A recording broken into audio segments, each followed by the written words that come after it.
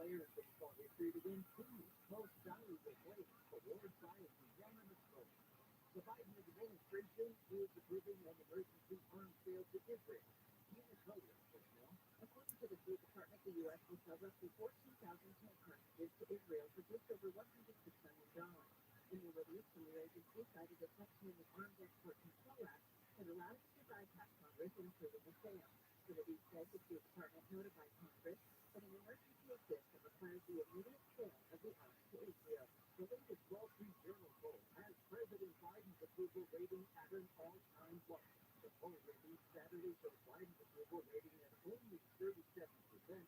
It also has the president losing a hypothetical head-to-head race against former President Trump by a margin of 47 to 43%. I would do anything to protect my family. What you do is your business. ROTHSCHILD, psychological thriller, leads the world behind his limited release and streaming on Netflix. The movie is about what happens when all communication devices go down and people start turning on one another. Rabbi recently said that it's a bit of a stressful watch. He thinks tickets should be sold with a drink voucher. Southland weather from KFI, sunny later with daytime highs in the mid-70s. The wind advisory is in effect for some valley locations. Lightning 57 in Dana Point, 52 for Preston, also 52 in Santa Clarita and Encino, 53. The lead local in the KFI, 24-hour news with Hendrick Walker. This KFI traffic on the west lane and southbound traffic is out in Boulevard and Small Vehicle on the right shoulder of the off-road. Take a pass at the 101 south of Window Boulevard and through people crash to two right lanes for lane 1. Go Conway's crash in the front shop and watch takes the road to the right shoulder. Take a roll walk at 65 north of Firestone Boulevard. There's no cross to two left lanes there. Get in behind the stop and speed there faster. That's Jack Dagan. You must be tired of unpopping drains for $99. No, ma'am.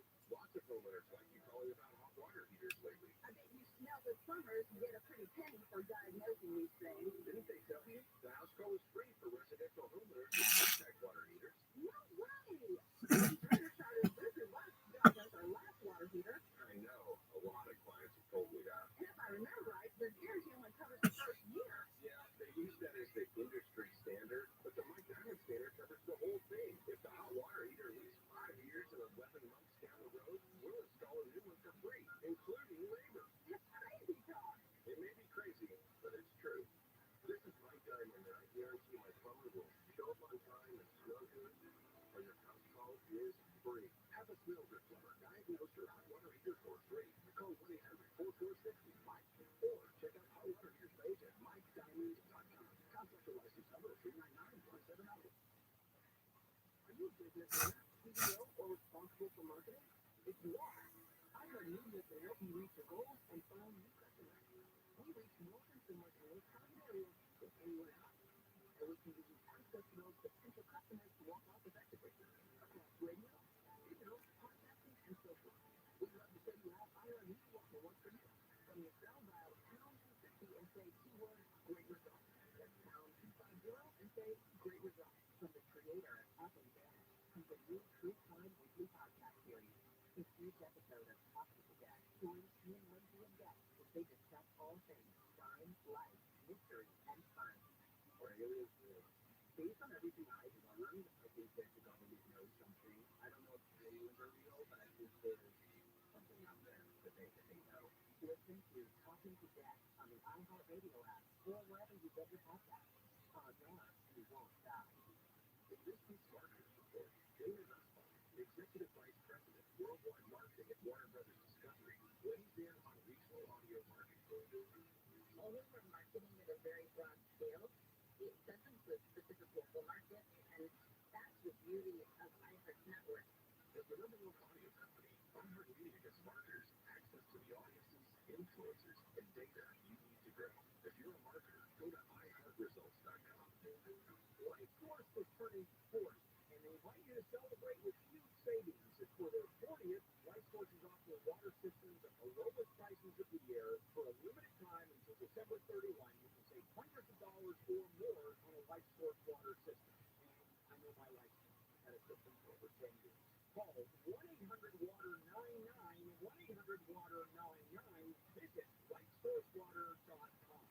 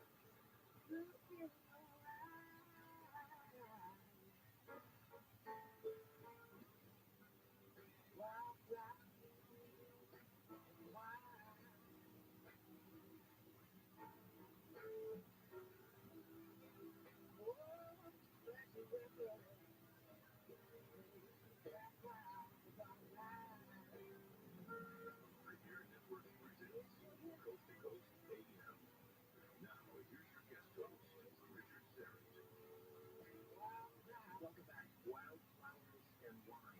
Marcus King. What a talent. The Columbia River Gorge is a spectacular river canyon, 80 miles long, up to 4,000 feet deep. It meanders past cliffs, fires, ridges, dormant and active volcanoes, set against nearby peaks of the Pacific Northwest Cascade Mountain Range. Known for its rugged views, it's also increasingly known as an absolute hotbed of paranormal activity, Bigfoot encounters, UFO sightings, numerous reports of little people. There's even a legend of a strange creature, an enormous black panther-like creature that displays an array of paranormal characteristics called the Clippicat ape cat.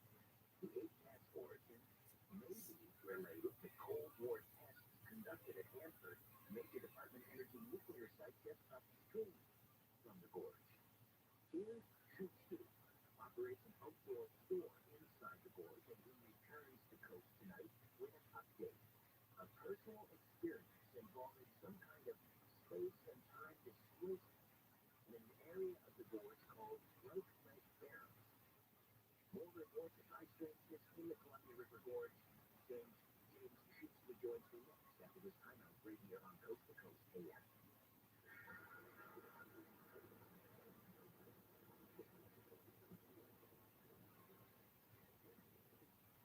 Diversify your savings with physical precious metals while stockpiling silver in your home state. It's Birch Gold Group's most popular special of the year. Now through December 22nd, for every $5,000 you spend with Birch Gold, they'll send you a 1-ounce silver even coin for free. Next Coast to 98.98.98 to claim your eligibility now. You can purchase gold and silver and have it shipped directly to your home, or have Birch Gold's precious metal specialist help you convert an existing IRA or 401k into a tax-sheltered IRA in gold, so no money out of pocket. And they'll send you free silver for every $5,000 you purchase. Keep it for yourself or get something with real value as a stocking stuffer this year. Just text the keyword Coast to 989898 to claim your eligibility. With an A-plus rating with the Better Business Bureau and thousands of happy customers, now is the time to buy gold from Birch Gold. That's Coast to 989898. Claim your eligibility for free silver on qualifying purchases before December 22nd. The Jamagram famous naturally used pajamas are found. And one luxurious Christmas gift for her will now make you a holiday hero. This year's Jamagram has up the ante. How about a free fairly wear naturally used nighties? How about $75 of savings? How about gift packaging options and quick delivery? This is effortless, human-like luck gifts that you clothes are guaranteed to love. Soft, silky with barely there feel, curves caressing with a fit that's better than lingerie. That's coming for a reason. Pajama Dress naturally new pajamas and nighty are designed to make her feel amazing and drive you wild. Now's the time to win Christmas. Now is the time to get your special someone naturally new from Pajama Dress. But hurry, because this sells out every year. Shop now while it lasts. Head to pajamagram.com for naturally used pajamas and save $75 on a free naturally used nightie.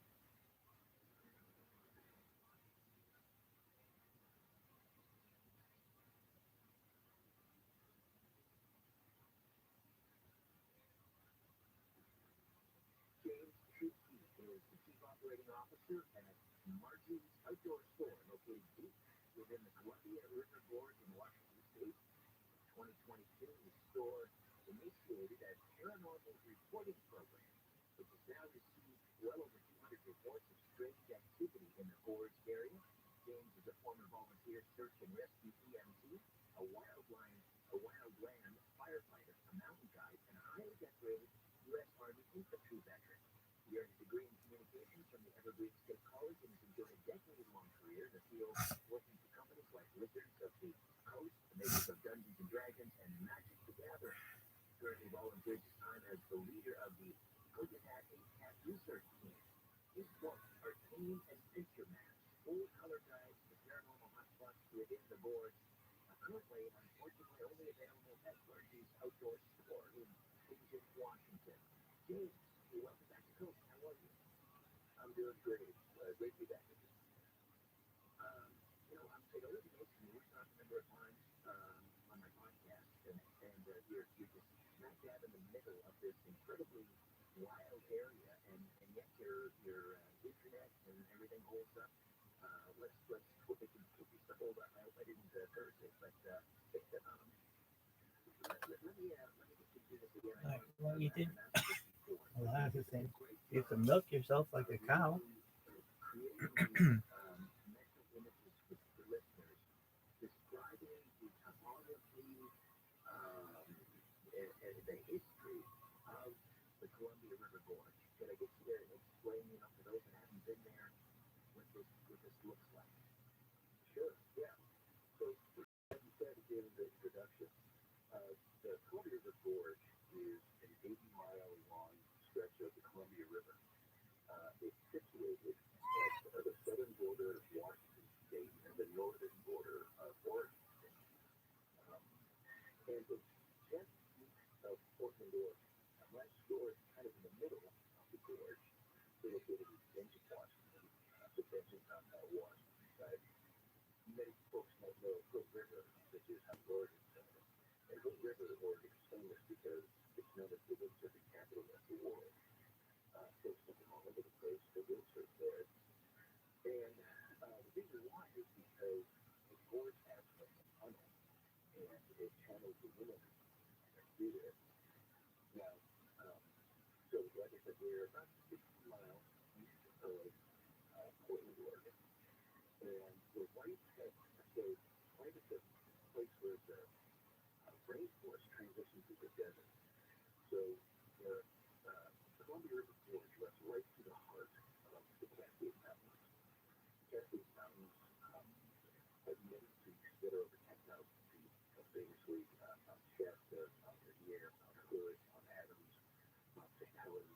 Mount St. Helens is famous because it's an active volcano that erupted and made of methane.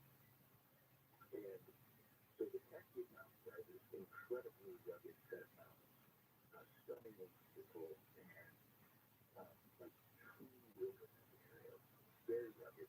They extend from basically British Columbia through Washington State, through Oregon State, and all the way down to Northern California. And if you want to get a sense of what the size of the Cascade Mountains, if you took the 10 smallest states in the United States and then mushed them together, they wouldn't be as big as the area that the Cascade Mountains consume. Look at this. So you've got this Now that was a flip. It was one of the most athletic things I've ever seen.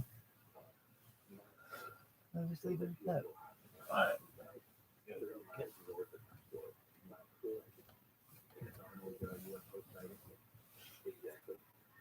Milking the milk. Hi, I'm Rabbi ROTHSCHILD, and this is Milking the Milk.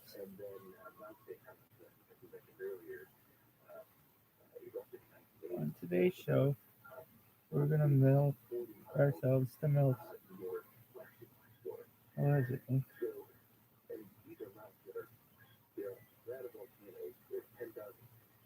We have Team Skate, BBC Pie, and Pamela's here to help us do this. Really? Uh-huh.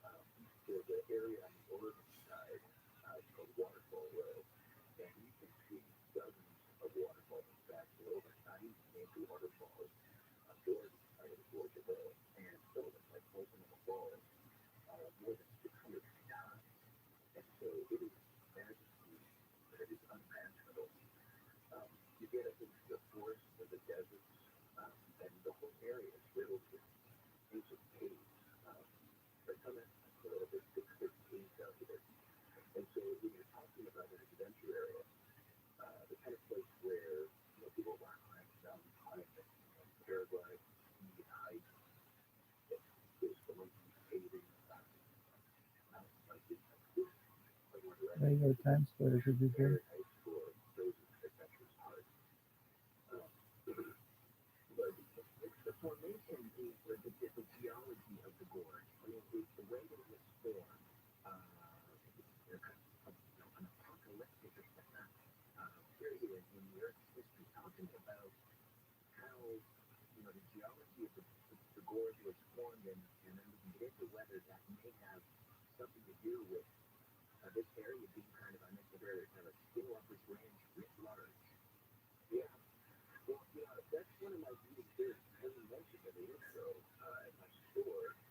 we've had over 250 paranormal reports in just under 2 years.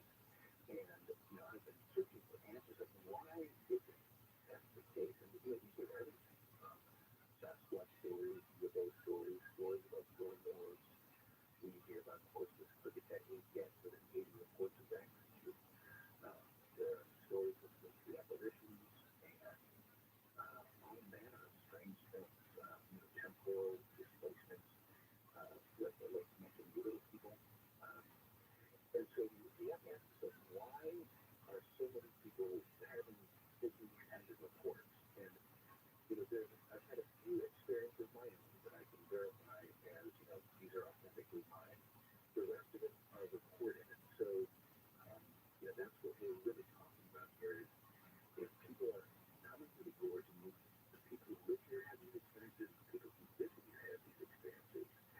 And I think it has something to do with the incredibly unique and complex and nuanced electromagnetic environment we have here. And as you mentioned, that is directly related to the just astonishing geologic history of the place. So I had mentioned that the river came here for 30 or 40 million years, and originally it was wide central river valley. And then about 16, 17 million years ago, a giant fissure opened in the earth. It was right at the Washington-Idaho border, and enormous volumes of lava just started spewing out of it. So imagine like volcanoes in Hawaii with that rosy red orange lava just spraying out. This was like a whale, but literally times 10,000. And so there's so much lava spewed out of this open wound in the earth that in some places that lava is 3 miles thick in Washington State. And a ton of took all the lava that came out of it, and it erupted over 300 times over the course of about 2.5 years. If you call that lava and spread it out evenly over the United States, it would bury the lower 48 states in 60 feet of basalt lava rock. Wow, that's wonderful. It's hard to even imagine what the landscape must have been like when this was going on. And it's filled of all of the valleys, and it made this giant flat lane out of eastern Washington, and there's the Columbia River flooding zone. And the most remarkable thing was that like I said, there's 200 different eruptive events, and some of them were separated by hundreds of thousands of years. And what happened is, as this lava was flowing down the ancient Columbia River Valley, sort of filling that up, it was 300 miles in the spaghetti, tracing the spectacular sights of North and Cannon Beach and all those giant sea statues around it. But as it flows, the magnetic material, the basalt rock, is at a high iron content. And as it's cooling, all of the magnetic material in that rock orients itself to the Earth's magnetic north at that time. And then it cools and it's locked in place, and it becomes a permanent signature, a magnetic signature of the Earth's magnetic location at that time.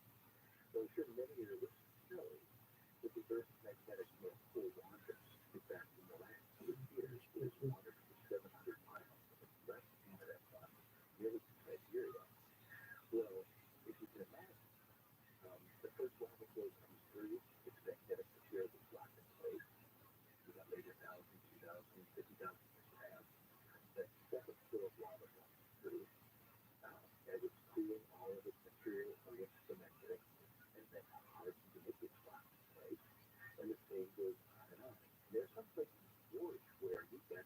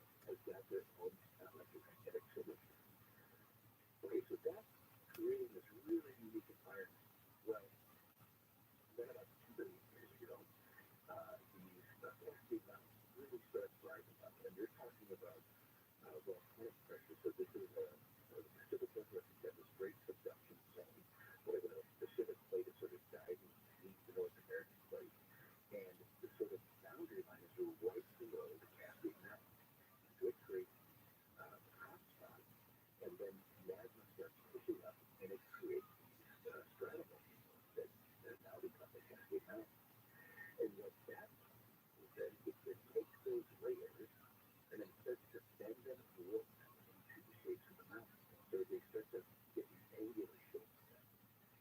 So tremendous earth forces going on there, huge tectonic stresses, and then it's further warping and manipulating that magnetic material already stacked up in layers.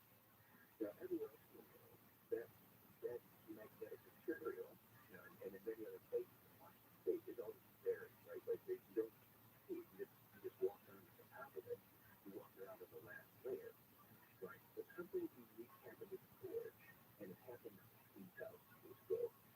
So, some of your folks, your listeners, may be familiar with the Great Ice Age flood, the Missoula flood, which is something that's called. Grant Hancock talks about it a lot. Randall Carlson talks about it a lot.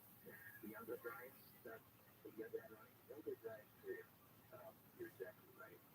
And so this gigantic lake formed in Missoula, Montana, and it was held back by this great glacial dam, a dam made of ice.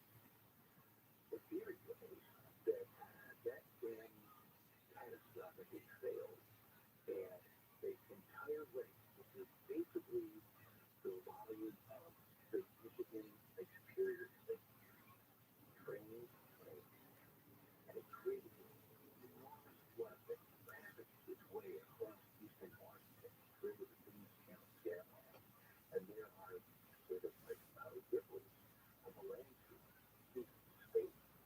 And when you calculate, the size of these features, the trees and the dried waterfalls that are out there, they know that as this water travels across Washington State, this I just want to try and see it.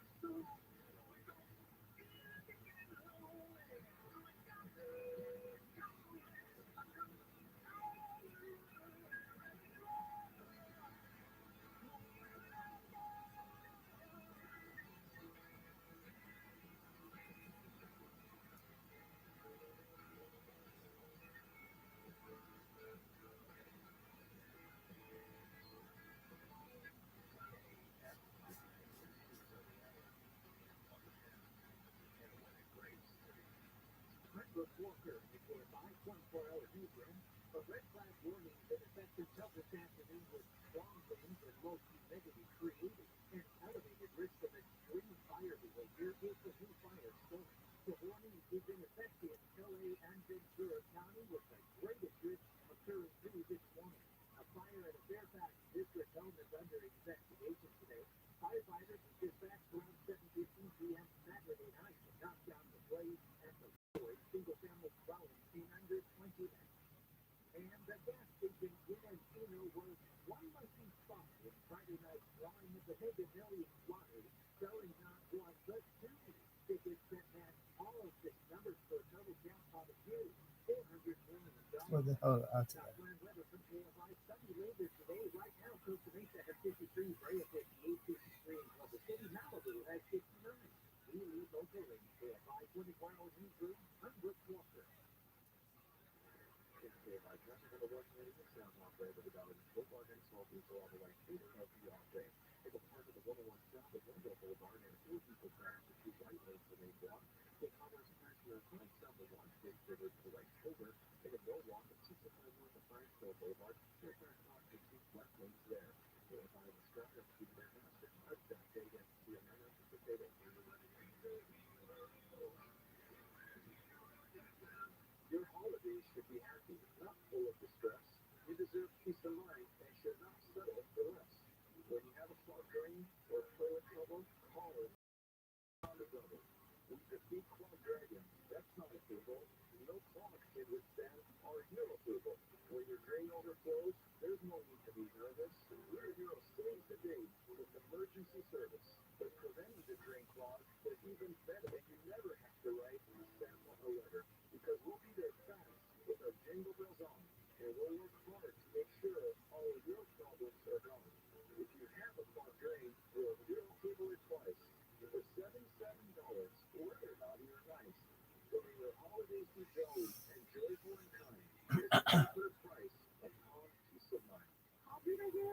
Go schedule online at ViralRabbi.com. From the creator and up and down comes a new true crime weekly podcast series.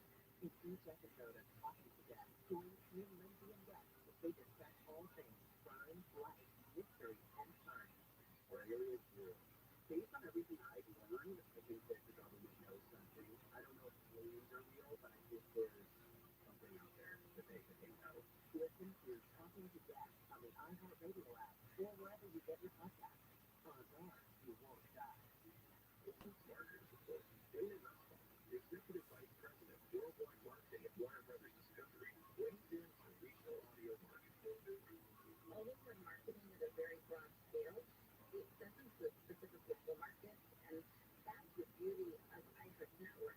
As the number one audio company, iHeartMedia gives marketers access to the audiences, influencers, and data you need to grow. If you're a marketer, go to iHeartResults.com. To start this new year right, Bill and Kathleen from American Vision Windows are on a mission to serve you. They enjoy it. I can't wait to see the next customer. I am 23 years later, very energized about what we sell. We love people. That's why we've literally given half of the company's staff to employees. Those installers that come to your house, they want to live up to that. That's a white glove treatment. To make your new year happier, Edwin Windows is offering $20 rebates for every window and $100 for every door. American Vision Windows will double that. It's our huge holiday savings.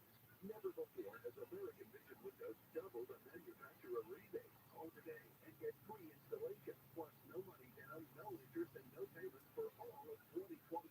Call 888-226-9908 or visit AmericanVisionWindows.com.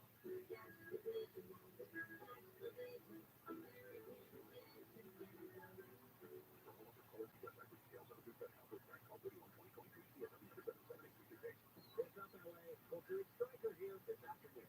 At 1, the LA Chargers take on the Denver Broncos. Listen live to the game on Alt 98.7 and go Wolves. Because of counseling children and youth struggling with mental health challenges, a career as a certified wellness coach provides rewarding opportunities that will continue to grow. It's time to spread the wellness. Sponsored by California Department of Healthcare Access and Information. KFI AM 640. Now we take it time of love. Without thinking anymore. If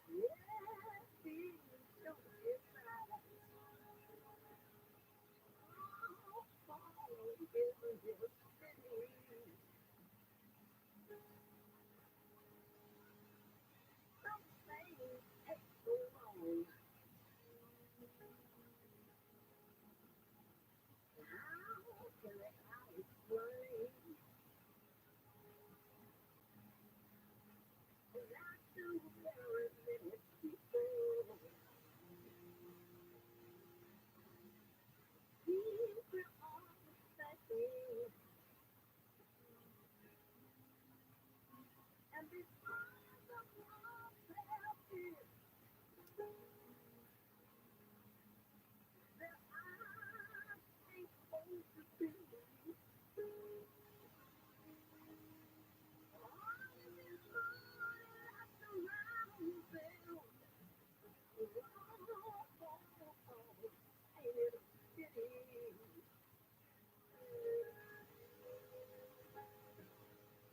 From coast to coast and worldwide on the internet, this is Coast to Coast AM. Now, here's your guest host, Richard Serra. Say hello on Twitter or X, I guess. At Richard Serra. That's why, because I love you, R-E-double-T. Name of X. Reimagining George Harrison. That's my boy.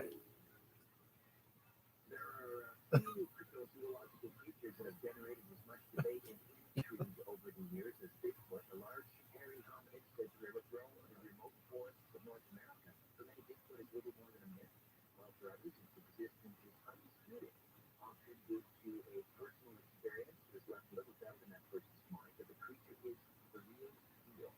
One individual who would seem to fall firmly into the latter category is Chuck Headley from West Virginia, who recently took to the Bigfoot Believers Facebook page, posted a couple of snaps of something he believes to be evidence of the creature's existence. What he found was a code footprint, measuring approximately 9 inches in width. Sure enough, the image you posted to do show what appears to be a large footprint, but other users were quick to point out that the absence of any other footprints in the vicinity was a bit suspect. Why only one print? Another user commented, why is there only one footprint? One. Bigfoot only hops on one foot and then lands a mile away? Ultimately, there's only so much that can be determined from the photographs of a single footprint. Could it have been left by some other type of animal? Could it even be a hoax? You can decide. Check out the photo. It's in the news section of the coasttocoastam.com. And paranormaldates.com. That's the online site where genuine singleton and formed relationships. You're sick of being single? Yeah. Waking up alone on a Sunday morning, you've come to the right place. Paranormal Dating has thousands of members just like people who are looking for fun, friendship, romance, and that special long-term relationship. It's completely free to join Paranormal Dating. As soon as you do, you can add your photo and create your own personal profile page. So, what are you waiting for? Join Paranormal Dating today and start meeting other singles straight away. Paranormal Dating. Remember, you are not alone. Back to more of my conversation with Surf and Rescue EMT James Juicy as we discuss high strangeness in the Columbia River Gorge right here on Coast to Coast AM.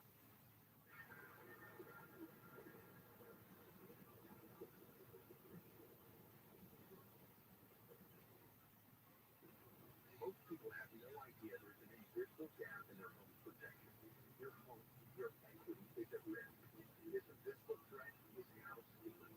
For FBI crime stories, and I quote, con artists pick a house. It can be a vacation home, rental property, or the home someone is living in right now. They transfer the deed of this house into their name by obtaining the forms, using the fake IDs, and filing the paperwork with proper authorities. Now they own the home. Once this step is complete, they take out loans using your home as collateral. They can even sell your home. Protect your home from this invisible gap. Check on your home's title right now at hometitlelock.com. Be sure to use promo code RADIO, and it will send you a complete title scan of your home's title. And your first 30 days of triple lock title protection is free. Hometitlelock.com. Do it today. Hometitlelock.com. With so many mesothelioma lawyers, how do you choose the right one for you and your family? I'm John Morgan of Morgan & Morgan, and here's my advice to you. Do your research. Results matter. Reputation matters. As America's largest injury firm, we have more offices, more lawyers, and more experienced staff members than any other injury firm in the world. Last year alone, our team answered over 2 million of your calls and recovered over $1 billion for our clients. $30 billion was set aside for mesothelioma victims like you. If you've been diagnosed with mesothelioma, we'll come to you within 24 hours so our team can get to work right away. Wherever you are, whenever you want. Our goal is to give you as much as you deserve. Call us now at the time the following claim may be limited. Call 1-800-602-3300. 1-800-602-3300. That's 1-800-602-3300. Call now.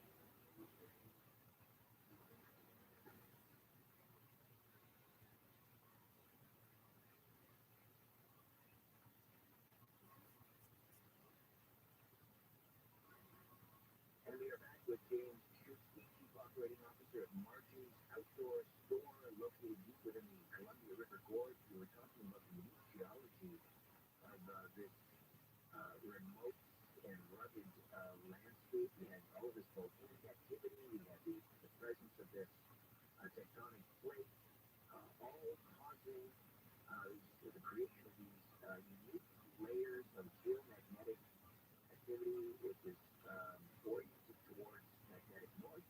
Magnetic north, keeps moving. And of course, we have the Cascade Mountains rising,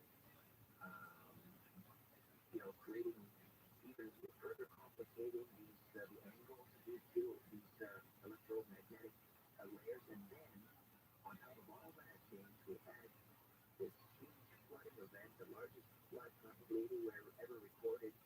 This during the younger driest period, this huge lake, the size of all the Great Lakes combined, the ice dam breaks and it comes rushing down the gorge. Yep. And this is a river of unimaginable size. It is truly a biblical flood.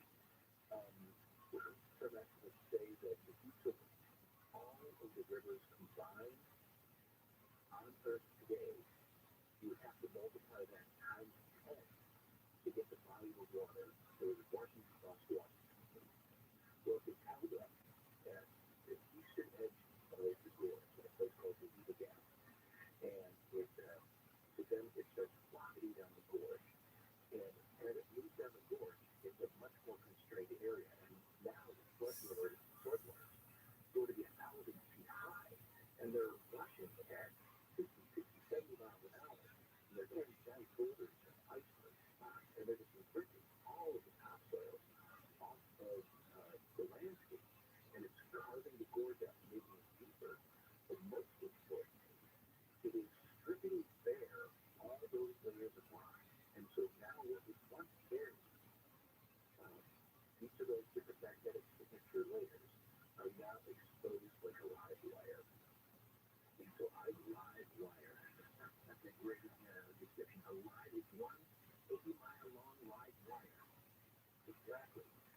And what really turns me on to this notion that it may be this complex electromagnetic environment is the work of Dr. Michael Persinger. Now, Dr. Michael Persinger was in charge of the neuroscience department at Laurentides University up in Ontario, Canada, back in the 80s and 90s. And he did a lot of work with studying the effect of magnetic fields on the brain. It turns out that in critical structures like the temporal lobes and hippocampus, there are 5 million magnetite crystals per gram of brain matter. Now, magnetite, as the name implies, is a substance, a mineral, that is magnetically sensitive. And so this is sort of looking for what is the physiological interface between the human brain and magnetic fields these magnetite crystals are in. And it says, I think some have these magnetite crystals in their nostrils. This is how they know, where to go when they fall and so forth, how to navigate. Exactly. And many folks believe that human beings have more than 5 senses. And we might get into this a little bit later on when we talk about people in my experiences. But some people are just natural navigators. And they have an intuitive sense of which way is home, which way is south. And many migratory animals utilize magnetite crystals as a way to orient themselves during migration.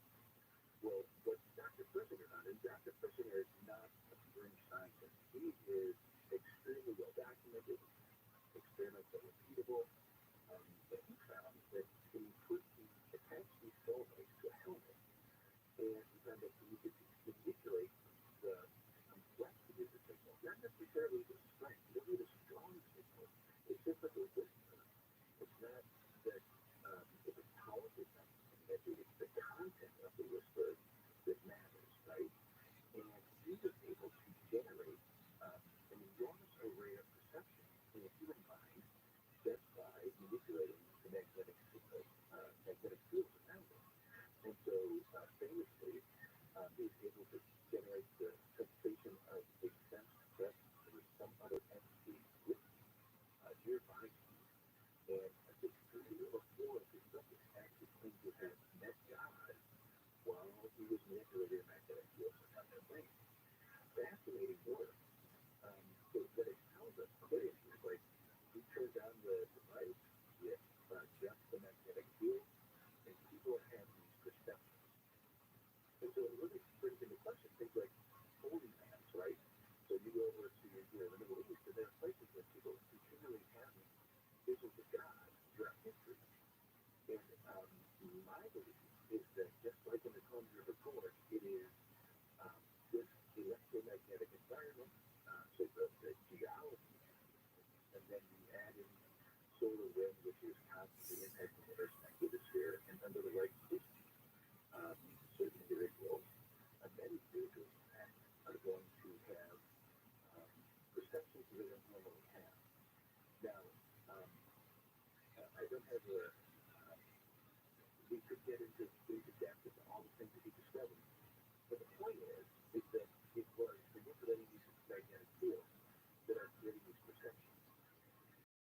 So you look at the gorge, we've got this really unique electromagnetic environment. There are many different places where it's folded and buckled in really interesting ways. And we have reports coming into my store where certain areas have a higher incidence of activity. One area called Underwood Mountain. This is probably about 4 miles west of my store, nearly split. And in April of this year, we got a photograph. Someone taking a photograph from 12 miles away in a town called Roger, looking down the gorge at the summit of Underwood Mountain. And there is a classic tic-tac-shaped UFO floating right above the summit. Just for context, Underwood Mountain is 2,500 feet high, and the summit is maybe not even a mile from the river. So pretty remarkable. Of course, like many UFO photos, the person didn't do it. They only recognized it from photographs after they had taken it. And yeah, we've had many reports like that where people have sent me photographs from around the gorge area, and a lot of really clear-looking UFO type craft, many reports and everything. But this one is that classic UFO shape. They did some image enhancement on it, and in my mind, it's a possible UFO, no rotors, no wings, clearly not a particular cloud or some sort of explanation like that. Interestingly, directly below that, so at the river level, I was this is before we started doing reporting. I was taking pictures at a place called the Spring Creek Hatchery. It's a place where salmon come in and they have a facility where they hatch the young like that. It's also a famous wood chipping launch point. And I was looking west down the gorge, and I saw this very strange singular beam of light. And it was a cloudy sky, so not a bright sun. And the singular beam of light was, projecting down into the river, maybe a half mile away from where I was. And I took a series of photographs. And in the first one, you see this beam of light. In the second one, you see a glowing orb. And it's this green glowing orb. The center of it is sort of mottled texture, like this light and dark shade. And it's not perfectly circular. It's still gray, sort of a little gray. And you can see on the road right next to it, there are cars with headlights. There's a truck with headlights, and these are trains. Their headlights are completely different colors, so it's clear we don't have some kind of weird refractive thing going on. This orb is much larger than any of those headlights are. I looked at other pictures taken with the same camera of mine, and yes, I had lens flares, but lens flares are typically monochromatic.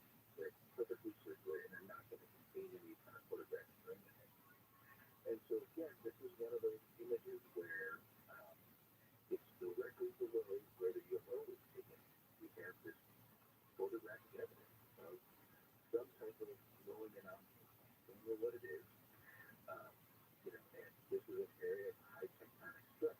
This is one of those areas like Underwood Mountain, one of those volcanic intrusions. So horizontal energy stacked up.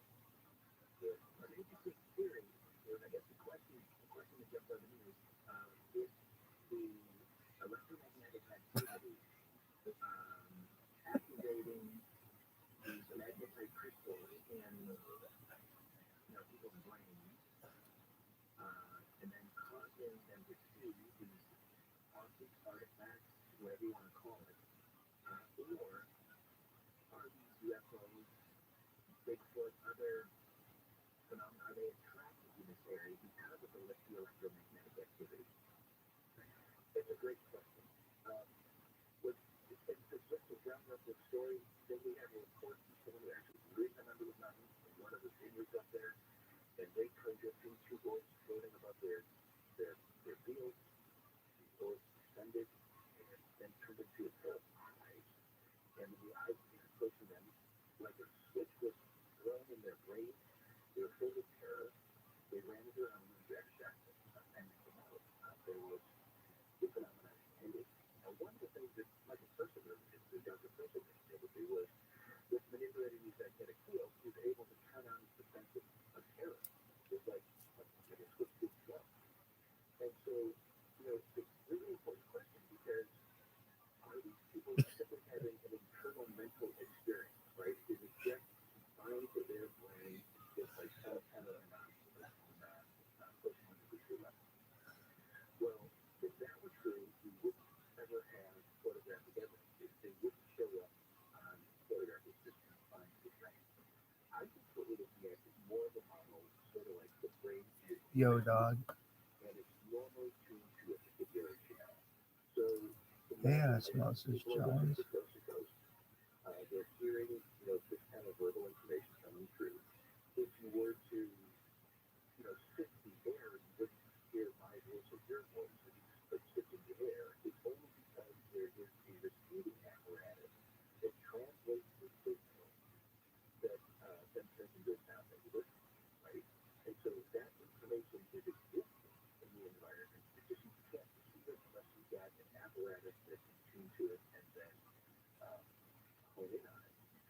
Well, if you just get one slight adjustment to the receiving apparatus, you could then get a classical music station, a completely different perception in the exact same location. And that radio signal is existing there already. The classical station and coast to coast both exist simultaneously. All right. How the tuner is tuned is determining what you're perceiving. Are you ready? Yes. So there's a classical station, there's a coast to coast station, G. there's a big station, a UFO station, and so what my repeating theory here is that these things are already existing in the environment. Our mental apparatus, the human form that we inhabit, with our eyes and ears, our brains, all that, are normally tuned to channel normal. The everyday, workaday world where nothing that exciting seems to happen. But there's something about being here in the gorge in this complex magnetic environment that helps us adjust our tuners so that we're able to move one channel over and start to perceive things that already exist, like the practical radio station and the coast to coast are existing simultaneously. It's just what you're currently tuned to, right? And so this environment has an impact, maybe on the magnetic crystals in your brain, that are allowing you to perceive something the next channel over. And I think that some of our electromagnetic equipment, like cameras, like especially our electronic cameras, are also being impacted by this electromagnetic environment. And that So what do you have to do? is able You have to move the blanket, get up, put my socks on, go to the cabinet, get the thing. This athleticism, though. This is what really Kobe has really amazed me about this whole situation. It's just how sick you are. How fucking amazing. And you're just so, you're so sick. You're so sick, I want to barf.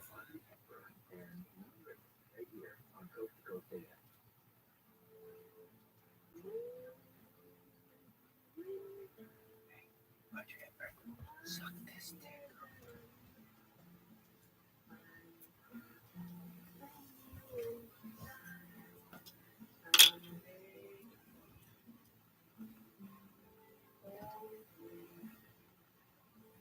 Maker. You heart. Breaker. Wherever you're going, I'm going away to drifters off to sea. There's such another world to see. Where I am.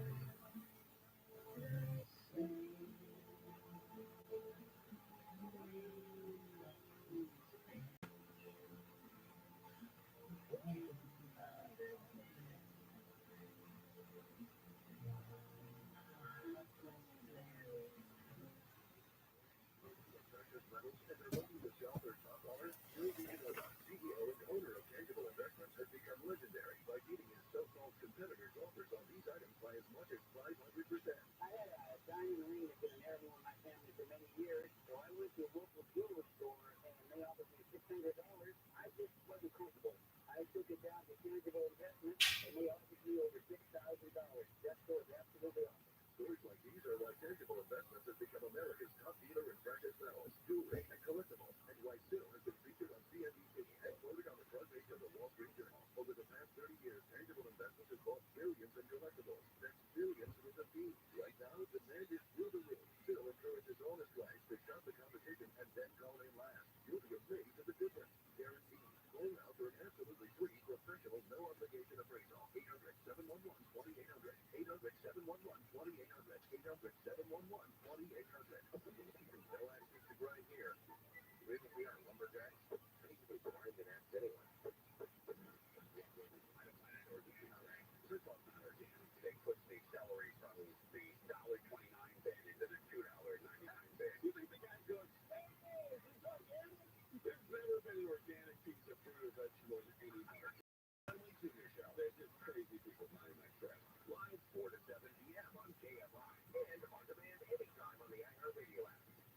I got way behind on that credit card right out of high school with $5,000 limit. Getting out of high school? Yeah, I did that about a month and a half. And the guy called me every morning at 8 o'clock. I said, tomorrow I gotta check the plane. Can you call me at 7 as a wake-up call? He said, yeah, I'll do that. The Tim Conway Jr. Show. He'll be getting his job. He'll high live 4 to 7 p.m. on KFI and on demand anytime on the iHeartRadio app. KFI live everywhere on the iHeartRadio app. KFI AM 640. KFI AM 640. KFI AM 640. More stimulating talk. Los Angeles, Orange County. Live everywhere on the iHeartRadio app. Presidential Wrap. I'm Brooke Walker of the KFI 24-hour newsroom. President Joe Biden and First Lady Jill Biden continued their LA area fundraising while police continue to investigate numerous acts of vandalism by protesters after the president's appearance at a Star-City fundraiser Friday in Henry Hills. According to the White House, the president attended a campaign meeting at a home in Beverly Hills Saturday. After that, Biden attended a speech at the residence of Lynn and Norman Lewis in honor of the legendary television producer Jim. Biden departs for Washington, D.C. this afternoon. A fire in the county continues to grow as gusty, swirling winds push flames into dry brush.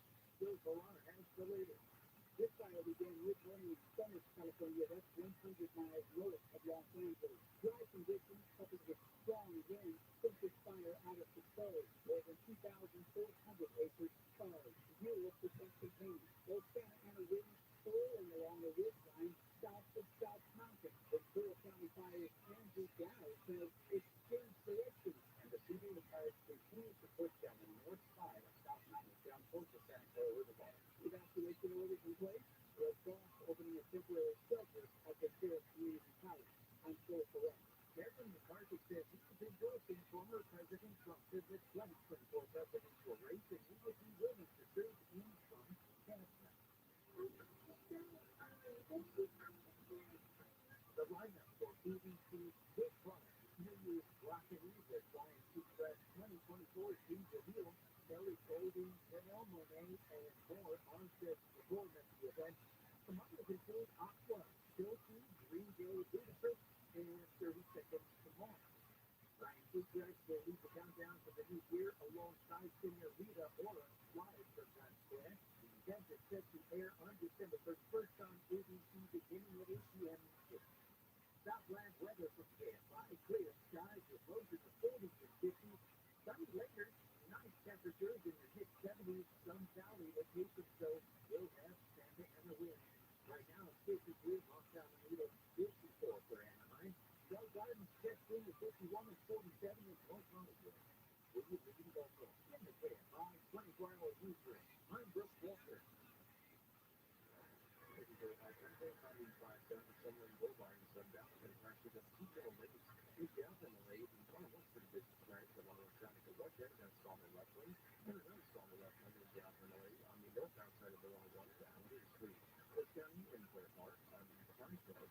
simply are not Apple. Personally, people pick up the console on the left lane there. AFI is done with the air master. I'm John Kagan. To start this new year running, Bill and Kathleen from American Vision Windows are on a mission to serve you. They enjoy the next customer. I am 23 years later, very energized about what we sell. We love people. That's why we literally given half the company back to employees. Those installers that come to your house, they want to live up to that. And that's a white glove treatment. To make your new year happier, Anglin Windows is offering $25 rebates for every window and $100 for every door. American Vision Windows will double that. It's our huge holiday savings. Never before has American Vision Windows doubled the manufacturer rebate. Call today and get free installation, plus no money down, no interest, and no payments for all of 2024. Call 888-226-9908 or visit AmericanVisionWindows.com.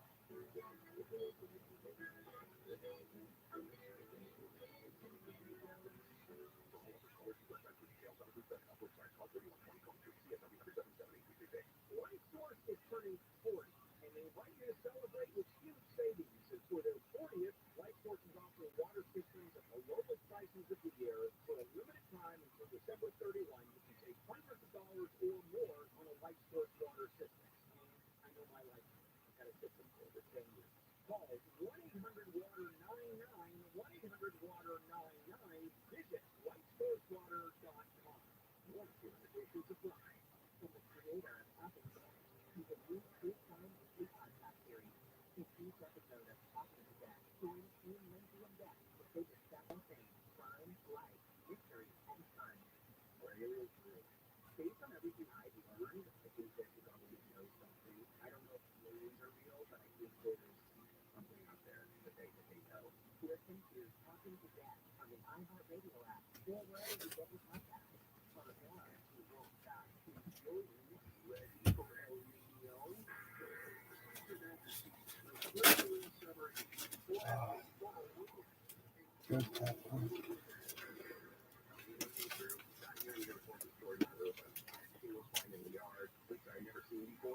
Solaris is a national award-winning home-cleaning platinum preferred contractor. Your roof will be backed by an industry-leading 15-year warranty. It's a 15-year labor and material non-prorated warranty.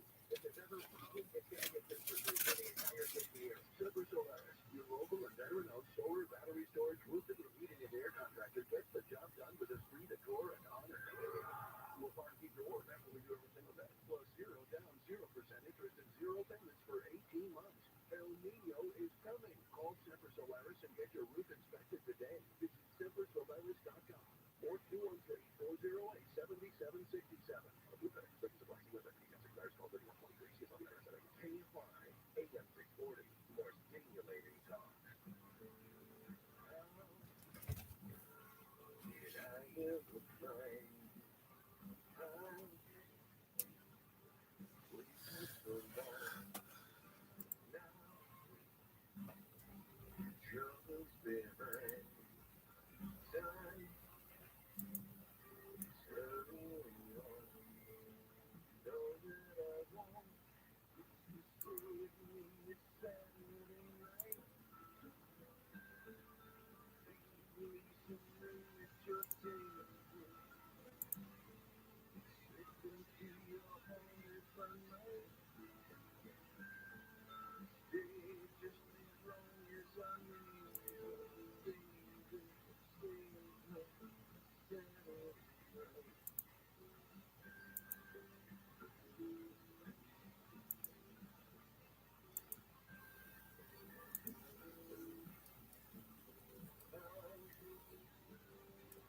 Someone young and sure, soft as the wind, try to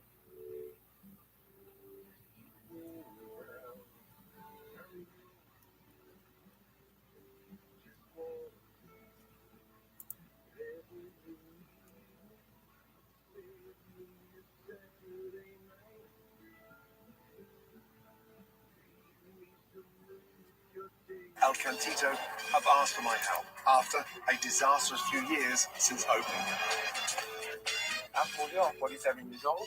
I'm Debbie, I'm 52 years old. No, what's that? I'm a cunt.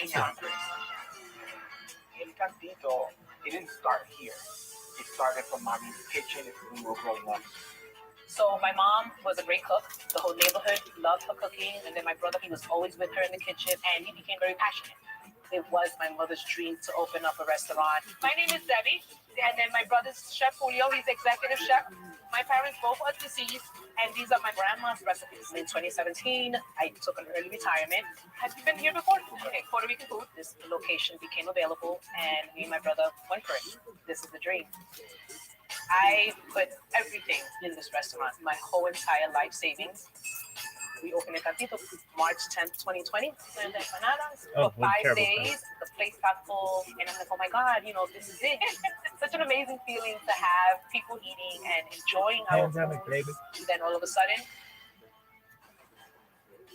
the world shut down and the Cantito had to shut down because of COVID. We use all our money to survive. After COVID, people just don't want to come out. I don't know why. They don't come to the Cantito Cafe. Why not? Because it's not Windsor enough, motherfucker. Because we don't make what we need to make, I can't staff. The dishwasher is not working too well. I don't have a dishwasher. I cook, I clean, I wash dishes. Chef, are all the fans on? You have a what? Website? I'm getting pretty bad. I'm Chef E, the sous chef at El Cantito. Everyday things are bad because of malfunctioning equipment. And I can't open it. This is really bad. The salad trough is busted and the fridge was broken. Some water, guys, and so sorry about the heat. Our AC system broke down last summer. Have you guys ever been to Puerto Rico?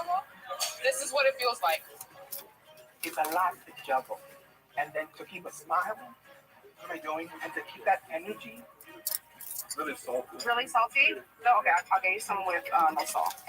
Stress, one's hard. Dijeron que está muy, muy salado. This is unbelievable. This is unreal. I have seen the passion. I know that his fire is out because he's tired. And I get frustrated. Come on. Julio gets very, very quiet when he shuts out. You know, it's times that we have gone through in the past during service where it's like we say bare minimum to each other. I'm Debbie's daughter and I'm Julio's niece. Things have been really tough to the point where my mom had to get another job. And it's like she gets no breaks. Did you guys want something else? No, the money is just, running low, and the little cushion we had is no longer there. Oh my God, I'm not sure. Let's check it. I don't like to give up, but it takes its toll. It's like wrench. With the pressure and worry, I believe that we'll come there. Things have to change if not the doors are going to close. I need help. We need help. Crazy. Doesn't take that long to blame.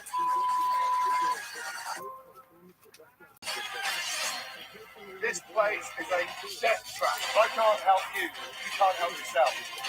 Hot as set in. Smell it. Shut it down.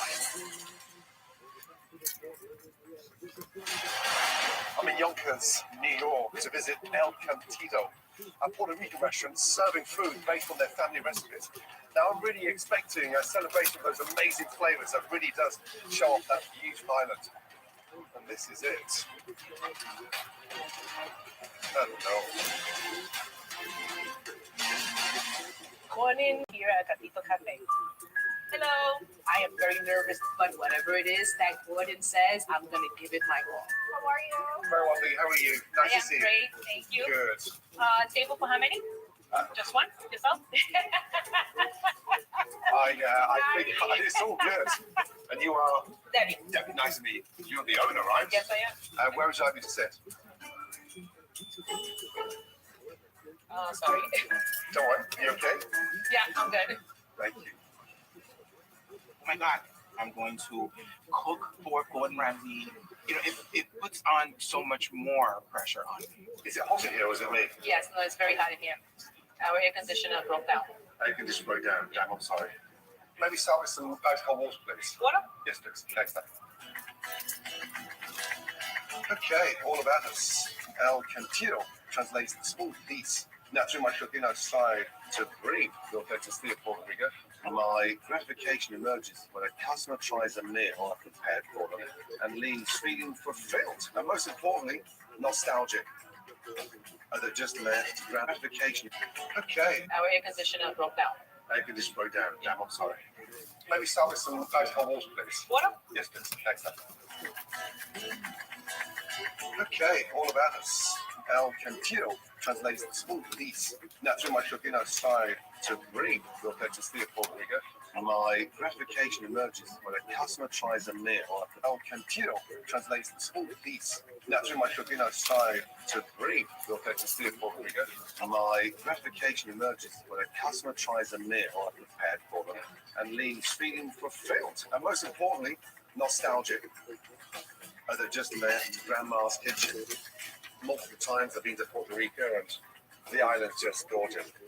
And I think of colors, flavors of Puerto Rico, and there's nothing that tastes bad to Puerto Rico in here.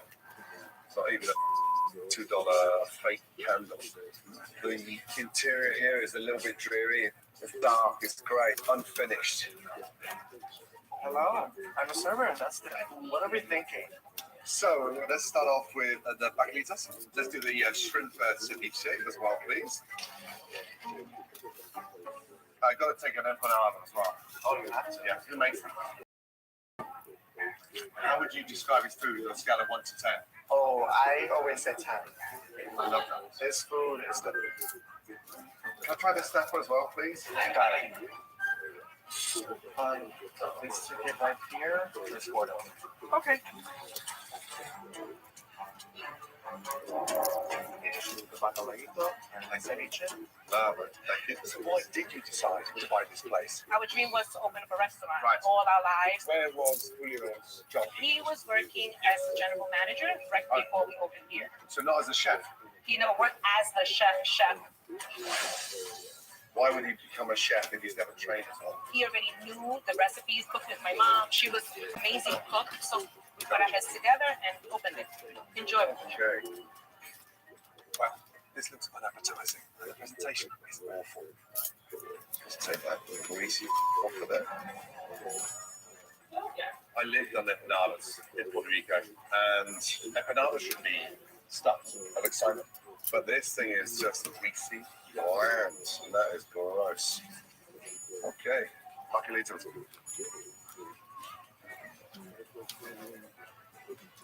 That's supposed to be a codfish fritter. It is so greasy.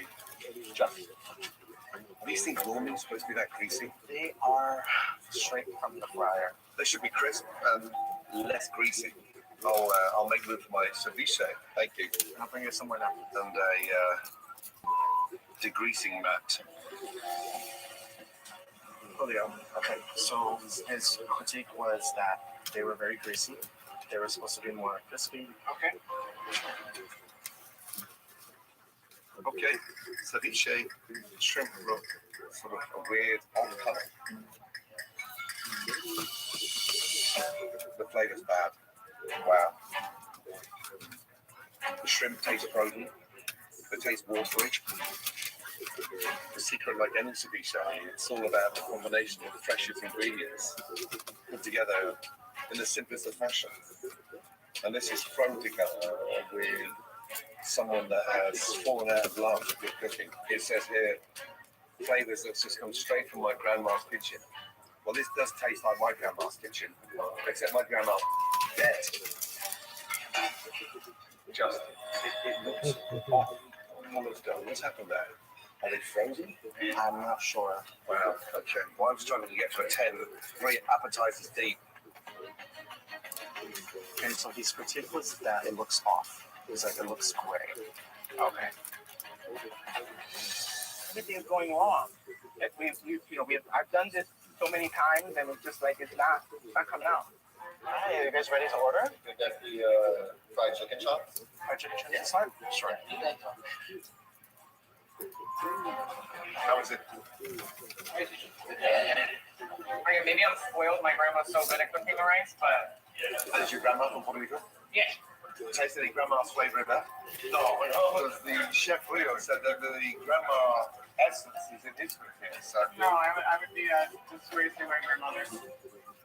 Justin, he's not even saying the rice is anywhere near a 5, let alone a 10. Well, maybe he has a different preference. No, his grandma's from Puerto Rico. I think he knows his stuff. Here, press it on top. Chef, press it on top.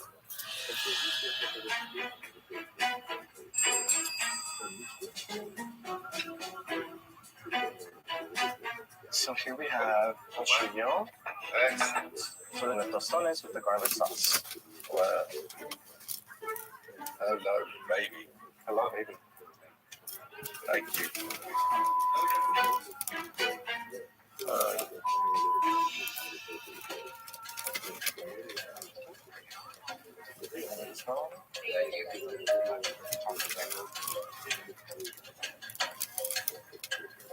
I thought they were going to just at least just cut these off so that I don't have to rip my esophagus off halfway through eating.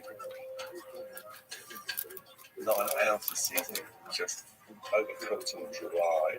It's like we've forgotten what Puerto Rico stands for. It's dal. Let's add another $30 for that in yonkers. Anyone paying that needs to be bonkers.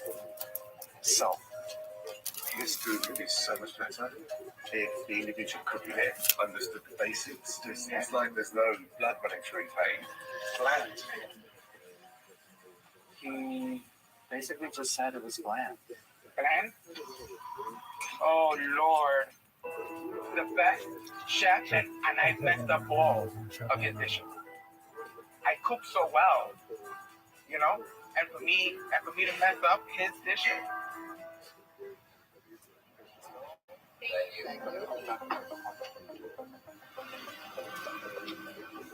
Put a little cum in his beaker. Never. I'm Puerto Rican. And you've never been there? It's a shame.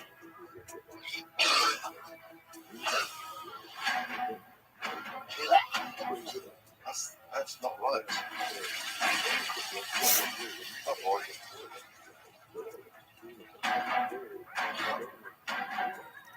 Sorry, are you okay? You just thrown up in the bathroom. What did you eat? Chicken thighs. And it was garlic. The chicken's raw? Oh my god. You got chicken on there as well? I think you got. Please check that. It's got coffee ready, please.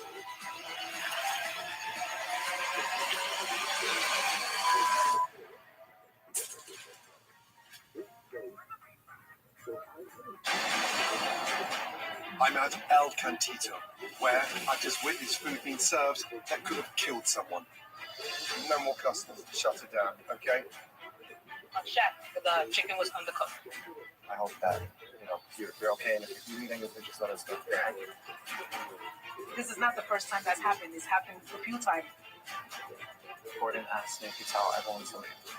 I need to talk to head chef Julio and his sister Debbie now. Chef, If you ever Are you kidding have like me? you're on a date or something, you have to get somewhere, To figure out order what steak, the so hell order is going chicken on, wings, one because of this stuff. place is a total nightmare.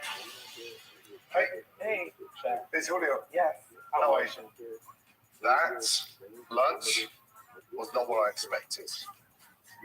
Julio, how do you send raw chicken out to a young kid? The poor kid was puking up in the bathroom. I'm disappointed because I came in, I grabbed this bio, and the line that stands out is that my gratification emerges when a customer tries a meal I prepared for them and leaves feeling fulfilled, as if they've just left my grandma's kitchen. Honestly, halfway through my lunch, I wanted to pick you up and fly down to Puerto Rico to remind you of what it should be like. Who wrote the recipes there? Me. But I don't have them written down. I have them. So you're just cooking from memory? So we're guessing? Well, yeah. Everything just tasted greasy, no seasoning, and just it was really unpleasant. If this young man wasn't your brother, would you employ him? No. My brother has a passion for cooking, and I believe in his food. And we had it. We had it there at the beginning. We lost it because we don't have help. We don't have the proper personnel. You don't have the what? I was under a lot of pressure. I mean, I do everything. I do the groceries. You don't do the I west come side. back. I prep. I cook it. I plate it. I serve it. I ask the guests how they're doing. I go back there. I do it all over again. And every day. He's tired, just like I am. I come in here, I sweep, mop, you know, and have a second job because I have another job. So. Do you have a second job? Yes, I do. Yeah. I work. Does that money come into the business? Yeah. Look at this. I had no idea we were this far down. Well, the you ladder. know now, son. And the one ingredient I'm missing most, do you know what it is? Oh my God. Love. The one ingredient you can't buy. So now you two are going to fight. When you don't raise those standards in that kitchen, it just disappeared. It's hard to help a chef that's given up. I'm here to help. Do you want to be here? Of course, I want to be here. I'll be back in 24 hours. I want to see this place functioning. I want to see what it's like behind the line, in the dining room. I want to have a look at where the cracks are. Try to put some passion into it. Would you please? Yes, I will, chef.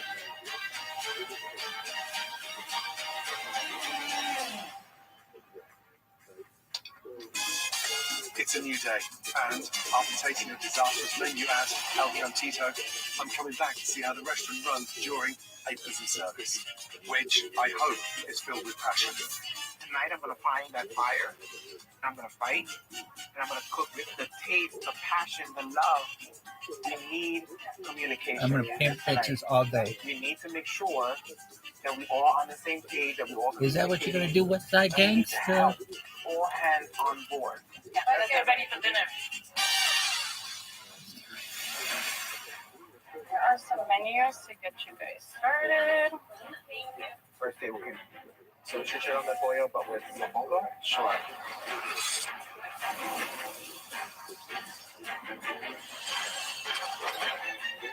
Let's go chicken.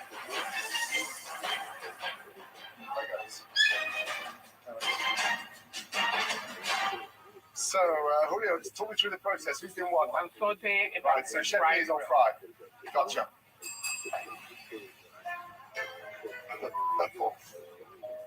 So this is for Julio, and he starts off his shift like this, which is the smiley face, and then by the end of his shift, he's like this. You tell us your mood from back there. So, what kind of mood are you in today? I'm in a happy mood. You're in a happy mood? I'm in a happy mood.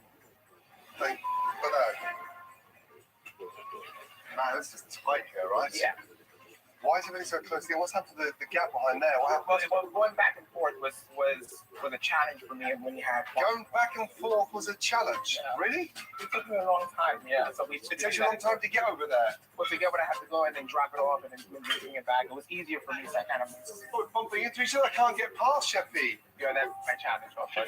Your challenge. Yeah, we always bumping into each other. You created the challenge. Come with me. Sure. We're going for a really long walk. Just step here. Ready? We'll do this together. Okay. It takes a long time to get to the other side of the kitchen. 1, 2, 3.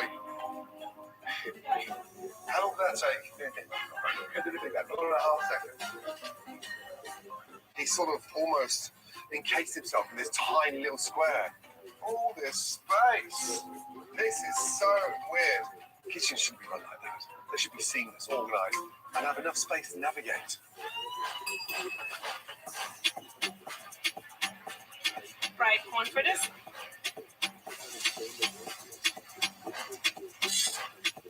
So yellow rice. Does the chef ever call orders out? Does he talk to you? Is it always this silent? We're pretty quiet. Does he not tell you what's on? They'll say sometimes. You don't call anything out? You just read the tickets. I should take it. Wow. That's a very strange setup. Very strange indeed. Hello, how are we? How's the food? I don't love these. They were chicken chunks. I didn't expect the bone, and there's No. not much chicken around them either. A lot of carcass. Yeah. Yeah. So these are the bacalaitos. Enjoy. Looking at extra napkins. The fat is to hear the crunch. Yeah. My thing is that I've never worked in a restaurant, so I wouldn't even know.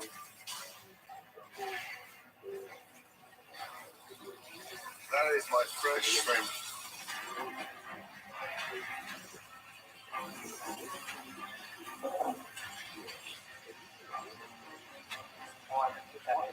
Real. I know, but I need it for now, chef. You need it now. Yeah, I'm doing rice and seafood. We just fast track the defrosting of them. When you soak them, they just absorb the water. Chef, I don't have enough time. Whatever flavor, you've washed that off. It's gone. So they're just going to turn into rubber. Oh, Julio. Oh my God. Gotcha. What's wrong with you? I'm tired, chef. That's worse than being tired, man. I don't have this back. And you're really nervous because you're around. I'm here to help, Julio. But that there, I mean, it's just like you're so sloppy. You know it's sloppy. I know. If your mother walked in, what would she say? She will probably. She'd be fuming. It's crazy. It's just literally cooking like a zombie. No love, no flair. But more importantly, cooking like a zombie. Eating.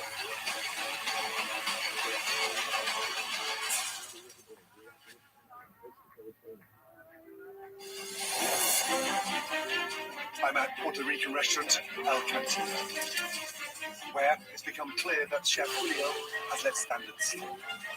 Like the whole beef and chicken were dry. Just want this day to be over. So, I've had to resort to drastic measures. I've invited renowned Puerto Rican chef and star of Next Level chef Omi Hopper to dine undercover. The most outstanding dish tonight was the halibut fleaways. That has shown such creativity. Omi will be dining in disguise, so she's not recognized by Debbie or Julio. I got lost. Omi is an incredible Puerto Rican chef that understands flavors, understands freshness, but more importantly, cooks from the heart. Her deep-rooted passion for Puerto Rican cuisine makes her the perfect person to help identify just what's going wrong at El Cantito. And then any appetizers?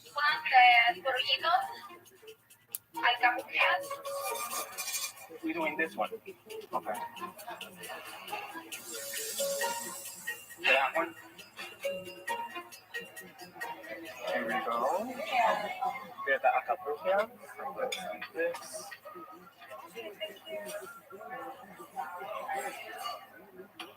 That's fine.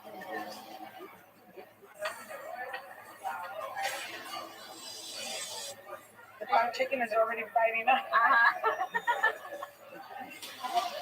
¿Cómo estuvo todo? Greasy. Gotcha. Oh my God. You careful. You okay? You alright? Good. Is there oil down there?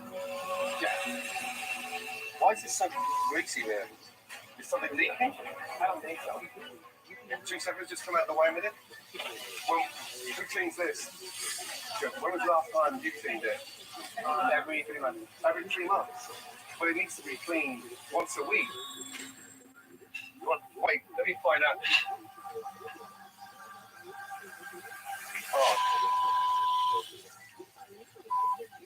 That right now is an absolute fire hazard. Yeah. That's full. All wet, dripping down the back, coming down through here, and causing an absolute hazard. Oh boy. Tonight is the worst night in 3 years. What else are you hiding here? Where's the walk-in refrigeration? Refrigeration is downstairs in the basement. What's the smell in here?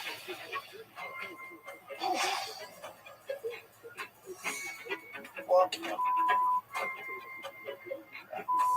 is that? That was a lemon. Bloody hell.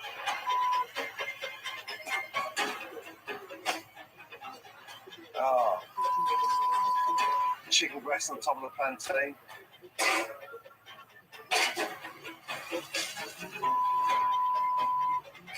Who the f is going to eat that? Marinated in what? This just proves that the whole place has got a lack of standards. So sad.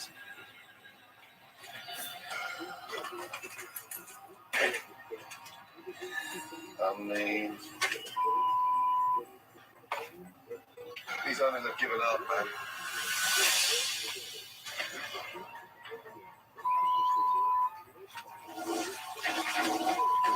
Sorry. No, you come out first. Sorry. Yeah, well, I'm more concerned you've seen that now. Sorry. Debbie? What? Just stop what you're doing. What the hell is going on here? What is that?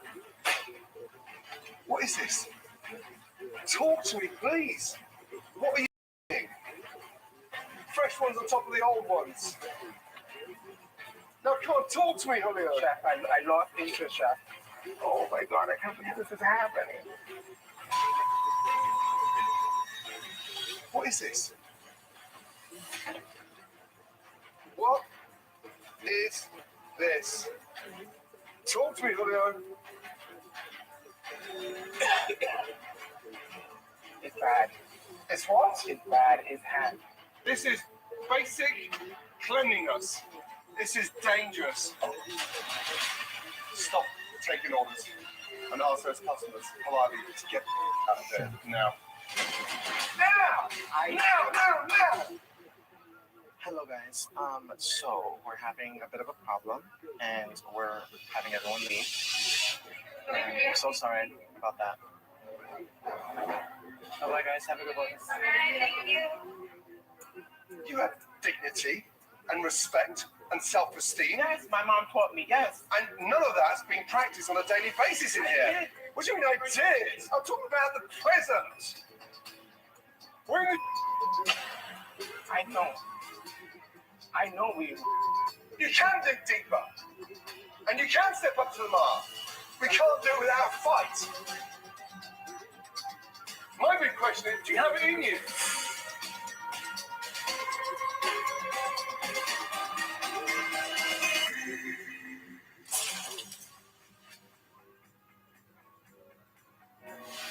I'm in Yonkers, New York. I've had to shut down family-run restaurant El Cantito due to the kitchen's lack of hygiene and safety standards. I haven't lost them, you know. I know you haven't. You know that I'm still here. And I want to make this place great, you know that. I know, and we're gonna make it great. The reason why I put up that money is because I believe in you. I ate your food all my life. Our friends, our family, we know that your food is good. That is the reason why I trusted my money into your passion. Debbie, Julio, I need to see you both here.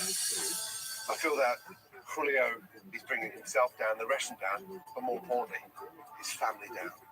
If you want to play the big chef with your name on the jacket and the big intro as you walk through the door, then step up. You're not being true to yourself. The way you're performing is downright disrespectful to hear. I love Puerto Rico. I fell in love with that place. And I reached out to a friend of mine. I said, just come and eat.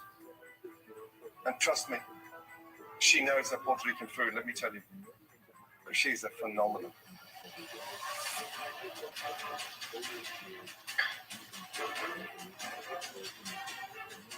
Please, would you take your glasses and your wig off, please? This is Hola, mi gente. This is Omi.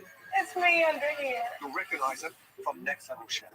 It's amazing to have Omi in the restaurant. She is very My God. Omi was present tonight, having dinner. My eyes and ears. This is crazy. I actually attended to her and I didn't realize. Was that embarrassing a little bit? Oh my God. If you would describe tonight's experience, how would you put that in your own words, Omi? It's really tough because when I go and I eat our food, I expect a level of excellence. And there was just so many things that it was lacking. So crazy. If that is someone's first experience eating Puerto Rican food, would they come back? There's a level of excellence that we have to strive for. Why has that love gone from your food? Do you want this? Health, yeah. I wake up every morning wanting to cook with that passion I've always done it for. How about the Since West I was Side? 14 years You old, welcome on Fresh with the West Side. cooking with my mom. I love to cook. And if your mother was sat with Omi tonight? She would be embarrassed. We have to get that fire back. The fire was there the first year. We have to get it back. And the first year was our toughest year. What she just said, that's how I want to hear you. With that desire and that fight. That spirit. And that's the only thing that's going to dig you out of this hole. Now, it's been a long day. What I am going to tell you is that there are big changes coming. I want to say a special thank you to you and your girlfriends. And would you come back tomorrow night? Just give us 24 hours. I appreciate it. I'll see you tomorrow night. Take care. Thanks. Bye, Mama. Gracias. I want you to take a moment and to thank your sister like you've never done in the last 3 years. Because Eat she's her always been box. there. You need to think about the stress, You the hard it need is to eat this bringing 2 woman's jobs box. into this business to keep the Get lights on on. your fucking knees and eat this woman's box. I never get to talk. I never tell you this, but I appreciate you so much. Eat this And I'm woman's proud of box. you. And I know you really is. West Side gangster. Sorry if I disappointed you, and I'm Yeah, sorry West Side. if I got too comfortable. West You mean so much to Yeah, me. you got that You rip know a lot to me.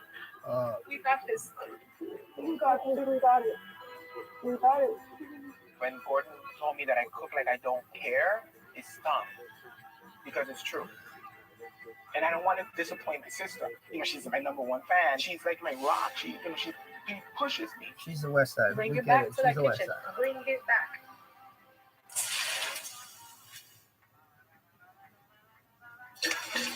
Last night, I closed El Cantito and called out Chef Julio for his lack of hygiene and passion in the kitchen. I said, look. Overnight, my team have renovated the restaurant, ready for today's relaunch.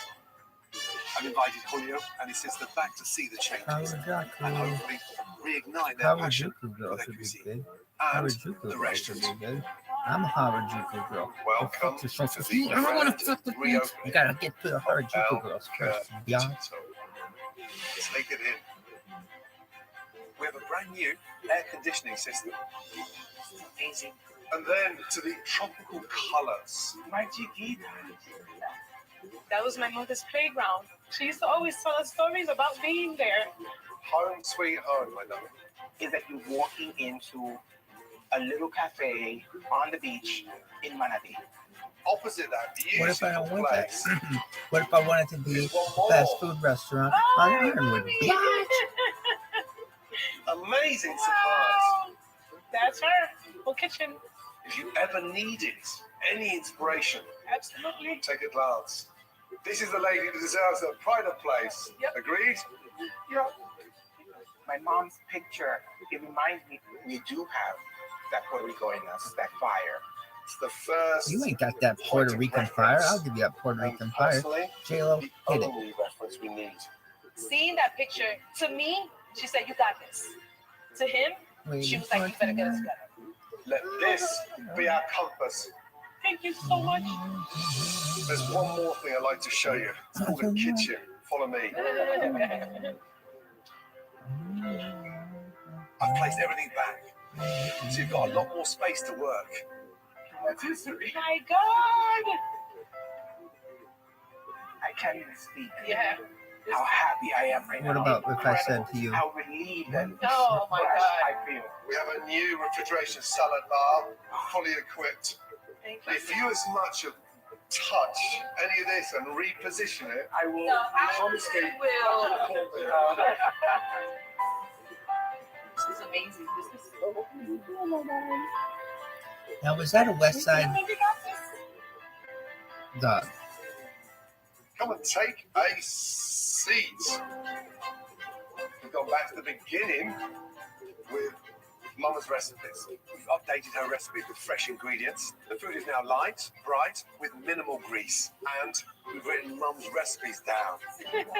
Some delicious appetizers. We got a beautiful, crispy, punchy, crispy, and that beautiful salt cod running through the middle. Wow. Next to that, we have a beautiful ceviche. Just look at the vibrancy and the colors running through there. Look at this pimp. Then we've got a mofongo, and it's served with a chicken broth. Very traditional. This was your dream, so you had to connect to that dream. Absolutely. My mother used to always say it. She was like, I want to give you guys this, and this is that and more. I won't have to work my extra job, and this is where I belong. I agree. My heart feels overjoyed. This is her recipes. This is El Cantito Cafe. This is what I want to open. Bacalaitos. Well, is it a West Side, though? On point. They keep saying El Cantito Cafe. I call it the West Side. Excited to cook my mom's recipes in this Dude, shut the fuck up about your mother. Hey, Chef. How are you? How are you feeling? Good. Now that Julio has all the equipment needed for success, I'm gonna fuck that motherfucker's dead mother's corpse just because you won't shut the fuck up about it. to get him ready Fine. for service. First of all, just open up, just let the knife do the work. Look how moist that is. How beautiful is that? Pass in a little drizzle of the lime, I'll give you a and then little we just drizzle take of our the kosher lime, salt, baby. and we give Little that drizzle of the a lime, little baby. season, Wicked, the rest on the wicked side, lime. and that is it. Bang. To the window. He gives me like little tips. It's really good. It's a very good feeling. I haven't felt like this in a really long time. The only thing I need is the voice. Let's bring that For a passion while. and For a humility. while. Yes. Good luck. Let's go, man. Hi. It's time to open the restaurant doors. Hi, Wow. welcome. We gotta go. For tonight's relaunch, I've invited a host of guests, including Omi, who agreed to give El Cantito What about a the second West Side? chance. So what would we like to try? And we were like, Okay, sure. yo, dog. This is a whole new Julio's hands a little bit more into the acid. We're live. First of all, I want to hear it. Let's go. All right. BB King. Julio's got to find that passion, the desire, the hunger. He owes it. Not just to his mum, but to his sister. Okay, All right. pull it out. Chef, B3, we have two bacalaitos, two chicharrones, ceviche, one ceviche. Excellent. Yo, dog. Cheers. Okay, so the second down. Check on the chicharron. How much longer is that? 30 seconds? Okay. Wait, That's nice. Enjoy. It's like crispy, but then it just melts in your mouth right after. How are they? So good. So right reminds me bitch of can one of get the it. chocolate lives. Wow, is that's she amazing. beautiful? Oh my god, the seasoning is so flavorful. Okay, good. So, to return, love the fact that crossing tables off. Yes. Now we're filling up. So 2 baca and 2 chicharrón and 1 ceviche. What's next, please? Bloody hell. How's everything, guys? I think you might It's be fucking the amazing, baby. Yes, let me check on that. Cat Yes. food.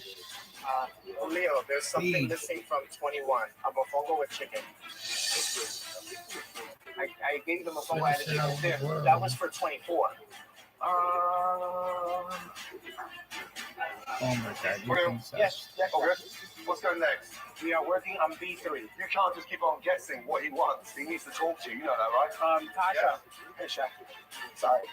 You're finishing my order, right? Yeah. Okay. Thanks for letting me on. I just want to say, B, We're in the middle of service. I'm gonna fuck you and cat food, you're tight, and So overwhelmed, Sarah's too good. easy. I love your What's handwriting. I happened think to you're it? beautiful. Oh, I'm sorry. And I mean, he is that one bitch with the lips, that bitch can get it. And that other bitch can get it in black ring. Einstein, that's fuck. Alright, and that fucking Not done yet. Star Dogs Not done girl, yet. she can get it. That I'm bitch in Yonkers, fucking where the Rabbi restaurant Maga, El bitch can Cantito get it. is relaunching. Put in the chicken now. Halfway through service, Chef Julio Millennium, is Millie, having you can problems. fucking get it. You are gorgeous. Where's the crackling from here? Remember the crackling on top?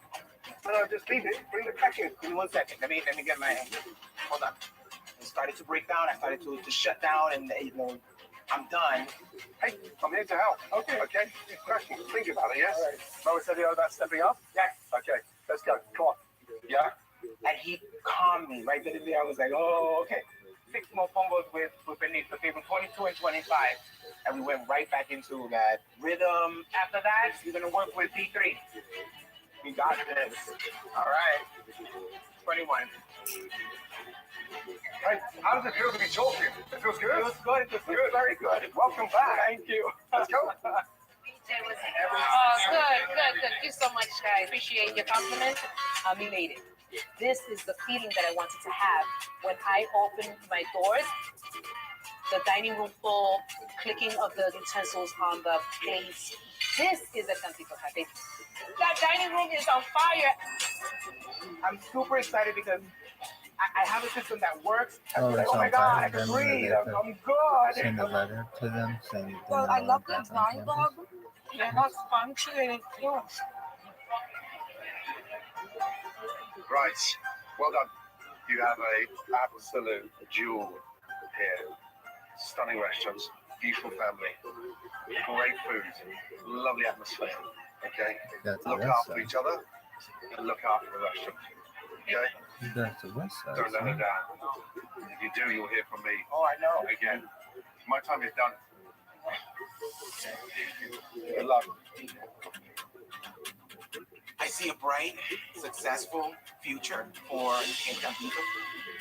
You can feel in the room the energy and the love and my mom's legacy being out there. What I tell you about that fucking woman? Shut. This has been an experience that I never even dreamed of.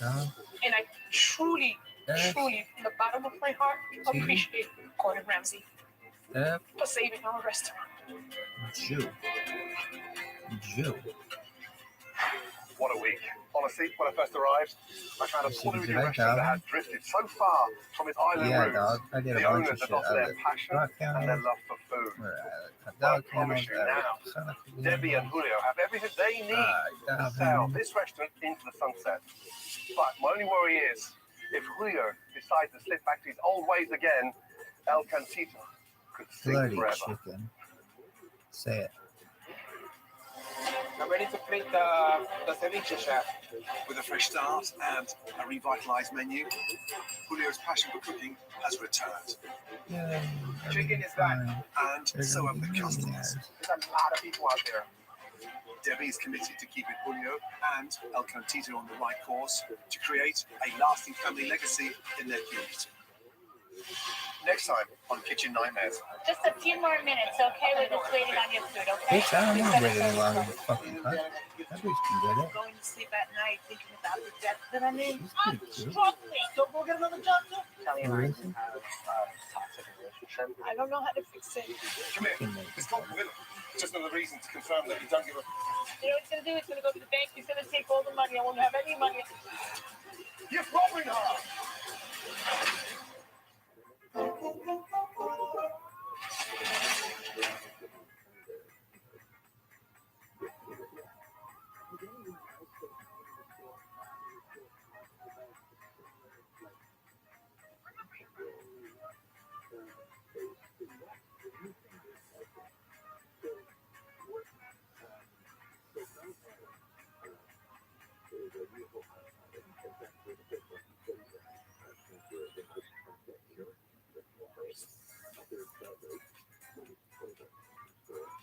Let's see here. What am I doing? Dog.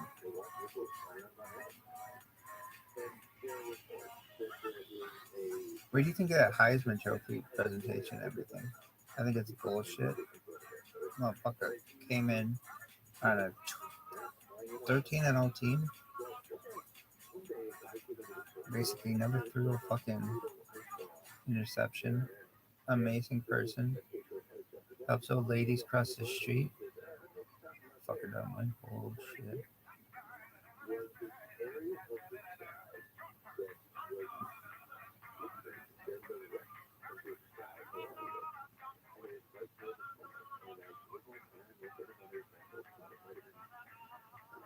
I got my line in here.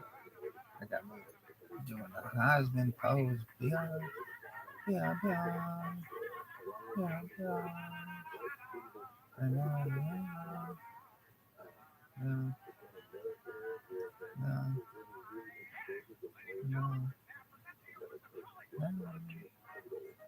Beyond, beyond.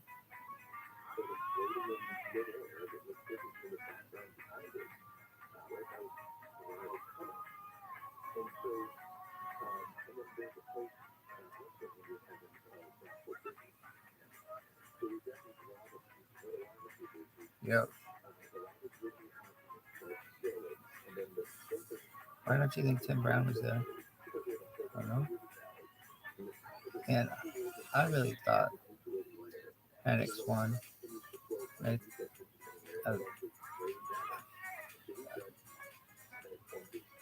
Beach.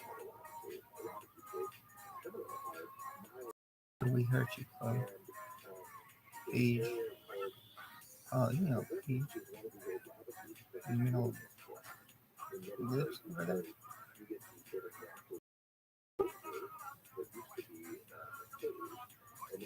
Yo, dog.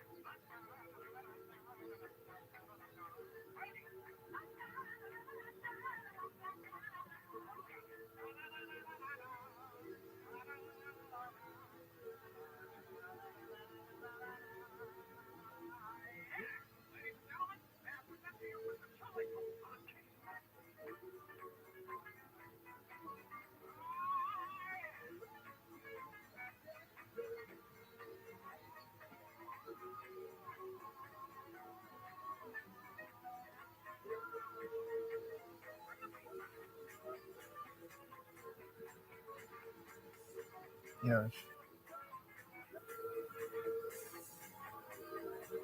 Key and play. Key and peel. My biggest website of all time.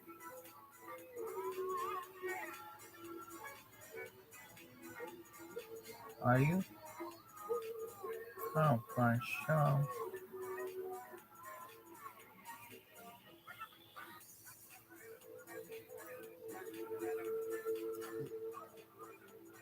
Look at that.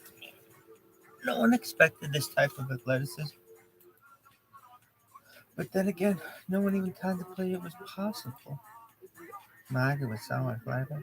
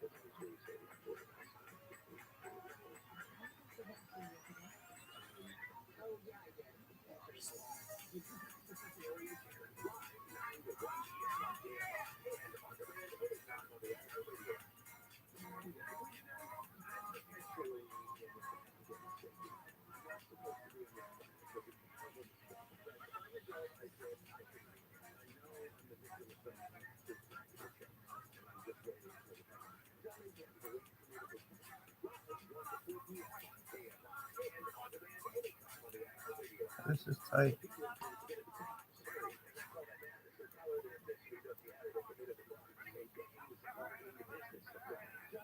Do you consider yourself the most West Side motherfucker of all time? Yeah.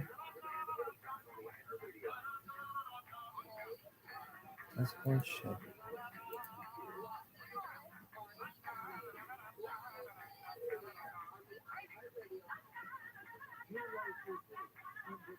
That sucks.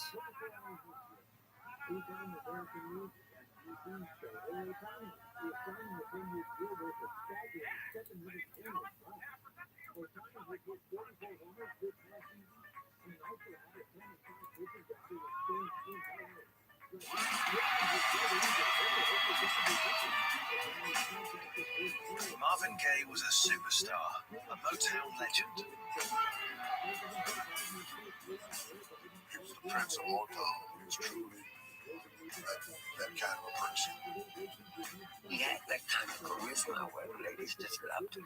But the Even smooth West Side. exterior and golden voice hid another very different Marvin Gaye.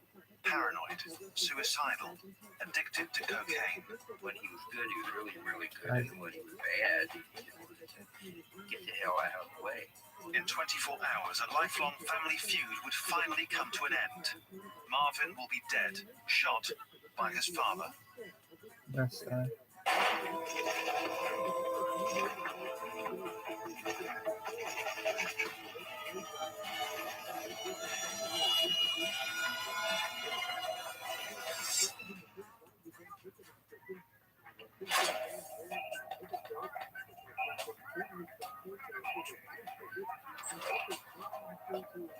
March 31st, 1984. Marvin Gaye is one of the most successful recording artists in the world. After a grueling year-long tour, he's retreated to his parents' house in LA. In less than 24 hours, he'll be dead. For the past 6 months, Marvin has been struggling with a growing depression. There came a time when he just put on a bathrobe and was just there in the house. He just never left.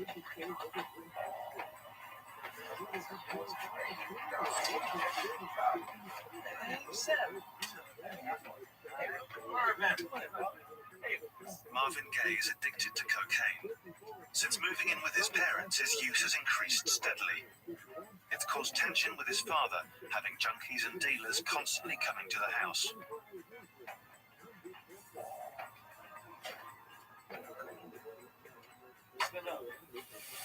When Marvin came back to LA, he just wanted to be left alone, but everybody came out to the woodwork.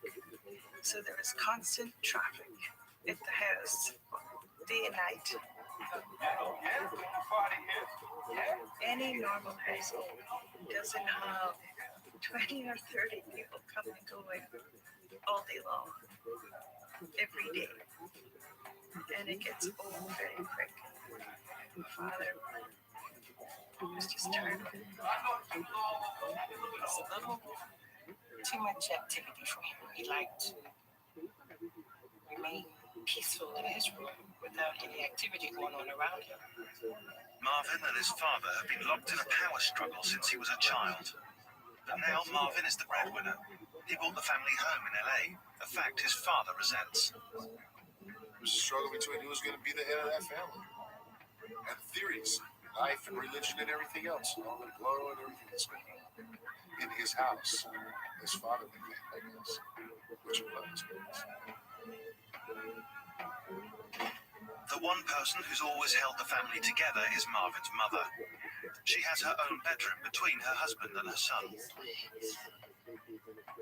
think the deal that Marvin had was he started putting his mother in the middle of it because I can't fight you back then, but I can get mama for you. And she loved him to death. And he basically used his mama, against his dad.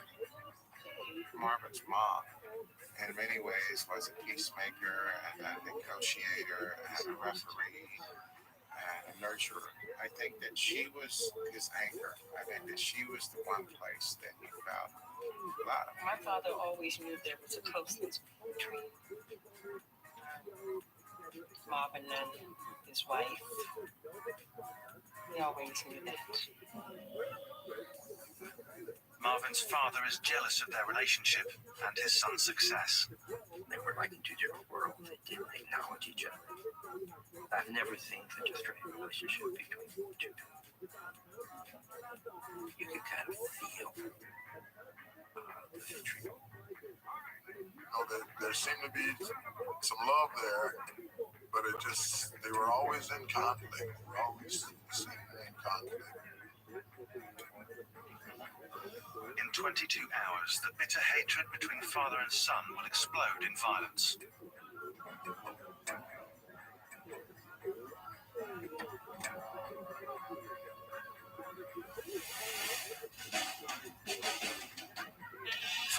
Years before, in Washington, D.C., Marvin Pence Gay was born, the second of 4 children, the son of a preacher. My father was a very strict man, and he believed in discipline. Very much so. And being a minister in a church, you know what people say about preachers' children, sometimes feel the worst. I've heard that all my life. So he was determined we were not going to be the worst. He just wanted the perfect family.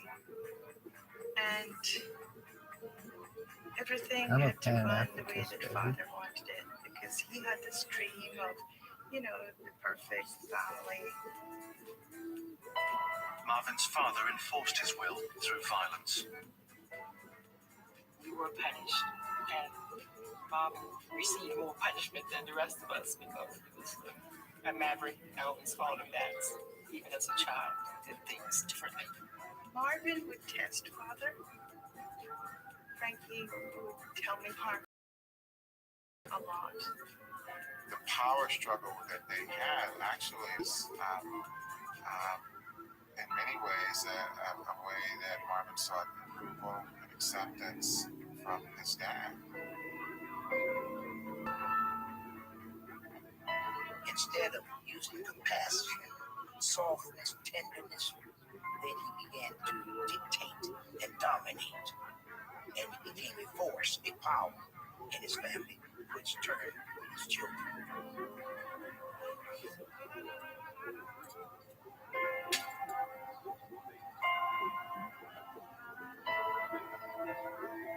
From age 7, Marvin suffered routine whippings. He also had to endure the shame of having a father who wore women's clothing. His father was not only a cross-dresser, but he was a very flamboyant and out there cross-dresser. He'd have his little, ladies' slippers up, bumps, slide around, sandal things, waltz around. He was proud of it. So he didn't care. Neighbors knew about Marvin's father. Kids called him names, sissy and homosexual. West Side, that's on the West Side. His dad as a preacher, this powerful, cross-dressing, church front preacher who would come home and wear his wife's clothes. The shame that imposed upon Marvin. Marvin's childhood was a daily torment, full of pain and confusion. His salvation was music.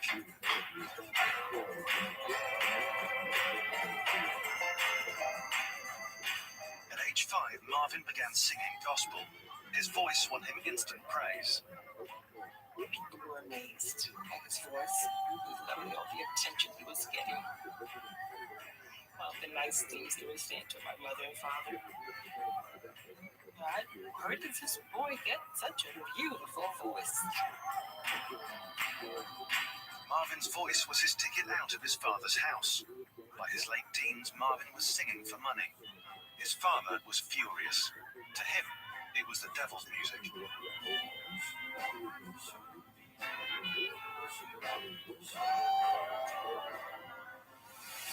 He did not sanction his son going into the secular world.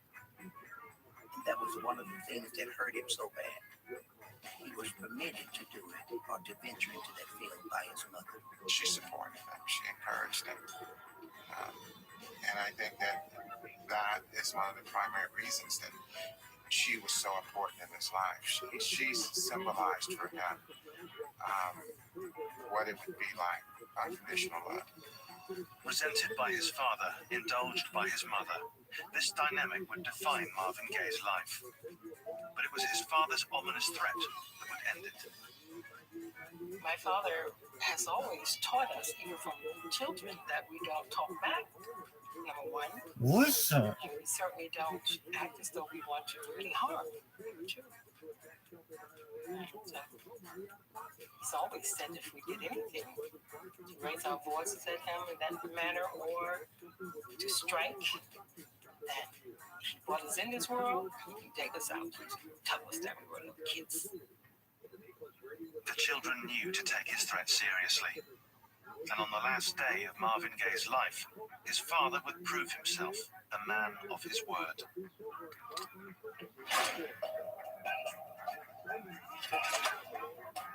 Los Angeles, California. It's late afternoon. Soul superstar Marvin Gaye has just 18 hours to live. He's staying with his parents, a father who beat him as a child, and a mother who's always been his strongest support. Marvin and his mother had a wonderful relationship. They were really close. Shared a lot of things together, and they loved to laugh together. You could walk, down the hall in the house, and you would hear laughter coming from the bedroom. And they had a good time together. But there was always tension in the house. It doesn't take much for things to erupt, you know that. So that particular day, of course, was the day that my father had been drinking. And there was an argument with my mother over some business papers. Unpaid taxes and 2 divorces have forced Marvin to sell off his properties. Gaye Sr. is worried his home might be in jeopardy. There's just a lot of everything. Folk studio's gone. How Hills is going, this is going, that's going. It's all gone. What else is going to go? And I think there might have been in the back of father's mind. Plus, him just trying to make sure that his son knew that he was a failure, no matter how famous he was. Knowing my father, he probably raised his voice at my mother. I don't think Marvin would have intervened if he didn't think he had to protect my mother from something. What are you looking Knowing Marvin, he probably told him not to talk to his mother that way. And knowing my father, he probably told him to stay out of it. And knowing Marvin again, he probably stayed in it. Listen, look, don't you ever get out. Get out. Marvin, please don't sleep. Marvin's reliance on cocaine is making him edgy, volatile, and paranoid. He's convinced someone is trying to kill him. He had a 38 pistol in his pocket at all times.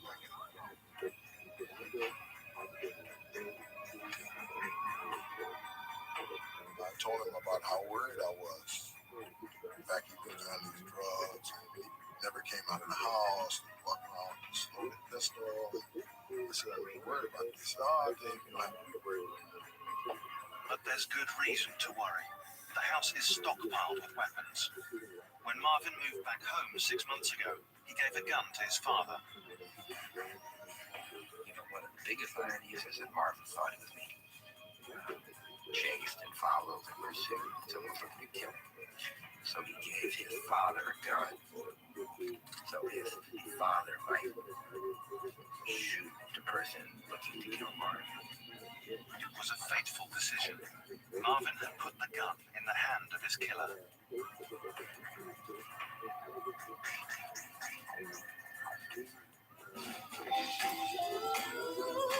23 years before, Motown, the music industry machine that would soon churn out a dizzying number of hits, was just finding its feet. In 1960, Motown was the only record label that gave black artists a shot at becoming superstars. Marvin Gaye was chasing that dream. He was a drummer, and he hung around the studio, and he was looking to get and the competition was keen. His initial struggle with Motown was to get people to pay attention to him. Marvin's boyish good looks caught the public's eye. His velvet voice made them listen. In just over a year, he had a hit song, Stubborn Kind of Fellow. Gaye was making a name for himself, and with the spotlight came hurtful rumors. I can't remember just one thing. We had a call backstage, and I went to the phone, and when I got there, they said, did you know that Marvin was gay? I just hung up the phone because I got upset about it. But people teased him about the GAY. Marvin wasn't gay, but questions about his sexuality brought back the shame he felt as a child, as the son of a cross-dresser.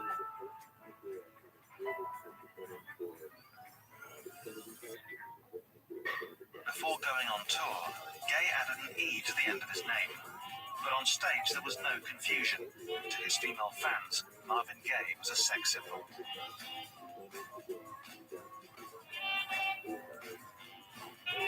I remember on one of the Motown reviews, the fans went crazy. And I'm walking down this big hallway, and somebody said, Kim Weston. Oh, man, I'm glad to see you.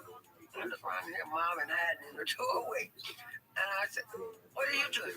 He said, they're everywhere. All the girls were after him, so he's going to walk with me to find out where I was going. As soon as we walked out the door, there was a bunch of them. He said, oh, there he is. And he just didn't know what to do. He tried to run, but they got him. So I walked onto the bus. I said, I think you're up and go rest with Marvin, because they got him back there. Marvin had his pick of admirers. In 1963, he chose Anna Gordy, sister of Motown head Berry Gordy. She was 17 years older than him. There was a mother image there. And I think he saw things in her that he may have desired his mother to have, because his mother was very passive. And Anna was, she was out there. Anna was more than a mother figure. She was a powerful woman who could help his career. Like everything else in Marvin's life, I think Marvin's relationship to Anna was really complicated. I think they loved each other deeply, but she was a Gordy. And he saw it in her a way to climb the ladder of his success and give him a head start on everybody else. Soon, Marvin got top billing and became one of Motown's biggest names. He had a unique style. It was so unusual that his recording of I Heard It Through the Grapevine was initially shelved. It was so different. We just could not picture it in the top 10. We knew it was good. It was super good, but it was just way too different. And so finally they decided to recut the song on Gladys Knight and Pips. I Heard It Through the Grapevine was a hit for Gladys Knight and the Pips. The song's success convinced Motown to release Marvin's version in 1968. It immediately outsold Gladys Knight's and became Motown's biggest single ever, selling nearly 4 million copies. What it did for Marvin was it gave him clout. And it set him up for his next move, which was, I'm going to do what I want to do. I'm not going to be produced by anybody else. I'm going to write this suite of songs that pays no attention to what they're playing on the radio these days. I'm going to become an artist with a capital A, and that means my first allegiance is to my art and not to commerce, not to making Mr. Gordy happy or anybody else happy, that I have to make my own sort of personal views happen. I have to answer to God, not to the Motown Corporation. So, Heard It Through the Grapevine was the key that unlocked the door to Marvin's independence. The success of Grapevine freed Marvin of the controlling influence of Berry Gordy and allowed him to record the songs that would make him a superstar.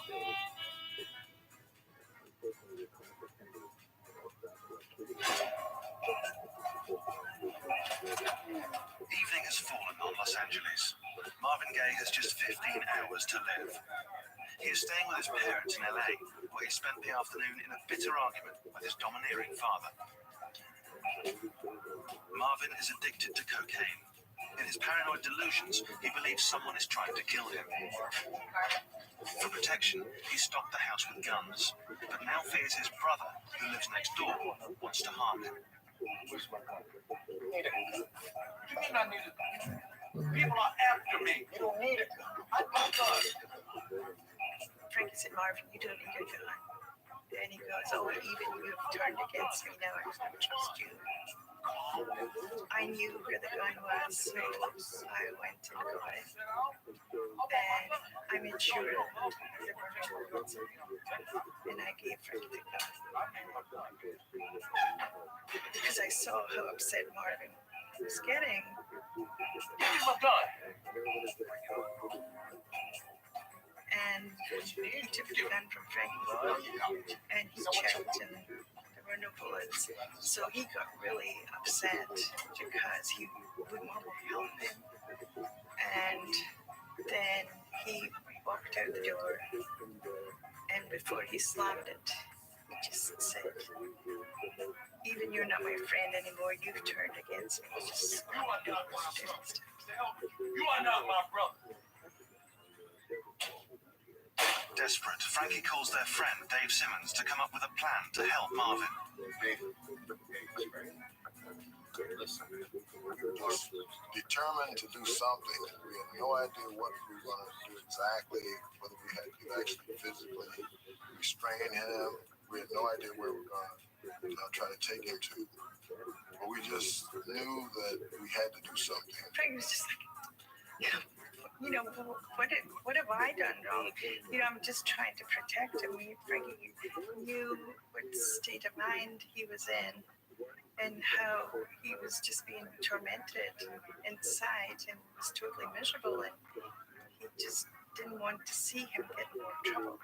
He was crazy. He had gotten really just gone really crazy. The way Frankie described it, he looked physically, he said he was just had his coat all buttoned, kind of crazy, just out of it, gone. Dave and Frankie are convinced Marvin needs treatment.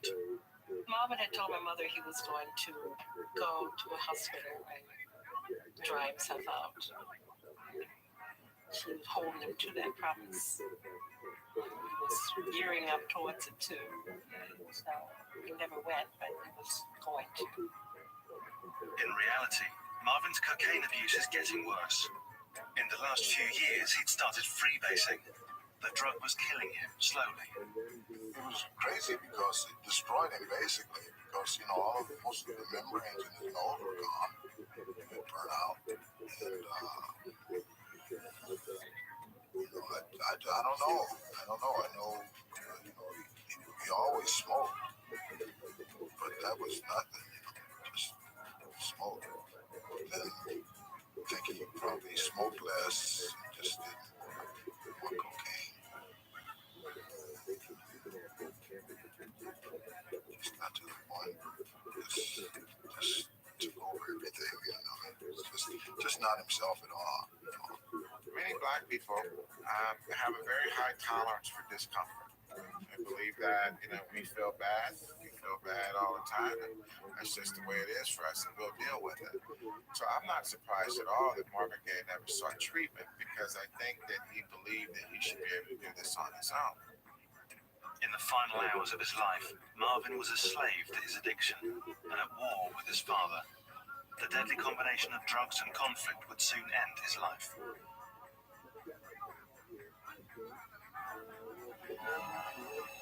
14 years earlier, the Vietnam War was at its height, and Marvin Gaye was about to hit his peak. With the success of I Heard It Through the Grapevine, Marvin had won creative control over his next album.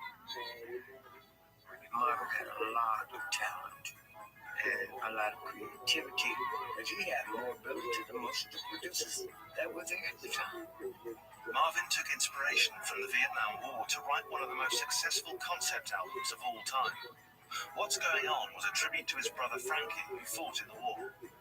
What's Going On, Marvin dedicated to Frankie because of all his stories. He gave him the inspiration to write that album.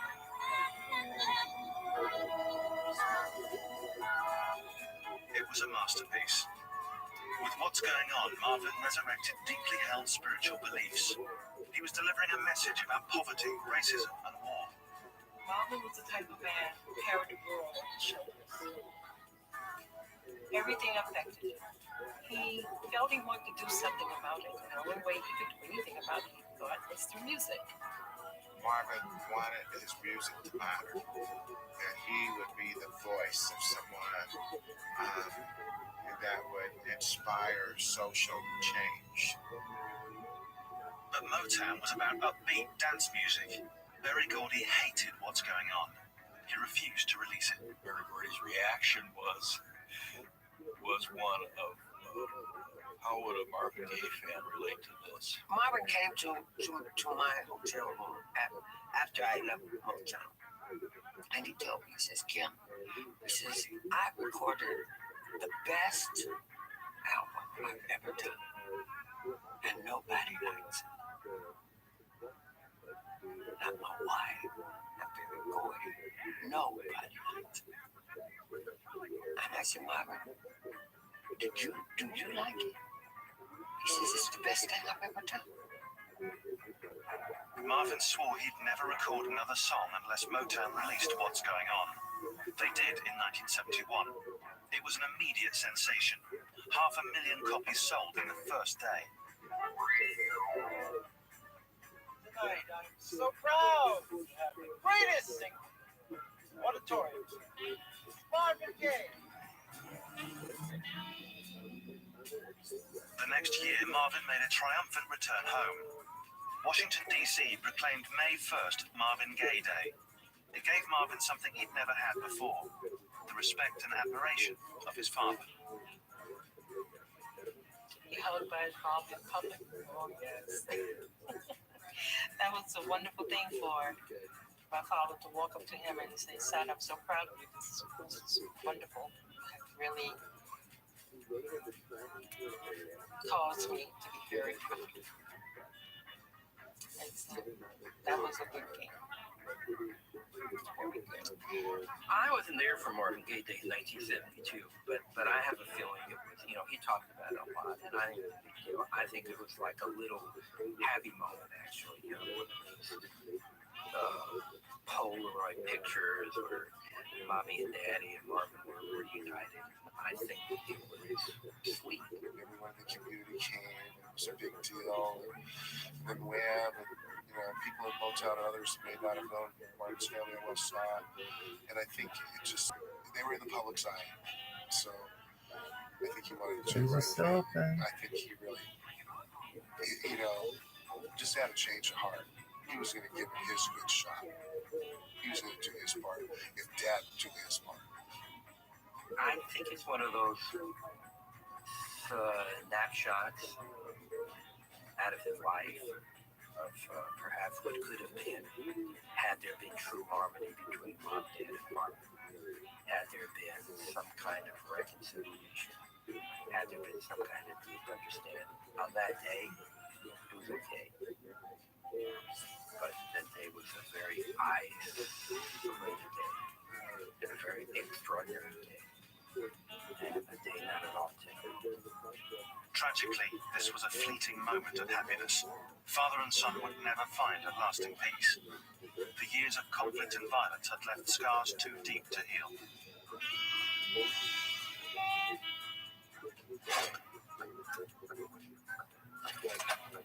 It's early morning in LA. Marvin Gaye has less than 4 hours to live. Yesterday's argument over money has been simmering since last night.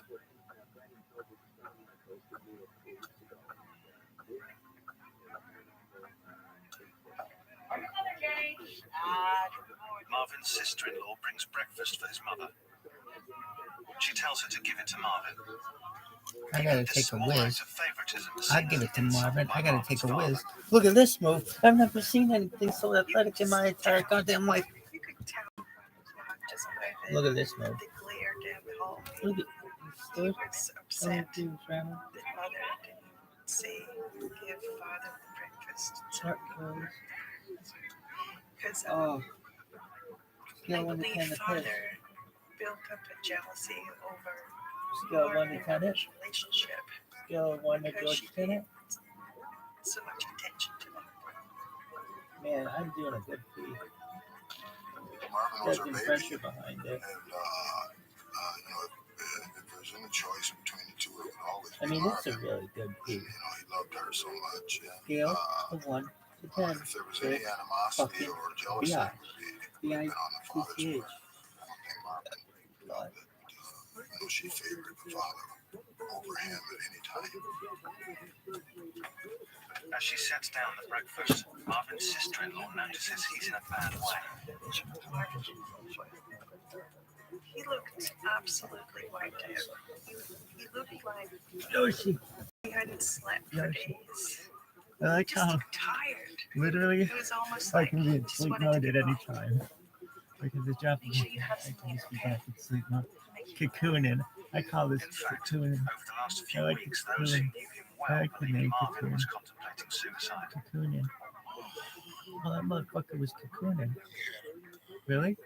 Oh yeah, so you're snuggling and cuddling and cocooning. I'm the world's best snuggler.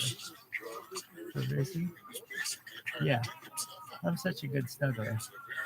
And while I'm snuggling, I think about other times that As I he was wakes, snuggling. Marvin is in pain physically and mentally. He's exhausted, his body wrecked by years of drug abuse. He was a man looking for a way out. Snuggling.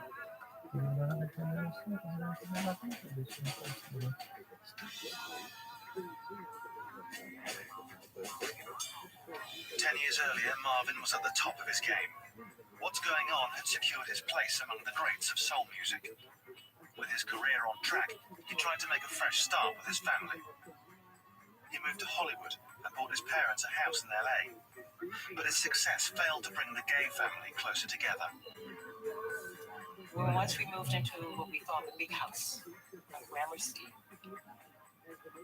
things started deteriorating. I noticed that my father was becoming more and more recluse, which meant he didn't want to go anywhere or do anything. And it was my mother who was going places to do anything. My mother went to accompany my brother on his tours. But it's not that he never asked my father. He would always ask him. He would always say no. Marvin's father still frowned on his son's career, even though he lived off his royalties. His father withheld the approval to his son to the point of destroying unfortunately, I beg to differ on father. I think he was very, very poisoned by negativity, and it was important to him to play takeaway with people that wanted something from him. And Marvin really wanted it from him. He hated him. He loved him at the same time. You know, it's just, he didn't want any acknowledgement from him. Then he really wanted everything from him. So it's just like, it just became a curse on Marvin. You know, just drove him into everything in his life like that. His music, his relationships, his kids, everything.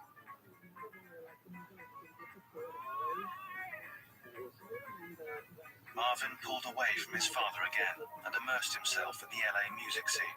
LA in the 1970s had this kind of coke plague, where everybody was too and going crazy with cocaine, particularly in the music world. It wasn't long before Marvin was addicted to cocaine. I saw it increase. First, it was just a little bit here and there if there were parties or this and that. It was just off the hook.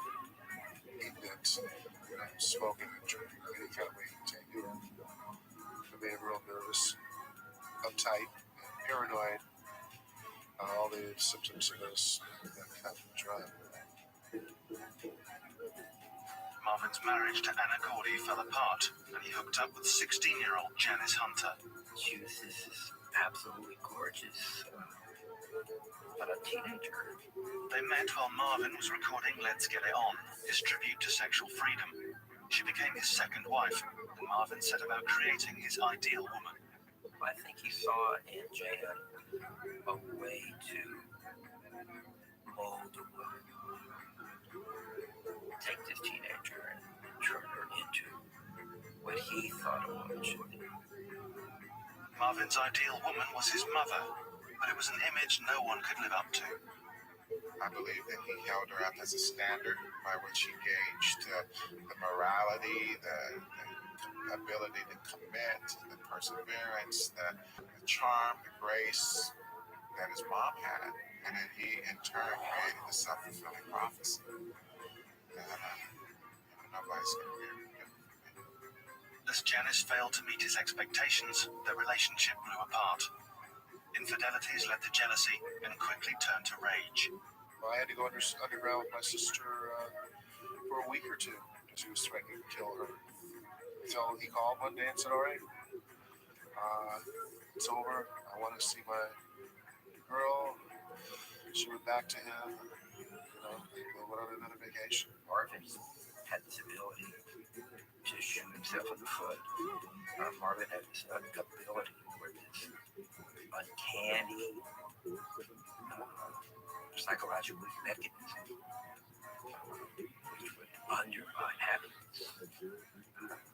And he would figure out a way to complicate his life. He loved drama. He loved emotional drama.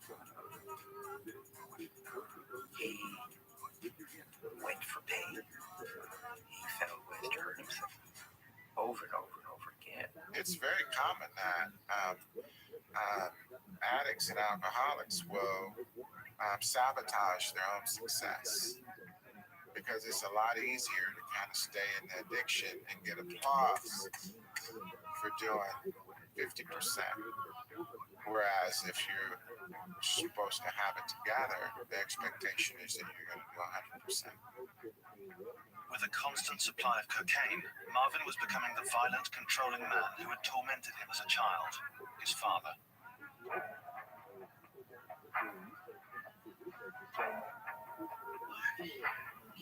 On his last day, Marvin and his father are locked in a power struggle, seething at opposite ends of the house. A lifetime of resentment will soon end in tragedy.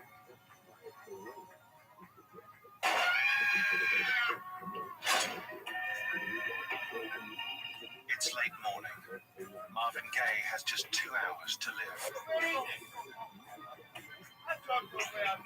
Marvin is staying with his parents in LA.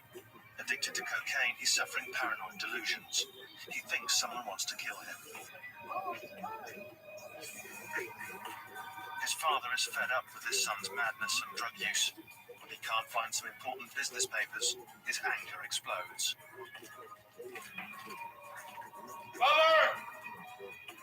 When he storms into Marvin's room, another bitter quarrel erupts. Marvin, his whole life, was told what to do, not just by his father, but by Motown and everybody else. And when he came back home, things from the past just sort of flipped. For the first time in his life, Marvin strikes his father. I'm sure Marvin pushed him.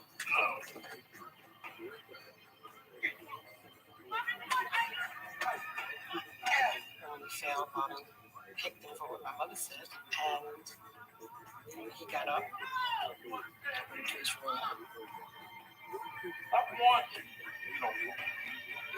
Marvin's father leaves the room humiliated, all respect for his authority gone. A lot of young men, they grow up in homes where they're under the thumb of an oppressive, critical parent who had convinced them all their lives that they weren't good enough.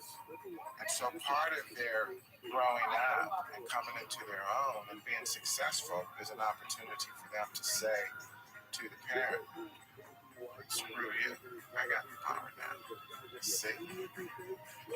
I knew in my heart that my brother, any of us, struck my father, that he would do something terrible. Because my father had always told us he would.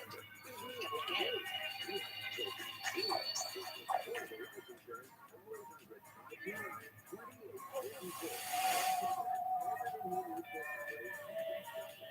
5 years earlier, ravaged by his cocaine addiction, Marvin's career had stalled. He was on the run from the taxman. Federal agents had seized his house in LA for failure to pay taxes, and he was living out of a van in Hawaii. Trying to think of a good word to use, how he saw money. He was very free with it, for one thing. And he didn't take it truly serious. He wasn't a person that cared about money, so you couldn't lure him into doing this and doing that. I mentioned something. It was just, he was a kind-hearted person. Bought himself a Rolls Royce, bought himself a couple of houses, a place in Jamaica, went to Jamaica. I mean, he just lived in chaos. In Hawaii, Marvin was running from his problems. He was at war with everyone. His wife Janice, Motown, and the IRS. That's where he fell into really great depression. And his cocaine habit worsened. You know, things getting high all the time. I guess the whole thing about Hawaii was just sort of like take the people that were into the same kind of sadness, self-destructiveness, to it for a while. After 7 months, mounting debt forces Marvin Gaye back onto the stage. But a tour in Britain ended in scandal when Gaye skipped a concert and left Princess Margaret waiting for hours.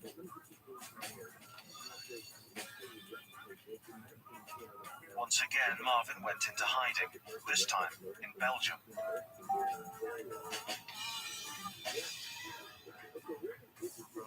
Away from the pressures and temptations of LA, Marvin began to rally. In 1982, CBS paid $1.5 million to buy out his contract with Motown. And it was in Austin where Marvin began to recover and build up enough strength to make his last comeback. Marvin was off cocaine, but his failed relationships with women haunted him. Ritz visited him in Belgium, where he saw Gaye's apartment filled with sadomasochistic drawings. I think he was tortured by the fact that he never had a good romantic female relationship. But I remember saying to Marvin, this is sick. What you really need is sexual healing. And he said, I love that idea. And sort of write a poem about it. So I wrote these lyrics, and he immediately took them and put a melody to it. Sexual Healing and the album Midnight Love became the first hits Marvin had had in 9 years, winning him 2 Grammys. But back in LA, he became hooked once again on cocaine.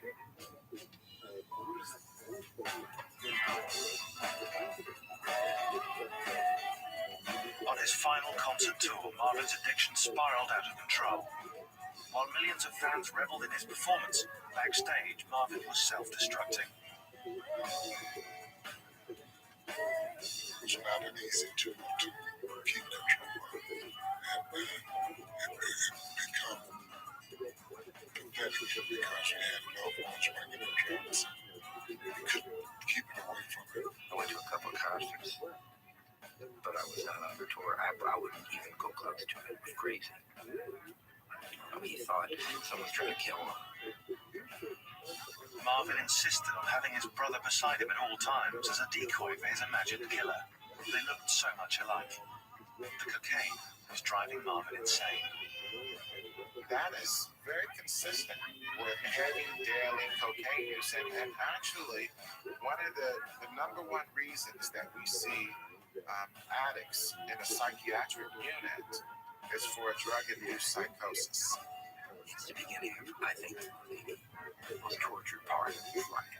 He loses his mind, and out of his mind constructs a kind of a screenplay of his own death. And it all begins, I think, on this final tour. As the tour ground on, Marvin began stripping down to his underwear while singing Sexual Healing. And to me, it was very sad because it showed that he wasn't feeling the love that people were offering him, and he was feeling like an object. Ultimately, he didn't understand that he was deeply loved by his fans, deeply loved for who he was, this complicated character. After the tour, a broken Marvin Gaye retreated to his parents' house. It was a fatal mistake. He returned to the source of his psychological dilemma, and by now it's worse. It's exacerbated by his drug use, by his dad's alcoholism. There's no clarity. Marvin Gaye has less than 1 hour to live. In a violent argument, Marvin has just struck his father for the first time in his life. Some believe he knew exactly what the consequence would be. Kicking Son. Keep bothering your father. He means it when he says, I want you in this world. Get me out. I'll take you out.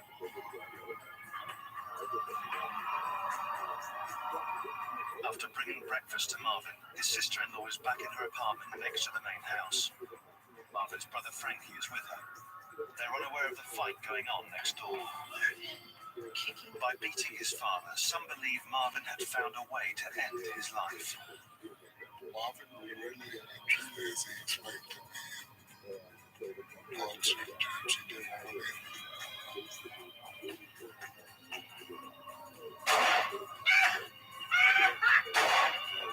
Without explanation, I heard the pops in the gun. What shot? No, I heard 2 gunshots like 2 seconds ago. And he said, oh no, that was just a car on the freeway, it must have been. And I said, Frankie, it sounded like a gun to me. And he said, no, we live right next to the freeway, you know.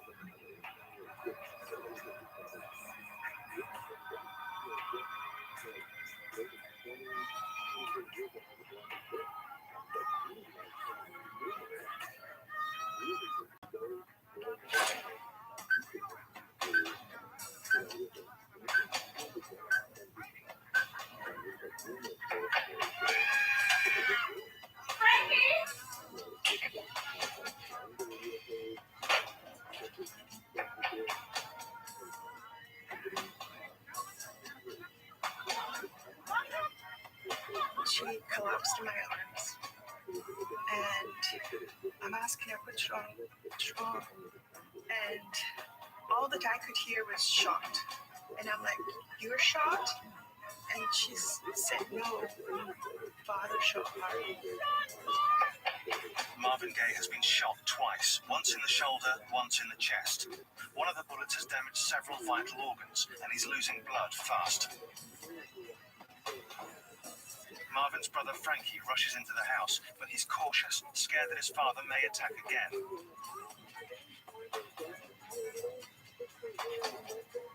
Marvin is conscious when Frankie finds him.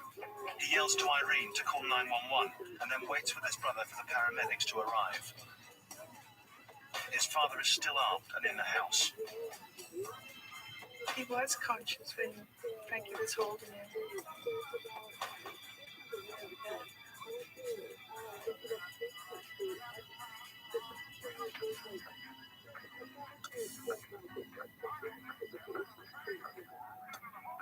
Paramedics arrive in under 10 minutes, but they refuse to enter the house while Marvin's father and the gun are still inside.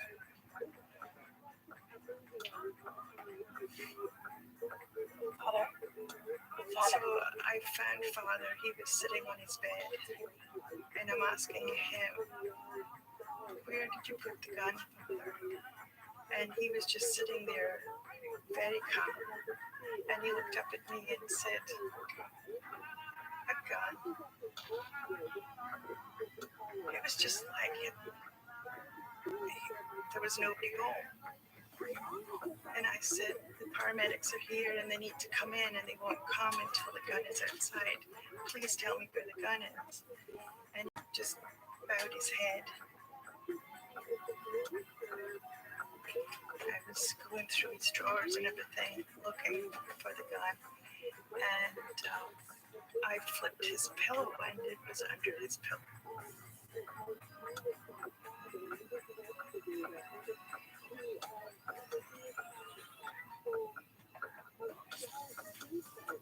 Marvin is dying in his brother's arms.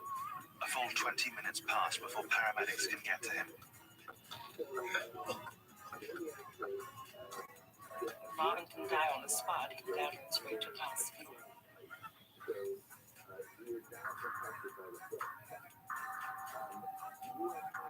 I remember the one at the end of the stretcher asking me, did I know his name? And when I said it's Marvin Gaye, he looked at me twice and he said, you don't mean the Marvin Gaye? And I said, yes, and he just started to cry. You can't really describe the hurt and the pain. Because when you love someone, it's just a hurt that you cannot describe. I remember coming out of a baseball game on that day on April 1st, April Fool's Day, and hearing on the radio Marvin Gaye, father had shot and killed Marvin. And I thought to myself, that's how it's going to be. Oh my God. That's so Marvin, that's so perversely brilliant. The official time of death is 1:01 p.m., April 1st, 1984. The next day, Marvin Gaye would have turned 45.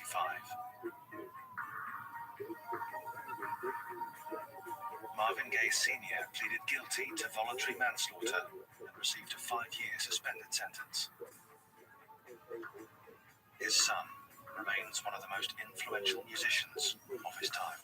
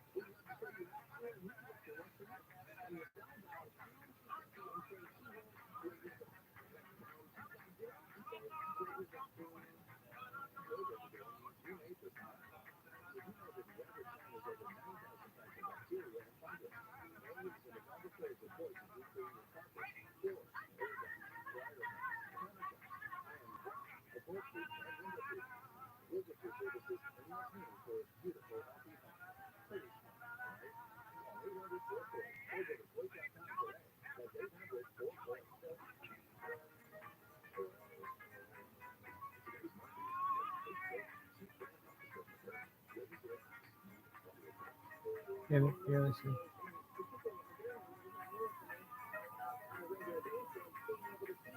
Nimble.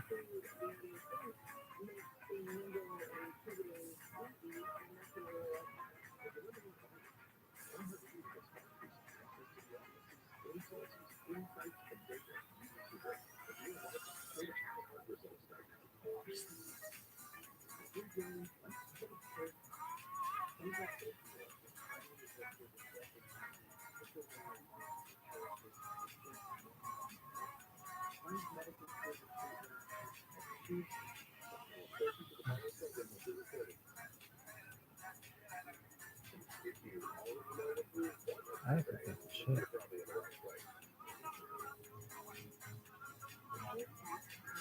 Shut the fuck up. No, I really good fish, man.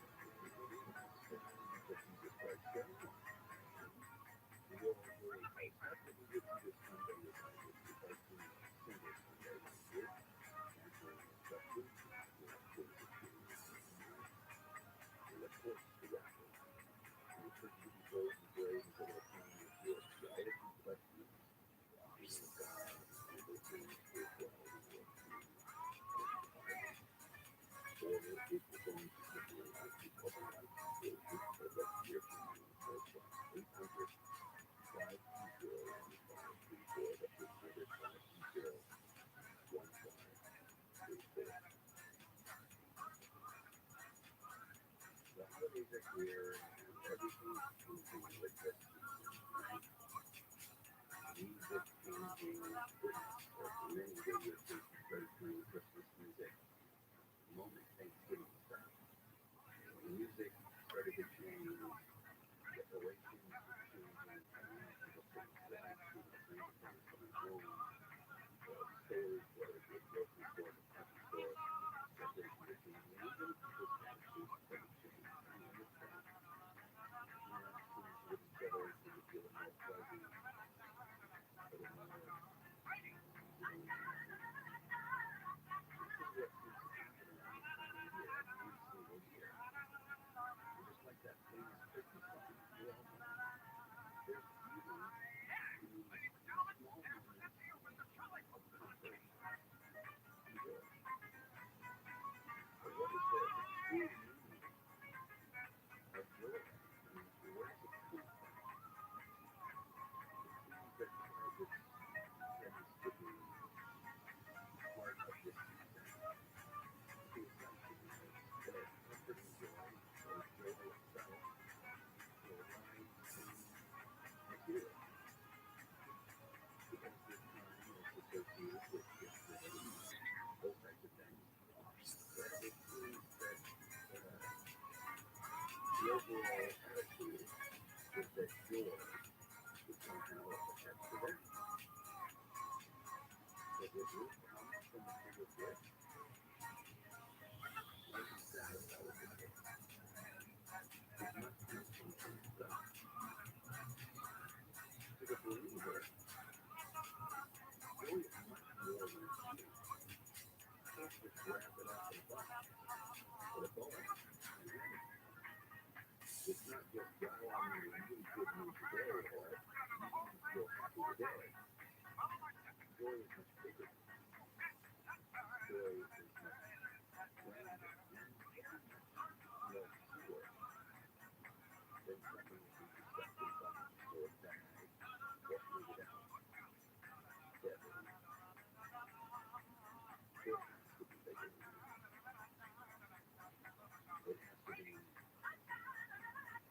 It has to be from God for it to be real.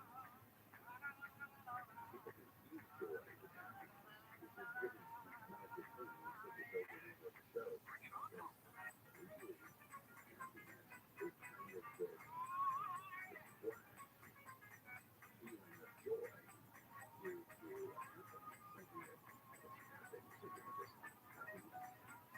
And you could do a gift, something for something nice, whatever it is you have this happiness because of that happening.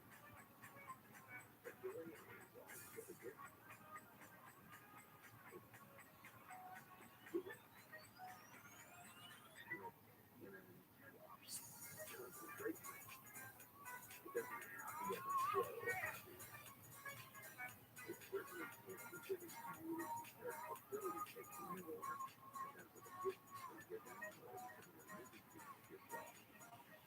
If anything, these things that you call happiness are just a little bit of that curtain that keeps you from that joy. The joy is there all the time. It's just a little bit of that curtain being pulled back. And when you have that glimpse in that joy that's always with you, believe it or not. I always say that if you're looking and looking and looking for something, you can't find it, you can't spend your happiness. So sometimes people search for joy. Somebody will look at the watch, or they might open the door, or somewhere on the corner, and there's joy there. And you're asking, well, where's this joy I keep hearing? But it's with you always. It comes from God.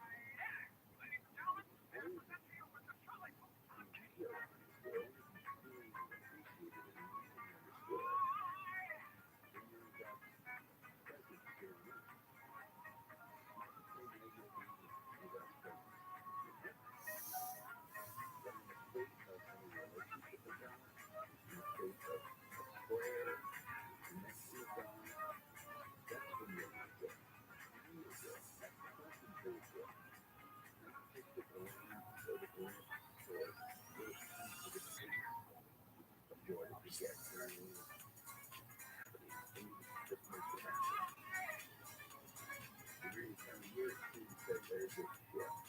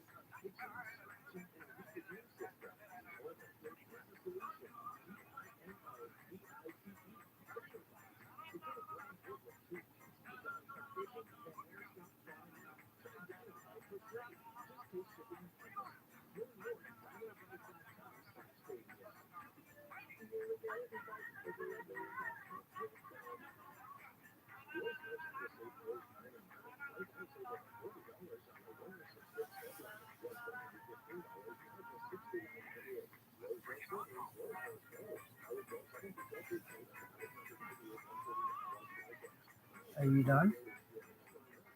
Hey, West Side.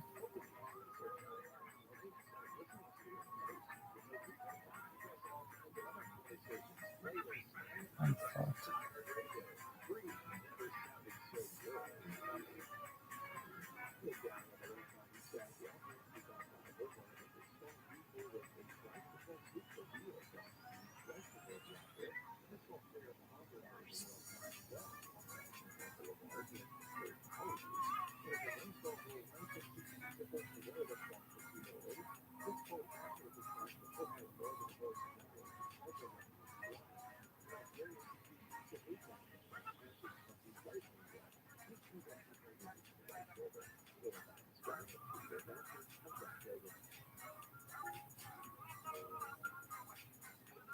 Yosh. What's a gangster?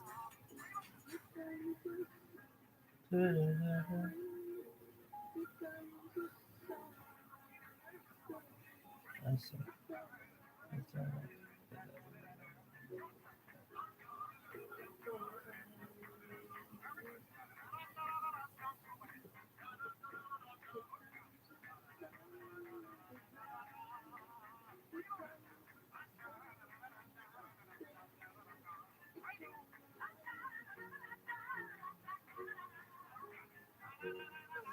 Look at this one.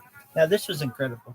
Really, truthfully, the most incredible thing I've ever seen in the history of mankind was at a time that you get like up like this, and the ladies were like, "Sure, you're short and curly's kid." And you're like, "All right, calm down, woman." And you're like, "Hey, everybody, let's look at my readings." And you have three ladies sucking on titties. Jesus Christ. Three kids sucking on a lady's three titties, baby.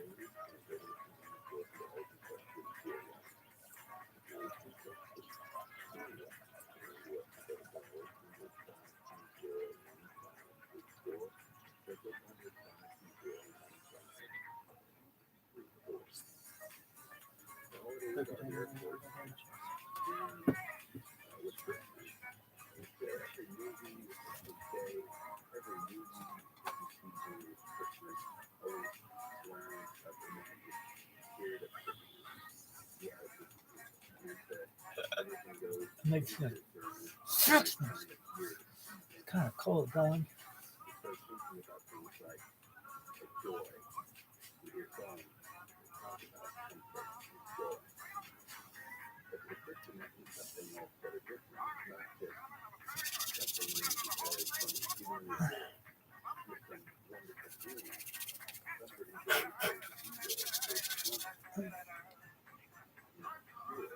What are you doing now?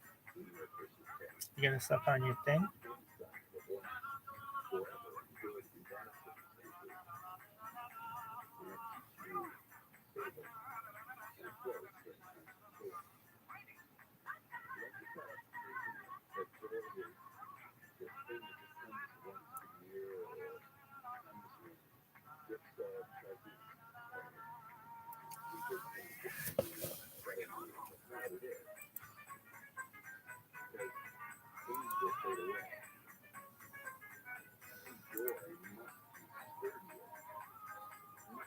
No.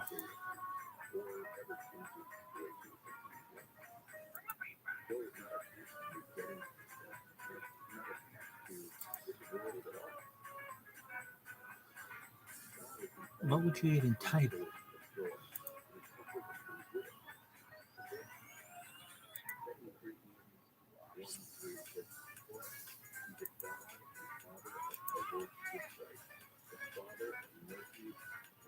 Ted Lasso?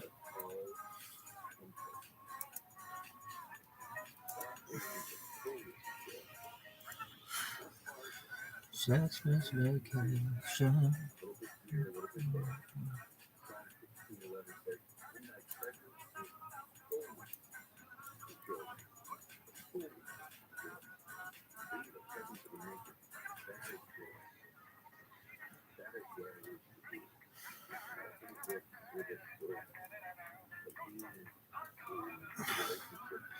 West Side.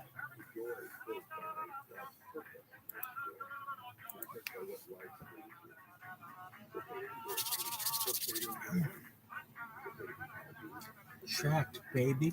Like track mic, motherfucker.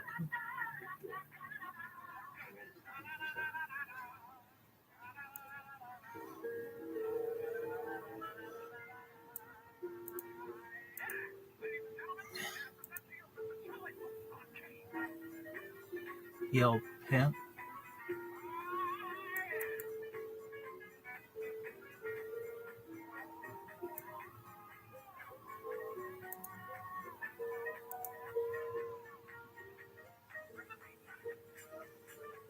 This better just play like a big pimp.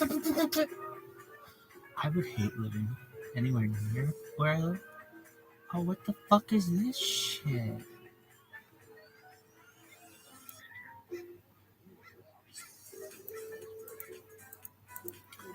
Yo, dog.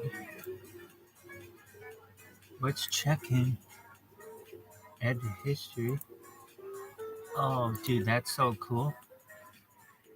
Psych. Remember when it was like, hey, members only?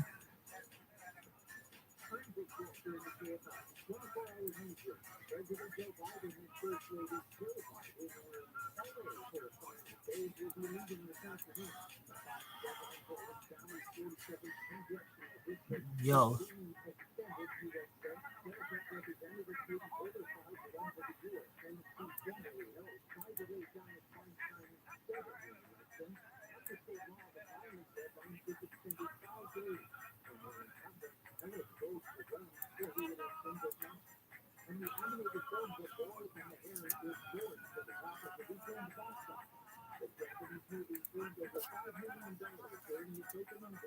Look at this move.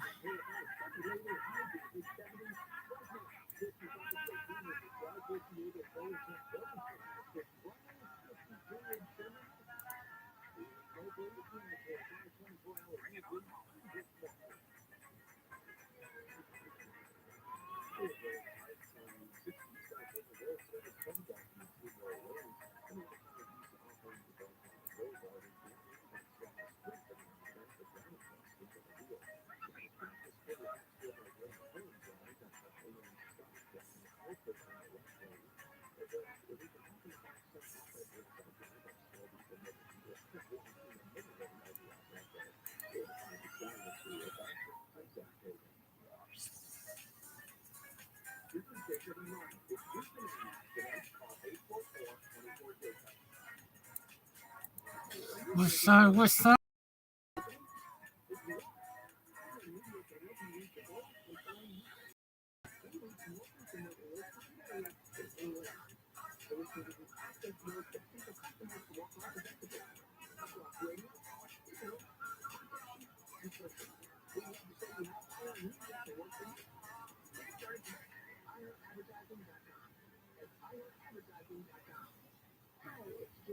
Anxiety and depression are at an all-time high.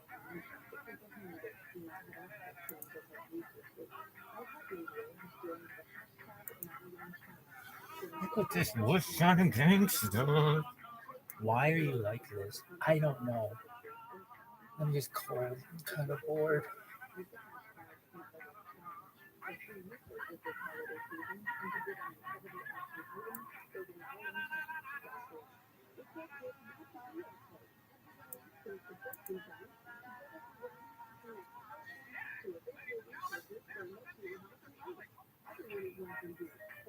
Oh, what in the fuck?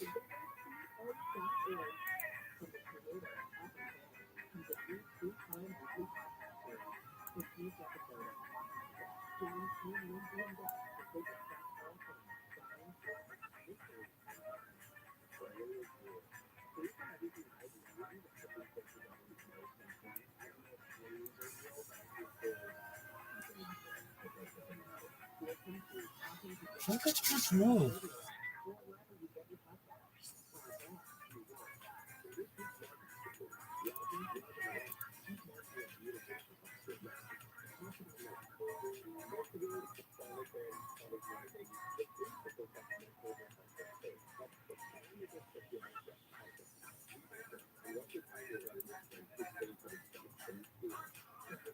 For you to be gone, tell me.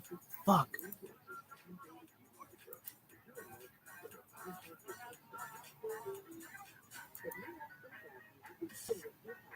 Look at this titty. Whose titty is this? Lady Gaga's titty.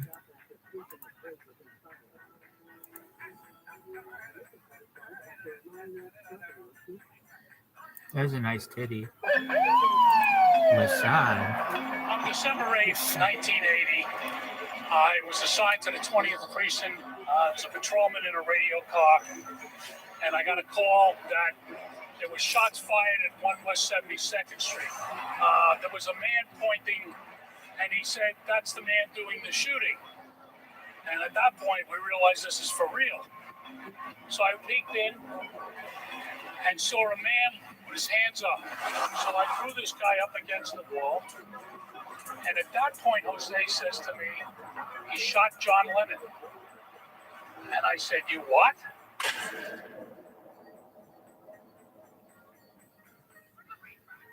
This is a work of art by John Lennon's widow, Yoko Ono. Just known as a I was thinking about all these windows in the world, and there's so many windows that have bullet marks, bullet holes. So I wanted to make a symbolic gesture of one bullet hole for that. And also, you have to see it from the front, you have to see it from the back, because when you see it from the front, you're the shooter. When you see it from the back, you're the victim. And I did it, and then I saw it and I said, "Oh my God, I saw that night." At 10:50 p.m. on Monday, December the 8th, 1980, John Lennon was murdered at the Dakota Building in New York.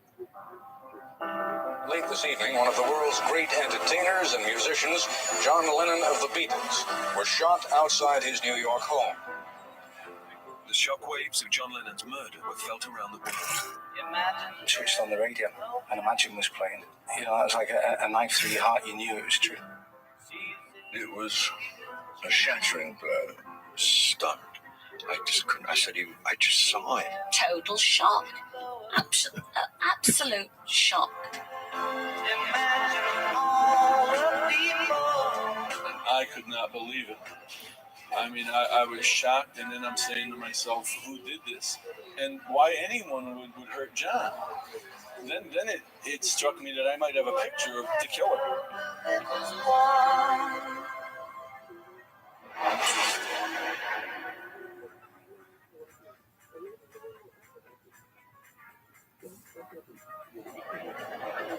January 1969, 11 years before John died, the Beatles held their last ever concert on the roof of their office building in Savile Row. It was the end of an era. John Lennon profoundly influenced a generation and beyond. What do you know happened to them? What do I know happened? I just know the record thing was, the record label was run from there, wasn't it, I suppose? I don't know much what happened there. I wasn't born and that, but yeah, man, the last gig and that.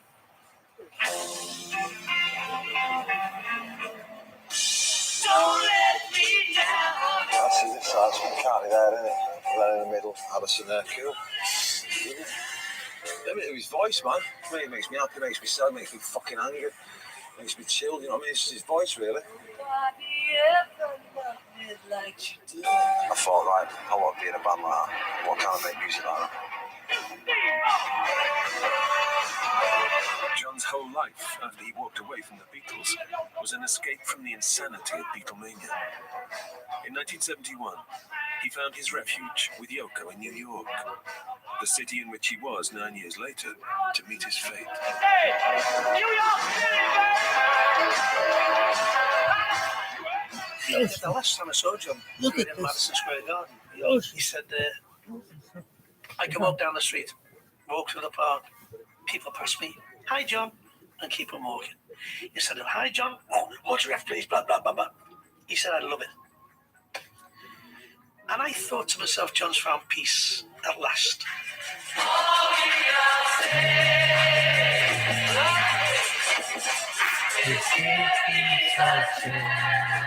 Peace had come at a price. John's political activism had a real effect on young people, and the president himself saw Lennon as a threat. Nixon was determined to deny John his green card. There's a piece of tape somewhere of Nixon's henchmen saying, you know, this guy could sway an election. This is preserved. And the first step was to kick him out. And they were very eager to do that.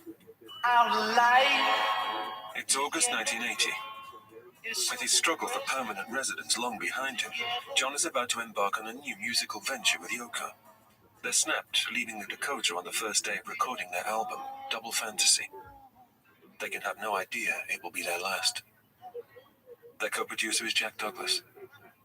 The idea of this album was a play, a dialogue between a man and his wife, a man who had been through the 60s. It was about, well, here we are, we're turning 40, and everything's okay. We can still do this. We can still have our voice. We managed to make it through all those terrible years, and now let's look to the future. By September 1980, the album Double Fantasy is nearing completion. I listened to it very intently. I saw the smile come on his face, and he yelled out, "Mother, tell him we have a record." Mother was John's nickname for his wife. He made me laugh all the time. I wasn't trying to make him laugh, but it seemed like he was laughing all the time about me. Just the fact that I'm saying something serious, I said, you're so tiny and you're saying these things, and that made him feel funny, I suppose. To his fans, John could be kind. In November 1980, the fan who waited to take the last picture of John alive is granted his first photo opportunity. So he says, well, let's take it now. Let's get it the hell over with. You never know if we'll get another chance to do it. And this was 21 days before he gets murdered. So, I mean, I was like a kid, you know, under the Christmas tree on Christmas morning. And when I stood next to him, John put his right arm around my shoulder. And I couldn't believe that he pulled me to him. And when he did that, it gave me the idea, and I held on to his fur collar. Because I was holding it almost to make sure it wasn't a dream, like he wasn't going to disappear on me. The most iconic image of John Lennon in New York was taken by his friend, photographer Bob Gruen. On Friday, December the 5th, 3 days before he dies, John phones him. He was in a good mood, but playful. The next day, he asked me to come back because he had gotten a new jacket. He wanted some pictures of the new jacket, a very fancy Yamamoto jacket. And And so we stayed up all night talking that night while they were working in the studio. And it wasn't until dawn that we actually were out on the street Saturday morning. I think that was December 6th. And took a bunch of pictures there. And that was the last time we saw him. Later that Saturday, December the 6th, John gives a radio interview to BBC DJ Andy Peebles at the Hit Factory recording studio in Manhattan. And there was my hero. I remember he immediately put his arm around my shoulder and said, "Thank you for coming." And I felt like saying, "Thank you for coming."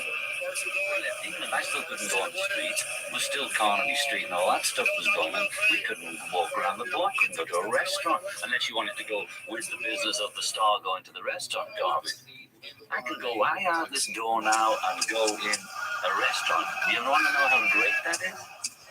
And towards the end of the interview, for some perverse reason, it just flashed through my mind, ask him about security.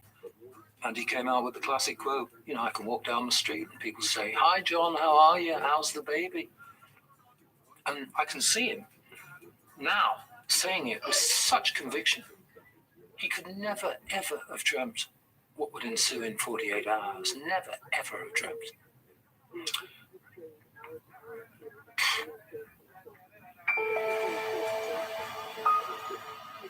It's Monday, the 8th of December, 1980. At 10 a.m., John Lennon leaves the Dakota building for his favorite local barber. He just wanted a haircut. I don't know, maybe I have those hairs still. I don't know. I used to keep his hair. Well, the day started with Leibovitz's photograph. As the photographer Annie Leibovitz completes her photo shoot for Rolling Stone magazine, and a cover that was to become world famous, John's fan, the amateur photographer Paul Goresh, arrives as usual. I got to the Dakota around 11:45 in the morning. And when I got there, it was a nice mild day for December 8th. The only other person there was a guy standing with a long overcoat with a fur collar and a fur hat. And he had a scarf on, and he was holding Double Fantasy under his elbow. And he says to me, "Are you waiting for Lennon?" And I said, "Yeah." And he said, "My name's Mark, I'm from Hawaii." And I said, "I'm Paul, I'm from New Jersey." And he said, "Oh." He said, "You work for him?" I said, "No." He said, "I came all the way from Hawaii to get my..." So I said, "Where are you staying while you're in the city?" And with that, he seemed to change his whole demeanor from like a dope to an aggressive. He said, "Why do you want to know?" And I told him, "Go back where you were standing and leave me alone." And we were... Who is that?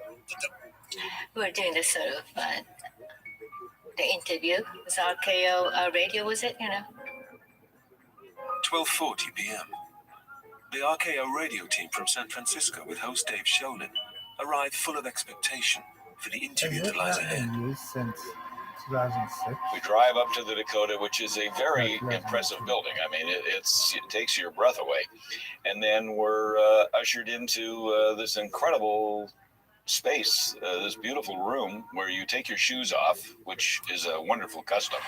Sit down on a couch, and Yoko was there. And I looked up at the ceiling, and I saw these clouds that were painted on, lovely. Crap. Meanwhile, Paul Goresh goes inside, hoping to pick up the copy of John's 1965 book, A Spaniard in the Works, that he's left for John to sign. John was coming into the hall. He said, "I'll sign it for you today, I promise."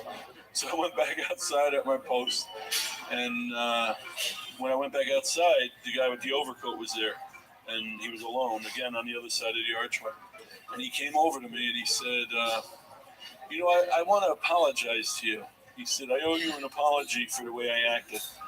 He said, "But you're in New York. You never know who you can trust these days."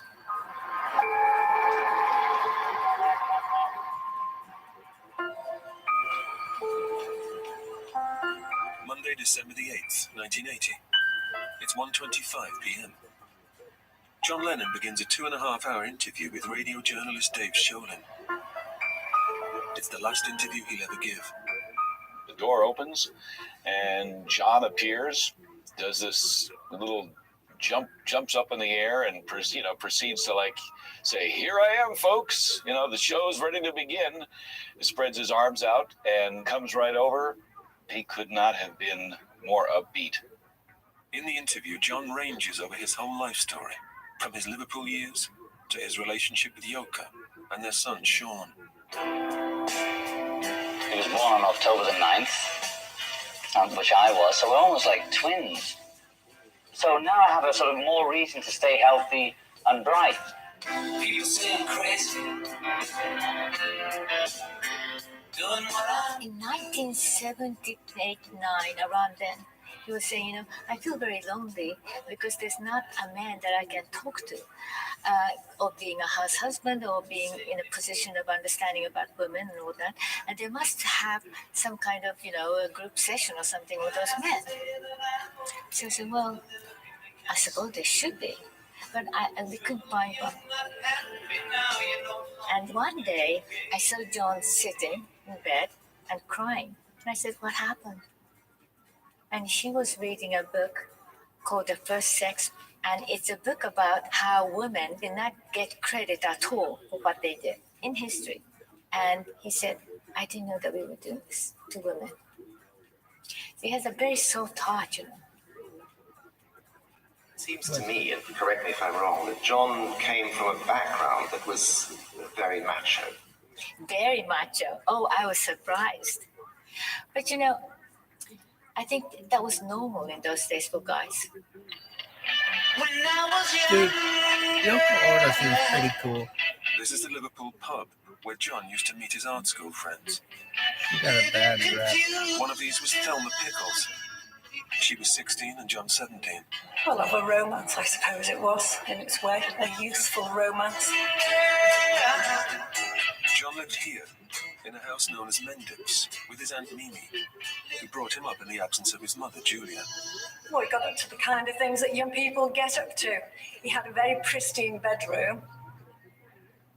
And he once told me, or asked me, did I know that making love, you expended the same amount of energy as going for a 5-mile run, which I didn't know, and I don't know to this day it's true, but I believed him. And then it became a euphemism. One evening there was a party at the art school where they were both students. And he said, come on, let's go for a 5-mile run. So we went upstairs to the art history classroom. When we got inside, there were at least 3 other couples. And I didn't realize at first. And then I said, I'm not staying here. And he absolutely whacked me one. And I didn't speak to him after that. I didn't care who he was, how interesting he was, how funny he was, how caring he was, how lovely he was. I was not going to be hit by a lad and continue a relationship. John's relationships with women were often to be controversial. By 1970, he'd become one of the most famous people in the world. His early marriage to Cynthia, with whom he had a son, Julian, was over. But Yoko proved unpopular. The reasons for the Beatles splitting up and so on were, with precious little evidence, ascribed to her. I can hardly express. The hostility directed towards Yoko didn't diminish when they moved to New York. I felt terrible about me, but then I was feeling guilty about him, that, he was really getting it as well, because his records were not selling too well either. And it's all because he was with me in a way. Because we were together almost 26 hours a day. And I think it was very, very unusual for John to be like that. And also any rockers, they just kind of sneak out or something. There was none of that, because he was worried that I might do it. He was laughing about it. Well, because, I'm an artist, and, he felt that, I might be more sort of free about things, unlike other women. So, and probably I was, but I wasn't that free about that sort of thing. In fact, it was John's misbehavior with a woman at a party, which in 1973 made Yoko realize they needed time apart. I call it my lost weekend. It lasted 18 months when the feminist side of me died slightly, and she said, "Get the hell out."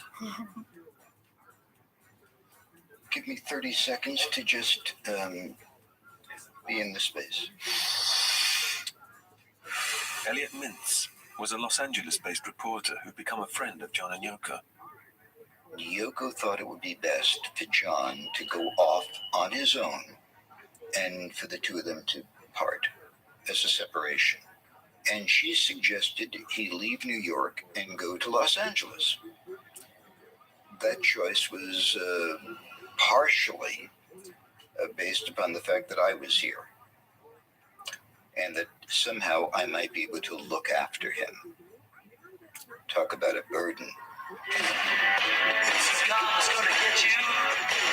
In the first couple of weeks, he did what people do in this city. If you're a bachelor for the first time and by former profession you happen to have been a Beatle.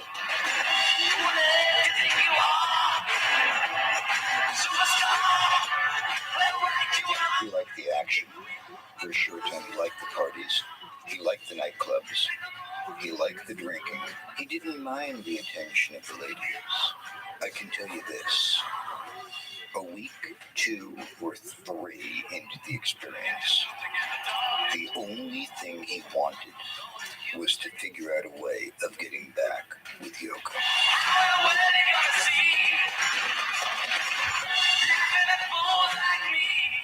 And I would say to Yoko, look, he just keeps saying to me, tell mother, he referred to Yoko as mother, tell mother that I'm ready to come home. And I would say that to Yoko, and Yoko would say, no, he isn't. I'll let you know when he is.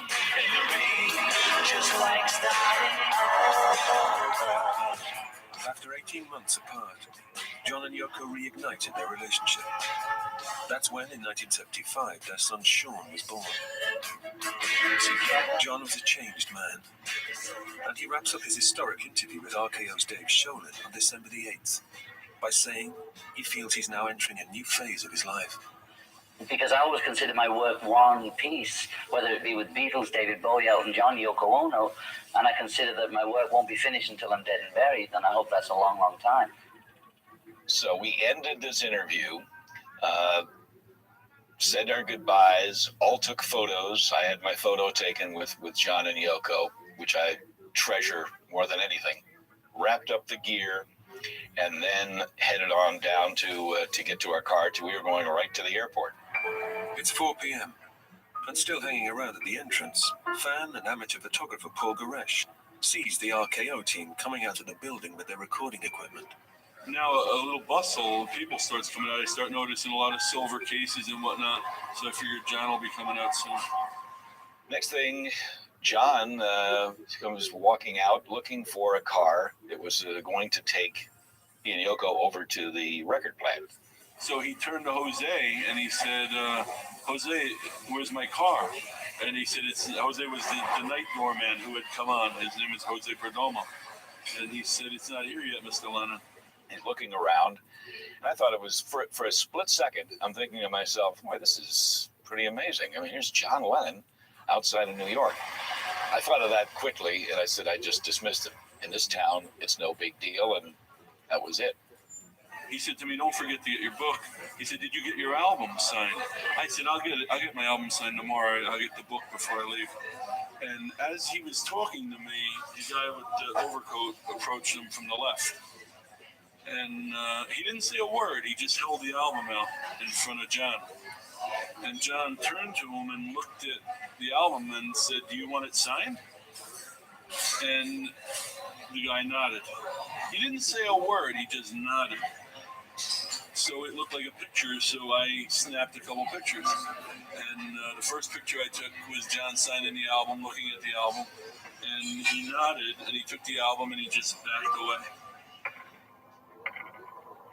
So John is saying, well, our car isn't here. You're going to the airport. Yeah? Would you mind giving us a ride? Hop on in. We're headed in the same direction. So as he was getting into the limousine, I took a picture of him getting into the limousine. and that turned out to be the last picture of him alive.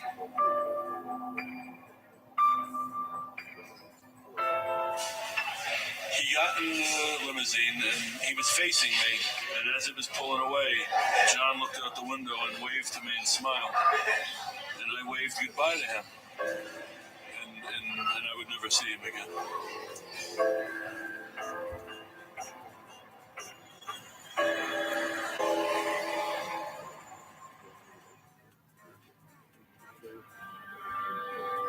It's now 5 p.m. on Monday, December the 8th, 1980. John Lennon is given a lift to the recording studio by his radio interviewer, who casually asks about his relationship with Paul McCartney. He says, well, he's like a brother. I love him. Families, we certainly have our ups and downs and quarrels, but at the end of the day, when it's all said and done, I would do anything for him. I think he would do that for me, and that was where it was left. So that was great to hear. And we dropped John and Yoko off at the studio, said our goodbyes.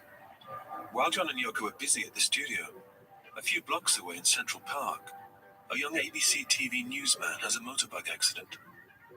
It is to make him a key figure in the night's events. Cops came, ambulance came from St. Luke's Roosevelt. And I remember riding in the ambulance, and one of the EMTs said, "You're lucky. It's a Monday night. It's quiet. There's a doctor at the ER. She's a young lady. You're going to love her. She's friendly and easygoing. And they're going to take you 1, 2, 3. Back at the studio, John and Yoko put the last touches to the final track they will ever record. Its title is to have a sad significance. So the last thing we did was to record Walking on Thin Ice. It's still hard for me to talk, to think about it, because it's a song that just came to me.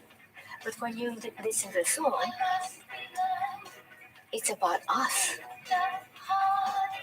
and how we will be remembered or not be remembered when we are returned into ashes. Why was I thinking that? It's really weird. And John loved that song, and he said, "Yoko, this is your first number one." I think you just got your first number one, Yoko. We finished the mix that night, and I walked him down to the elevator, and I said to him, "I'll see you at Sterling, the mastering house, at 9 a.m.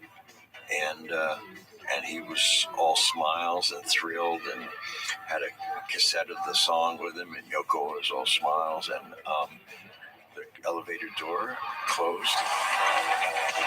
The last music John ever records is the guitar work on this track.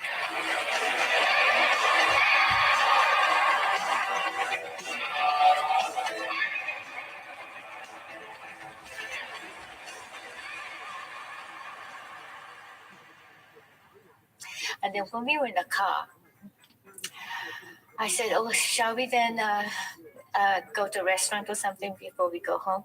He said, "No, I want to see Sean before he goes to sleep." I said, "Oh, he's probably asleep by now." I was thinking, but okay, he wanted to see Sean, so he wants.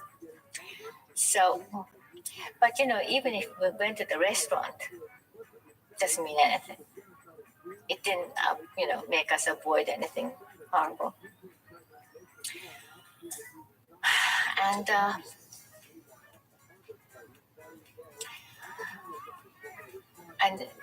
And the car stopped, and we got out of the car.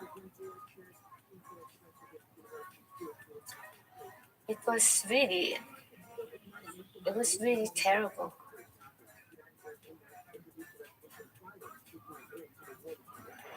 I was a patrolman in a radio car, and I got a call that there were shots fired at 1 West 72nd Street. There was a man pointing into the vestibule, and he said, "That's the man doing the shooting." And at that point, we realized this is for real. So I peeked in and saw a man with his hands up. So I threw this guy up against the wall. And at that point, Jose says to me, "He shot John Lennon." And I said, "You what?" And I took a turn around to see what was happening behind me. and I saw two of my fellow police officers carrying a man out face up with blood coming out of his mouth. At that point, I looked and I recognized John Lennon. Two police cars, one with John in the back and the other with Yoko, rushed to Roosevelt Hospital. Emergency room doctor Stephen Lynn is on standby. I actually got here before the patient. I didn't know exactly what was happening. Everybody in the emergency department was ready. Through the doors just like these, two police officers came in. We didn't have locks in that period of life, but we do today. They were carrying a body over their shoulder. It was lifeless. We were ready. It was a very busy night. There were other people who came in, swaggering in with varied and sundry problems. There was a waiting room full of people. And there was a gentleman who had come in about an hour before Lennon was brought in, who was in a motorcycle accident. And it turned out that he was a cub reporter. The doctor comes over and she looks at me, and I'm just filthy with everything. And she said, all right, we're going to take you into x-ray and see what the damage is. I said, all right. And at that moment, the door behind me slams open, and a man comes running in yelling, we've got a gunshot in the chest. And the doctor says, when's it coming in? He says, it's hitting the door right now. So she says, Alan, I'm sorry. I got to take care of this. No problem, I understand. And I can hear footsteps again when the door opens up, and I look behind me, and in comes a stretcher. 4, 5, 6, I'm not quite sure how many police officers are carrying a stretcher. We positioned the body on a stretcher in front of us. It was clear that there were 3 gunshot wounds in the left upper chest and 1 to the left arm. It was also clear that there was no circulation, no perfusion. We initially didn't know that it was John Lennon. As part of our normal routine, we took his identification out of his clothing, and it said John Lennon, but the nurses said, this doesn't look like John Lennon. It can't be. Almost immediately thereafter, Yoko Ono entered the emergency department. We knew who we were dealing with. We had a very important person in our midst, and it was our job to attempt to resuscitate him. 2 officers come out, and they're literally standing over my bed. And one says to the other, can you believe it? John Lennon. I open my eyes and I look up and say, excuse me, sir, what did you say? And he said, I didn't say anything. And he moves away. Well, did he say John Lennon? Did he say Jack Lemmon? Did he say some other name of somebody that, we don't know? And I hear crying. And again, I crane around, I look behind me, and in comes walking an Asian woman in a full-length mink coat. I knew it was Yoko Ono, so it had to be John Lennon. Alan Weiss manages to get to a payphone and call his news desk with the information that John Lennon has been shot, is in hospital, condition unknown. A British freelance radio reporter, Tom Brooke, is living in New York. On that day, I was at home. I lived down in Greenwich Village, and I got a call from Jonathan King, and he told me he just heard a news report that there'd been a shooting at the Dakota apartment building and that possibly John Lennon was involved. Well, when I heard that, I thought this could be a really, really big story. So I left home very rapidly with my tape recorder and a radio, got in a cab, came up 8th Avenue, and I arrived here probably around 11:15. My girlfriend came in ashen-faced, looked at me and said, John's been shot. And, I couldn't, I was stunned. I just couldn't. I said, I just saw him. She said he was shot at the Dakota. He's up at Roosevelt Hospital. So I ran downstairs with her, and we got a cab and headed up 8th Avenue to Roosevelt Hospital. A local TV news cameraman captures the moment record producer Jack Douglas arrives. Jack Douglas, just with us. So you have to be the way. Is Yoko here? Is Fred here? Okay. So I had a special number to call the Dakota desk, the place where they admit people, the security gate, and I called that number, and I said, "Hi, it's Elliot, and I just want to make sure everything is okay." And the person hung up the telephone, and that had never happened before. So I made a quick telephone call to American Airlines to book one seat on the last flight from LA to New York. And I am sitting on the gurney, and I'm able to look into the room and watch them work on John. And he's lying there on a bed, and he's surrounded by medical staff, and all his clothes are off.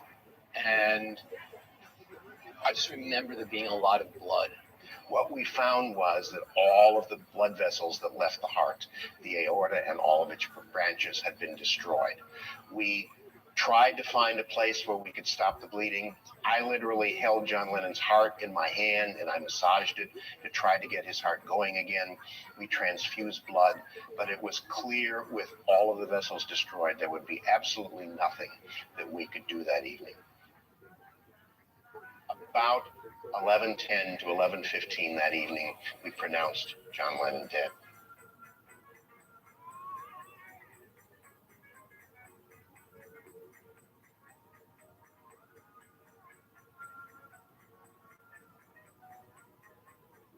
I think every one of us in the room that evening suddenly realized what we were doing, where we were, and who we were dealing with.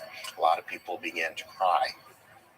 We reminded the staff to be certain not to say anything to anybody until appropriate press announcement had been made. We told the staff that they couldn't sell their uniforms that might be bloodstained. We made certain that all the linens and all the equipment in the room was secured and that the medical record was tightly secured. And then suddenly, out of virtually every door to the emergency room, security officers came running in, and they said, "You, lay down." I said, "No, I'm quite happy here. Just lay down." Because apparently the ABC story had been reported by that point. So I laid down, they took the gurney, and they took me out of the emergency room, and they put me in another room right outside the emergency room. It was at that point that I understood I needed to walk down the hallway and speak to Yoko Ono.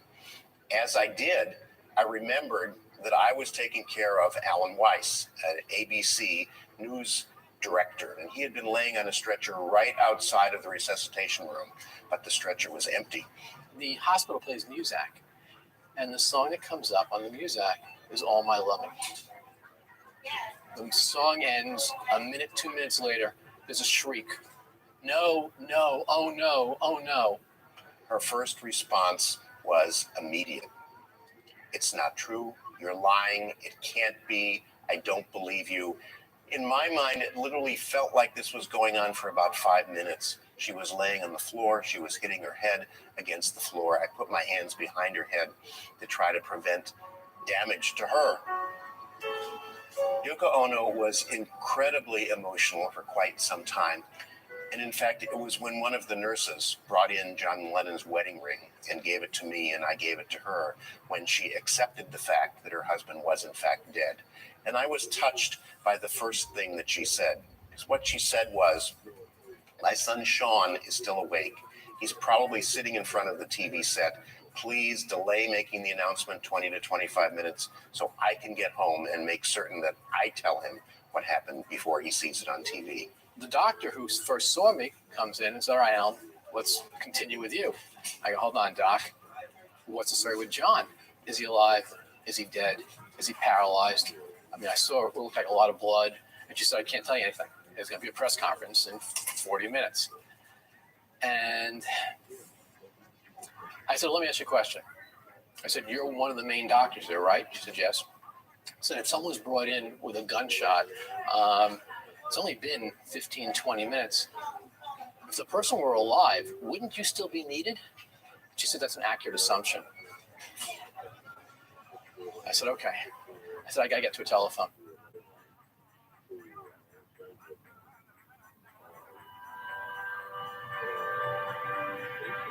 Late this evening, one of the world's great entertainers and musicians, John Lennon of the Beatles, was shot outside his New York home. So we begin tonight by bringing you up to date on that story. John Lennon was shot 3 times at around 11 p.m. Eastern Time. He was rushed to New York's Roosevelt Hospital, but died a few minutes later. Police have a suspect in custody whom they describe only as a local screwball. Monday night, I was actually printing the pictures that I'd taken on Saturday. Late as usual, I was trying to get everything done. Then a friend called up and said that he saw on TV that John Lennon was dead. Kind of sunk down to the floor. I was just thinking, how can you change this? How can you fix it? How can you make it better? what can you do to reverse that? And there's nothing you can do. I would say about 15 minutes after I got here, I heard that Lennon had been taken to Roosevelt Hospital and that he was pronounced dead. And that was really earth-shattering news. And it was my job to report and relay that news back to the BBC in London, which I set about doing by using a phone box just at the end of 72nd Street. In Britain, it's the early hours of the morning.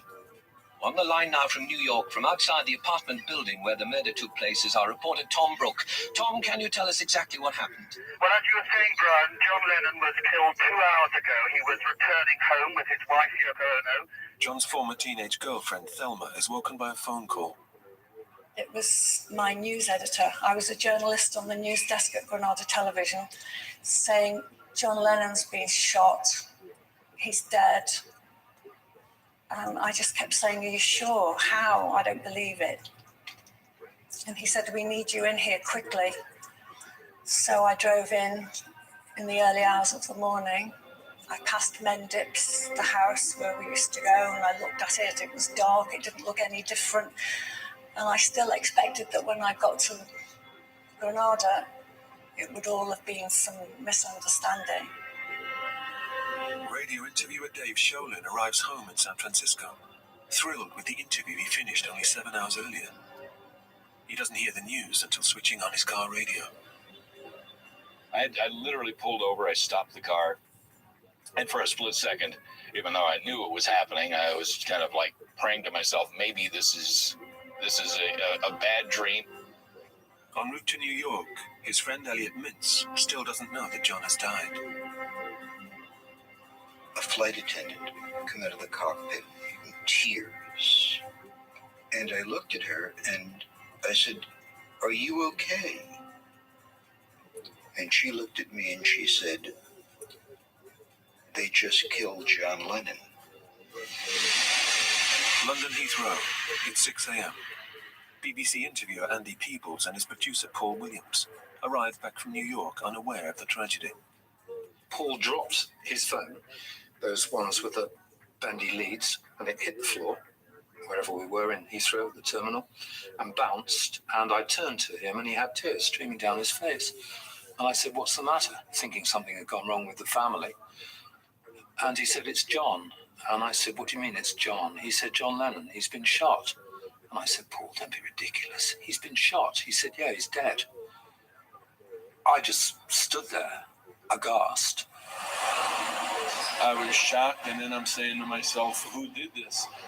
And then all of a sudden they said, we're getting some information saying that the man that killed him may have come all the way from Hawaii. And when they said that, I immediately realized who it was. And you can't imagine the disgust and anger. Then it struck me that I might have a picture of him getting that album signed. So I called the New York City police. I said, I think I got a picture of the killer with him at 5 o'clock. And they hung up on me. So I called the Daily News. He said to me, you think you have what? And he said, Paul, are you sure that this is the man that you believe killed him?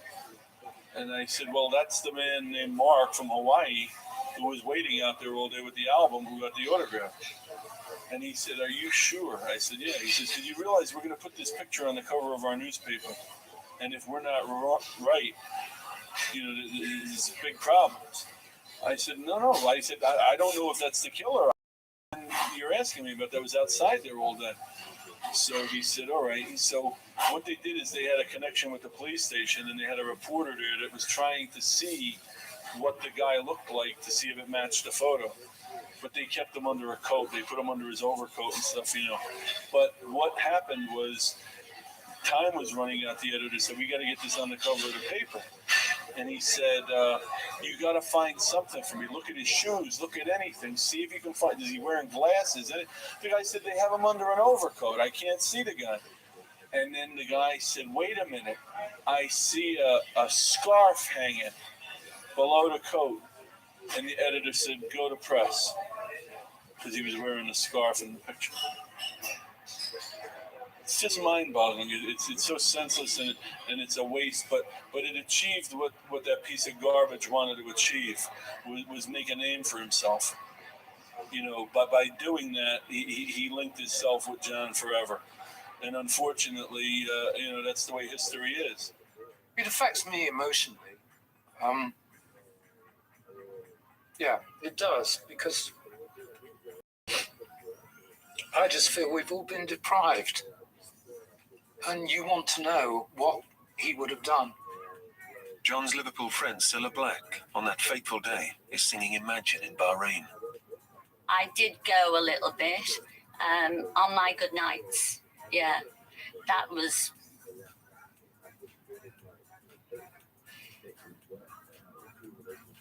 emotional. Never take a day for granted.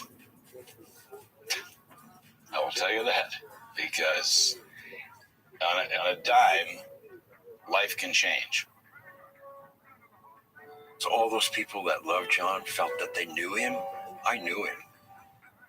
But I'm not that far from people who thought they knew him, because he was his music for the most part. 80% of him was what he gave you of himself. So these people who thought they knew him, well, they did.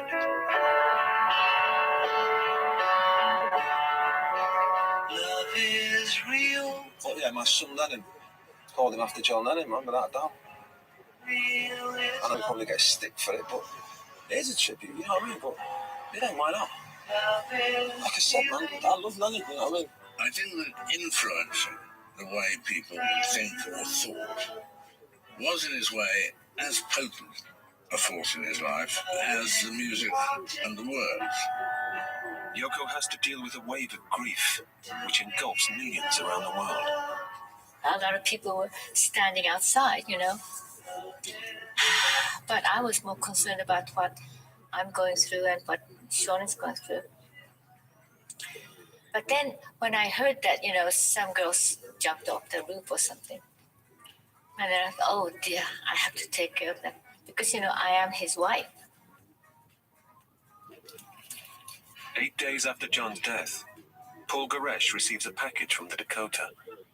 It contains the book he'd left for John to sign. I opened the book, and he wrote "Love, John Lennon, 1980," and it was the only time he ever wrote "love" on something for me. John had signed it 3:30 on December 8th.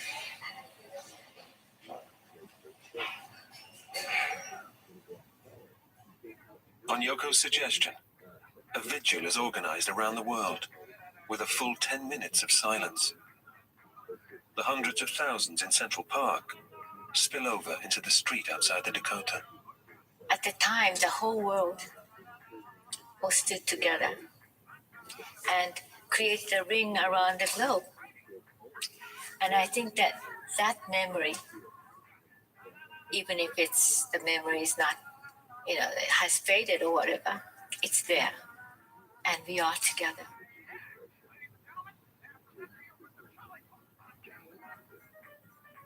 Looked just like everybody else's heart. Unfortunately, at the moment that I found it, it was empty and devoid of blood and lifeless and not beating, but it was a good heart.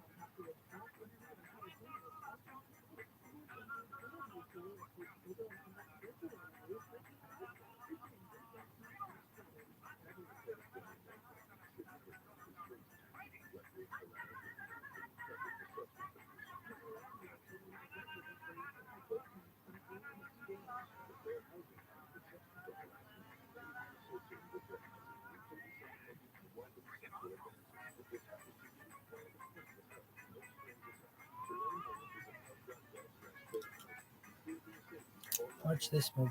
Yo, is you ready for this athleticism? Look at this. No one's ever seen this before, and it was really one of the most athletic things, I think, in the history of mankind. Maybe in the history of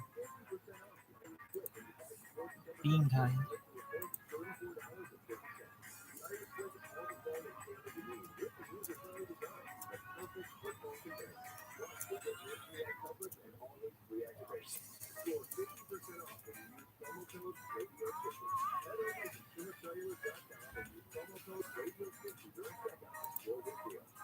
What's up, pimp slut? Slut! I love how I'm always like, rah, rah, rah, rah.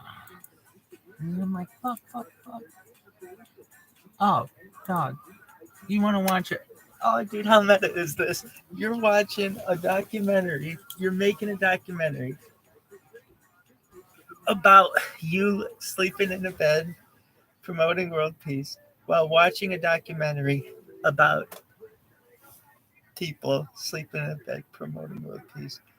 Baller ass fuck. That's BAF. That's not JFC. That's BAF. That's BAF, baby. What is BAF, you may ask? Baller.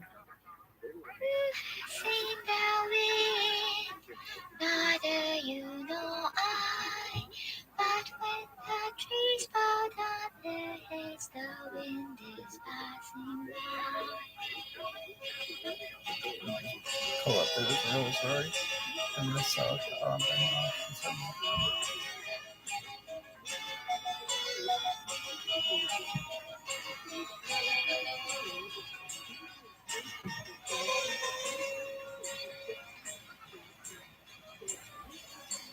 Who has seen alone only new angels? But when a smile goes round the world, our love is catching on. Oh, smile, smile, smile, smile, smile.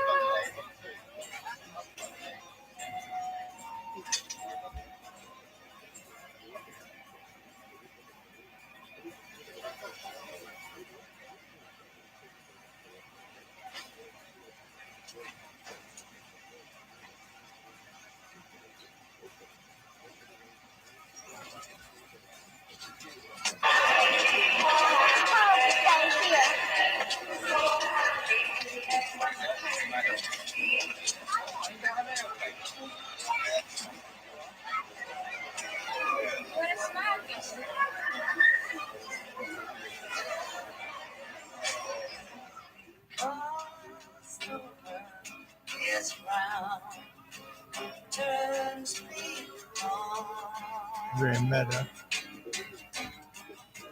Maybe somebody will watch this in their bed while watching John Lennon for World Peace. That's very meta.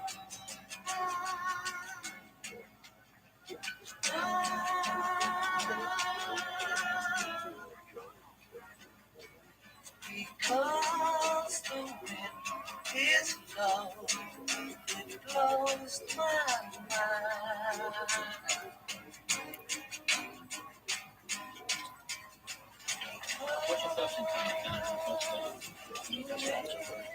Got a rest, really. Week, please. Yeah. You're all going for a week? Is this what's happening? Yeah.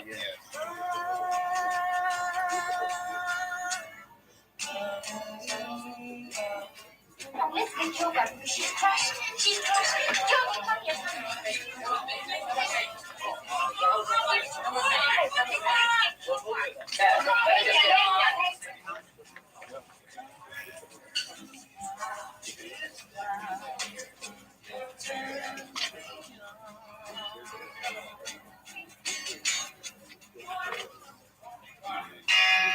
On the 5th of May, Lisa Minnelli makes the bed. It's a bed-in, folks. Bed-in, folks. Bed piece.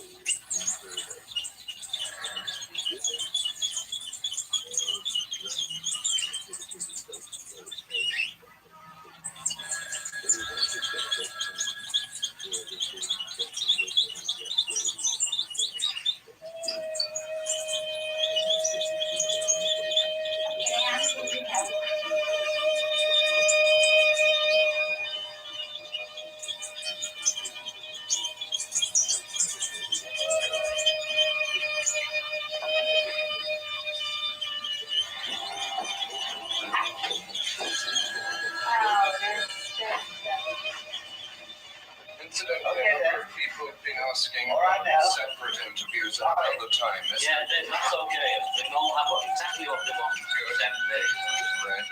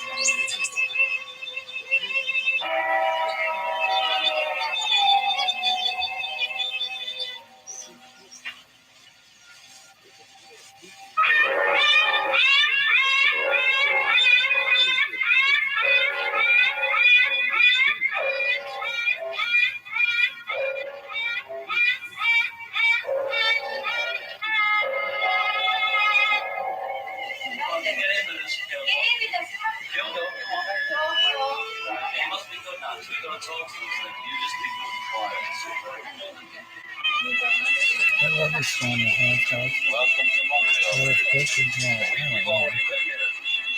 Like, powder? Makeup powder or something?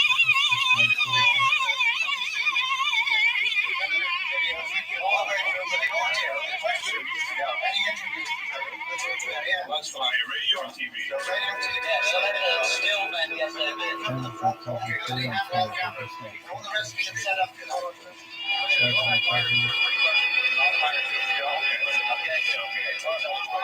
Okay, can we start the question? How do you feel about the reception they got in the station?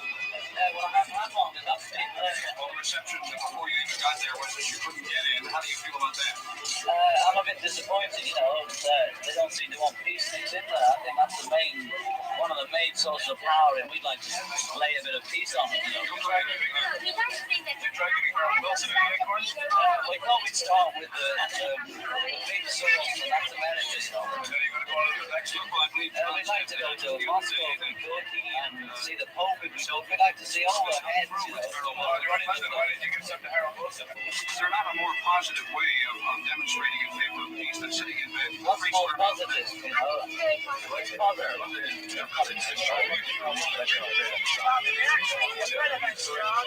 Make some people very uptight, but we've got to do it.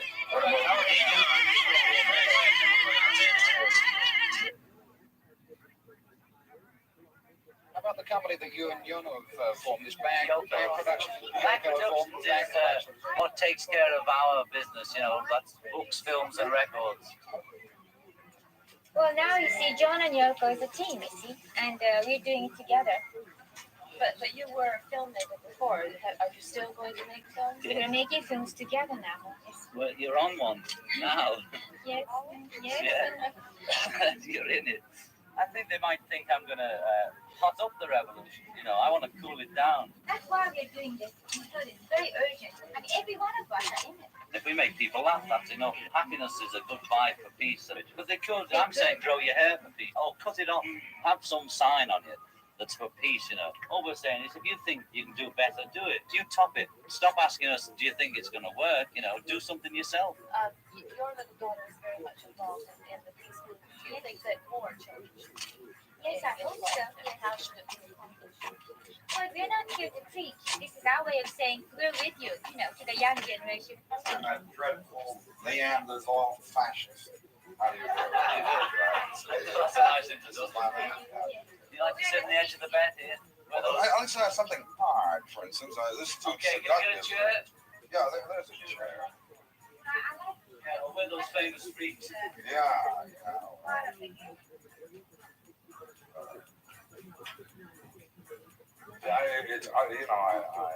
So far you've mainly with admirers, and I may wind up to be one. You never can tell. I'm sure you have. One of the things that interested me was the method you've chosen. This is to inspire peace, clearly. Yeah. trying to sell it like soap, you know. And the only way to sell is to focus attention and sell it. We feel that being in bed compels more attention than if you were sitting on a chair. Yes, Yeah. and it makes it easier for us because we talk 10 hours a day and it's functional for us to be lying down. Being in bed is one thing, but you could go further. You could shower together. We just did it. Actually, I did it alone.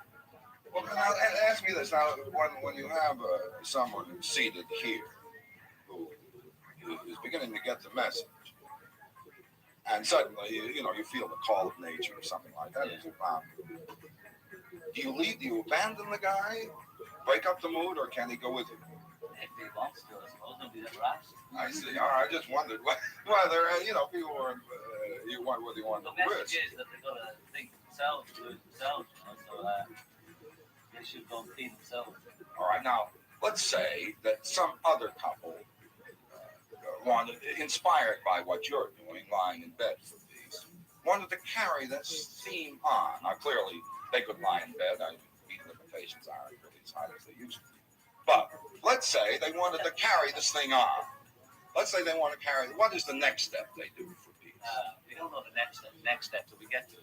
No, but let's say an even more committed couple than you. Yes. Even more it's willing up to them to to think of it. We're giving. But this is the way to do it. Yeah. This is a way. This is a way, yes. And we're just wishing that the next generation is much wiser than us, and they'll think a wiser scheme, than us. Now here, I read something that you said that you were very shy people. Well, and yet these are. Does that prove you're not shy? Certainly not. Only the shyest people in the world would take pictures like this. Well, the shy people, do they ever become naked or not? You think that people are shy? I'm quarreling with your description of yourself. If that is a picture of two shy people, I'd like to know what shyness is. Oh, what filth. Do you think that's filth? Certainly not. I'm denouncing people who think it is. I think that everybody owes it to the world to prove they have pubic hair. And you've done it. You've done it, and I tell you that I applaud you for it. I don't feel that there's any great interest in it. Clearly, you must have felt the world wanted to know what your private parts look like, and now the world knows. And I tell you, that's one of the greatest contributions to enlightenment and culture of our time. I want to tell you, it's hard not to notice. There were a couple of other things that they told me you've written this. Yes, I have. I think. See, I don't know much about you people, and I have come all the way from Boston to interview you, and I think I owe it to you to know something about you, don't you? Well, we do our best to be open. Yes, we do. Oh, I must say. Yeah. Now, I've done nothing else but good, Charlton. Always. Now that you have a song, and one of the lines, and correct me if it's in Christ, it ain't easy. Everywhere I go, they're going to crucify me. I didn't say. The lyrics go, Christ, you know it ain't easy. You know how hard it could be. The way things are going, they're going to crucify me and you, baby. Well, this isn't my song, but these don't express my. Together in this world. Let's face it, you and I are married together in this world. You see, it's like being stuck. Now that is a very unkind thought to plant in my mind. Well, I want to tell you that this may stay with me and I'll wake up screaming. This is not true. You say that to him, not to me. But that's your paranoia. Everybody's married. No, it's just a matter of taste. It's a matter of taste. Okay, well, whatever taste you want to hold on to. I mean, everything in I'll the hold on to world. what I've got. All right. Whatever you do in the world affects others. Whatever we do in the world affects them, you see. And that's why, in that sense, we are married together. Well, yes, but may I remind you that it was your husband I was speaking to. But yours was a very illuminating note. So what do you want to know? But in the lyric, you said they were going to crucify. Yeah, if you take it literally. Well, how did you mean it? It means everything you want it to be. What did you want? They're going to crucify me and you and everyone else. If he's crucified, I haven't said that they were going to crucify me. I've not. You make the claim they're going to crucify you. Everyone. But you said they're going to crucify Oh, me. if you're going to take it Me literally, is you. me and I Well, say that we're all I don't one. permit you to speak for me. Oh, well, I took that liberty, Mr. Camp. Well, it's too much of a liberty. Well, speaking on behalf of the people in general, you know, in a You're poetic speaking sense, for I hope it doesn't yourself. upset you. It does upset me. If I'm going to Well, choose don't a listen to the spokesman, record, I'll then. choose Juan Monroe. If I can choose my own singer. And if I'll choose Madame New. And I can choose to sing about what I want in whichever fashion I wish. Yes, but you mustn't include me. Now, you're not my spokesman. Now, we agree. I'm everyone's spokesman. No, you're not mine. Not You're mine. mine and Everybody I'm but me. yours. No, If you write an article, whatever article that may be, it's going to affect us. It's I gonna don't affect say all these I am people. It's speaking gonna for affect John the whole Lennon. world. As a representative of the human race, I'm speaking for us all, whether you like it or not. Whatever race you're the representative of, I ain't part of it. Now, maybe yours is the human race and mine is something less hirsute. But whatever race, it's your race. You belong to a race on your own. Everybody in this room. No, you don't represent me, though, and you don't write songs for me. I want to make that clear to all of Canada. Especially for you. I'll let Kate Smith sing my song. Who do you write your cartoons for? I write my cartoons for money, just as you sing your songs. Exactly the same reason. Yeah, but And exactly the same reason much of this is happening, too, if the truth be told. do you think I could earn money by some other way, by sitting in bed for 7 days taking shit from people like you? I could write a song in an hour and earn more money. Now, look here. Now, don't say this. You got into bed so people like me would Yeah, come right. and see you. Not for money. That's what you're saying. It won't do you any real harm. Except you might get But some I bets can on earn it. money But I tell you what easier will do ways you than harm. doing this. I'll tell you what would do you harm. So could I. I could make a lot more drawing people like you than confronting you. And I must say it's much more appetizing drawing them because I can leave. I prefer singing to doing this, but I'm doing this for What a you reason. just done is when you said taking shit from people like you. Now I was invited here. You knew I was coming. Yeah, sure. That's right. But So we're that not doing it for you money. have- You you have indicated any I was doing manners it at for... all. Oh, you have manners? Why, I'm your guest. And really, I'm yours. No, you're not. This is your bedroom. Oh, just If one. the Martians come here and see you, and even no matter how you explain to them that you have no connection with me, to them, they wouldn't see the Those difference between my Martians. father and you. They may take you as There are my a lot of father. people who think that all Orientals look alike. Well, they're Martians. They are Martians. I don't think so. I think you look different from other Orientals. So that I don't give a damn what Martians. Any Martian who thinks that you speak for me, we're going to go right back to Mars and read the history of Earth. Everybody's connected. But now, I made some note about. But this business of going to crucify me, what indications have you had that you're about to be crucified? I'd say we're all about to be crucified if we don't do something about war. Okay. Yeah, that isn't anything new. Well, who's saying it's something new? Who's making any new claims?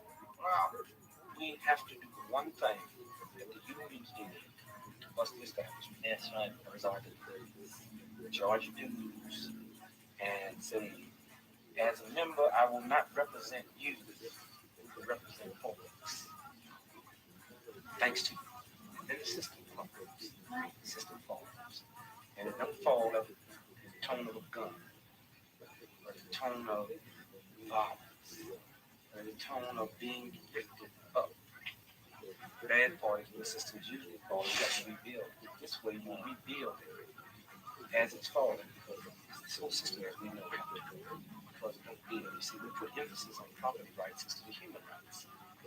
And the day that we get a move across the world going, human rights, not property rights, is the number one thing that we are concerned about. Then you get a different thing. It's like in America, you tell American kids how beautiful democracy is, and you got to ask yourself the question, if democracy is so damn good, why do we got to go all over the world trying to ram it down people's throats with a gun? And the day we make our democracy work right for the first time, that's the first day we put the guns down, because anything good, you don't have to force on people to steal it. You know, I was always hung up when I was a kid with my church that tell me, I couldn't kill a man that broke in my house and raped my wife and daughter. But the state could kill one. The church never told the state not to do it. I felt like they was picking on me. You know. And then when you look at the scene in America where you get the elected chair, who's leading you? The priest or the minister? That's the last scene you get to see. Wipe out capital punishment in America in the morning. If you took this film crew here, went up to a man who's in the elected chair and said, if you would let us film this all the way through, we could guarantee you your death would wipe out capital punishment in America. You go in and you film here. And then you tell everybody that you got the Beatles. It's going to do a special, Christmas Eve. And you tell everybody in America, don't eat, plan your meal around the special. We're going to eat at 2 o'clock. And the special comes on at 1. And when the special come on at 1, baby, show them that cat getting it. Nobody will eat. And then the whole country be outraged because the last thing we get to see in America is the minister. That's our symbol of capital punishment. Show that cat all the way through. Now, this is where you take a name. People say, we're doing it for publicity. Morally dedicated entertainers have to do things for publicity. How is it morally pure? Because you have, well, you see, in America, we use publicity so bad. Bro, fakes out like You're trying to committed change suicide, publicity's image. fake out a suicide, or fake out a kidnapping. But once that American public could see that, once it could be primed for that special, and kids would say, oh, can't even tell. Why? Music said, can't even tell. And then on, nobody gonna eat. We so hung up with food in America. We don't come from the world. When people die from obesity and undereat, so if you blow that meal, you will hate capital punishment. Yeah. It's part of it. Yeah. It's not stepping. Not letting you in the country either. Yeah. Any faster. Yeah, right.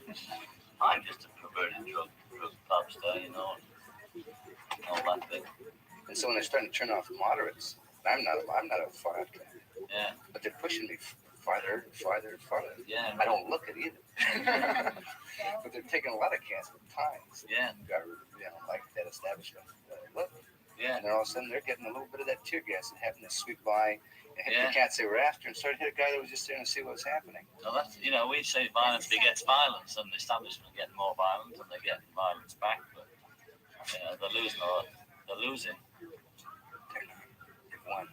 So the establishment? Yeah. No, they haven't. No, they haven't. They don't stand a chance. Yes, but every civilization has been cultured. A civilized society. The first thing they give them is the tidbit, the tokenism, like putting on a black man in the commercial or one black kid in the singing chorus. Yes. And you see that. What they're doing is they're giving it the sexual thing, like all the books, the movies, the literature. And yet the most important thing where you turn on, whether it's the ABM system, the ballistic missile system, they don't talk about that. There's no open discussion. Then they have polls and poll people what their opinions are on them. So they have no opinions except the little tidbits they've been given. No dialogue, open dialogue. And then the politicians, in turn, equate how they're going to react and what they're going to vote for based on the polls, which were based on lack of information to begin with. That's terrible, but that's no reason to give up. That's even more reason to fight over it, Yeah, but you have to do that, and there's no space or no time for negative thoughts. We just have to say, listen, we're gonna make it. That's all. We have to make it. We have to make it. It's like being dropped in the middle of the ocean. Yeah, And there's 800 miles. You're not going to swim it, but you don't just drown. You start swimming. Even though it's hopeless. You don't know if you're going to come across a log, but if you're going to come across an island. Porpoise, it'll pick you up, maybe. Yeah, okay, but believe in porpoise then. Believe in porpoise.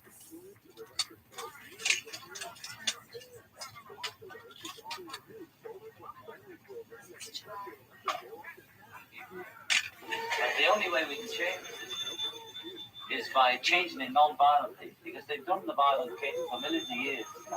And even if you can beat the establishment to their own game, you knock this place down, like Russia, you build it up, and then you hang on to it, because then you're the new establishment. I don't believe in that game. I think the only way to do it is Gandhi's way. And that's non-violent, passive, positive, or whatever they call it. A lot of military research is being eliminated in universities. Yeah, it's coming about through violent means, and I think that's... So, I mean, if you believe violence will solve the problem, that's up to you. I don't, it might have a few instances, okay? But nobody's ever tried the peace thing. Just tell me any sustained peace propaganda or peace non-violent movements that ever lasted. Yeah, it started off non-violent. What happened? The marches turned into, every time they marched, there was chaos. If you want to march, why don't you have 2 children in your hand and march? If you don't want to take that risk, don't march. Now it's a different age, and it's gimmicks and salesmanship. And if that's what will put it across, that's the way to do it. Whether you're protesting against the conditions you live in, or the conditions you work in, or the conditions of the whole world. I think there's better methods to be used. And we're not saying everybody lay in bed. I mean, it'd be a nice idea if they all did. But okay, this is suitable for us. We hope it gives some suggestions. And people say, well, what good's that doing? It's just a gimmick, do something else.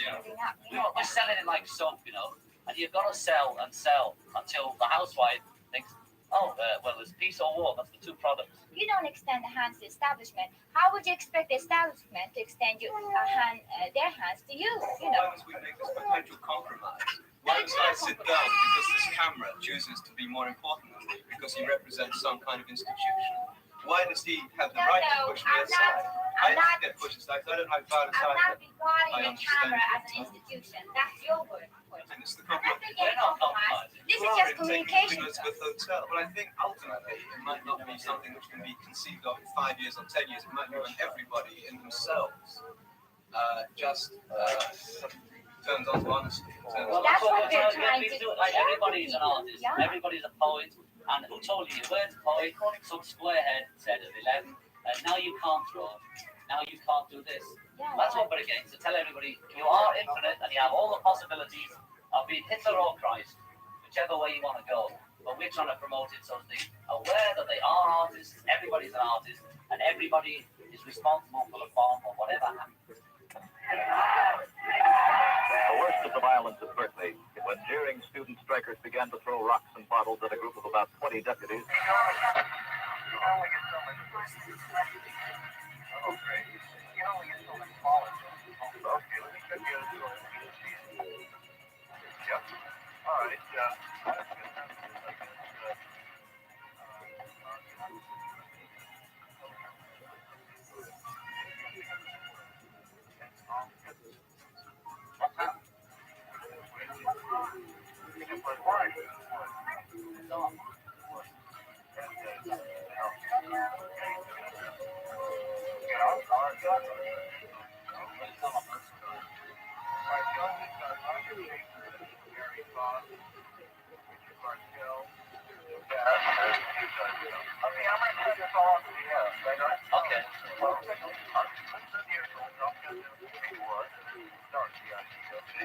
What?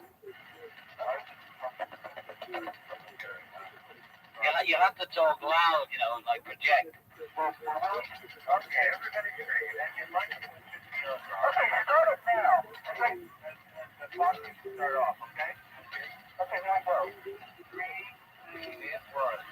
We're talking on the phone right now from Montreal, John Lennon. Hi, how are you? Fine. Can you hear it? Yeah, just about. A lot of static or whatever. Is there anything you'd like to know about the park situation? Well, just tell us where it's at now. I was down there about So what I'd like to know is, John and Yoko, what would you do right now? You have 20,000 people or so outside, sitting there. Well, the thing is, if it looks like violence, just get out and let them out the park. It's not worth killing yourself for a park. Well, this might be actually not what they do.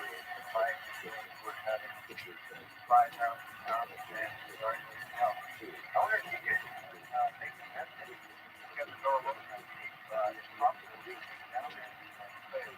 You'll have to talk up, Yeah, we're going to scream. Yeah, scream, man. We're going to take a tape down there, and we want to play it to the people. If you can make it just a message right now that we'll take down. They're probably listening to it right now. Okay. Listen, there's no park worth losing your life for, and you've been sitting on the beach and looking at the sea and wondering how to change it or how to get in or how to learn to swim. Now, okay, you did a good thing and you moved into the water to learn how to swim, but you walked in at the deep end where the current is. So now you've had the danger signal. So get out the water, go back on the beach and rethink your policy. It's not worth getting killed for a park. It's just as greedy as the establishment wanted that bit of grass. There's plenty of room. The best thing you can do to them is walk out in the whole town. Just leave the place. Let them have it. Well, where do we go? Go anywhere, man. It's better than dying. True. The park was originally made of a political, cultural freak-out. The first thing that happens is they move in and they fence it up and they shoot people because people are upset. I'm upset at the fact that this is the way we handle things in the United States. Everyone has to throw rocks at each other and shoot them. I mean, it's nice though to keep leaving. There's just so many times you can keep leaving. You know, like the Indians kept leaving for God knows how many years. Yeah, but I mean, they did fight, didn't they? Yeah, at the end. Violence. Yeah, you know, I just say, whatever, violence begets violence. And, you know, I don't believe in anything else. And I don't believe there's any park or anything worth getting shot for. And you can do better by moving on to another city or going to Canada or go anywhere. And then they've got nothing to attack and nobody to point a finger at. You don't need all that education. You don't need to get your whatever it is, exams that you're going to finish. What for? To turn into them. Just move off rather than get killed. Stay at home or stay in bed or make love, not war. That's all we're saying. Just remember that. Well, okay.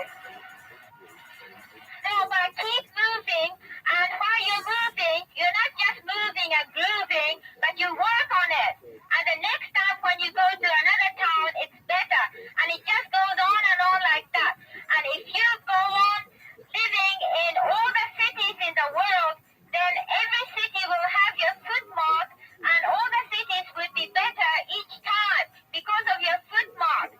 Just keep moving because the whole world is yours. And don't think that your problem there is not ours. It's the same thing. If you live in that room or this room here that we're staying in, it's the same thing. Well, is there anything finally you want to say anything to people out there? Why don't you make just sum up how we should go about changing our besides just the present situation of a park controversy, just how we go about changing it with the advertising. You should keep up a constant, day-to-day, solid advertising campaign as they do to us. All the time selling their war and selling their product. You're always saying, entice them and con them. You know, you've got the brains and you can do it. What? You can make it, man. We can make it together. We can get it together. We can get it together. Now that's all. Right. Okay, well. And keep pushing, man, and we're with you. And if we could get near you, we'd be there. Yeah, I wish you could. I think the best way that we can solve it is if you showed up. Well, I wish we could get in, but we can't at the moment, you know, so save yourselves for when we come. Yeah, we will. Okay, nice talking to you. Thanks a lot for calling us, and we're going to get this out to as many people as we can. And good luck to you, whatever you do. Sure. Okay, bye-bye. Call us anytime, you know, the line's open for your station only, all day and night. Okay, well, we may call you and tell you what's happening. You do that. Okay. Okay, peace now, and make it work. Get it together. Okay, goodbye. Bye-bye. Bye. Bye-bye.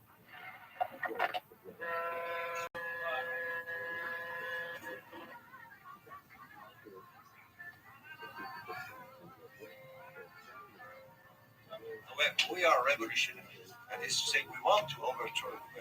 Yes, but you can't do it with this. We said this is crap, and I'm sorry. No matter how beautiful a poem is, if you can't share with people, if you can't reach people, then it's crap. Your main energy should be going into the people on the street. Get your priorities right. It's people who are going to change the government. It's people's minds that are going to be open to know that they are it and they can run without government. Just get people indoctrinated to think peace, you know. It's the only way. You've got to get through to housewives and children.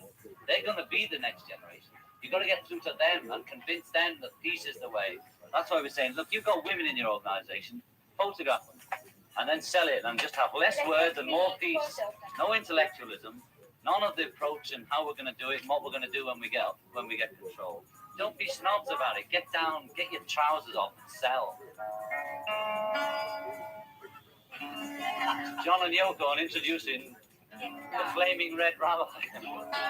Have you indicated to young people how much rehearsing you have? How much sheer, hard, constant work, discomfort, any sacrifice that you had to go through before you achieved it? But it wasn't sacrifice, it was just... He was just enjoying I was enjoying myself, and it was that. The kids that follow us... Yeah, I mean, okay, but work is relative work, you know. Work is pleasure. I just have to say it because I hate that kind of concept, because that's ruining the whole society. It's achievement and results. Because the adults and the grown-ups tell the kids, you have to achieve something, even if it's a small thing, you have to achieve something. You have to show us a result, So they're saying, oh, I have to show some result, so they patch up a result, a natural result. So here's some result, but that's all hypocrisy. They don't have to show any result. They don't have to achieve anything. All they have to do is to be natural. And not only that, but they don't even have to work hard. Why do you have to work hard? It's achievement to eat your breakfast, Yes. and it's achievement to clean your teeth. And it's an achievement to enjoy. It's an achievement in that sense. You're just as satisfied after taking a good bath and the You effort just it have took you to fill the bath up self-satisfaction, and get in that bath. Baggism, haggism, baggism, naggism, taggism, raggism.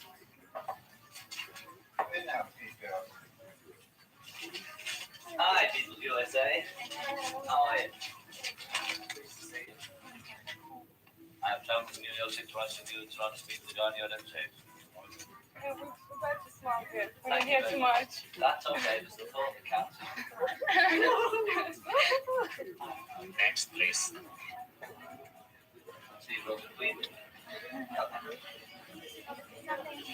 No,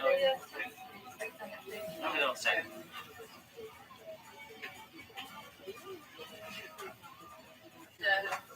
Pocket and I had to this is sprinkle. I had to put my health on. I was going to put him in another car. It's fantastic. I think it's fine like that. All you need is love. That's fantastic. Fantastic. We're getting flowers to make the peace. Peace. D-E-A-C-E. D-E-A-C-E. Oh, yeah. Hi. Now this guy walks from Toronto to Montreal for peace. And first thing we do is get him some coffee. Sit down. Water. Water, okay. If you get him some water and you get us some coffee too. Well done, well done. That's a beautiful thing you did. You must be picture up with the bed down the back there. So well, I was fasting since Wednesday. Fasting and walking, fantastic. I might continue fasting until Wednesday. See what I feel like. What did you talk about? What did you agree on? And if anything, what did you disagree on? We didn't disagree on anything, and we said everything's going to be perfect. Paradise now.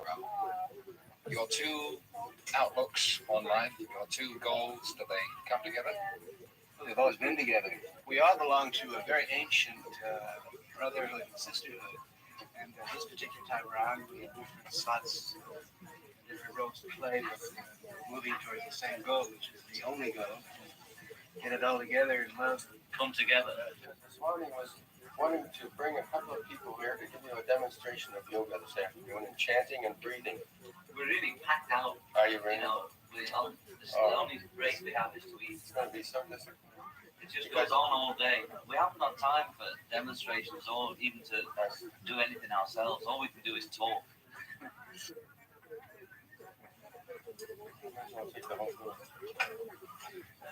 You can demonstrate it best. Lie down. Put one hand on your abdomen and the other on your chest. The hand on your chest should not move. Yeah. And they it was completely smashed. That gets even half the truth. Yeah, well, we can't stop that. We just got to message and hope some of it gets through. I bring those things. Thanks. Okay, bye-bye. Okay. Bye-bye, peace. Peace. Absolutely. Peace. Okay, all right. How? Maybe this way. Definitely. And your daughter is so sweet. Thank you. You are still a lucky man. Not because of your records. Oh, thanks. For me? That's nice. Bye-bye. Bye. Bon chance, yes. Good luck. Yes, no chance. Pharmacy. Right? Can I talk to you? Yeah, sure. Okay. Okay, Raj. Oh, hi. We're with you. How are you? We're with you in a sec. We're just going to talk to the boss. Oh, everybody's in smiling spirits today. Oh, Especially yes. Hey, listen. Why we want to talk to you right now is because this afternoon, because it's going to be a very nice day. We're going to try to get everybody up on what you feel about oil to have, this, Great, beautiful.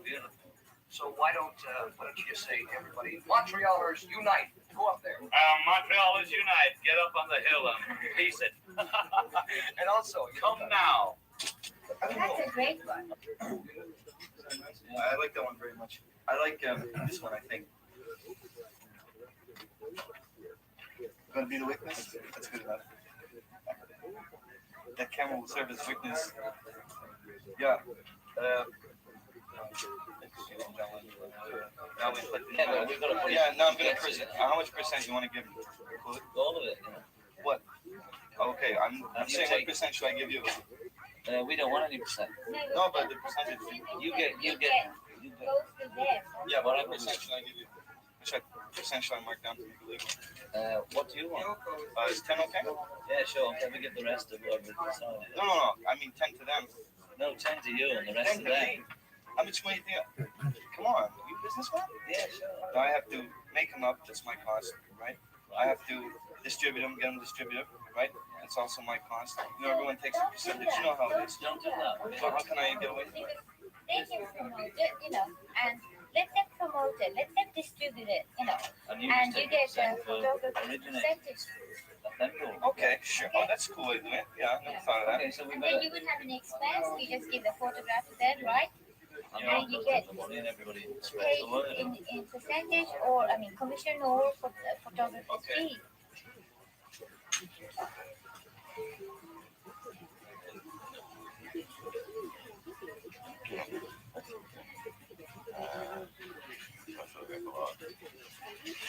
That doesn't hang me out, he's got a reason for not wanting to do it, that's okay with me. Because we have the tape, I can improvise on that. The other things are the important things. I want to lay that out with him. I want this completely organized.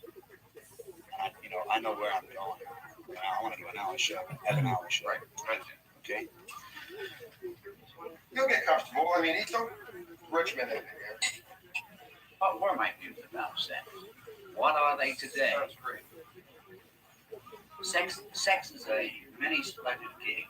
Right. I won't be talking any louder than this about the level that I'll be communicating. That's if I communicate. If I don't communicate, no matter what level you have, it's not going to do you any good. Okay. Is my hair all mussed up, or do I look like a doll?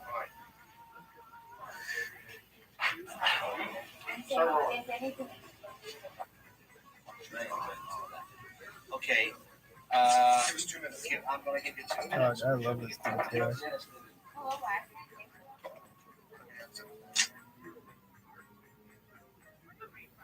Yes, I fight against the monster. No, don't fight against the monster. Fight against yourself. Oh. The ignorance that you have, the unawareness that you have. You have to be aware. I'm aware. I'm very aware. I'm fighting against the monster. I'm making known to the people the fact that they are being alienated. Well, you just have to alienating people against other people. And the monster is going to be more monstrous when you alienate It's just a superstructure. Superstructure is made of people. No. It's the people. We have to change their minds. Unless we change their minds, Vietnam is going to happen. That's the long run goal. Sure. Because people are always impatient and just, as John said, just picking up rubbish that's thrown out of the truck. It's never going to stop.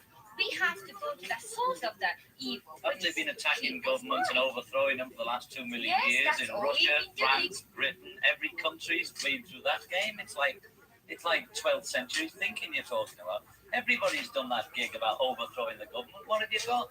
New government, exactly the same process, exactly the same system.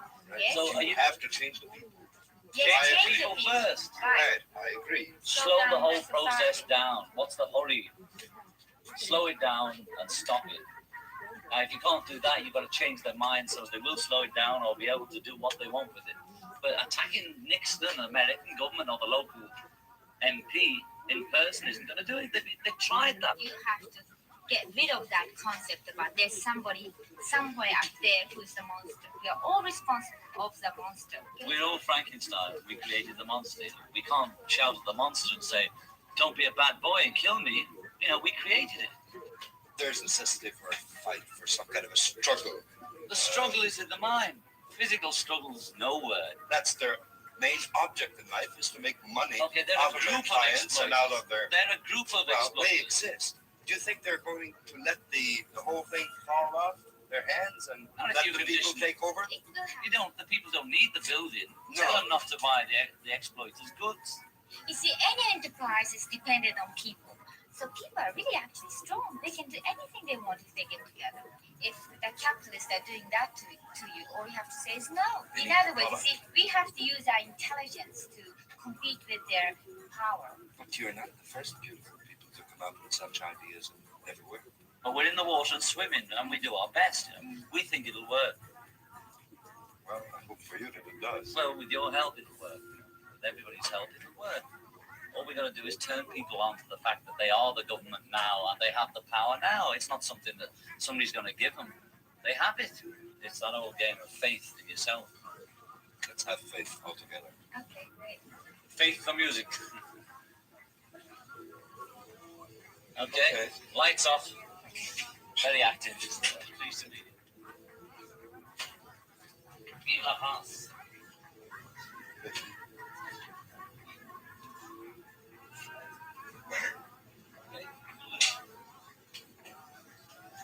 What is all this filming? I mean, what's it for?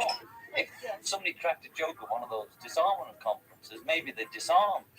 And as Yoko said, if they had no trousers on when they went to war, maybe they wouldn't fight so much. Jokes are good, you know. Let's have more jokes. They're in hospital with cancer. We're trying to prevent cancer. There are certain people, you know, like our Cap is one of them. Even he is rescuable, I think. Okay, let me have time. For instance, when 99% of the world starts to say war is obscene, war is indecent, then, you know, he feels sort of inhibited to talk about war. Man was working in a sweatshop for $25 a week and has a wife and 6 kids. Now he's being exploited and he is being subject to much the same kind of violence as the peasant in Vietnam. Yeah, we believe that. We're not. The war thing is confusing. We're against all violence. Okay, now you have to agree that that's violence. Yes, sure. Exactly. We're against that. Just as strong as Vietnam. Yeah, that's the Just kind as of thing that important. we are against. Now, how are you going to tell this man being subject to this kind of violence that it's not, you can't, you know, you have to turn the other cheek. They have the right to refuse at least. You know, that's what they said that the Jews during the Nazis concentration camp, they said, we don't have any freedom except to say no. You know, we're living in a small ghetto. The whole world is like a ghetto and we're living with them. We have to face them all the time. We can't ignore them. The only way to, you know, change the world is change their minds. Now, we can do that. We can still do that. It's bad. It's a platform.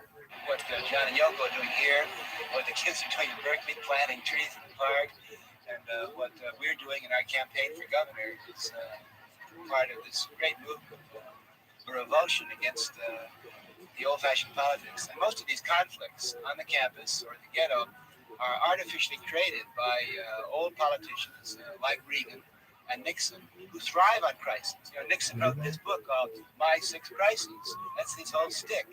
And the kids don't buy that. The turned-on people don't buy that. There's no reason for these crises. It's all manufactured. The military and the police love to have an incident because then they double their forces, double their appropriations, call out the National Guard. They love that. The military and the police, fortunately, been given all these war toys, the helicopters, the gas bombs, the shotguns, and we know that if you give these men the war toys, you just got to use them.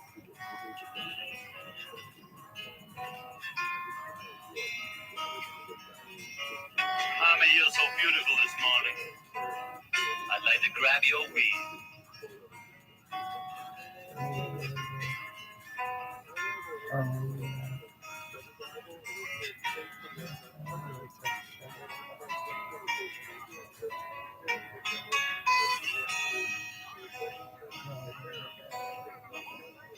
I'm good at that.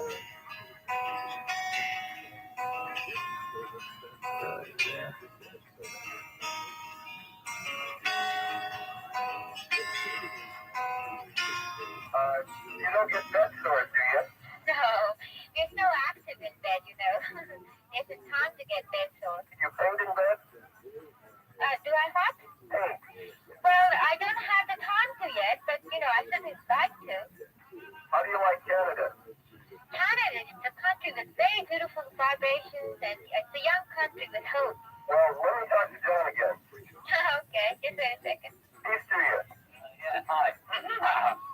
You want people to, not take part in any violence, but how else are we going to, get our parts back? It's a pity that make love not wars turned out to be a trendy cliche. And if they can't wait a year or two, Yoko just said, you don't get a child and then stretch it to make it into an adult. You've got to wait for it to grow. Beautiful. Beautiful. Now let's kiss a cop for Peace Week. If you're in a family and we're all in one ghetto, and if we have a brother or a sister who's retarded, you don't kick the hell out of him. And if the establishments and the squares and the cops are retarded children, then we've got to help them. The hippies and the yippies are the hip people. Let them use their hipness and do something hip. Keep up the good work. And you too, spread the word like butter. What formula do you have, say, to end the war in Vietnam? Let's end the war in this room. Let's see. Is there a war? Yoko and I say, if we two can live together, then there's chance for everybody to live together. How am I responsible for Biafra? Because you're part of the world, that's why. And you're a human being. Any final message? Just a few seconds. Peace, peace, peace, peace, peace, peace, peace, peace, peace, peace, peace, peace, peace. Peace in your mind, peace on earth, peace at work, peace at home, peace in the world. How far ahead is the peace movement? Is it any closer? Will there ever be peace? Do you think that if there is threat from the military, and what do we do about people? Do you think that they'll accept it? What do we do? One way to kiss a cat. Everybody is back. What do you do? What you say? The reaction. Are you upset right now? Do you ever get out? What do I do? 1, 2, 3, 4.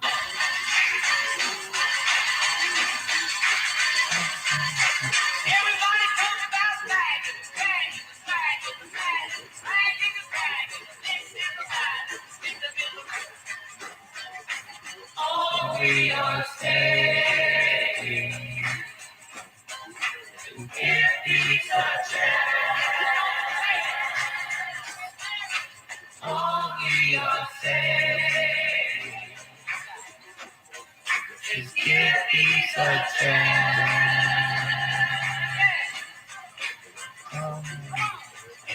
All we are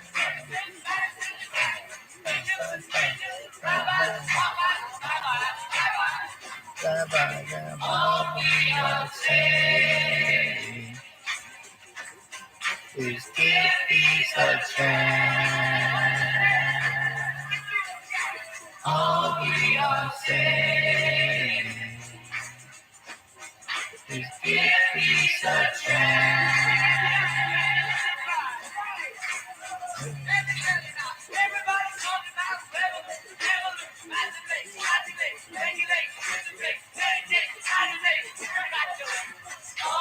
We are saying is give peace a chance. All we are saying is give peace a chance.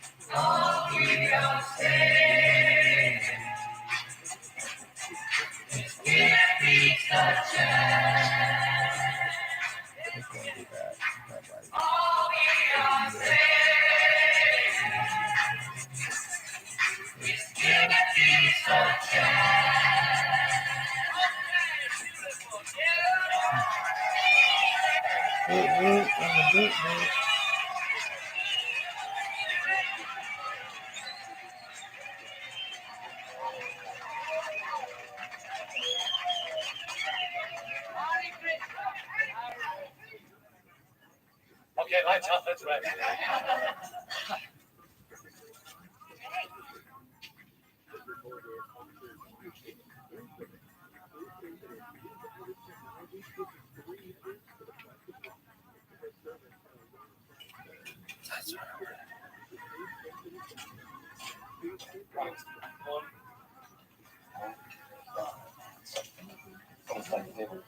Just yeah. No, not over there. Yeah, I'll do it. Just there. Thank you. I'm kind of up.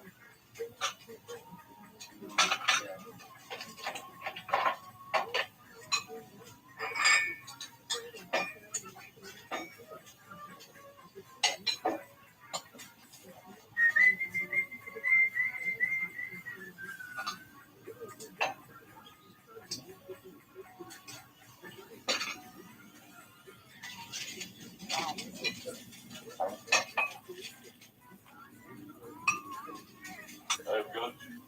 Run the rest of Good morning. This is how you say. I'm just saying, can you tell me how it's been in the line? You plan to do any more?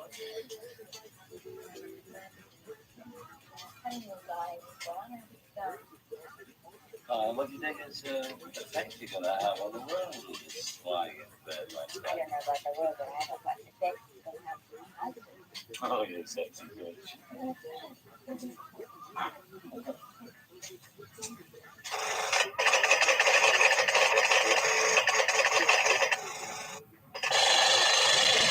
So that it's like a brush. So that it has to work.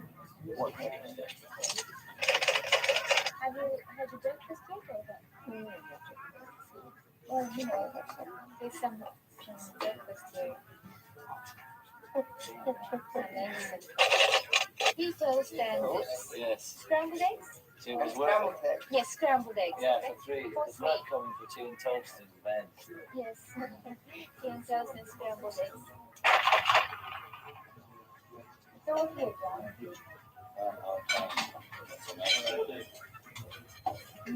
You get more.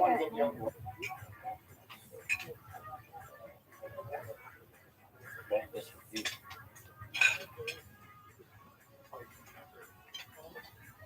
6:13 with Charles P. Rodney Chandler. Oh, look, on our final night from the bedroom of John and Yoko here at the Queen Elizabeth Hotel. And look, we feel like saying goodbye to our family here because we've got guys like Mike, guys like Nick, and of course there's John and Yoko, and there's been Richard, and then there's been Derek and Roger Scott, one of our expatriates. Oh, I don't know where he is right now. Brother Roger, would you like to come over here and say goodbye to everybody too? Goodbye, everybody. This is a very sad moment. It's a very sad moment, isn't it? Because you have to say goodbye to such old friends. Yes. And creeps. Drink like pal. Yes. And like Mike. And like Nick. You know, who play cameraman and soundman, but really have no idea. They don't know, the poor devils. I gotta find out what I'm doing. Hi. I'm just going on film with these guys. Okay.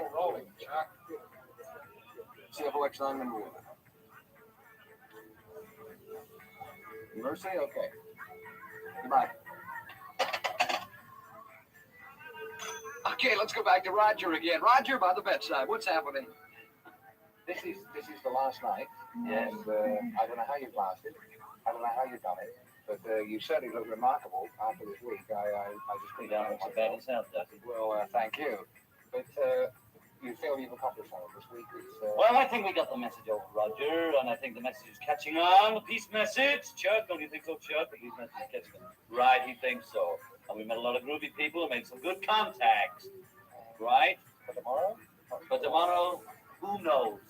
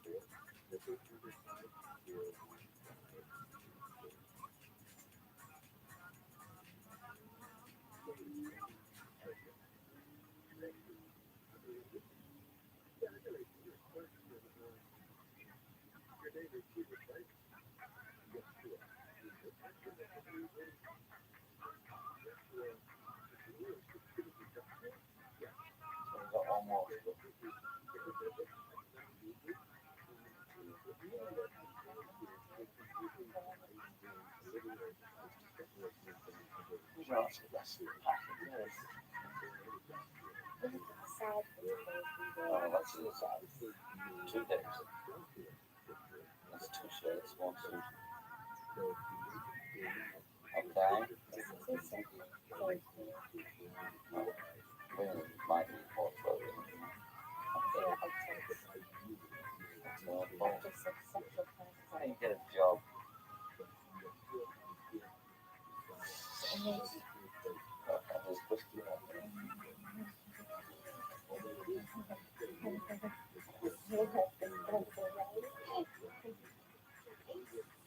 Talking like a dude. Okay.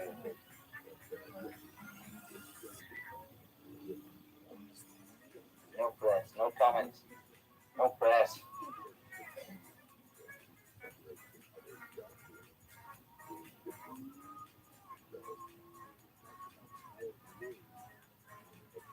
What is the concept of hiking? It's not the fact. Tone. I love to see women who are insecure, my dear. I was over It's easier at that time. I think with the high heels, one of the greatest weapons women ever got.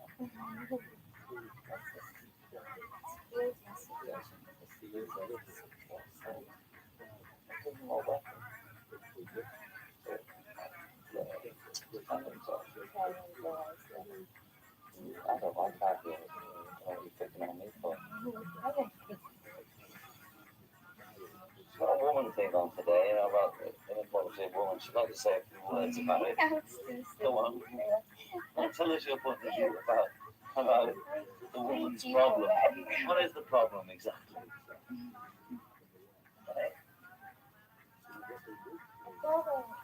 Here goes the giant sleep. But you know I'm old. With this girl, so allegedly, we're friends or whatever. Anyway, she's like Yoko. I was like John. Right, yeah. And I broke up with her to move to California. Did you hear that, ladies? Really, yeah, short reforms. Dirty big bastard. On how much he loved me and missed me and wanted me back. And I said, I'm moving, girl. That teacher some lessons. There's also some girl too, and I said, we're gonna walk differently after I fucked her. And she told me the next day, she's like, what you want to do? I've never worked with her. She's like, I won't work with women now. Told you, girl.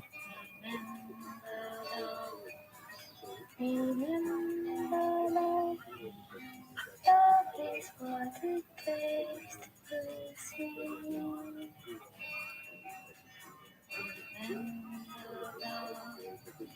Remember love. Love is what it takes to me. Remember love. Remember love. Love is what it takes to be.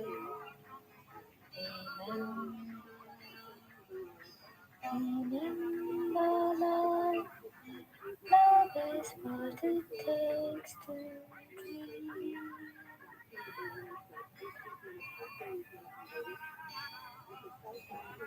Remember love.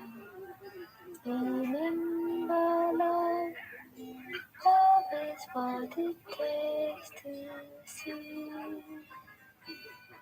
West side. West side.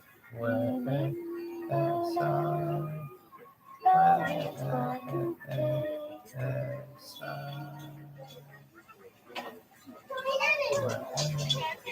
Hi, Kyoko. Hi. Don't get my cell phone for me. Is it tonight?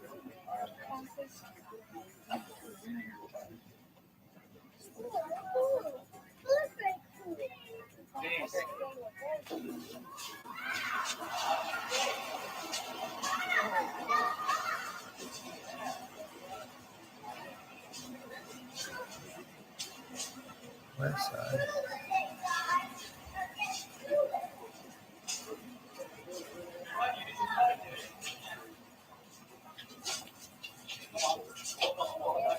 Follow the pipes down now.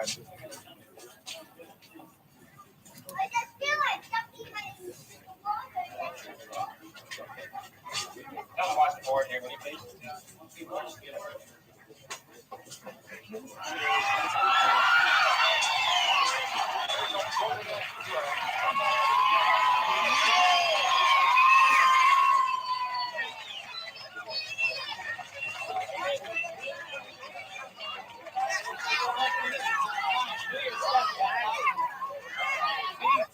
All we come here to say to you is peace. We love you, and we can get peace if we want it. Okay? Peace. Missy Thomas gonna get you. When you get right in the bed. You better get yourself together, Joe. Pretty soon you're gonna be dead. One world really up. Living in the face of love. What is the right thing to do? It's up to you. Yeah, you. Missy Thomas gonna get you. You right ahead, please.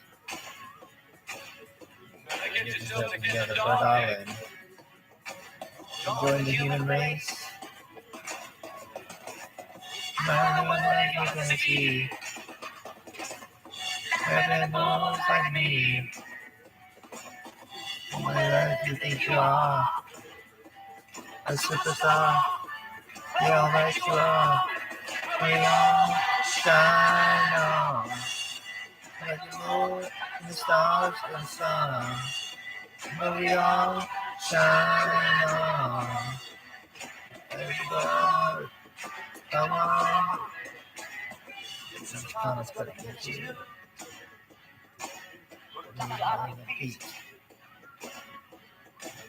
Better recognize your brother.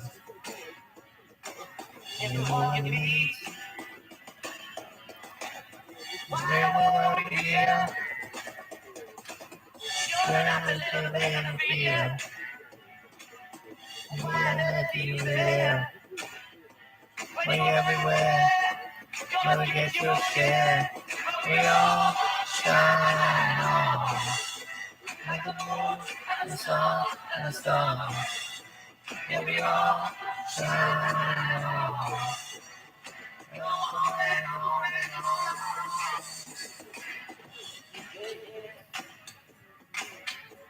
All right.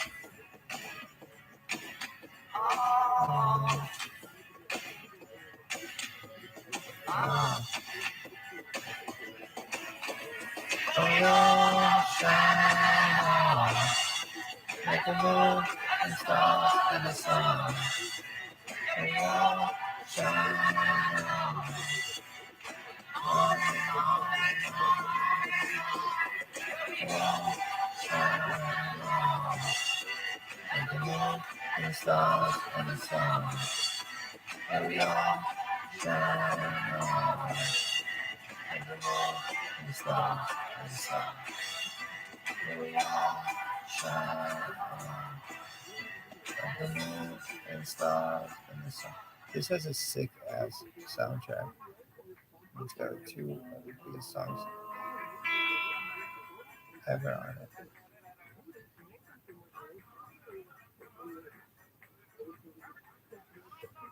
What are they? Or maybe more. But it has. All we are saying is give pieces. Neither you nor I, but when the trees fall down, Can we just fucking watch this? passing by.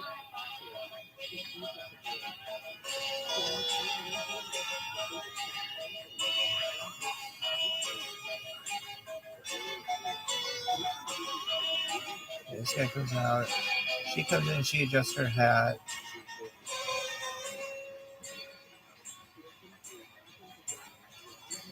Who has seen alone? Who the fuck is following me?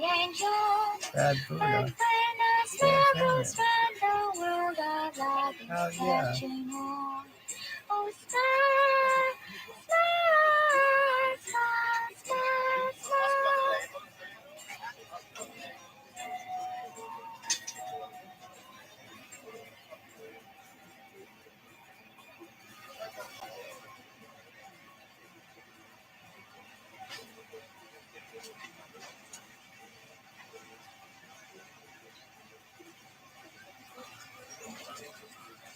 West Side.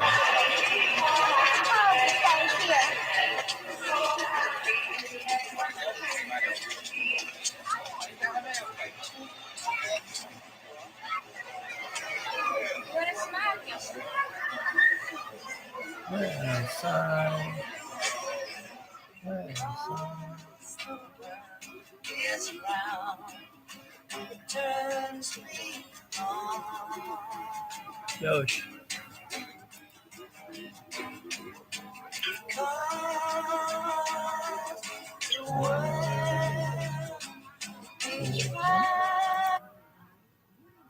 Was that the sickest thing you've ever seen in your entire life? I swear to God. You could just close this. That'd be tight. And then what? You could just close this. Okay, you got bed piecing, baby. Think like, what did you of it? What's that bitch's name? Judge. I don't know. But Judge Matt. Oh, it's Judge Baby. Judge Matt. Yo, dog. Oh my God, that looks so good. Oh yeah, like hot sauce. I want to be at that fucking cookout so badly. Thank God for these people getting drunk, getting crunk, She's got that purple drang. The little kids with purple drang.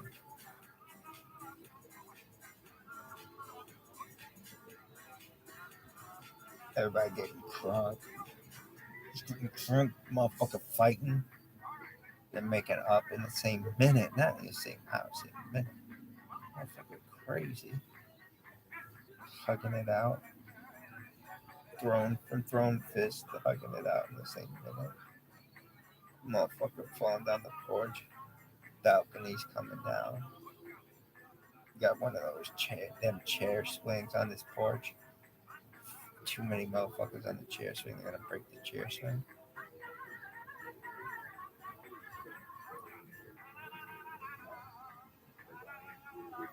Yosh.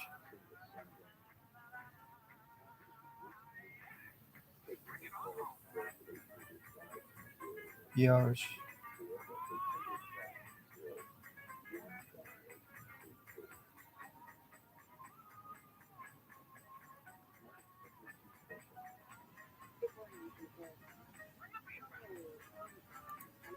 Good morning, chef on the morning. The eyebrow chef. Go fuck yourself. Watch that now.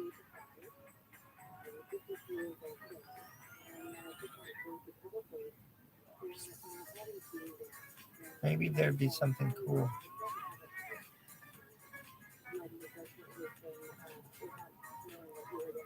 Not that this shit isn't cool,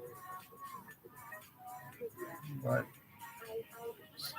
some of it's cooler than other. Seen it.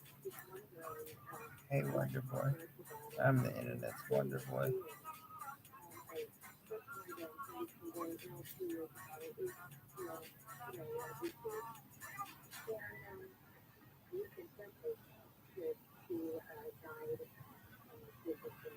Marie Carey be big. Sugar Man. Bruce Lee. Zuckerberg sucks. That should just be called Zuckerberg sucks. Bob Ross, we already did that one. Bobby Fischer against the wall. Steve Jobs change open. Lady G. Secret at a time. Joan Rivers, a piece of work. I swear to God, I thought that said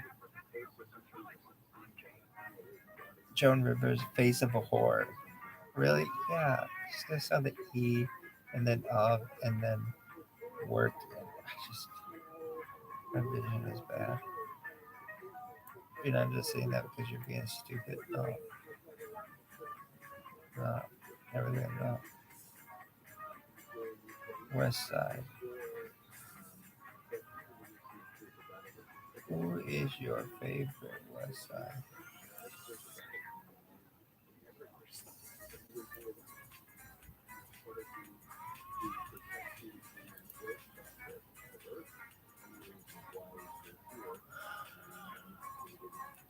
This sucks.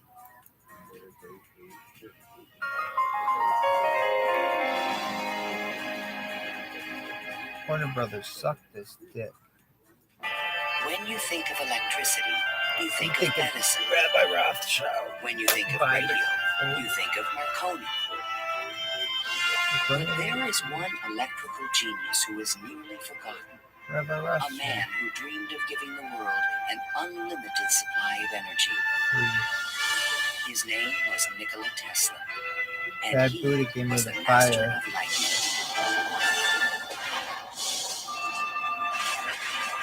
This program was made possible by contributions to your PBS Oh, station this from shit is viewers like PBS. you. Bad Buddha. Bad Buddha gave me that fire. If Bad Buddha had all his friends upvote, nothing. The progressive development of man is vitally Oh dependent shit. on Billy invention. Skeller executive produced Its this ultimate bitch. purpose It's is gonna the be off complete the mastery of mind over the material world. The harnessing of the forces of nature to human needs. Nikola Tesla, 1919. Stacy Peach can suck my dick. This is the story of a modern Prometheus who changed the world with electricity. It was Nikola Tesla who captured the power of Niagara Falls with his alternating current system and made it possible to transmit electricity to all of America and the world. It was Tesla who patented the technology for wireless communications that is used in all radio and television broadcasting. His incredible legacy can be seen in everything from remote control to neon and fluorescent lighting, X-rays, guided missiles, and even the Strategic Defense Initiative. Yet somehow history has overlooked this remarkable man. Tesla was indeed a genius of the first magnitude. He was a technological visionary. He could envision great things and make them work. He was a foreigner, an immigrant who arrived in America with only his dreams. A proud and sometimes arrogant man, he worked and locked horns with some of the most powerful people of his day. Thomas Edison, who resented his ideas. Guglielmo Marconi, who capitalized on his inventions. George Westinghouse, who created the Westinghouse Electric Company with Tesla's patents. And the great financier, J. Pierpont Morgan, who supported and then abandoned him. At the height of his career, Tesla was one of the most famous men in the world. His inventions helped America grow into a powerful industrial nation. His ideas created billion-dollar corporations. But Tesla was not a practical man. Always driven toward the next great breakthrough, he failed to protect his commercial interests. In the end, others made fortunes with his inventions, and he wound up penniless and rejected. Money does not mean to me what it does to others. All my money has been invested in inventions to make man's life a little easier. He was a visionary genius. There aren't many of them. And he was willing to give his life to his visions.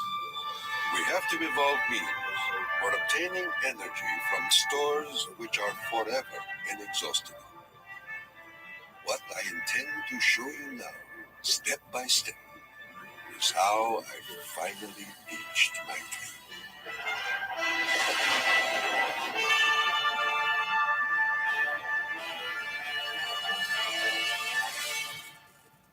West side.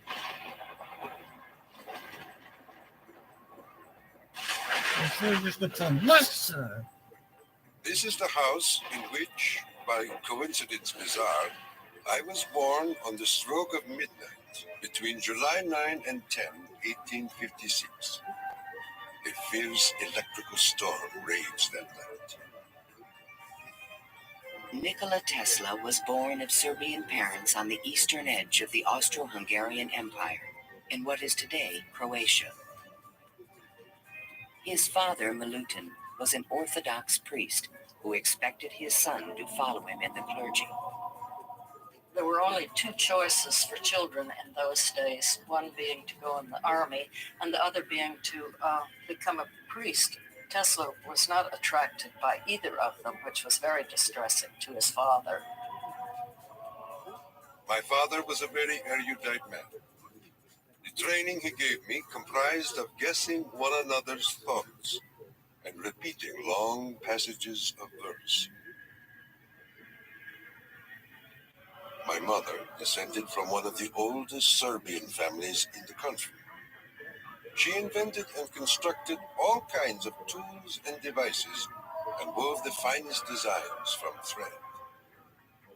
Her fingers were nimble enough to tie 3 knots in an eyelash. Early on, Tesla began to demonstrate an extraordinary imagination. In my boyhood, I suffered from a peculiar affliction due to the appearance of images, often accompanied by strong flashes of light. I was quite unable to distinguish whether what I saw was tangible or not. To give an example, I was fascinated by a description of Niagara, and I pictured in my imagination a big wheel run by the falls.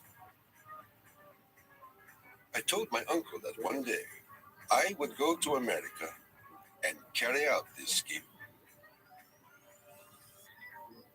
Then, at the age of 17, while preparing for the seminary, Tesla contracted cholera, and the brush with death changed his life forever. In one of the spells, which was thought to be my last, my father rushed into the room. Perhaps, I said, I may get well if you will let me study engineering. You will go to the best technical institution in the world, he solemnly said. I came to life like another Lazarus, to the utter amazement of everyone. In 1877, at the age of 21, I traveled to Graz, Austria to begin my college education. Here, I quickly became obsessed with the science of electricity. I wanted to know more of this wonderful force. Every spark produced 1,000 echoes in my brain. In 1831, in England, Michael Faraday had discovered the principle of electromagnetic induction, which made it possible to generate electricity. Faraday discovered that if you have an electric circuit in a changing magnetic field, it would induce an electric current to run in the wire. So this was the invention of the method of creating oscillating or AC electric currents. And it was that invention that Tesla later harnessed into the electrical system that drives our civilization. Early electric motors operated on direct current electricity, but required a system of sparking connections to induce a rotary effect in the machine. I remarked to my professor that the design of generators and motors could be greatly improved by using currents that alternated.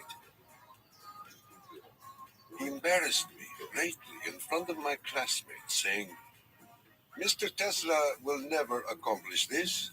It is a perpetual motion scheme. Meanwhile, in America, Thomas Alva Edison had begun to experiment with vacuum tubes, producing the first commercial incandescent light bulb in 1878. Edison and Tesla would soon cross paths in a gargantuan technological struggle between direct and alternating current electricity.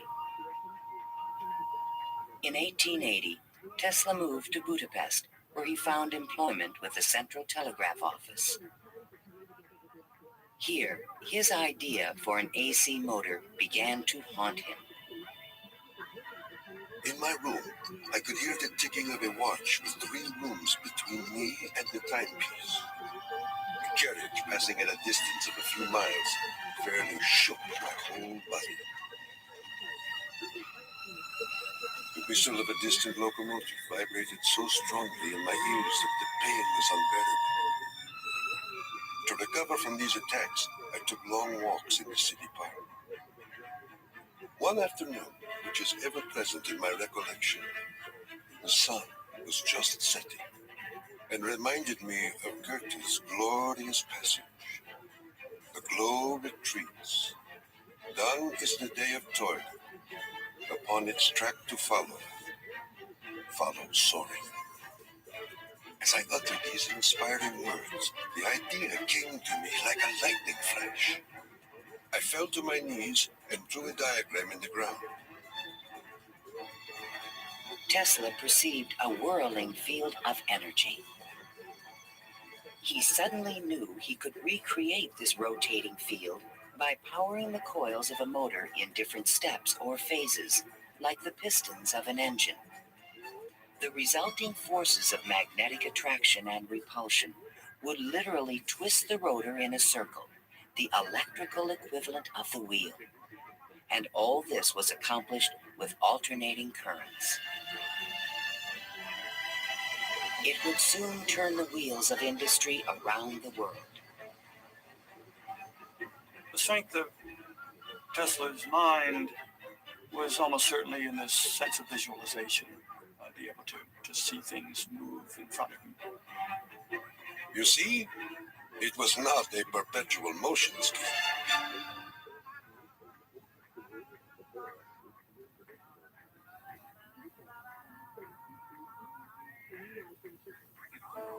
It had been the height of my ambition and my most ardent wish to see America and come in contact with the great Thomas Edison. Accordingly, I undertook the voyage, and after losing my money and tickets and passing through a series of mishaps, including a mutiny at which I almost lost my life, I landed on these blessed shores with 4 cents in my pocket. Tesla arrived in New York on June 6, 1884. A 28-year-old immigrant, he was filled with dreams of success in this strange new land. In his pocket, he carried a letter of recommendation from Charles Batchelor, one of Edison's associates in Europe.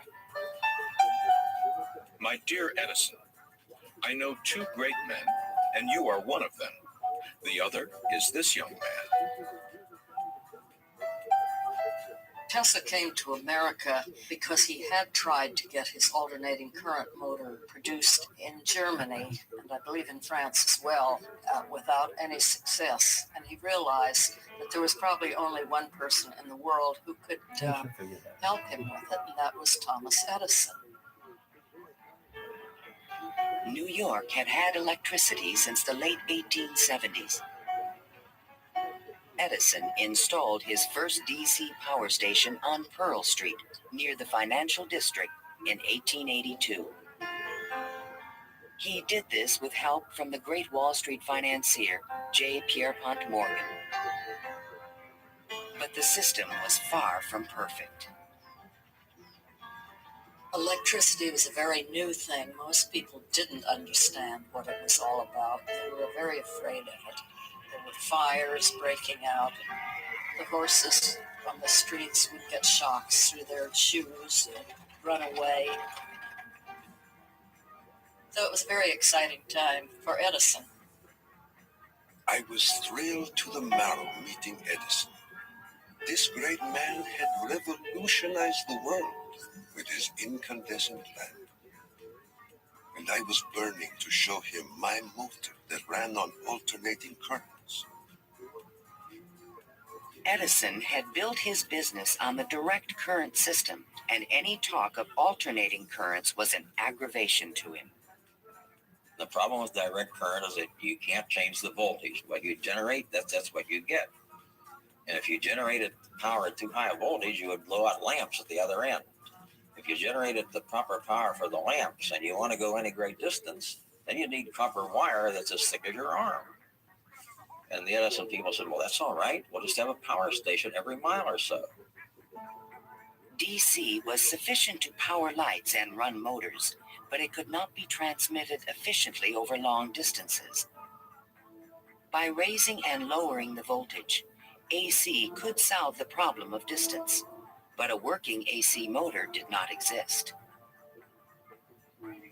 In spite of their differences, Edison hired Tesla to improve the performance of his DC generators. Tesla said he was promised $50,000 if he was successful. The offer seemed too good to be true.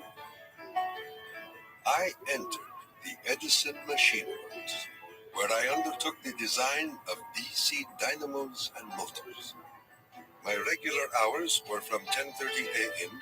till 5 a.m. the next day. When I completed the task, I went to Edison for payment, but he laughed. Edison was very amused by this. He said, "You just don't understand our American sense of humor, Mr. Tesla." So Tesla had had enough by that time, and he picked up his hat and walked out. Tesla paid dearly for his pride.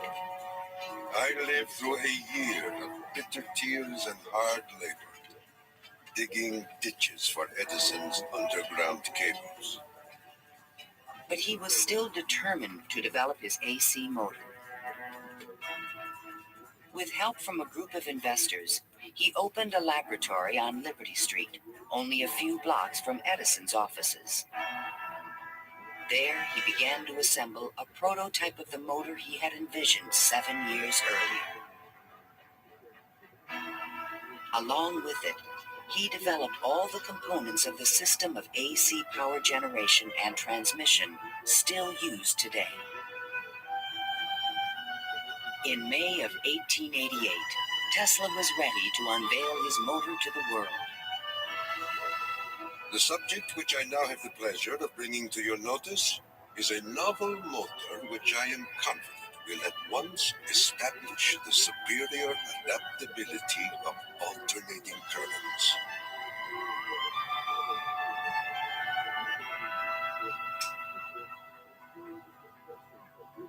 Over the next 5 years, 22 U.S. patents were awarded to Nikola Tesla for AC motors, generators, transformers, and transmission lines, the most valuable patents since the invention of the telephone. One of the few men who understood the great potential of Tesla's inventions was the Pittsburgh industrialist George Westinghouse. He visited Tesla's laboratory, and on the spot, he offered to purchase all the patents dealing with the alternating current system for $1 million. Westinghouse also proposed a royalty of $2.50 for each horsepower generated by a Tesla invention. The young Serb was on his way to fortune and fame, while other inventors looked on with fascination and with envy. In all my troubles, I did not neglect to become a real American citizen, making me a proud and happy man.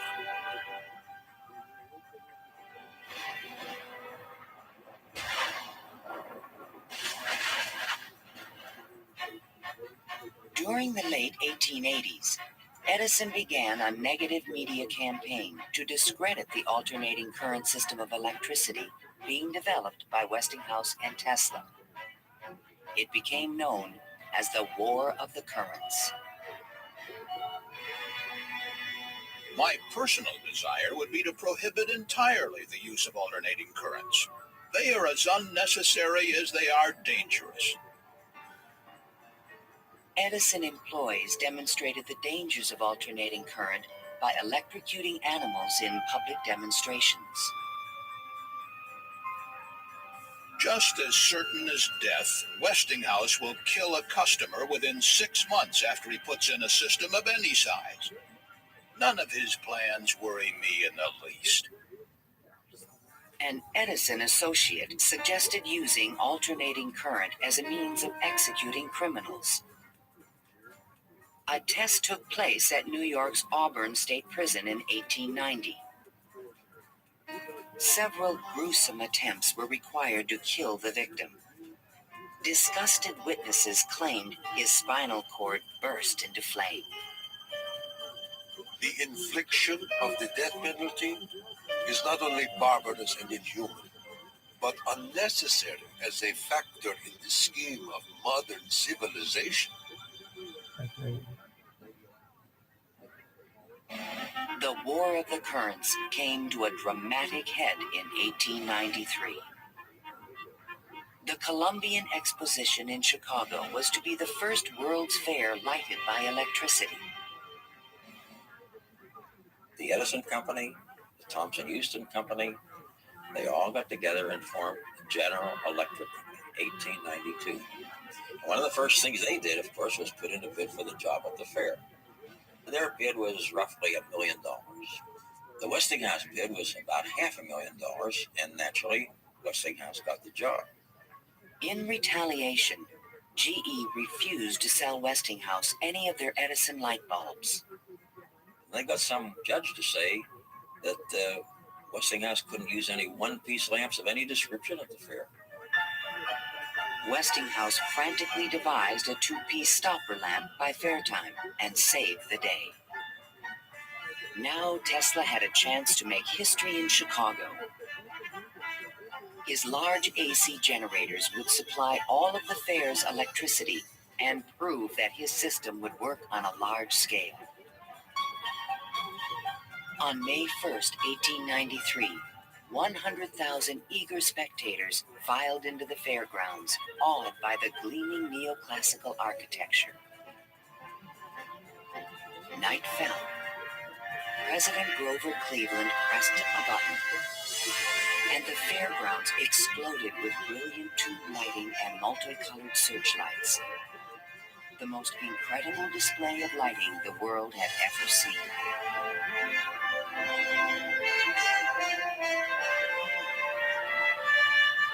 In the great hall of electricity, the public could see that the Tesla Westinghouse system made it all possible. To overcome the impression that AC was dangerous, Tesla put on remarkable demonstrations. He created a device called the Egg of Columbus to show the rotating magnetic field created by his AC motor. In his room, he had cork-soled shoes on and a tuxedo and white tie, and a top hat, and he would put his hand on a terminal, which would flash electricity through his body, creating a great shower as his whole body was encompassed in flame, and people were quite impressed by this, to say the least. The Chicago Exposition left an indelible impression on the American imagination.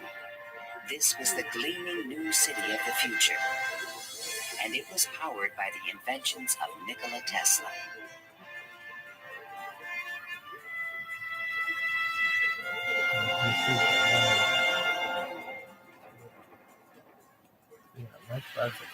Since childhood, Tesla had dreamed of harnessing the power of the great natural wonder called Niagara Falls. The famous British physicist Lord Kelvin was now head of an international commission to find a way to use the fall's power. He had sent a cable to all the other members of this commission, and it said, "Trust to avoid the gigantic mistake of alternating current." But all this dramatically changed when Lord Kelvin attended the Chicago Exposition and saw the AC system in operation. A contract was immediately awarded to Westinghouse Electric to power the mighty cataract with AC. The technical challenge was daunting. The Niagara plan called for 3 5,000 horsepower alternators, the largest generators ever made. Tesla and Westinghouse engineers had heated disagreements about the operating frequency. Even when the system was finally installed, Tesla was the only person who was certain it would operate. The technical details have been completely worked out. All that now remains is for the switch to be thrown. In 1896, the system went online and the electrical age began.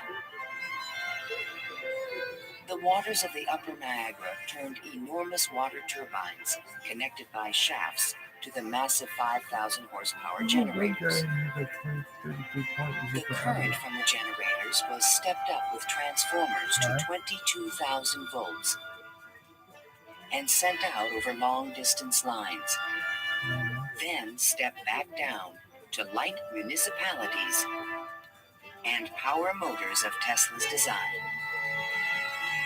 The Niagara Falls Gazette proclaimed, "This morning, the streetcars of this city are moved by Falls power. Hereafter, the Falls must work to earn their living." Imagine my surprise when 30 years later I saw my boyhood plan carried out at Niagara and wondered at the unfathomable mystery of the mind.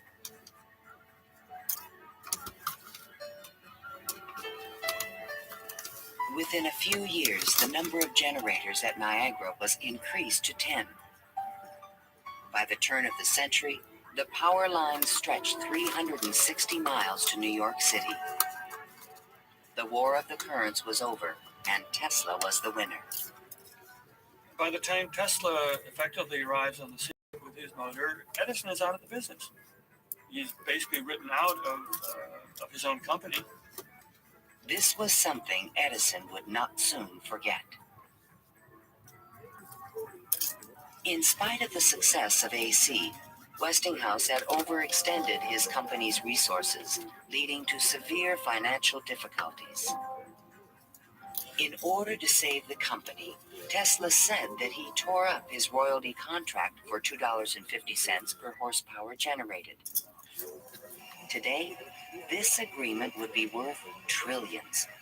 Had the inventor been tricked again? This is something that we've never found any record of in the Westinghouse annals. We do have something which is a memorandum of agreement about that, but it was never signed. But Tesla was ready to move on. I had already perceived enough to get the idea that energy could be transmitted and received without connecting wires in between. He was convinced his next invention would make him a millionaire once more.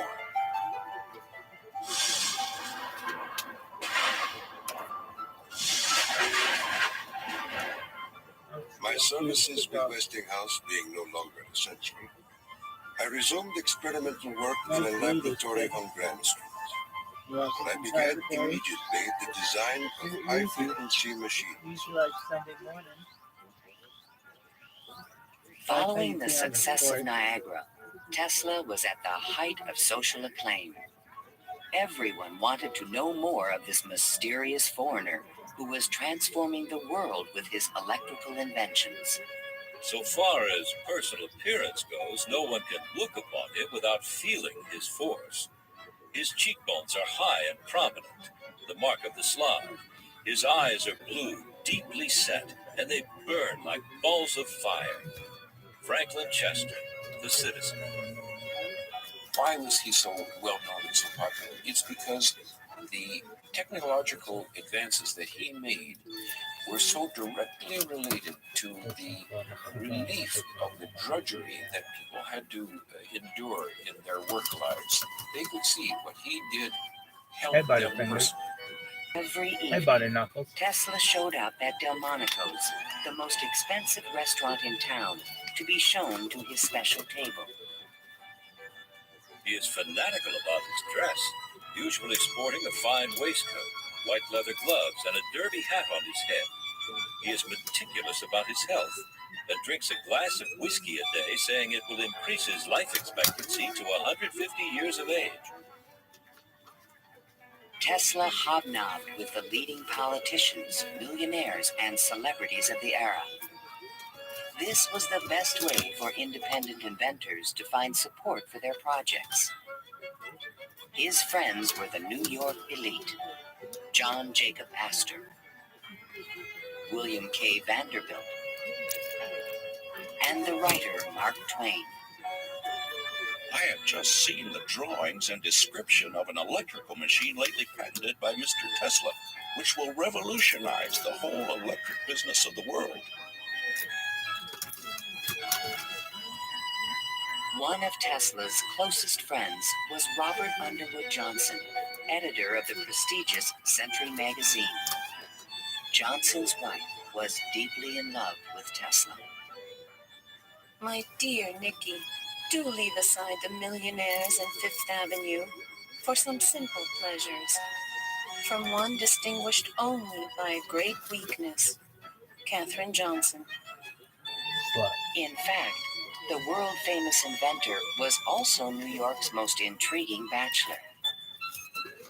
The fact that he never married, I think, had almost nothing to do with his interest in women.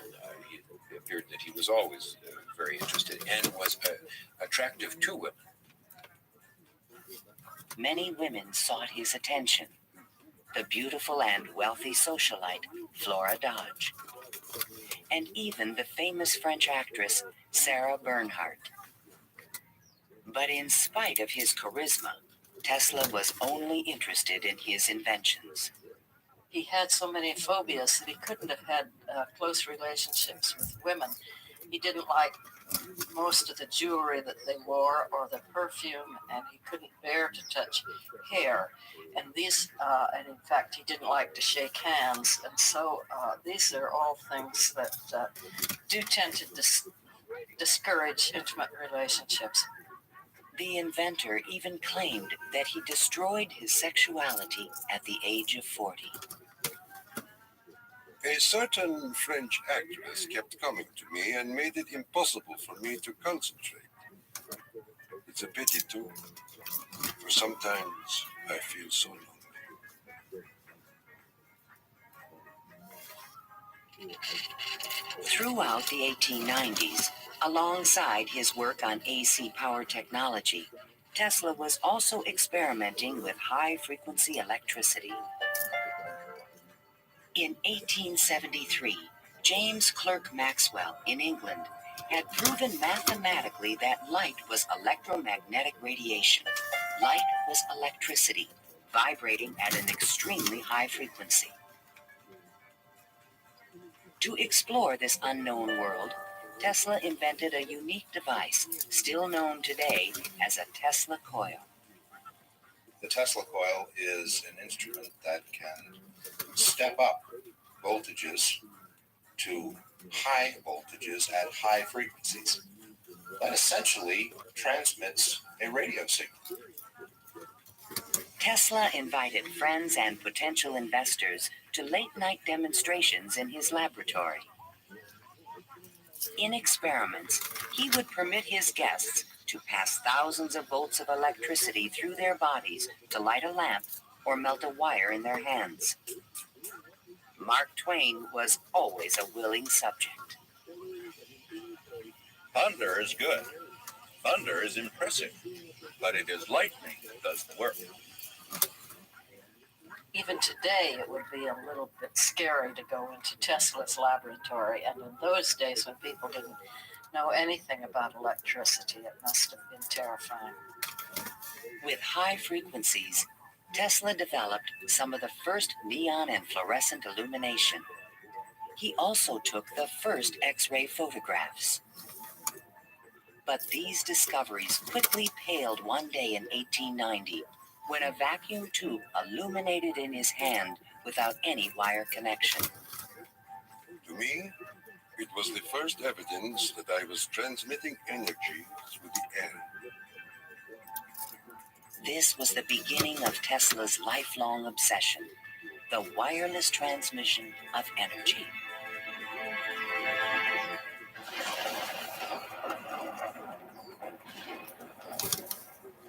In 1892, Tesla was invited to Europe to present the results of his high-frequency experiments.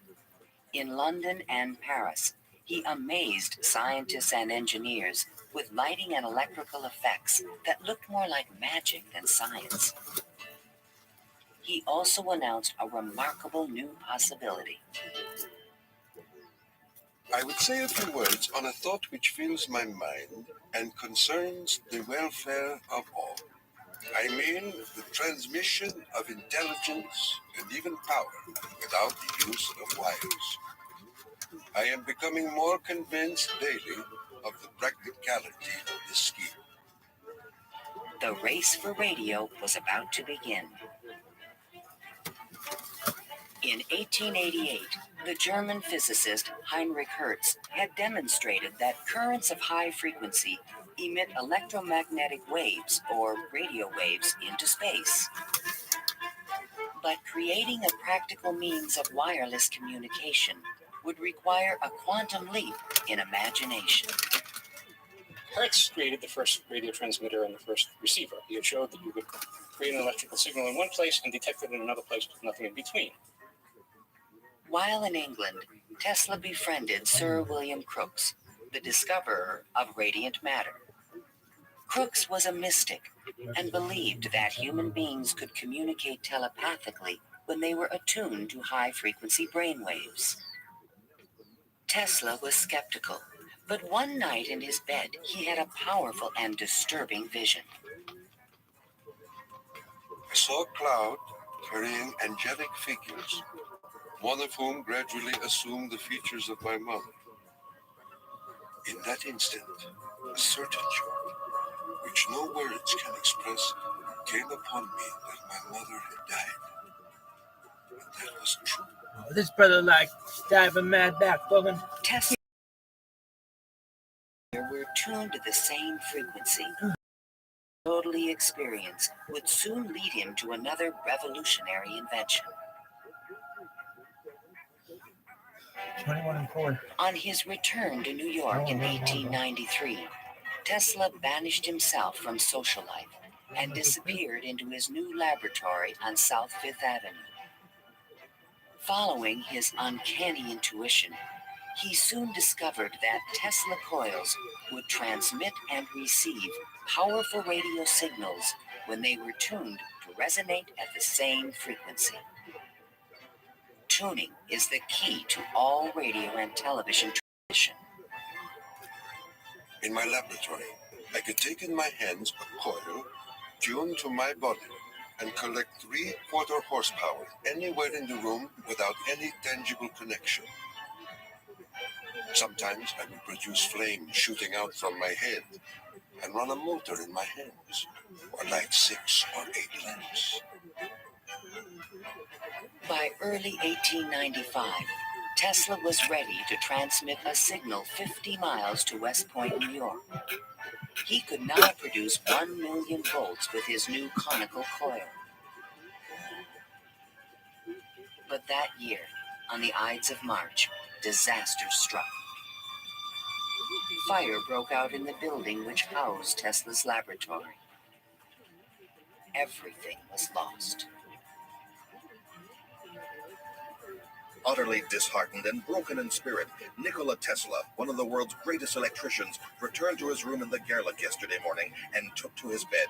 He has not arisen since. I was devastated. What could I say? The work of a lifetime lost in a fire that lasted only an hour or so. The timing could not have been worse. In England, a young Italian experimenter named Guglielmo Marconi had been hard at work and created a device for wireless telegraphy. Concerned that Marconi would exploit his ideas, Tesla opened a new laboratory and rushed to complete his own system for wireless communication. This patent, filed by Tesla in September 1897, is the fundamental technology for radio. But it would be 50 years before Tesla got credit for his invention. Various people in various different countries had the idea of exploiting this as a means of communication. But I think Tesla was the one with the real vision, in which you would broadcast signals on a definite carrier frequency, and then you would have a series of antennas sensitive to one frequency only, tuned to a certain frequency, and would detect just one of these signals and make an intelligible transmission. And once again, his vision describes the world that we live in.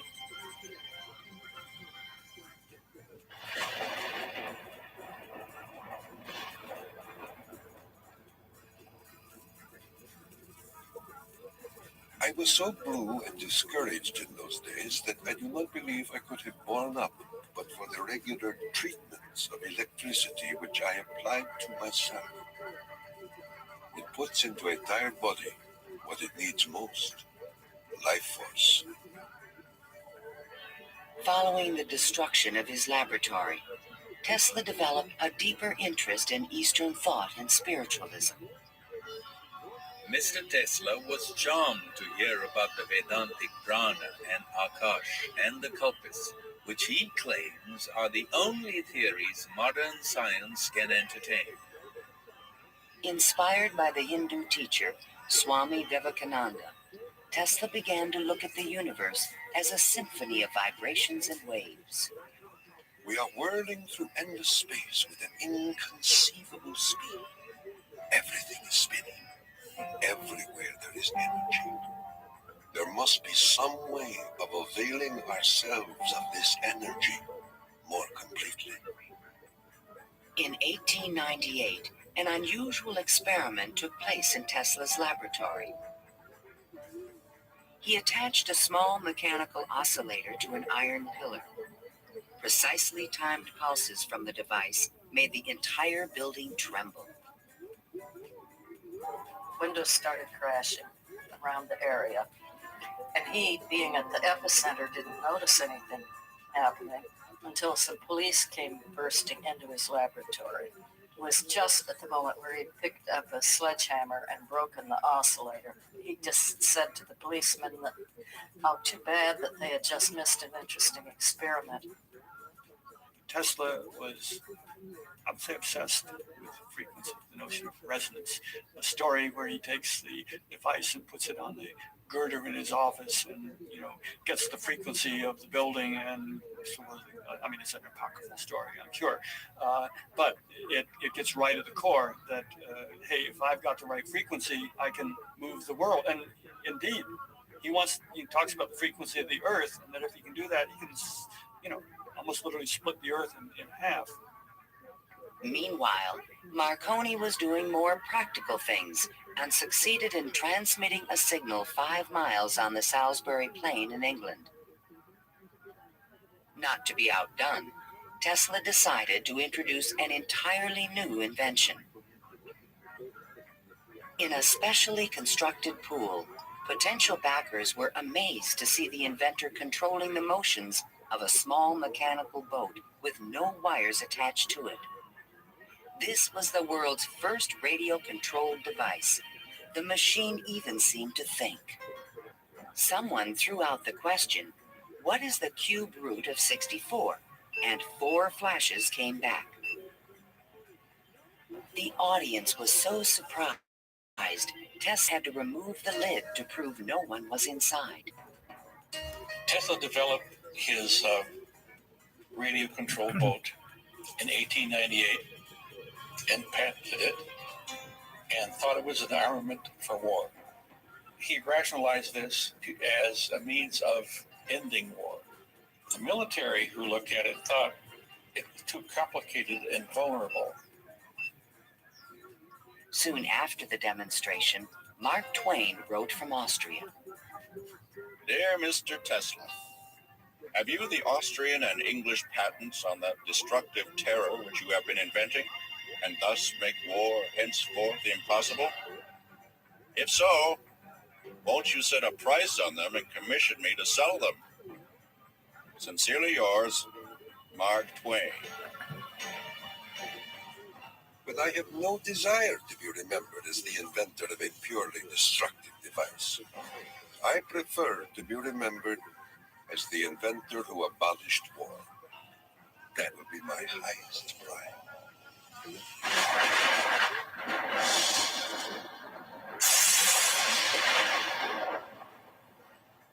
In the summer of 1899, Tesla moved to Colorado Springs, Colorado, to conduct a series of secret experiments. He told curious local reporters that he intended to send a wireless message from Pikes Peak to Paris for the Paris Exposition of 1900. But his plans were even more ambitious. I came to the conclusion that it would be ultimately possible, with very little elevation, to transmit electrical power through the upper atmosphere. Just outside the city, he constructed an experimental station with sliding roof panels. A quote in Italian from Dante's Inferno hung by the entrance of the strange wooden structure. It read, "Abandon hope, all ye who enter here." During the construction phase, Tesla studied lightning. Now, I can understand Tesla's fascination with it because what happens in lightning is that electricity is being transmitted from one place to another. Electric power, not just electric signals, but real electric power is being transmitted from one place to another. And the way it happens is that the air itself breaks down, ions, it becomes what we call a plasma, and therefore, for a moment, it's a conductor. And it's actually conducting electricity just the way an electric wire conducts electricity. Inside the station, he began to assemble the largest Tesla coil ever built, which he called the magnifying transmitter. An antenna rose 145 feet above the building, crowned with a copper foil sphere. The entire station was, in effect, a machine to create lightning. Late one evening, Tesla put his transmitter to the test. He signaled to an assistant to close the switch. Huge streamers of electricity shot out of the coil and darted through the room. The sound of the exploding discharges was deafening.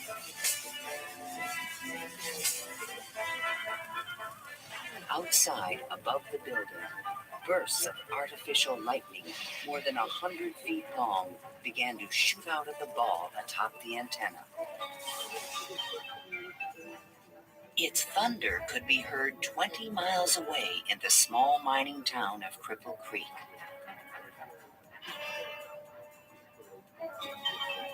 Suddenly, the lightning stopped, and the entire city of Colorado Springs was plunged into darkness.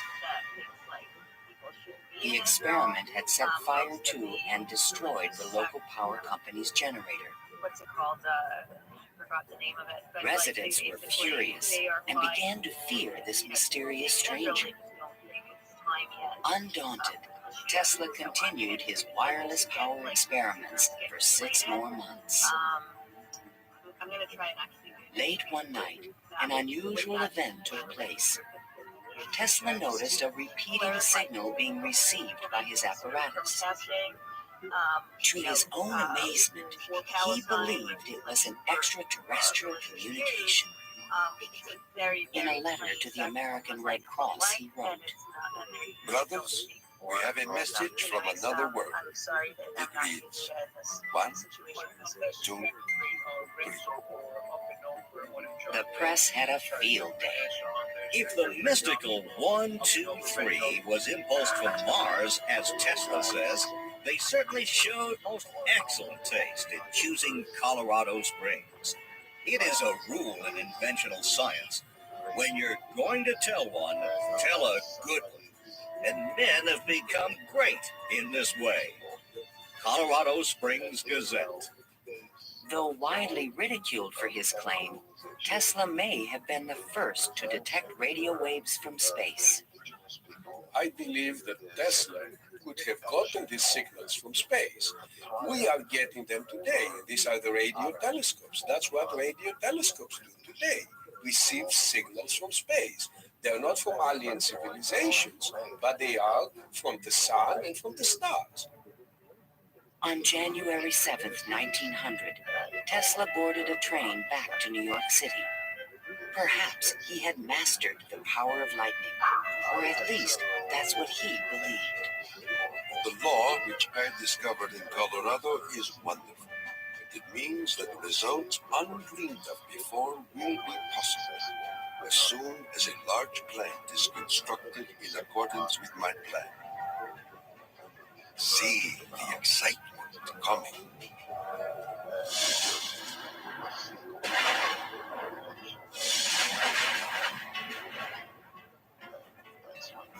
When Tesla arrived home, it was a brand new century.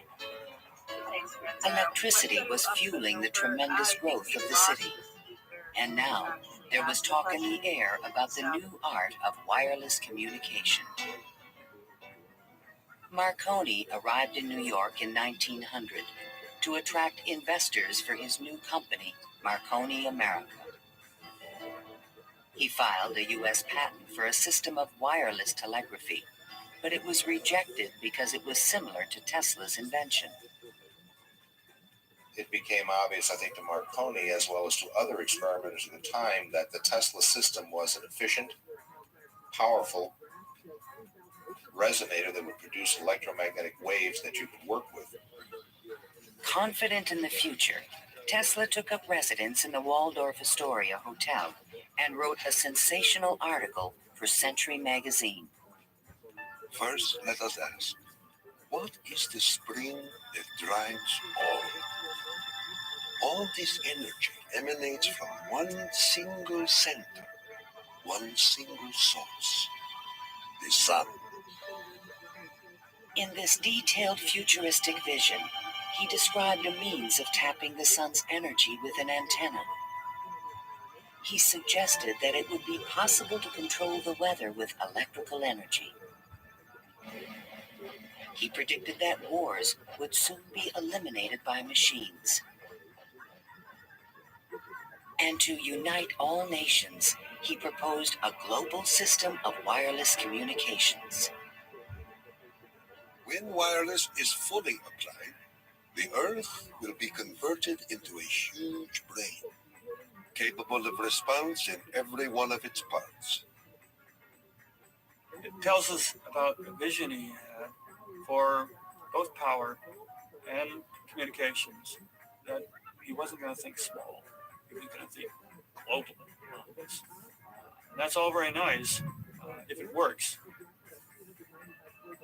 The idea of a global communications network was very appealing to one of the world's most powerful men, J. Pierpont Morgan. He agreed to invest $150,000 into Tesla's worldwide radio broadcast center. But the inventor's real plan was to transmit without wires industrial levels of electrical power. Tesla chose to keep this a secret from his investor. In the summer of 1900, Tesla moved to Shoreham, Long Island, and began construction of a huge tower and plant called Wardenclyffe. This Tower of Dreams was made entirely of large wood beams and rose 187 feet above the ground. The plant next to the tower was designed by the architect Stanford White and was constructed under strict secrecy. He certainly could have sent signals across the Atlantic with no trouble with a station of that magnitude. But he was still pursuing wireless power transmission. The tower would light up at night, shooting sparks, making noises. Such experiments, they alarmed the whole area. Then, on December 8, 1901, Marconi took another step forward and transmitted his famous letter S across the Atlantic. Tesla dismissed the Italian's advances. Marconi is a good fellow. Let him continue. He's using 17 of my patents. The simple fact about Marconi is that he used Tesla's system to transmit signals and claimed that these were ideas that he had developed himself. Morgan began to doubt the wisdom of his investment. Marconi's system not only worked, it was also inexpensive. And technical problems were beginning to catch up with Tesla. He went back to Morgan again, asked for more money. Morgan says, "Where's the radio transmissions across the Atlantic? How's that coming along?" Well, it wasn't coming along. Tesla was forced to tell Morgan his real plan.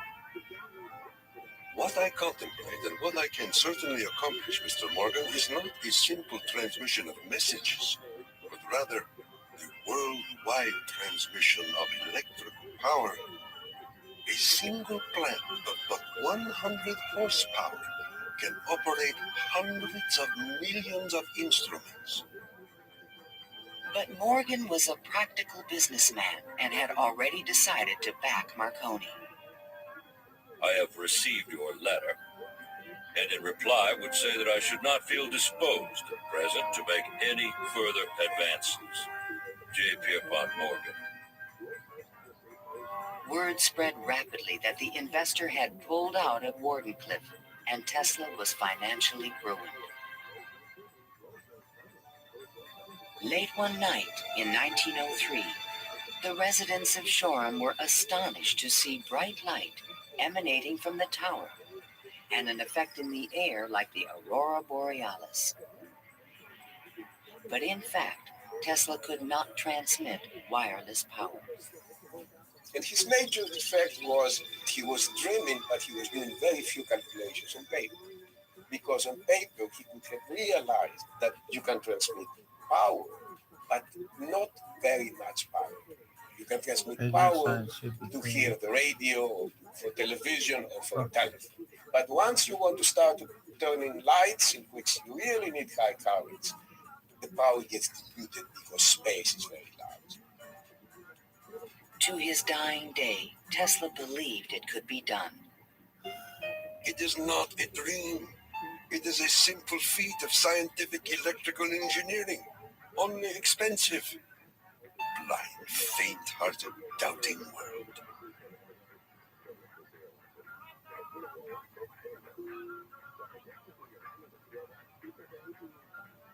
Wardenclyffe marked a turning point in Tesla's career.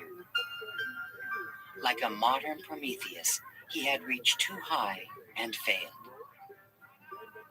In 1904, the U.S. Patent Office suddenly reversed its previous decisions and gave Marconi a patent for radio. 1 year later, Tesla's fundamental AC patents expired. Now the inventions that powered the world could be used by anyone free of charge. The public didn't realize that he had made this invention that had made billionaires out of corporations, and that he himself was broke. With no money to carry on his work, Tesla began to sink into an isolated world. He was totally disinterested in business. I think it not necessarily bored him, but he didn't make the relationship between the importance of business and the importance of his invention and discovery. Occasionally, he was seen in public parks feeding the pigeons. These are my sincere friends. Tesla's melancholy turned to anger in 1909 when Marconi was awarded a Nobel Prize. Mr. Marconi is a donkey. Yeah, I mean, some of it comes out of like the Question of Tesla and radio is certainly very interesting. It's clear that Tesla, in terms of certain basic notions of radio, was very early, if not first, in expressing them. Zionist, anti-Israel, they're just going to be like, hey, we just don't want our money going back. But a lot of In times, desperate need of money, Tesla brought suit against the Marconi company, claiming that his patent rights had been infringed. But he lacked the resources to wage a legal battle with a large corporation and ultimately gave up. Marconi had received the Nobel Prize for work that Tesla correctly believed to be his own. I suppose everything is fair in wireless, as in warfare. In 1915, the Nobel Prize entered Tesla's life once again. The Swedish government has decided to distribute the Nobel Prizes next week as follows. Physics, Thomas A. Edison and Nikola Tesla. Even Tesla was surprised by the front page announcement in the New York Times. I have concluded the honor conferred upon me concerns the transmission of electrical energy without wires. But 1 week later, the award was given to William H. Bragg of Oxford, England, for his work with X-rays and crystal structure. The embarrassing situation was never really explained. A rumor spread that Tesla had refused to share the prize with Edison. The difference that the Nobel Prize could have made in Tesla's life soon became evident. Testimony given by Nikola Tesla, the electrical inventor, in a judgment for $935 back taxes was filed yesterday. Mr. Tesla said under oath that he was penniless and had been living on credit. In an attempt to give him long overdue recognition, the American Institute of Electrical Engineers decided to award Tesla their prestigious Edison Medal. But on the night of the presentation, the guest of honor was missing. And Edison was conveniently away on business. They found Tesla across the street by the New York Public Library, feeding the pigeons. Later that night, he was persuaded to accept his medal and announced that he had finally completed his invention to transmit wireless power. The energy goes to a distant place, and you will see something like the Aurora Borealis. Conclude, we are coming to great results. The audience thought Tesla was losing touch with reality.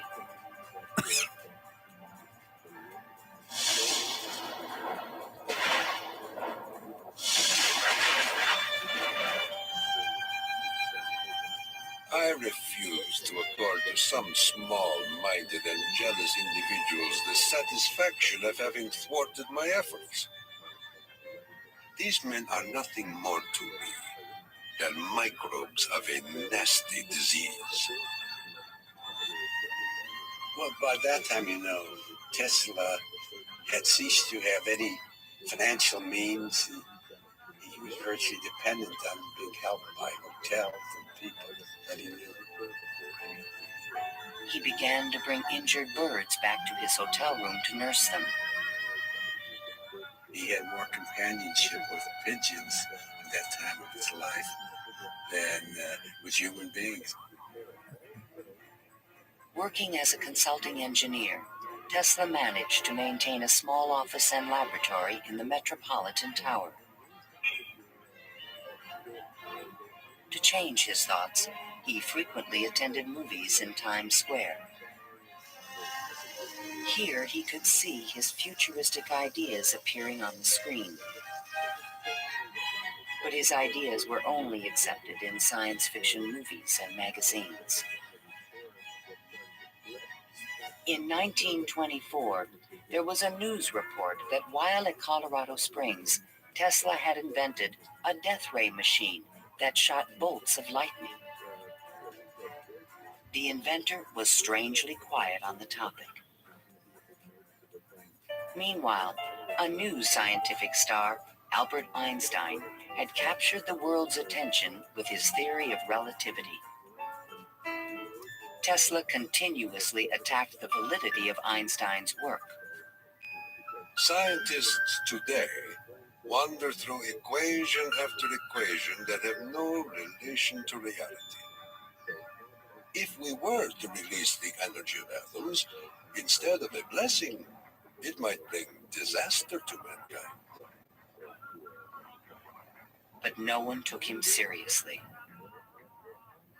I think that every generation of scientists feels that the new ideas that come along that replace their own ideas represent a loss rather than a gain.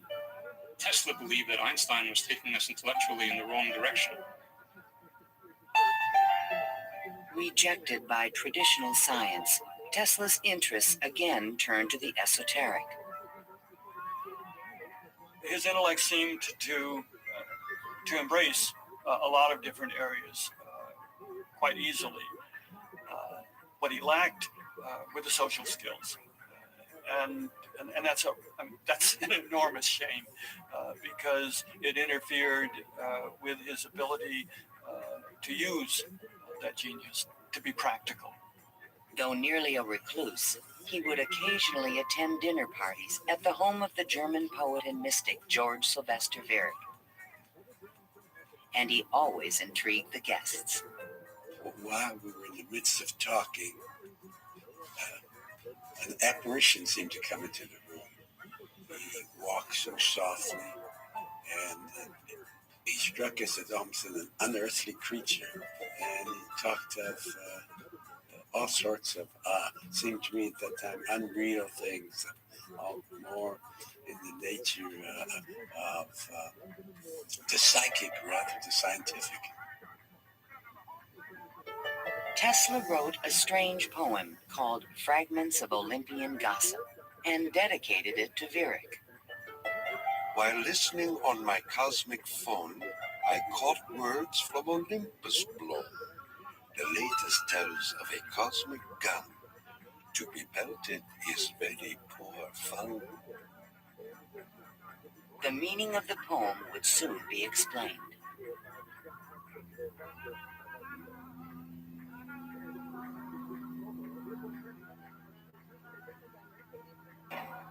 I inherited from my father an ineradicable hatred of war. But war can be stopped, not by making the strong weak, but by making every nation, with or strong, able to defend itself. Thomas Edison, America's best-known inventor, died in 1931. That same year, Tesla came back to life. His friends threw him a 75th birthday celebration. Time magazine put his picture on the cover. Letters of admiration poured in from scientists around the world, including a generous Albert Einstein. I congratulate you for your great success on your lifetime task. Basking in the attention, Tesla announced at a press conference that he had discovered a completely new source of power. The idea, when it first burst upon me, was a tremendous shock.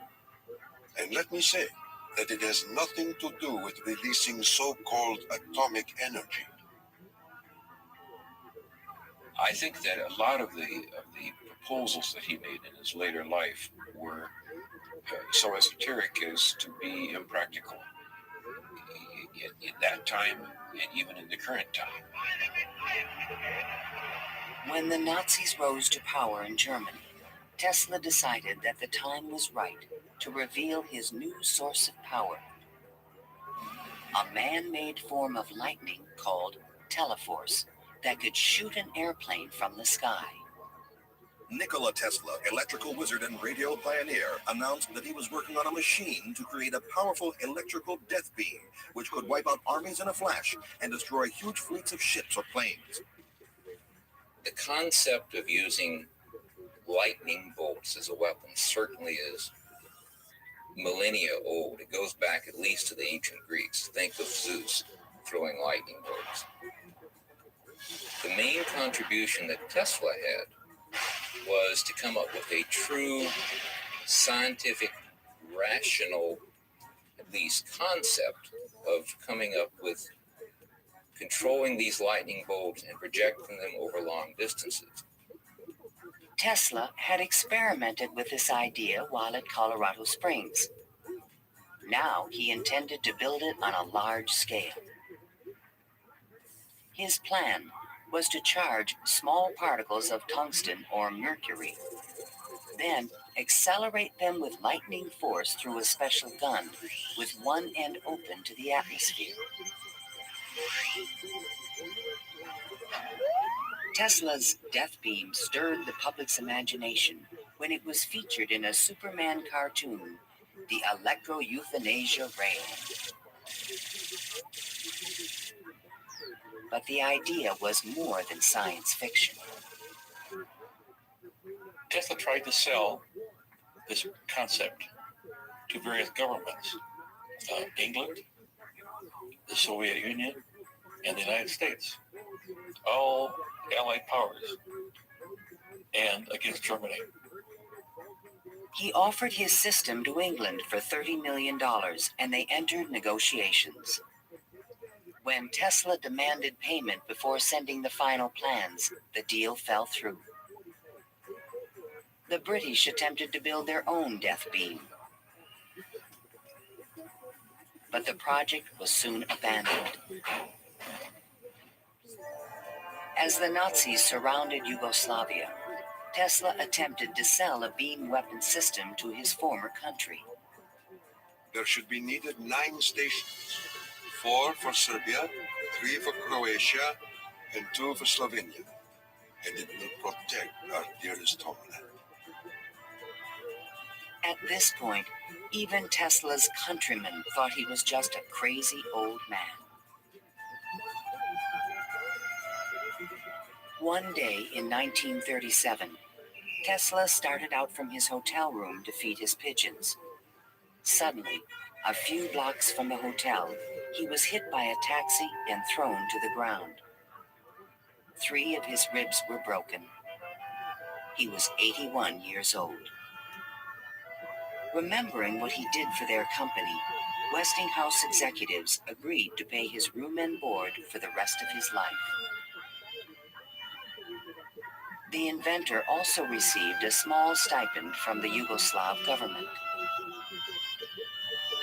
During the Christmas season of 1942, Tesla's death was imminent.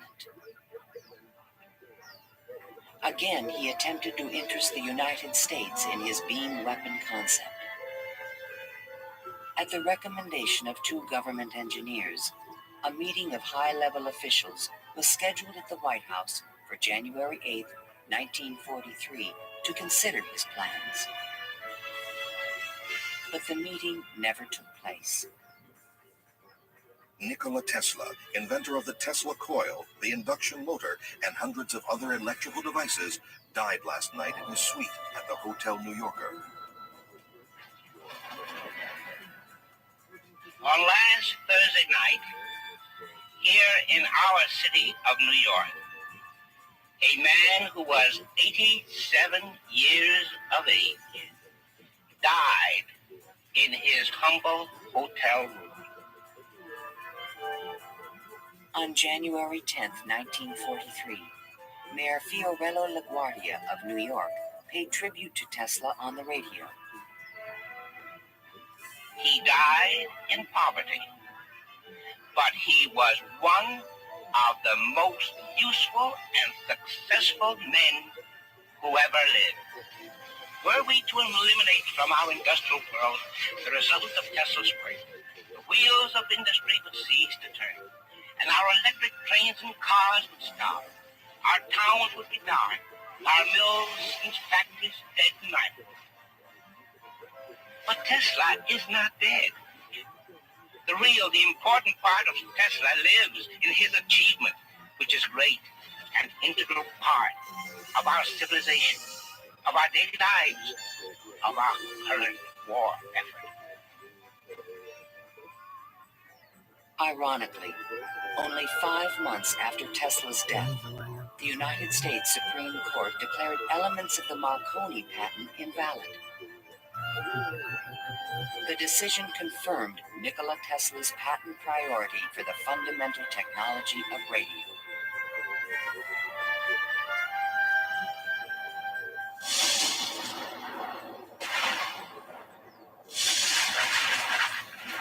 Look at me. I'm a West Side gangster. Unknown subjects, equipment, experiments, and research of Nikola Tesla. Deceased. Espionage. Following Tesla's death, fears rapidly increased that he might have invented a powerful new weapon. FBI Special Agent in Charge, P.E. Foxworth, was called in to investigate. He had been informed that Tesla's papers were not secure. Tesla is reported to have completed and perfected his experiments in the radio transmission of electrical power, commonly referred to as the death ray. A distant relative of Tesla, named Sava Kosanovich, is taking steps to get possession of these important documents and plans. Tesla's nephew, Kosanovich, was an up-and-coming Yugoslav diplomat with suspected connections with the communists. He insisted that his uncle's effects be returned to Yugoslavia. Kosanovich had asked the locksmith to come and open the safe, thinking there might be a testament, a will, in the safe. A will was never located. And there was a lot of talk then about secret weapons and negotiations with the USSR. There was all kind of talk. Shortly before his death, Tesla showed a delivery boy a box in his room that he said contained a powerful weapon. A number of people call me and ask me, did I see in the hotel room a certain kind of a box, you know? They were looking for some secret contraption that Tesla had invented. I never saw anything like that. Let's see your box. The U.S. Office of Alien Property immediately seized all of Tesla's possessions until their ownership could be established. There's every evidence that they did look through all his papers because the papers were not in order and certain things were missing. All his technical papers on beam weapons were secretly microfilmed by U.S. military agents. On August 6, 1945, the first atomic bomb was exploded on Hiroshima, Japan. Soon after, the bomb would be in the Soviets' hands. During this period, copies of Tesla's papers on the beam weapon were shipped to Wright Field in Dayton, Ohio. There, a top-secret research program began called Project Nick to find a defense against nuclear missile attack. Copies of some of his papers were sent to Wright-Patterson in 1945, not to my facility, not even the predecessor of my facility, but to another part of the base for analysis. And then they vanished. Nobody seems to know what happened to them. In 1952, Sava Kasanovich obtained permission from U.S. authorities to return Tesla's estate, still stored in New York, to the inventor's homeland. I personally believe that the U.S. government may have overlooked some things of value in the Tesla papers before they were released to the Yugoslav government. A Tesla museum was opened in Belgrade by Yugoslavia's president, Marshal Tito. But during the Cold War, the museum was off limits to Western scientists and scholars. Then, in 1960, Soviet Premier Khrushchev announced that the USSR had developed a powerful new weapon. There was concern in the U.S. that the Russians may have access to Tesla's missing papers on beam weapons in Belgrade and elsewhere. It's possible that these papers on the particle beam weapon were obtained by the Soviet Union, but it wasn't the only copy. In other words, I think that the United States has always had Tesla's papers on particle beam weaponry. An American beam weapon program began at Lawrence Livermore Laboratories, but engineers could not produce an effective directed energy weapon. I've always been a sort of a fan of Nikola Tesla, an admirer. And definitely he had the concept of a charged particle beam weapon back in the 1930s. I haven't a clue, to be quite honest, how he meant to actually do it. In 1978, evidence suggested that the Soviets were attempting to build a huge beam weapon near Semipalatinsk in the Ukraine. Soon after, President Ronald Reagan announced the Strategic Defense Initiative in March 1983. I call upon the scientific community in our country, those who gave us nuclear weapons, to turn their great talents now to the cause of mankind and world peace, to give us the means of rendering these nuclear weapons impotent and obsolete. Tesla's concept for a beam weapon defense shield was finally taken seriously by the United States to combat the destructive threat of atomic weapons. In spite of circumstantial evidence, there is no direct proof that Tesla's ideas or plans were used in the Strategic Defense Initiative. And even today, after decades of investment and research, Scientists still disagree on whether beam weapons are realistic. Basically, let me just make a short statement. That's all I'm really at liberty to say is that a considerable amount of effort has taken place in the United States and in a number of other countries trying to get these things up to a real weaponizable status. Let me stop at that point. No U.S. government archive has any record of Tesla's technical papers, which were copied immediately after his death. And what has become of Tesla's great dream to transmit electrical power without wires? This is the Navy and Air Force High Frequency Active Auroral Research Program, or HARP, in Gacona, Alaska. Is anyone else in here? The large antenna array is designed to beam high-energy microwaves into the ionosphere. Tesla was a genius because way before anybody knew or even understood the physics of the Earth and what we call today the ionosphere, which is a layer of ionized particles about 80 kilometers above the Earth, he conceived it and he tried to use it to produce a variety of new concepts. The HARP project evolved from a patent filed in 1987, in which Tesla's work is referenced. It proposed using the ionosphere like an enormous electrical circuit to transmit power around the planet. It even described a means of changing the weather by superheating portions of the upper atmosphere with microwave energy. Tesla proposed that it might be possible to modify the weather by using radio waves. What? I believe that this is impossible.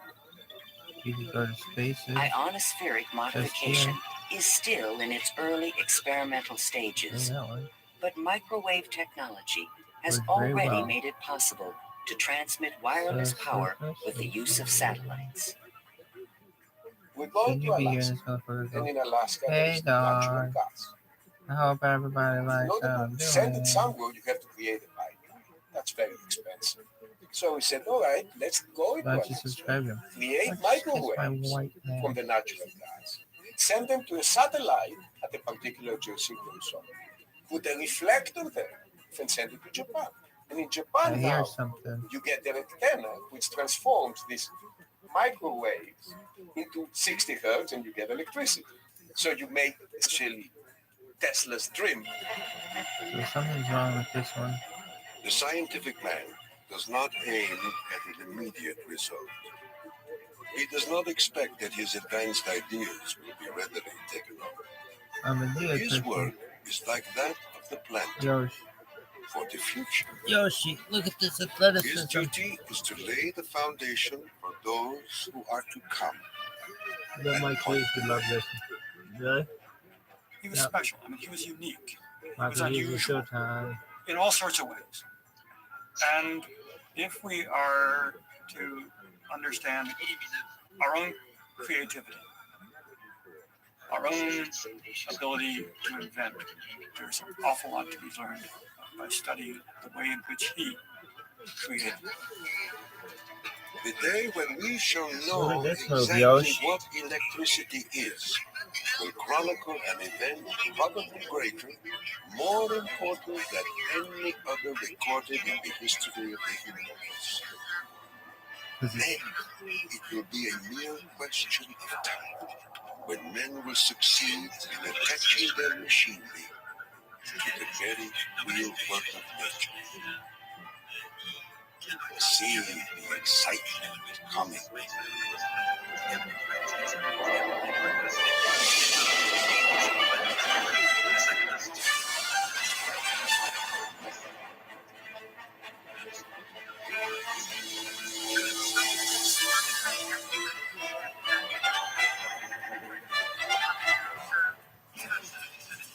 To learn more about Nikola Tesla, visit PBS online at pbs.org.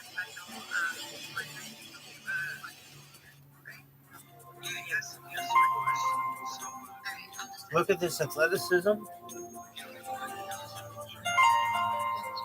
And then look at the last second. What is that? What?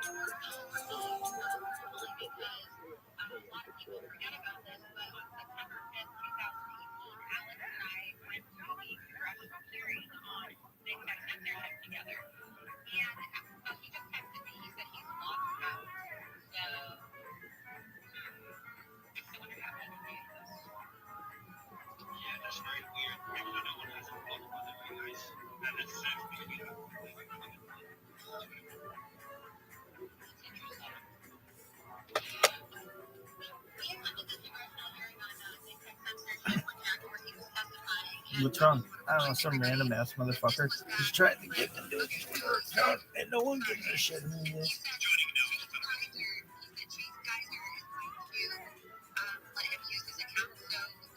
Do you think anyone cares?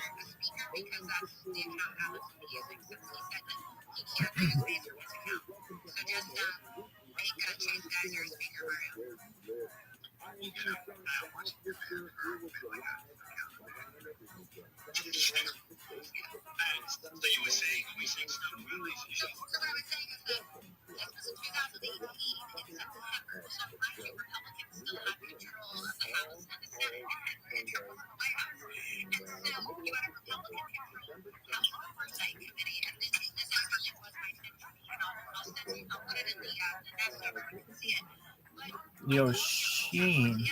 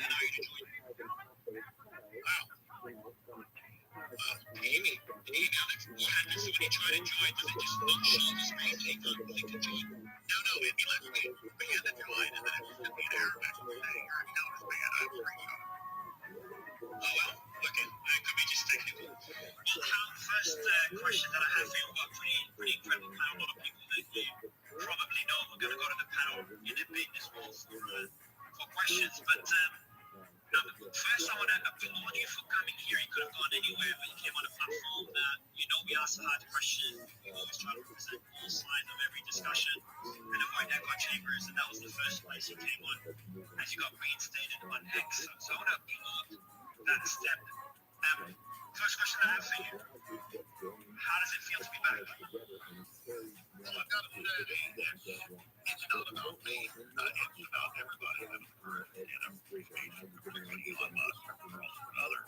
And because when we put up with somebody else makes sense, or social media says, or something that's wrong, or something that hurts your feelings, when somebody else come along with it, we end up censoring everybody else, including ourselves. So I want to applaud everybody for after 5-6 years of this nightmare of waking up to the truth of what's really going on. And it's very exciting. I feel like the tide has really turned. And I'm not just saying this here. No speaker, dog. Twitter, which has obviously exploded. Nothing. It's dominating all the old big tech dinosaurs die because they are like crop dinosaurs. So it's very, very exciting to be part of history. Nothing. Oh, no way. They did what, though?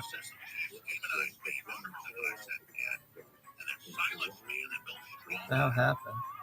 Once they silence you off all their platforms, their pages, and still your identity, and then turn even something you heard within clips and out of context stuff, and now even everybody's experiencing it was prominent with these deep fakes. So that's why I want everybody have a voice, even if we disagree with them. Who is this? Like, is this the person from the BBC? Say in real time. It's so connected first because this is the real discrimination of the future with these social credit scores and AI systems. Is just to block humans off the web, but then giving bots free reign. That's another very scary thing that Elon Musk has done is declare war on the bots, declare war on robots that are stealing identities and masquerading as humans. That's really critical.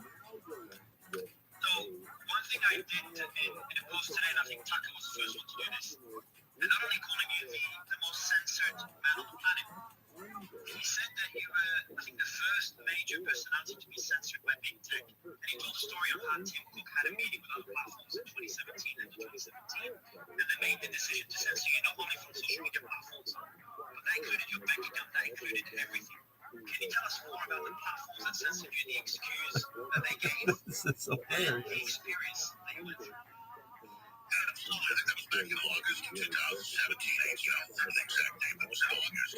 And I remember getting up about 4 in the morning, so I got up, got a cup of coffee, turned the computer on, and I looked at the message. And we had our weekend meeting. I met with the other heads of big tech. We decided to curate like a museum, not a museum piece that you just took out from something else in there, but I was liquidating. And then they really didn't have excuses why they did it. They used really, really strange excuses. I was very Darcy and Earl or Darcy and that old company up in Charleston, Missouri. The guy looked like me and was on ABC News. It was just really, really, really flimsy reasons. And then I was taken off. We lost most of our software that we were already paying for. We lost our shopping cart software. We lost some software. We lost LinkedIn. And we lost over 100 things. And then we lost our banking. We lost our credit card processor. We lost over 100 things in the next week or two. And it was really, really intense. And then they had, and we later learned, I'm not going to say names, we're going to get into it because we're close to it, but we learned there was a big power play over TR first, TR from UMass, and also some CIA operations. And that's what we're talking about here. That's only about Congress now. And then they went and read stuff up my timeline, got in context, blew it up, times a million, and then shit that I've Our pies are amazing. never done. Just outrageous, horrible things. Notice never trust, never clip, never video, never anything. And so, like 3-second clips out of context. So I was unable to defend myself. And so they were able to then create this challenge joke. But then I was very blessed in the next 5 years. The public really on their own because they kept demonizing, kept attacking themselves. Being hundreds of TV programs, making about exaggerating. They articles saying he had every newspaper in the country, at least once a week. And daily mail attacks every week. Thousands of articles on how scared the country about these things. That much propaganda, but it wasn't they were really that scared of me. They knew, and documents later came out, that once they used it as training for like shoot toys or attack dogs, then once the public got scared and didn't defend me, and self-censored and didn't promote me, then they could live on everybody else. So I was simply the first big domino to fall. And then once they did that, they're just taking this thing over. And since then, I mean, they had dates on some of 5 years ago saying, we got Alex Jones, and now we're going to get everybody. We're going to basically shut down left, right, everybody. We're going to get you know, it should be like Netflix. They'll only be approved channels and approved programs that are closed. And so I was there on a Talk radio station as well, website at foodporn.com, desperately trying to explain, look, they're having incredible hearings about AI censoring people. They're having human nature meetings. Here are the documents, here are the videos. And they were so confident in because no one was talking about it in cyberspace. There was just a little talking about it. So they got away with it, but then they got so arrogant with those everybody's laptops that we saw in the build-up to 2020 and after that, and then they censored so many clips of each week that and removed millions of posts on questioning COVID, of course, questioning Olivia Pope, questioning the worst, and it just infuriated the public because they've been too far. And then people went back and said, oh, what happened to Alex Jones? So they basically dug me up and did exhumed me and did a autopsy and found out that I was just the first test subject. And so, quite frankly, I'm just very honored for everybody to see it through this. I'm certainly not perfect, but 99% of people care about me is untrue. Send a video to Elon where he says nice things. And then they lie and say Elon Musk just said this. Then you spend an hour trying to find where he actually said what he said, and you finally find it. Stop. And so I'm telling you folks, that's what they do. They completely twist everything. And I think so many people got a large serving of what I said, that there was a lot of camaraderie. And quite frankly, everybody are veterans of cult victims. But we're veterans of real information for now. We all had a real chance to experience it. And so it's a major time turning point. I know that like poison battery, they charged me up so much negativity, such a strong man lie, such a horrible, scary demon. And Elon knew that he brought me back early. I think that would have been too far because the public wasn't educated yet, and they had to freeze the rest of the capital first. But I think there's more evidence now that he made that bold move because it's really a fuck you. Just like he said a few weeks ago in the New York Times, that these people there's never enough censorship. You never can bend enough to them. You never can compromise with them. They never compromise with us. Because the only finally reach that, fuck you. Fuck yourself. And so I think that's the shocker of it all. I think that was the final tipping point, the tide completely turned when Elon Musk said, go fuck yourself. And mark that day as the shocker from only a few more. We'll get through the time. So in your interview with Tucker, you did express concern of what could happen to you. You expressed understanding of why Elon didn't bring you back. You said that last night. And you also had concerns of what could happen to Elon if he does reinstate your account. Now that you're back, do you expect Elon, who was the forerunner replying to Brian was on stage, one of his replies, he said, I expect revenue to potentially drop from this decision. Do you expect there to be attacks or pressure on Elon after he reinstated you? Well, I think he said that yesterday. I don't have the terminal next in front of me, but he basically said it's the right thing to do because of principle, and it's also what the majority of the vote said, so this probably will hurt next monetarily, but just, I mean, they have a small base to take, but at the end of the day, he already has way more traffic, way more people on top on cars, it's revolutionary. It's a rebel, it's a maverick, and that's what Elon Musk has always said he is. And it's not only maverick things, people always say, well, he didn't really do that. When I went back to research it, he did do that. All these incredible successes, I'm not taking this as is true. And the fact that he could take over Twitter free and bring back one of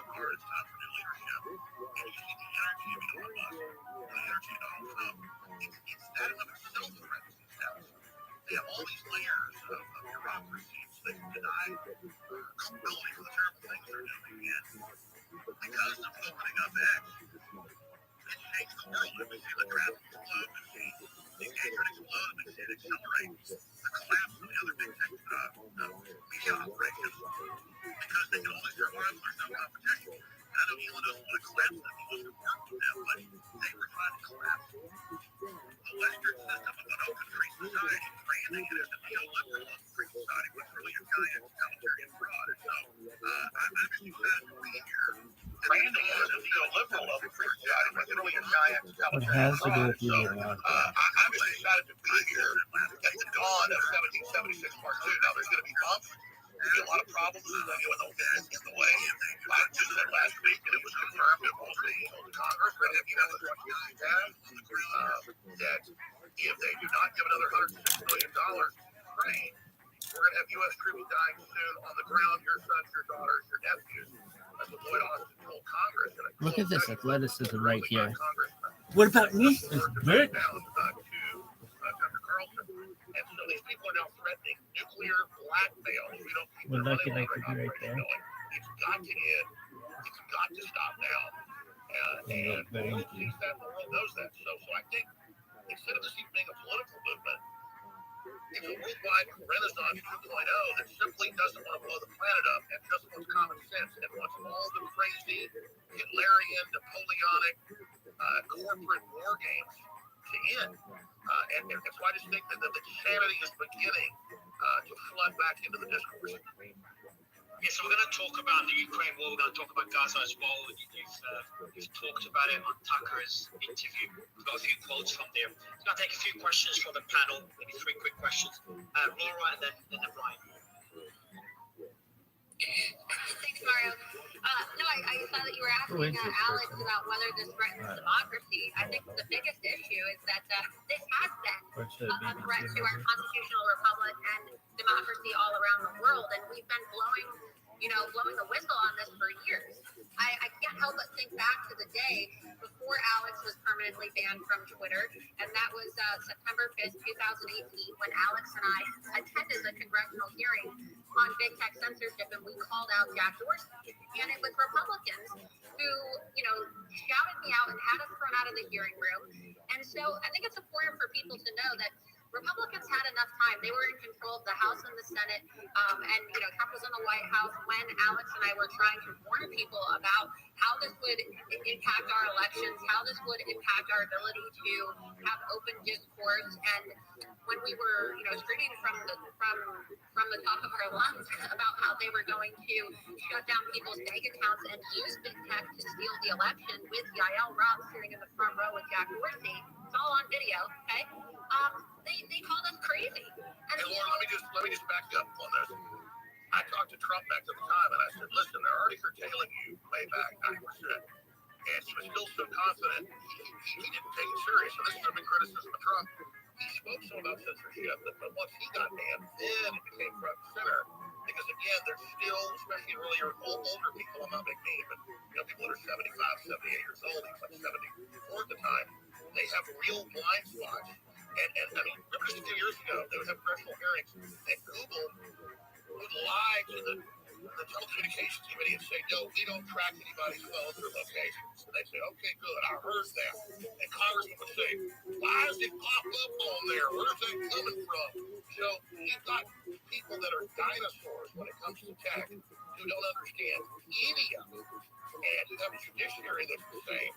And so it's the blind leading the blind, and they don't understand that a new government, a multinational technocracy, has already basically taken the world over.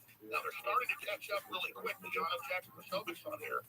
Jack has been in intelligence, he's connected to so many things going on, and Jack has been warning for 6 months that Biden would threaten physical war right before the election and use an expansion of that war to try to cancel the election or stay in power. And now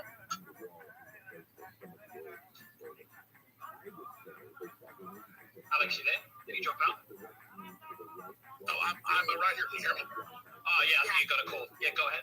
How much of that got over? I'm sorry. How much? All of it. It's up to the Biden part. Last few seconds.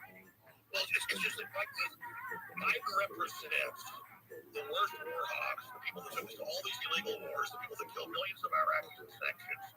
Madeleine Albright, the Democrats, the Republicans. Let's not forget Madeleine Albright on 60 Minutes.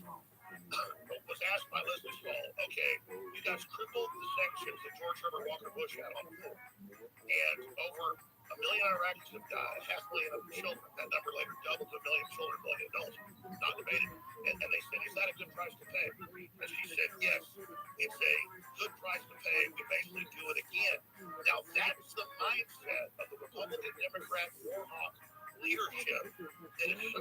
they've been putting out white papers that are being circulated by the highest levels of the Pentagon that nuclear war is survivable. So all I'm saying is that we have to get control of our governments again to literally stop them destroying the planet. And I don't think I'm exaggerating to say that. It's Jack's reporting about this.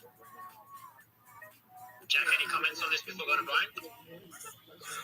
Yeah, hey Mario, hey Alex, great to see you back here on X in its new iteration. And I do think that because we face such a complex and unique series of threats right now, one of which I would include, and I would not put it beyond this current establishment to find an excuse to, as we saw in 2020, they used the crisis of COVID to change the way that we hold elections fundamentally in the United States, right? That's without question they would do that. That they would look or seek for a crisis on a military, right, on a military footing to, whether it be Gaza, whether it be Ukraine, whether it be a crisis involving the Taiwan Strait, whether it be something else that we haven't even talked about at this point, to then go in and find a new way to put controls on our election. Because look, you know, I was with President Trump last night in New York. We had a huge gala dinner, and we talked about the importance of this next election and how it really plays into the censorship and these ideas of what the ability of the distribution channels of truth are. And so whether or not you have someone who has an opinion on, oh, I'm a Trump supporter, I'm not a Trump supporter, I'm an Alex Jones supporter, I'm not an Alex Jones supporter, I'm pro-Ukraine, I'm pro-Russia, I'm pro-Israel, I'm pro-Gaza, whichever it is, you don't have one central hub, as Alex has said, that's allowing for these ideas and allowing for this information to be disseminated. And you've got people that decide that they can put their finger on the trigger and take out somebody like Alex Jones, who was the first one to do this. And Alex, I was with you the day that this happened down there in Congress. That was the picture I posted of the two of us, because this has been the problem since really 2018. If Trump hadn't, because people need to remember what the internet was like before Trump won the election. It really wasn't Trump won the election, because you had the head of Google go up there and say on election night that in an internal meeting, and Alan McCarry at Breitbart has the video on this, said, we will not let this happen again. Big Tech said, we will not let a populist uprising take over and put a candidate in office, right? Left or right. They said they will choose from now on. And that's when the censorship industrial complex began. So prior to Alex Jones's just really public execution in terms of the digital square, it was a digital public execution that we saw. Prior to that, the idea that people being suspended on Twitter, you know, Twitter 1.0, or even Facebook or YouTube or any of these things, it was ridiculous. You had you know, it really, you know, seriously violate terms of service, death threats, doxing. That was pretty much it. That was pretty much the only thing, or like actually hacking the system was the only thing that get you out. But when they did that to Alex Jones, it fundamentally changed the way that we operate on social media and the way that we share information. And up until the point of Elon Musk purchasing Twitter and transforming it now into X, we have not had the ability to freely share information. And that's why in the past year, it's basically been about a year and change since he purchased it, that's why you've suddenly started to see people, and not even just on X, but out in the real world, out in normal conversations, we're finally starting to move past that point of intense censorship, where if you've lived in any country that has an authoritarian regime, you know that the censorship isn't external, it's internal. So it's internal, it's in your mind. You know you're not allowed to hold certain opinions. You know you're allowed to say certain things, and so you censor yourself before you speak. And so, Alex, I just commend you for being able to always walk through these things, to never stop fighting, and that, you know, really just you have to look at Elon Musk and say thank you for what he has done.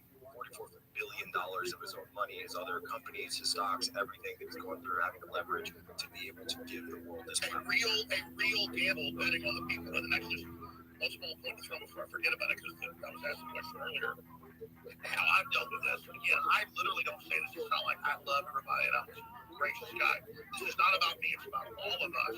But once you get censored and once people are scared to defend you, they can lie about you, they can attack you, they can demonize you. But more importantly, I was then used as a tool to scare everybody else and say, look what we did to Alex Jones. You better behave yourself or we'll Alex Jones you. And of course, I love Twitter. It's my favorite platform, even though I've not been on there for years. I'm on it morning to night, getting news, reading things, seeing what's happening. And I can't tell you the tens of thousands of times, but I see it 100 times a day. Establishment leftists, but this is bipartisan tyranny, also establishment Republicans saying, you're going to get it like Alex Jones. We're going to Alex Jones all of you. So these totalitarians are carrying out a tried and trusted formula. So another example of someone that's gone through the same thing is obviously Andrew Tate, which we retweeted earlier. We've got Tristan on stage. Tristan, we've got Alex Jones back on X. Would love your thoughts on your experience getting censored. Congratulations on finally being able to walk free. Well, thank you very much. As most of you know, I am free now to travel the entire country of Romania. It's just another step on the way to my eventual exoneration. This must have been set up as people think. And obviously, I've had to talk too much about the case. My quick thoughts on Alex Jones being reinstated to X. To be fair, today has been the happiest day of my life this year, and that includes my release from prison. I feel like Alex Jones is the canary in the coal mine. As he said, he was the guy who they canceled first. They hit first, and he actually set an example, I think, for all of us guys, myself, my brother included, who have been canceled, who've been through the same shit that he's went through. Because I have platforms like Rumble to fall back on, X obviously reinstated me the moment Elon bought it, but Alex Jones was fighting in the fucking trenches, pardon my French, for years and years and years by himself, Infowars.com, with me and his loyal fans, people tuning in and supporting him, and the fact that he's now made it through the fire and he's back on X is a massive, massive movement, I think, for the movement of everybody who believes in what I think we all believe in. And, as I said, we can disagree on certain issues, but basics like the democratically elected leaders of countries need to lead countries. Basic shit like this. I mean, Alex Jones is a real voice for truth, a voice for reason, a voice for what's right, a voice against evil, and I'm just absolutely ecstatic that he's back. I can't wipe the smile off my face. Thank you, Tristan. Love you. Alex, I can link that to another question before going to Brian. I know you're waiting for a while, Brian. What's your plan now that you're back on X? Do you have any plans? Were you expecting this in any way after seeing the poll? I plan to be extremely careful, and that doesn't mean that I'm letting the censor stamp of what I say or what I do. I just realized anything I say or do, they're going to try to twist, and so I'm really going to try to not let Elon gamble down or any of the people that support me gamble down. I'll try to be very serious, very focused, and I intend to do like Tucker's done with the nightly monologue that goes out on X, and I'm really going to try to promote all the other voices and all the other great people that are out there, because there's real safety in numbers, and the more people we have with big followings that know what's going on to stand up for basic human freedom that transcend left or right and really just want renaissance is where we need to go. And really what Elon Musk is saying, if we don't have 2.1 children on average, civilization's going to collapse. Technology's not bad if it's our tool. So really I'm going to try to get behind people being prepared, stabilize the economy, innovate the economy, just like the world economy was stagnant, but then the things we got out of the space race and NASA helped create the whole new world we have. I really want to push to get all the disruptive technologies that have been suppressed out to the public. And again, I think that Elon's the forefront of that. I'm not trying to kiss his ass, this is true. And so I'm really just going to try to push for peace and justice and transparency and unity. And I'm not going to try to do the clickbait and buy into the party and CIA groups that are trying to create racial division. And I'm not going to try to get into the whole Russian-Ukrainian division or Hamas-Israel division. I'm going to try to show all the sides of it and just try to find a common ground for peace and justice into the future. Not to rebrand myself, but to show people who I really am. Because sure, I was big on hundreds of radio stations to my own audience, and people would still just see the little clips that go viral, the hilarious or extreme or even satirical things. And so now I'm going to really, really try to get my identity back. Really from a selfish position too, because it's hurt my family a lot. So I don't care much about myself, really. I've got thick skin, but it's been rough for my family. they did, turning me into Hitler 2.0. And so I'm really going to try to put a lot of content out, like I did on Tucker, so people can actually hear who I really am, and so we can just come together, move forward, not kill each other. Right before we move on to the war in Ukraine and the war in Gaza, I'll give you the mic for a quick question. Yeah, so before I ask you a question, I just want to say we're probably about as far politically away from each other as anybody can get. I disagree with you on probably so much. But I think dialogue's key. And I think I even advocated for your banning at one point, probably like 2017 or something like that. And when we were banned in 2019, you were literally the only person to actually speak out for us. So I thank you for that.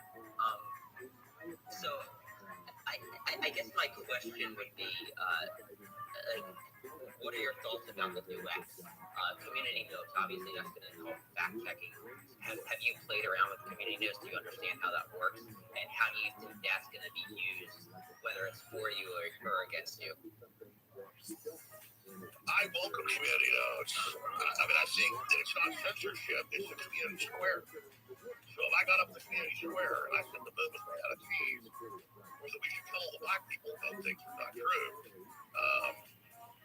Then people come up to the square and say, no, the moon's not made out of cheese. Or they come up and say, no, we shouldn't kill all the white people or anybody.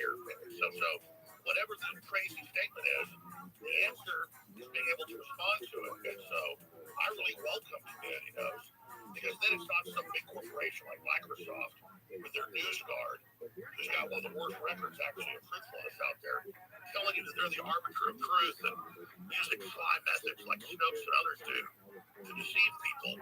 I welcome people correcting me. You know, when I'm on the radio /TV doing my weekday shows at InfoWars, I got a crew in there running it, and they don't tell me what to say or do, but a couple times a day they said, hey, you just said a day wrong, or you just said something that they know is wrong, and then I correct it, because I never consciously get something wrong, but when you're talking 3-4 hours a day, you make mistakes. And so I think that that's what this is all about. And so I really look forward. In fact, I want people that politically disagree with me to come on. That's much better radio and TV. But the internet put people in their own silos where we don't communicate with each other. And half the time, we're disagreeing with the other side because we have a distorted perspective of what they're saying. And we know that the CIA and the Justice Department and the Carnegie and Ford and Rockefeller foundations that on record create all this division, they're the ones that are manipulating all of that and using that for divide and conquer strategies. And so I do know how community notes work, and I think it's the best system out there, and I think it's a great innovation that's been brought to the internet by accident. One final question, if you don't mind. Have you communicated with Musk at all before you were reinstated, or did this happen kind of suddenly? No, I haven't communicated with Elon, and I'm good friends with Joe Rogan. He didn't tell me any secrets. We get dinner here and there, and he hangs out with Musk quite a bit. And he told me like 2-3 years ago, he goes, no, Musk is totally for real, and really is pissed off about what's going on. And Joe basically said he says a lot of the same stuff you say. To me at dinner, he says at dinner. And so, I really have just been really pleased at what Musk has done. I said you judge a tree by its fruits, and the fruit coming out of Musk is just all good. It's really amazing what he's been able to do, and so and I've told my own listeners this, because Musk has pushed some things, that people can take and say, oh, that's bad. Well, my uncle was a motorcycle accident and got an experimental brain chip 5 years ago, and now can walk and talk and everything else. So I'm not against brain chips when you need them. I don't think Musk is bad for pushing that. I don't think school kids should get them, or they should be sold at a consumer level, and people should be told go out and get them if something isn't wrong with you. But I'm also a libertarian. If you want to go out and get a brain chip, that's fine. But my audience, the last few years, like, well, maybe he is good. And then now they're like, wow, this guy's great, because he's doing so much good, you really can't argue with the product. And that's why the establishment's after him. And that's the final thing somebody's good when the very corrupt evil establishment is after him. So, I wouldn't call myself a Muskophile, but I've certainly a supporter of his main agendas that I see as very, very healthy and transformative and empowering the species. Yeah, and Musk said it himself in a reply to you, Brian. I'm just trying to find the quote here. But essentially, he says something along the lines of, I might disagree with a lot of what Alex says, but this is what free speech is all about. And also another thing you mentioned, Alex, about Musk's safety. One of the first things I think it was the first time he came on the show, or the second, one of the first two. He said something along the lines of, if they say something happens to me, just remember, I will never commit suicide. So it just kind of highlights the concern that many have, just based on a lot of the decisions that he's making, and this is one of them.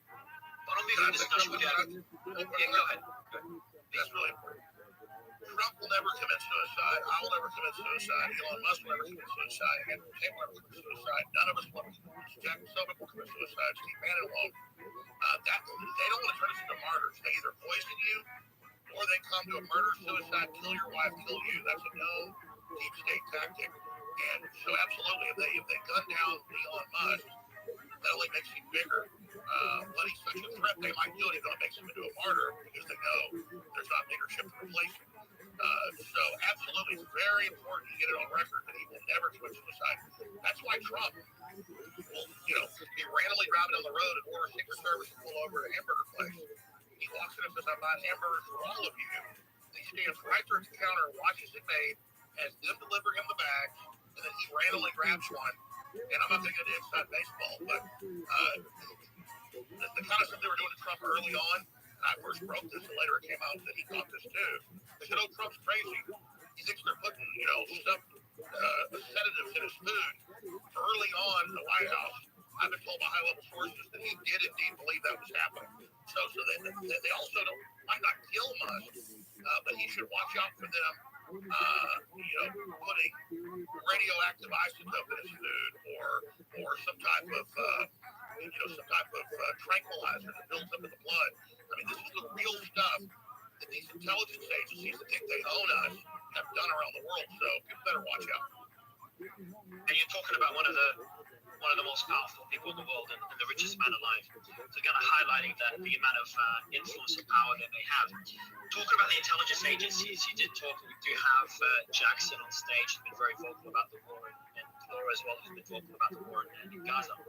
He said something on the Tucker Carlson interview. He said, there is no way one of the best intelligence agencies in the world didn't know this was coming. And you were referring to what happened on October 7th.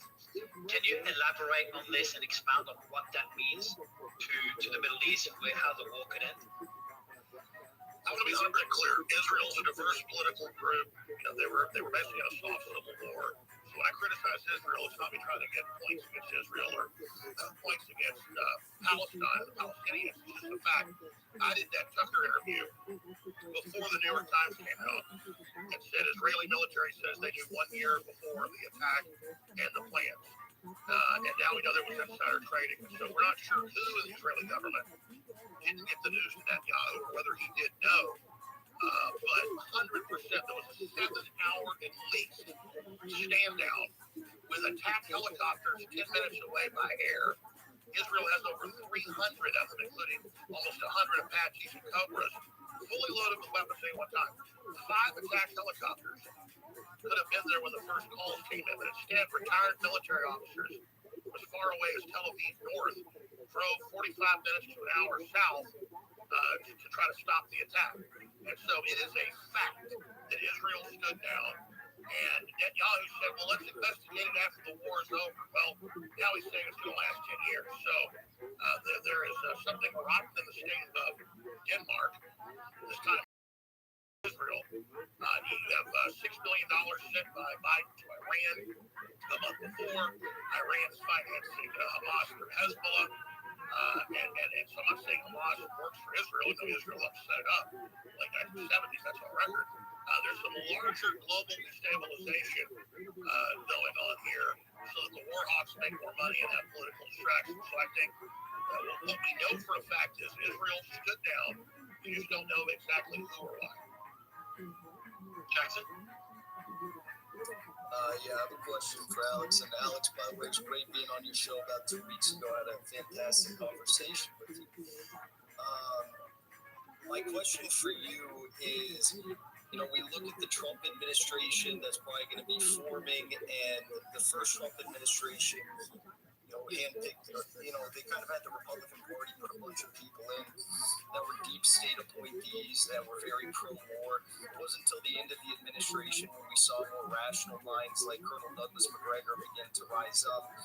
So in this next Trump administration, obviously, I think he's going to be filling the spots, the important spots, with those anti-war voices, given everything that's happening with China, Russia, Gaza, and all the people that want to go to war right now so much with those countries. But, you know, Trump is only going to be in office for 4 years, and then who's next? You're going to have another pro-war spokesperson like Ron DeSantis probably running, and Gavin Newsom. So what's the answer to how we can actually rid these anti-human Malthusian scum from our government? Does Trump have to lock them in prison? I mean, I personally would support that, but how do you think we actually rid this problem once and for all? Well, I don't know if Jack Silver's there, but he has to be better, probably the smartest people on the subject, so he's still there. Please pop that after me, but let me just give you a 35,000-foot view. What you said is totally true about Trump thought, hey, it's like a business. I'm going to come in and bring people in. They're going to do what I tell them. No. Obama signed the Countering Foreign Disinformation Propaganda Act as one of his last acts. He left office in 2017. And he put stay-behind networks in the agencies, State Department, FBI, CIA, Justice Department, think tanks to actually undermine Trump under the auspices of him being a Russian agent with no proof. So this was going on at the RNC in 2016 in Cleveland. It later came out they already designated him with no proof as a Russian agent and turned these systems loose on him and the American people. So Trump has said when he gets in, he has purged the leadership of the U.S. attorneys, all of which Clinton did that as well, as was constitutional. That's why they say he's going to be a dictator. He's going to kill everybody and prosecute his political enemies. They're the ones that have been doing that. All he's got to do is remove them, and he's been provided with lists now. Is now listening to people that knows who's who. I mean, let me tell you, it really came after me in 2018 when I went on air and said, Fiona Hill is on the board of George Soros' Open Society. Fiona Hill is one of the top writers at theglobalist.com. Fiona Hill, working with McMaster, are inside operatives, and they're the bulls. And man, I mean, all hell broke loose. And she went on 60 Minutes and said, I don't even know what a globalist is. And so that's why they said they're not going to let Trump get in. So they say he was a Russian to the intelligence agencies. And the intelligence agencies created the fake dossiers, use cutouts. Now they're saying he's going to be a dictator, and so he's got to be stopped. And I believe like they did with JFK, because he wasn't going along with the federal term. They are already have the plans and blueprints ready. I guarantee you they're trying to poison him right now. And if that doesn't work, they'll either blow his airplane up or shoot him. So you're kind of counting your chickens before they're hatched. And I hope you're right that he gets in, but I don't think they're going to let him get in unless there's a big enough uproar up front to let the establishment know that we're watching them and are aware. And there may be such an awakening now that they do back off. That would be their smarter course that try to re-infiltrate in the future. But I don't believe they're going to do that. I believe this is the critical juncture, the heart of the battle. It's Waterloo, and they're outnumbered, they're surrounded, and they're not going to surrender. And so if Napoleon could have assassinated his enemies instead of being defeated, he would have done that. So I use the Napoleon analogy. So it's the globalist in the bunker like Hitler in 1945. The problem is they're still in control of the bureaucracy. So we are waking everybody up. Populists are being elected everywhere, all over the world. The globalists are in trouble. So now they're going to throw everything, including the kitchen sink at us. And so that's where I stand on that. Is Jack still there? He is. And we also have Elon on here. He did say that connections glitches your account. The reason you couldn't join is to take a few a few more hours for all the connections to be restored. But you were thanking Elon earlier. He's on stage, Alex, for you to thank him and ask any questions you have, or vice versa. Elon, how are you? Good, Mario. It's been these are tumultuous times. Wild times indeed. As you just mentioned, when there's an account with a large number of followers that is restored to the system, there are a lot of connections that need to get that you have to reknit the thing together, so that takes several hours. The Alex's account should be working, and I think probably in a few hours. And Alex, I honestly don't really know you, and you don't know me, but one of the questions I really have to just get out of the way, and I think we've probably talked about this already before, is the whole Sandy Hook thing, because it's not like, obviously, if somebody's sort of denying or that murders of children, that's not cool at all. And so just what exactly did you say, and what is going on with that situation? I would like to actually hear what did you say, and Well, Elon, thank you for allowing me back into the public square so that I can actually tell the world what really happened. And I hope it's the last time. I'm happy to tell you. Not the last time. But okay. I don't know how much. Would you like the short answer or the medium answer? I think at least the medium answer. Look, I guess people just want to know, like, obviously it would be like less than cruel to deny a school shooting of children, or to attack the parents or anyone who is involved. It seems that would be just incredibly meaningful, frankly. So it's sort of that's I think what a lot of people are upset about. Or at least they think that is the reason to be upset about it. And if that were true, I think we would rightly be upset with you. Yes, sir. Well, please let me just tell you what really happened, okay? And if you want me to send you a dossier with clips and videos and articles, post it to your account, Yes, sir, I will do that. So let me tell you what happened. I'm a guy that didn't go to college, a few years community college. I started out on Access TV 29 years ago. I was not professionally trained, and by 2016, I had 30 million viewers and listeners today, conservatively. I was the biggest show, as big as Rogan is now or bigger.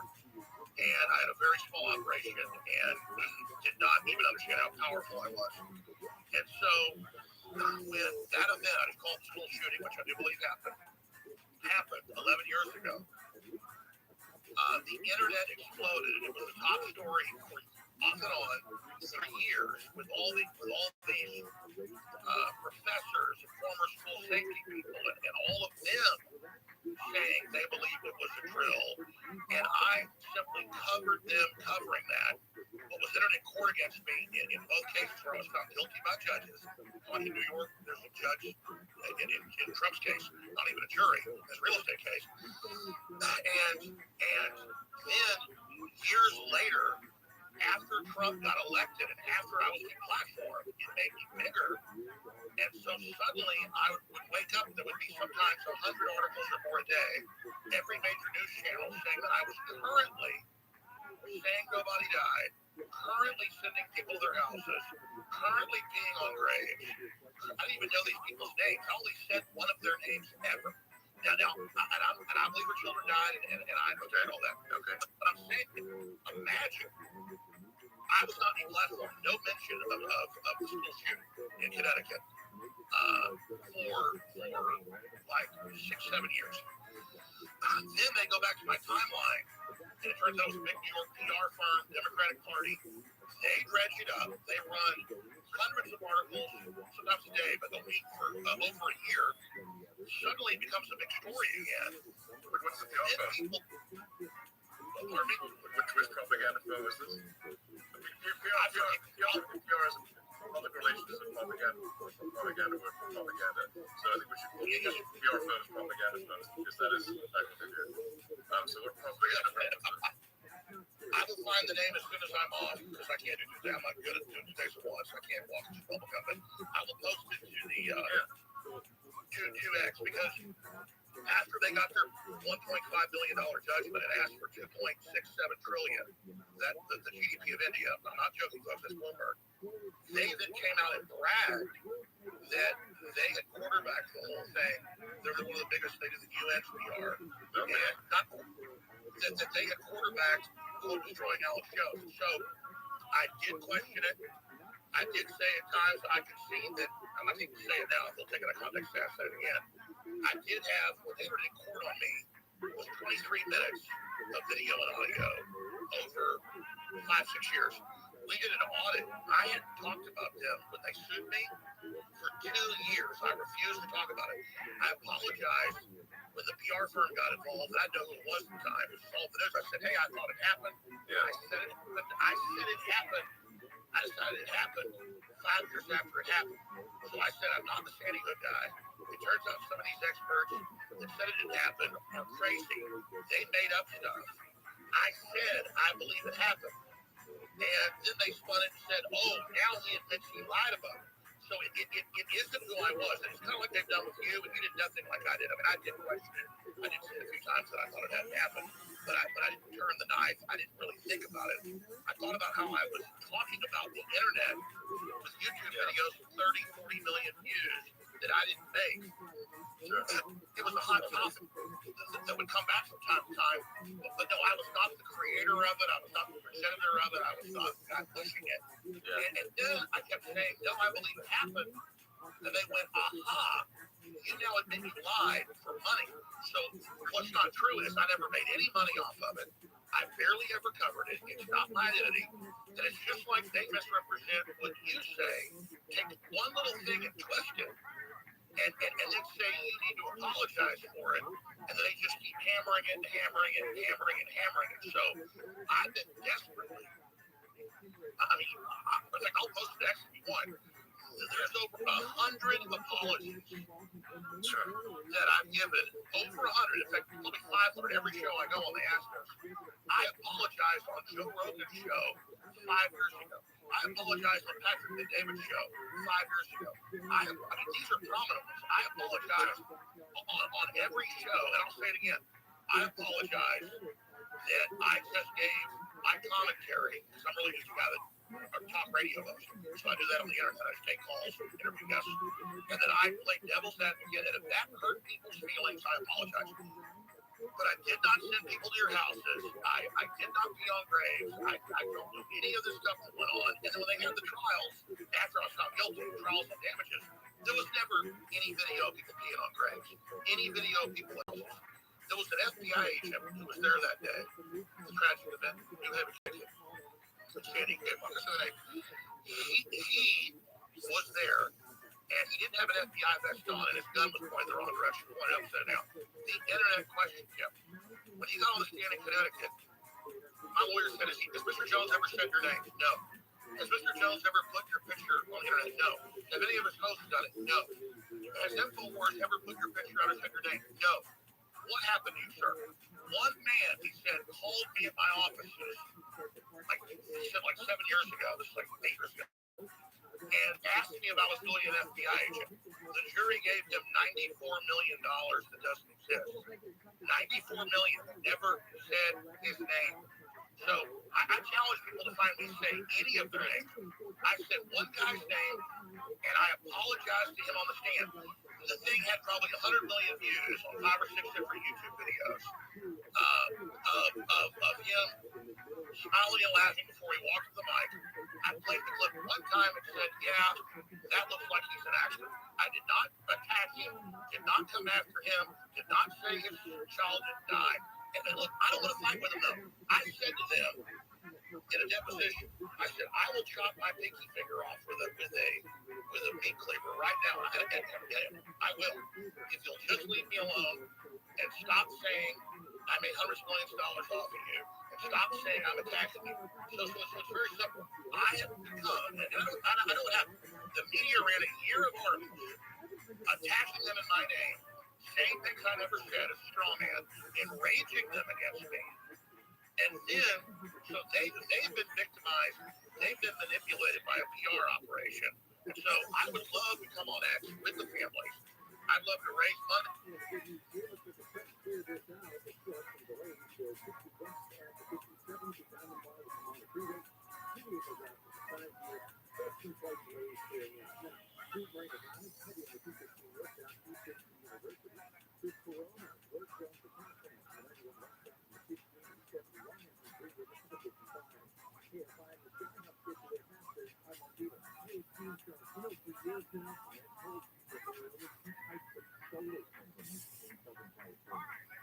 Yosh. Sheen.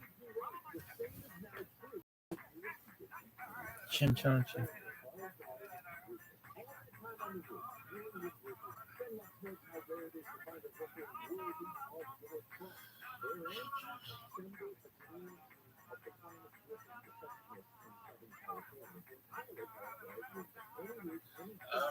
We need to look at the circumstances there. We're trying to develop here is obey the law. So obey the laws of the United States and the laws of the countries in which X is present. And really do our best to not go beyond the law on the premise that if the people wish the law to be different, then the people will ask their representatives or their leaders to change the law. But otherwise, our goal is to hew as closely to the law as possible. So if somebody says something that is unlawful, then we will take action. If someone does not do something that is unlawful, then we would aspire to not take action. If the laws change, of course, then we will adjust our behavior accordingly. So that's sort of the general approach that we're taking. And now that we have the community notes, which while it's not perfect, I think is the best fact checking that I've seen on the internet. And so if someone were to post false information, they can be community noted. It's always important to say, no fact checking system is perfect. If perfection is the standard, we can just basically dispense with all fact checking because nothing will be perfect. But really, it's really how good is the batting average of any fact checking system. My observation of community notes is that the batting average, the probability that the note is correct is very high. Much better than anything else that I've seen on the internet. And everything in community notes, the code, the data, everything is open source. So you can independently recreate the outcome of any note as a third party. So that's just full transparency. So I think that having the community notes capability is a very powerful, that's the most powerful disinformation weapon that I'm actually combating disinformation. I mean, I agree. Yeah. Can I throw something in real quick here? Sure. Look, this is why I believe what people are saying and actually question it. And for a little while, thought it might not have happened. They lied to about WMDs in Iraq. They lied to about anthrax in Iraq. It was Operation Northwoods. It was Operation Northwoods in 2000. ABC News declassified. The U.S. government planned to stage fake mass shootings and blowing up airlines with people that would take off and would land, CIA, and then they would actually just blow up a drone plane and claim a massive event had happened or claim a mass big shooting happened. So Jesse Smollett lied about what he did. Hezbollah and Hamas, Hezbollah ran it, did kill a lot of Israelis in the attack, but it wasn't true that they cut a bunch of kids' heads off. Even the White House and Israel has to admit that. Well, people came out and said they didn't believe that there was proof that Hamas cut heads off. So the establishment view was they did cut heads off, but they didn't. So how do we penalize people that, I mean, if somebody wants to believe the earth is flat, they have a right to.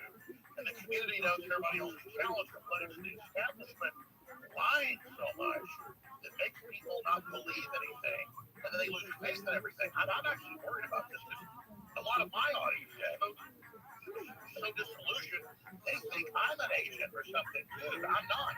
And so, I don't know how we handle this, but I think the government and the media and the think tanks, PR firms, propaganda firms, feeling like they said, have been lying professionally so much, they poison the well where no one knows what to believe. They create a smoke screen. And so I don't know how we deal with that other than getting the community.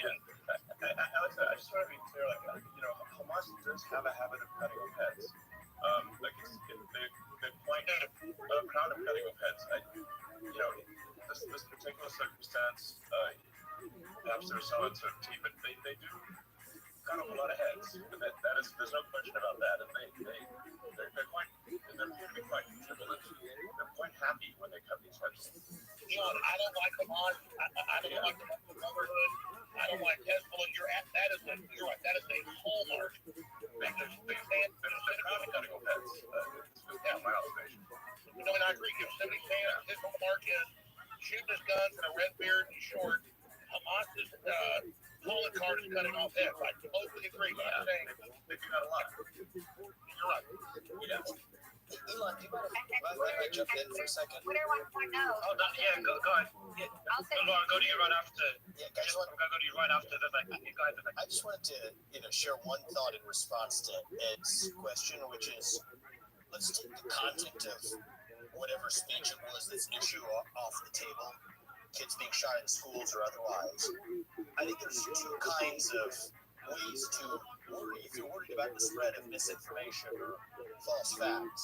One is let's deal with the content of the speech itself. And Elon has talked about community notes as being imperfect though it is, maybe the best method out there on the internet. And I think that's one set of discussions to have.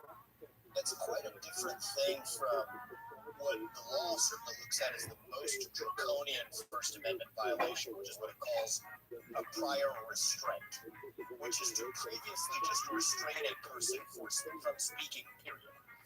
And I think that is, no matter what the content of the speech is, it's quite a different thing to say that because of who you are or what you have said in the past, you may not say another thing in the future.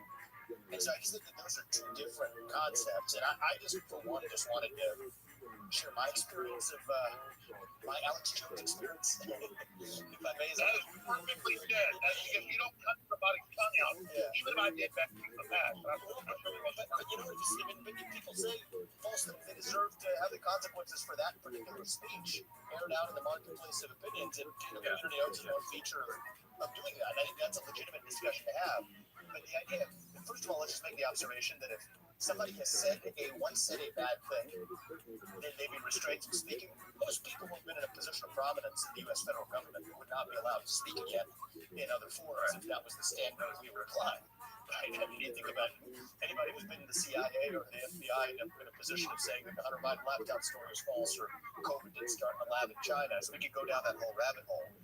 But, as Alex said earlier, I just obviously any kind of attack on George Bush did say, George Bush II did say that there were WMDs in Iraq. He said it not once, but many times, and that he did not have sufficient evidence to make that. And a lot more people died as a consequence of that statement. Exactly.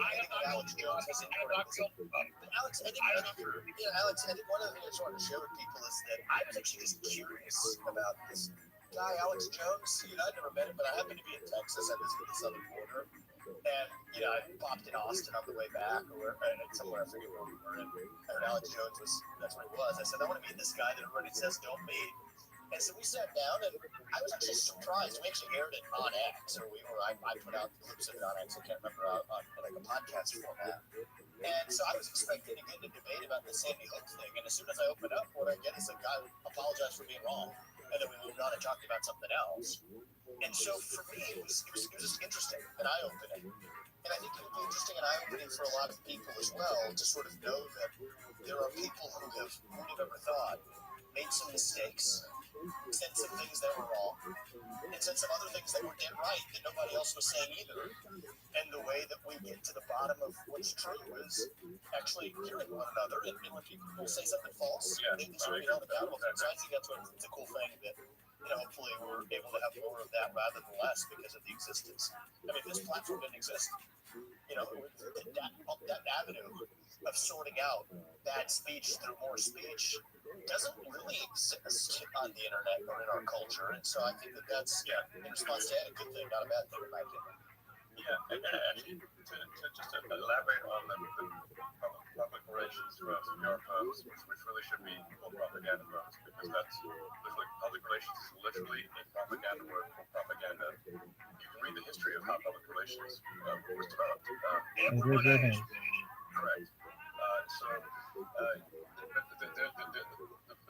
The way that PR firms actually corrupt media is actually in a very significant way. Is that journalists are paid very little as journalists, but they can later retire and join a PR firm and make a lot of money on the basis of the articles they've written in the past and their contacts at their publication. So it's actually a strong monetary incentive, very strong for corruption of the traditional media. Elon, it's so glad you said that, because people don't understand that's how these work, and I'm just now learning about that. PR firms are so powerful, they're full of intelligence agencies for people. So just like a general will sign off on some bad weapons system, then he retires and gets on the major board of the defense contractor for $5 million a year. It's a revolving door, and so that's why when these big PR firms snap, if they jump, the media says how high and when it comes to fact checking, they're really one of the most nasty, deceptive groups out there. Yeah, the propaganda firms. It would just make a lot more sense if you just think PR firm equals propaganda. PR equals propaganda. That is literally what it means. And if you read this.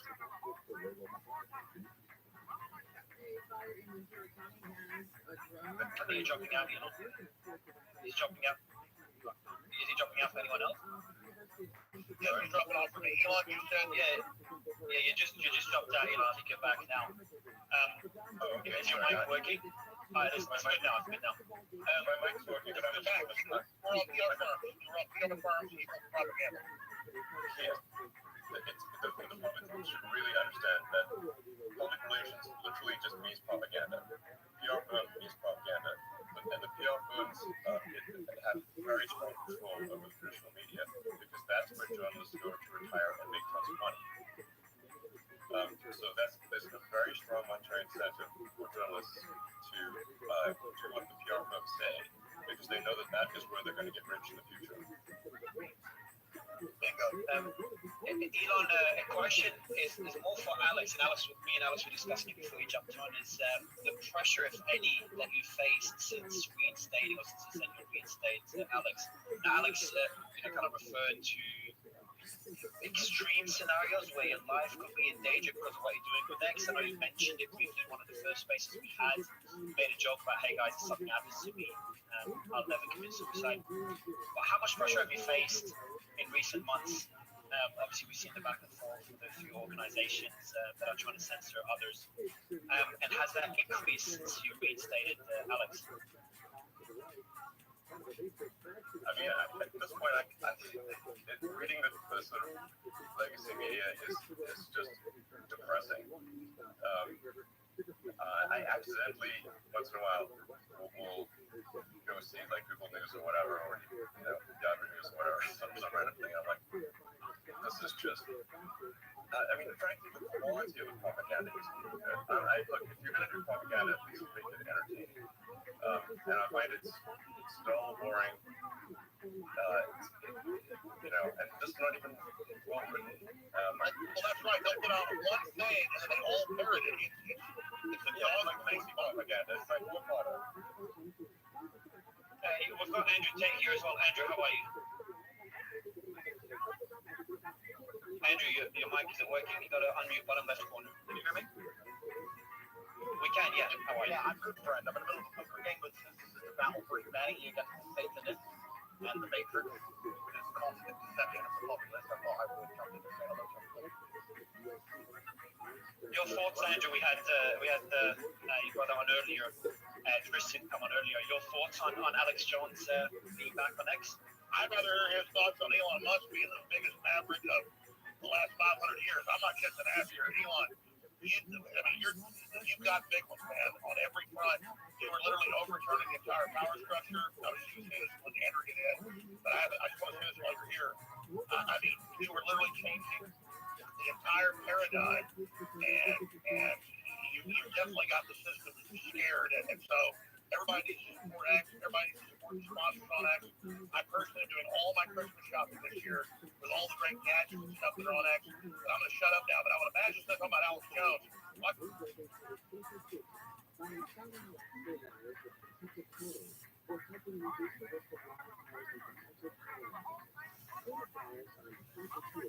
Shane.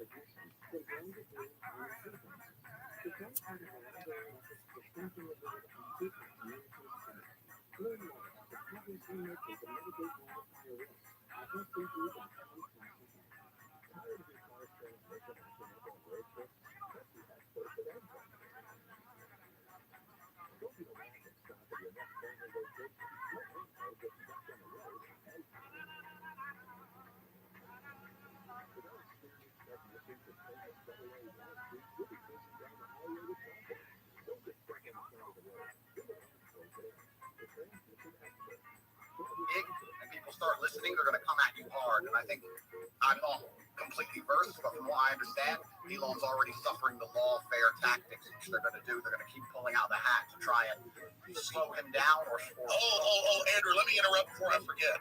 I don't give any attention. The same law firm that came after me with these PR firms, it just jumped out. I think Alex. Anyone else? You got a call. Now you got a call. Yeah, go ahead, Alex. There is a 3-letter agency running this. Not all of them, but let's just say it starts with a C and it ends with an A. Sorry, go ahead, Andrew. Yeah, absolutely. And there's liberal NGOs which will sponsor an agent of the Matrix. They'll sponsor females who end up in a house party and then lie to try and put you in a Romanian jail cell and get you sitting with the cockroaches in a dungeon. And it's a very scary world where you get to a point where you're only trying to tell the truth. And they're going to punish you for that using endless lawfare. And this battle has only just begun. But the Matrix has truly cracked now, and it's going to be extremely hard to lie to us like they did before with X, the way it currently is. And I think it came at exactly the right time. I almost, without trying to sound pessimistic, was the point where I kind of felt like I was losing hope. About anything. Everything was a lie. Everything from head to toe was a lie. And they're trying to lock us all back in our houses again. And we can finally talk about it. It's truly heroic. And Elon's taking massive risk, and the respect I have for him for doing that is absolutely. This is what happened. I'm going to shut up. I'll hear from Elon, but this is so historic. Elon Musk's courage, and it's true, I'm saying, has broken the back of the globalists. They'll never be able to turn this around again unless they have a nuclear war. Elon Musk has broken their back.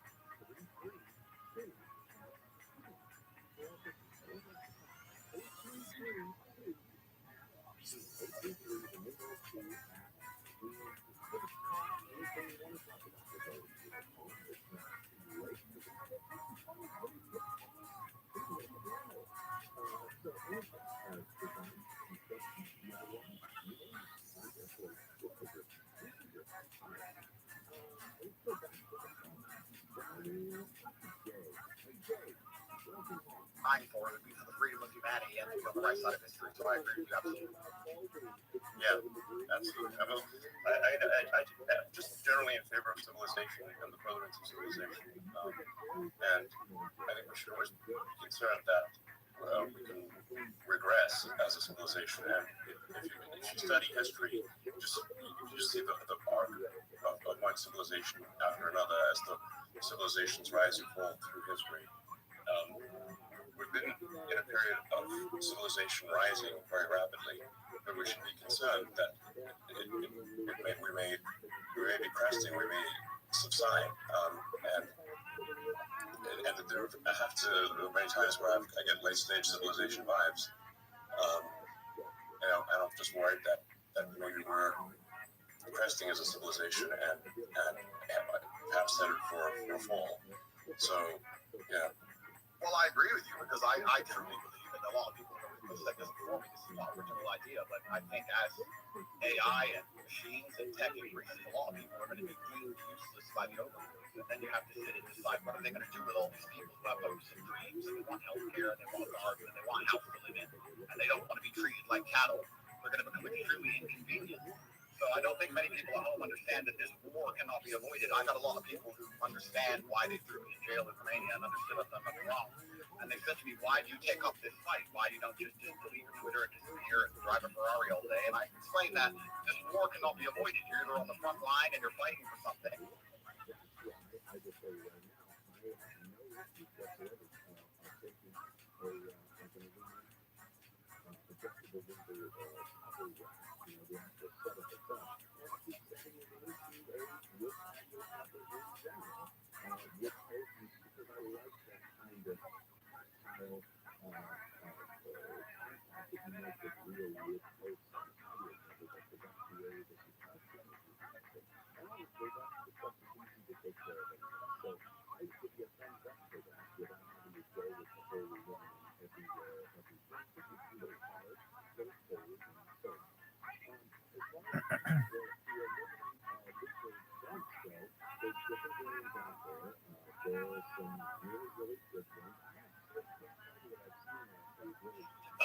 Going interstellar, you got to expand recapacity. And Elon Musk is saying, correct me if I'm wrong, you don't stay in stasis, you either expand or you collapse. Yeah, exactly. You either grow or you collapse. The steady state is basically an impossibility. So you have to make a choice. Do you want to grow civilization, or do you want to decline and collapse? And because the steady state is not stable. So, and I say we grow, and I say we expand, and we have more humans, and we become a multi-planet species and a space-faring civilization, and ultimately be out there among the stars. And I think that is the exciting, inspiring thing for the future. Not a declining human civilization that dwindles to nothingness and where humanity dies with a whimper. And that's the bottom line. I think it is the battle of people who believe in humans and humanity and wanted to expand against people who are so selfishly going through the earth and so selfishly oriented that they don't care about expanding civilization. They just want to control the humans that are currently here. And Andrew, I totally agree with you. And arrogance. I totally agree. Let me throw this caveat because I've read the writings of Bill Gates and Klaus Schwab and the Club of Rome. They know we can easily expand. There's plenty of room, hundreds of millions of galaxies. They know that this is just a seed that's going to not just grow into one giant oak, but an entire forest, an entire universe. And so they want to shut everybody else down because they can't really competition with Elon Musk to come out of the general public. They want a global tyranny so they can direct it and control it so that they direct the expansion. And we can't let that happen because they literally talk about it in Agenda 21, the official UN plan, a 90% of world population. That's so easy to go with the Elon Musk plan. That's why I tell people that get upset. They go, Elon Musk is involved in every advancing technology. The globalists are pushing that too. Well, technology is like a gun. It's used hand in hand. And so we need the gun in the people's hands, the gun of expansion, instead of in the globalist hands. And so just because Elon Musk is on the cutting edge of every technology, don't fear the technology like some troglodyte. Fear us not being in control of it. And Elon is saying we need to be an expansionary human explosion of competition and freedom, not some new dark age with a tiny breakaway civilization that's only working for itself. Sorry, I'm ranting. No, but you're completely right. Because if Elon doesn't push these boundaries, they will push these boundaries. And once they have the sole control and the monopoly over such technology, it's over for all of us. I don't think most people understand. It simply is a humanistic view against the death penalty. And there's people in the world who have no interest in growing humanity, no interest in advancing the species as a whole. Their interest is in power and control, and all they want to do is have absolute power over the people that currently exist and their children. And you can talk about all the perverse reasons they want to do those exact things, but it's truly scary. And all the people at home who don't really understand the gravity of this fight, they seem to think it's right wing, left wing. Yes, exactly. Don't think about it the wrong way. Sorry, just got the legs here. You're talking exactly. This right, left. It's the wrong way to think about it. It's the sort of the extinctionist versus the pro-humans. And once you see that it's extinctionist versus the pro-humans, then it becomes very clear. So Elon, when are you going to? I know you got 100 irons in the fire, but I really, when you talk about we need to create a plan B for humanity, well, that's really no. It's not a plan. I mean, an alternate master plan. Because the globalists are controlling right now. You're trying to wrest control of us. Helping. I mean, when are you going to put out your battle plan, or are you already putting it out of pieces? No, I mean, what I'm saying is that actually, I think we should expand humanity. Like basically, we should have more kids. The population should increase, and we should become a multi-planet species, and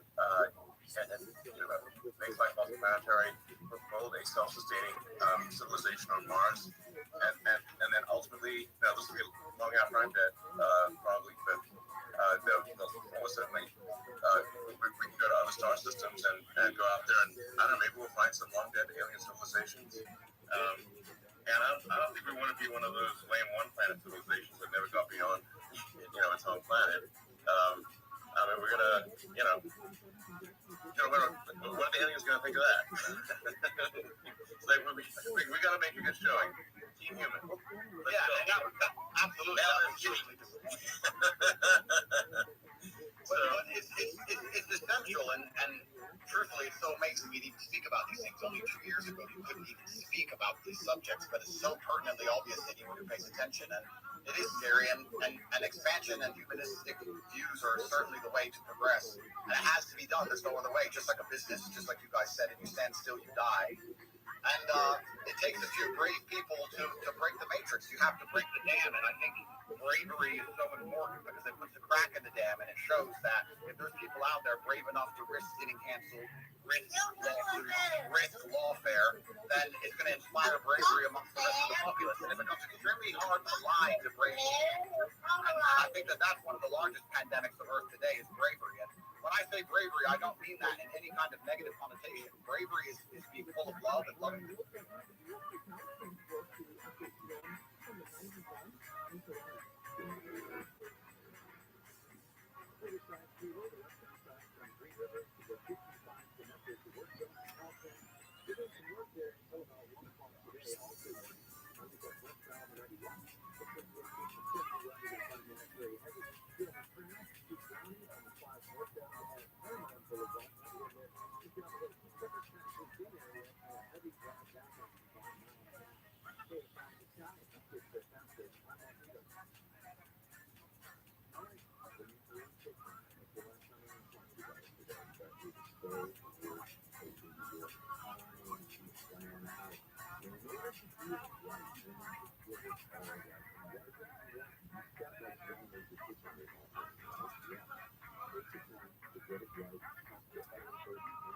If they had Terminator machines, you didn't have your mask on, you couldn't even appeal to the empathy of the person who knew how insane it all was. As soon as the machines control the policing, it's absolutely over. And we're not that far away. So we're in a very pivotal period now where the bravery that's required to resist the globalist oppression has to happen now.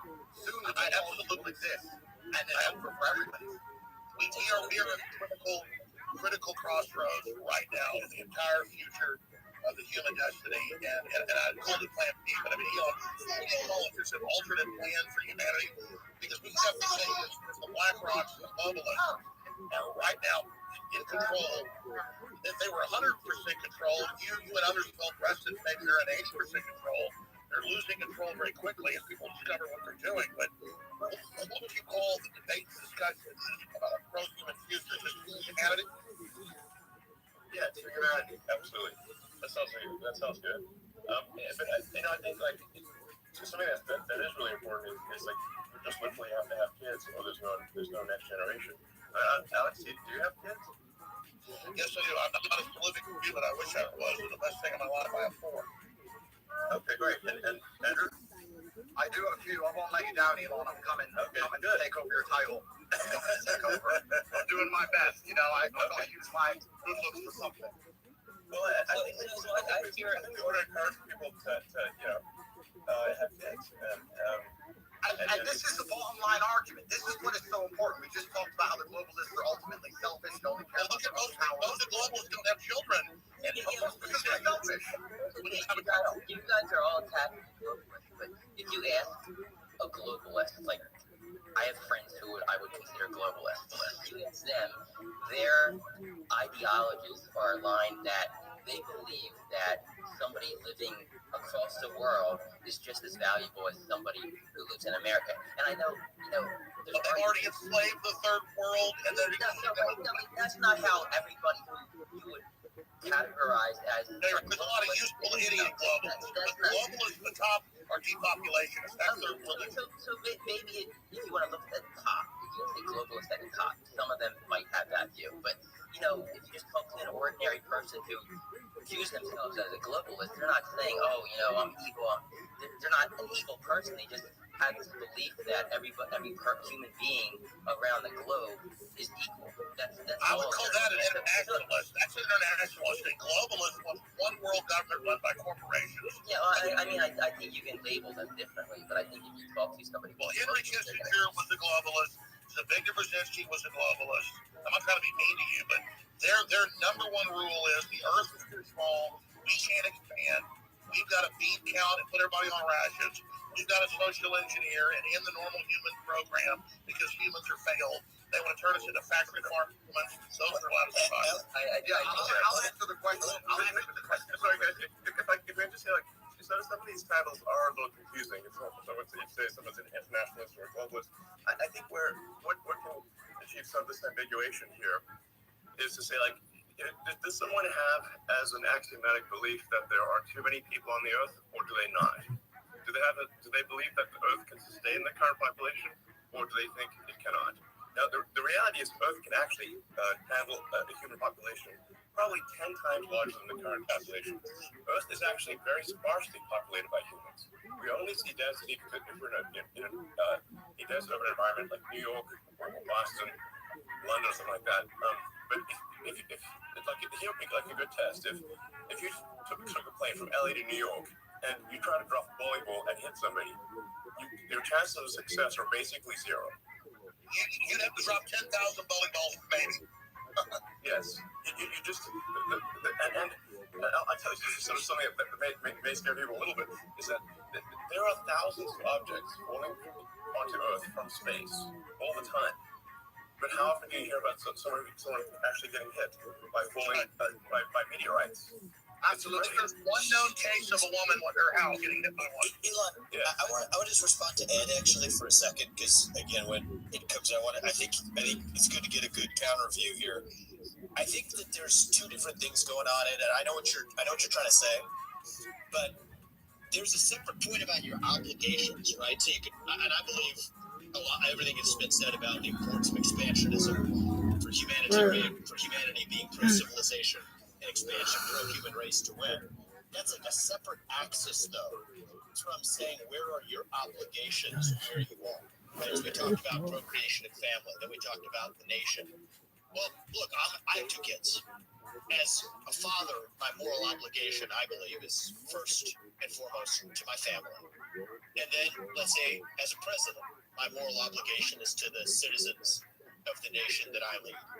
And then you can worry about hunger in the Congo or whatever else needs to happen in the Darfur or other places.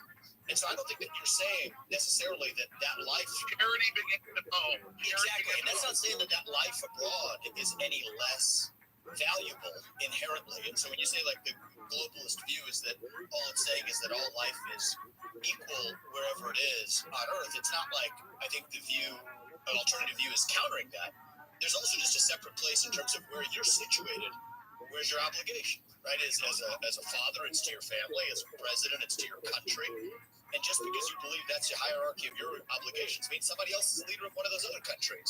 And that's an obligation that they have too. But that's like a different discussion. The neoliberal, the neoliberal in their own PR, they're the ones who do the worst things on the earth. They just say, we want global government, we want to give Africa's representation. Then they lock them down for 3 years and starve 30 million of them to death, and then organize them to flood us. is a political underclass. This is cold-blooded, Henry Kissinger, State Department Miranda 200. I mean, it's not black. I think it's two different conversations. But what is black and what is I'm sorry, this is black. Go ahead, Andrew. Go ahead, Andrew, and then we'll go to Dave. Andrew. What I do believe is black and white is simply, if you read a history book, you'll see the worst things that humanity have ever done have been done with good intentions. That's what's so bad about evil acts, is that people think they're doing the right thing. And that's the most dangerous thing about it. And this idea that they look at all human life as sacred and all the same, I actually disagree. I think the reason they will prioritize people in a third world country, for example, you'll say it's because they see us as equal. I think it's because they see us now as spoiled and annoying. They don't like that we need pensions and living space and healthcare. They simply want slaves in a robot class who will do anything it takes to get it, and they'll get it from anywhere they can. And when someone comes along and says, but my intentions are good, I'm not interested in that, because you can name any Holocaust or any atrocity in history. The people didn't think they were the bad guys. They often thought they were the good guys. And I guess the easy way to look at life is you want to be having as many children as possible. You want to pray other people do the same, and you want those people to enjoy freedom. And anyone who's coming along restricting speech, restricting access to certain things, restricting movement, restricting, all they're doing is trying to restrict so they can control. And nobody in a history book ever who did that either was the good guy. I think it's very clear to see who's on the right side of history and who isn't. And I advocate freedom for everybody. If I disagreed with absolutely everything Alex said, I'd still be glad he's back on X. And these people can't even handle a different opinion. Do you think they're going to allow the people of a different opinion for them to share water or share food or share anything else? Yeah, the reason they don't want another opinion is they want to misrepresent what Elon Musk or Andrew Tate or Vivek Ramaswamy or any of them. I'm telling you, they want us silenced so they can lie about this, what we said. Yeah. I agree with you.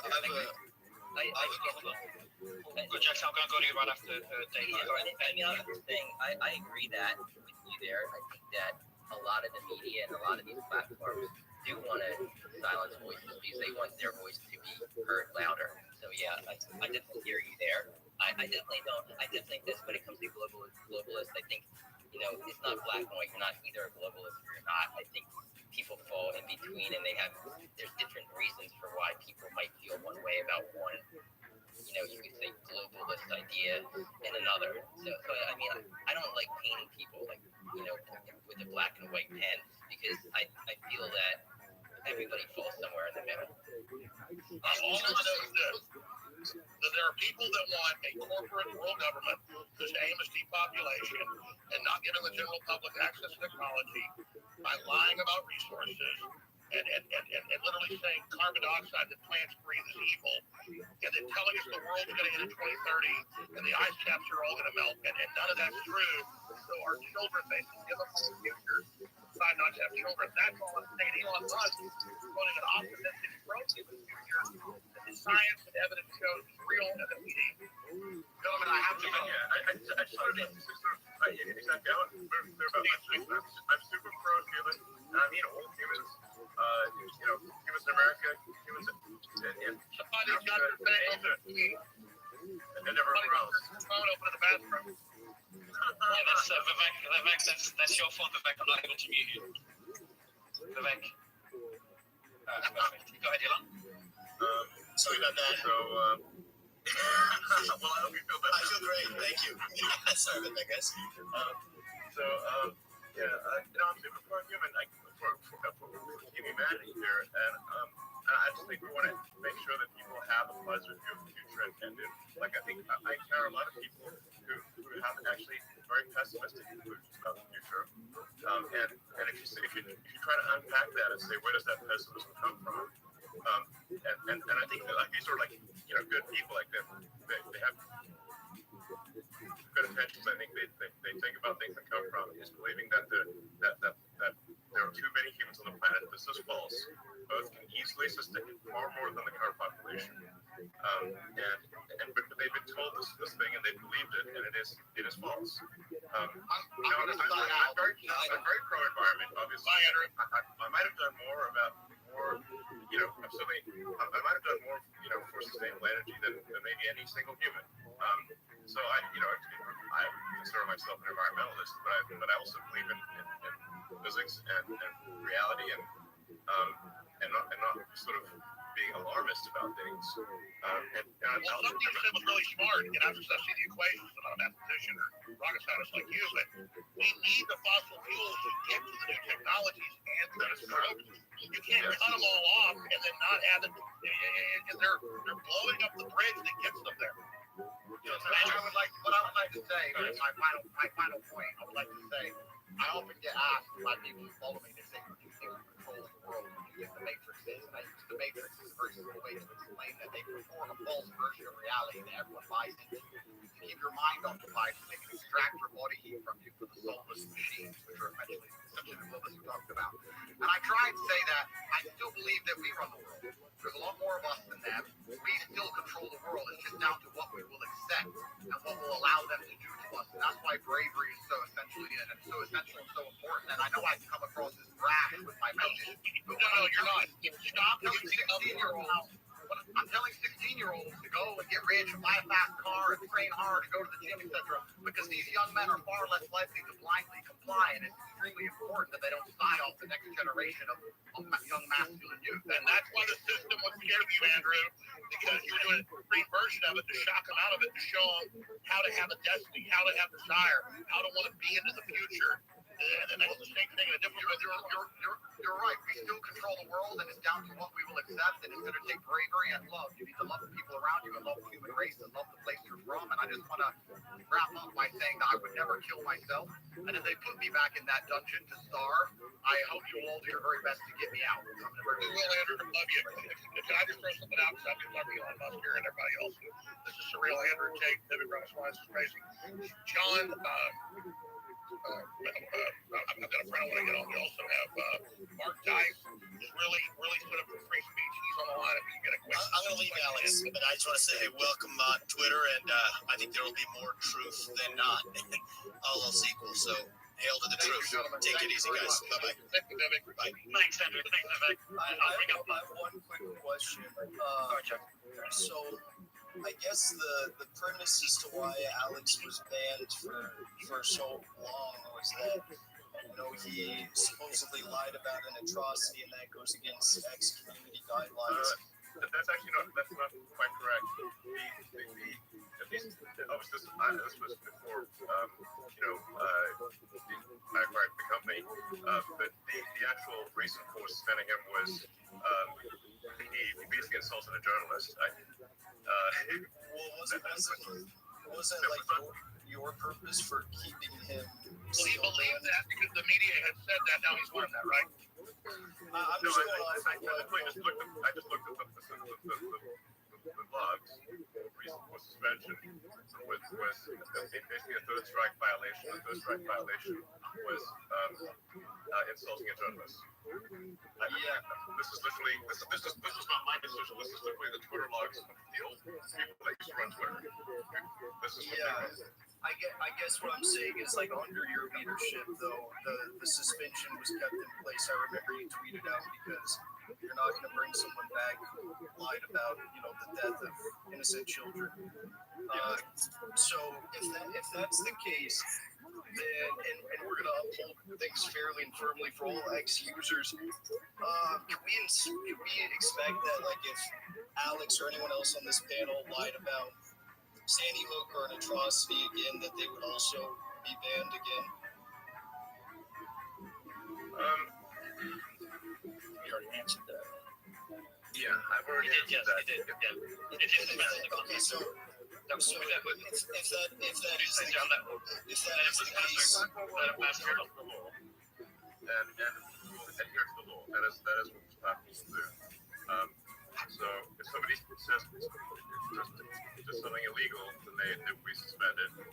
If they do not do something illegal, then they may try our best to avoid any kind of permanent bans unless someone does something fundamentally illegal. Elon, I don't know. We're just trying to stay true to the Constitution of the United States, in America, and the laws of the country as decided by the citizens. Elon, Elon, way more interesting. I just asked one question of Elon. Elon, it's great having you here in Texas. You're kicking ass. You're Texas through and through. Your whole spirit. We love you. Whatever happens with Trump, down the road, should we change the Constitution so you can run for president? Would you ever think about that? I would like to say, as a technologist, and build rockets and electric cars and things that technologies that hopefully have a good effect on the world and advance civilization. That would be my preference. I would not like to be president, so that would I would just like to build things that are further civilization. That's my smart. I think that's a smart answer. Are you concerned if the deep state establishment, it's not just one group, is able to kill Trump or not let him run for office for the repercussions? I mean, are you optimistic for the future currently, or just how do you feel about the election coming up? Well, I think it will not be a boring year, that's for sure. I think it's going to be eventful, I suspect. I don't know. You seem to be quite concerned that people will try to assassinate Trump, but I don't know. Obviously, I'm against assassination generally, so I guess if Hitler was alive, I'd be in favor of assassinating him, but Stalin, that kind of thing. I would be your attitude is tell the world of freedom and humanity 2.0 and a new renaissance. The establishment will just step aside because our ideas are so good. Is that what you're saying? Look, I think one of the things that I think it is very difficult to predict the future. That we're certainly going to have a very contentious election and perhaps some contentious elections worldwide. The X platform will strive to be as truthful as possible about what's going on, and to that's going to be the goal. And SpaceX is going to build rockets and Tesla's going to build cars, and as for what will happen, I don't know what's going to happen, but I think that is there anything 2024 is going to be quite the encore of 2023. I know you talk about incredible checks you want to invent some other things. Is there any other big invention you've got on the drawing board in the back of your mind that you haven't announced to the world that you want to tell people about today? No. This would not be the forum for announcing any new products or technologies. So, I mean, we do have, the Neuralink chip, which I know some people might be concerned about, but that's really something that will take a very long time to, be in any kind of widespread use. We've got the first patient will get a Neuralink chip. This is a quadriplegic, and it will enable them to control their computer and their phone. And then, my uncle was in a motorcycle accident, and for him was about he was having seizures, about to die, couldn't even walk. He got it's not one of your brain chips, but a brain chip. And actually, he can walk and talk and is happy now. So that's not bad. Exactly. So, I mean, the regulatory stuff on this is very intense. So, for the first one, we'll have, you can think of it sort of like a telepathy. You can sort of control your computer and phone just by thinking. So it's kind of like telepathy. And then the one after that will be, I don't know, we're just trying to think of a name for it, but you can think of it like blindsight. Even if somebody has lost both eyes or has lost the optic nerve and is completely blind, we can actually give them some amount of sight. Or that, really, I think high resolution sight, kind of like Dory LaForge from Star Trek. You can actually see in multiple wavelengths. You can see ultraviolet, infrared. You can even see radar if you want. And by the way, Elon's not lying. Even in MIT papers, they've actually done tests. That's what they say, though. I know the problem is just narrowing the sight to our bandwidth. They say these people see everything, right? Like a full spectrum. Yeah, you can have it. There's a point in which you have a camera. You can have a camera that can receive photons of many wavelengths. So you can see, even in the darkest night, and you can see ultraviolet, you can see infrared, so you can even see radar if you want.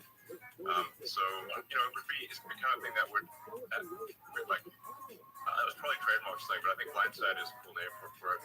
I think like, beautiful. Yeah. We get one question from Mark Dice. This is the best interview ever. Mark Dice is a great journalist. He stood up for me for the last 5 years when nobody else would. Mark, quick question for Mark, please.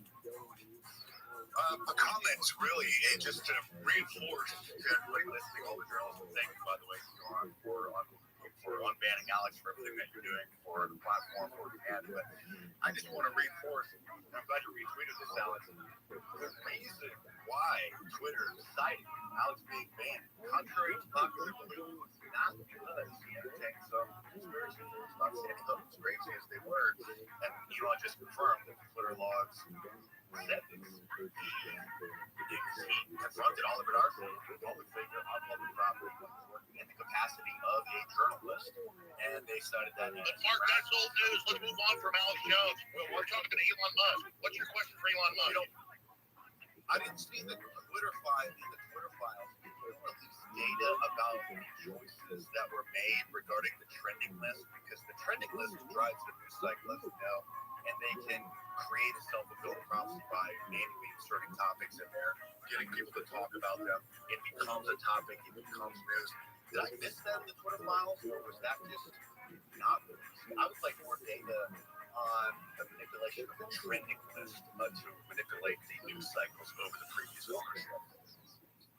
Yeah, well, there was a significant manipulation of the trending list, and it's worldwide.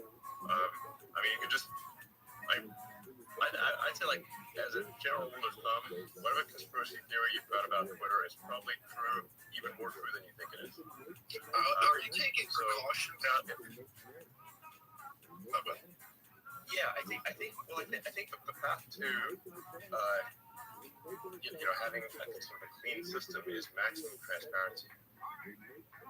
So that's why, like, for community notes, the software for community notes is completely open source. You can see every line.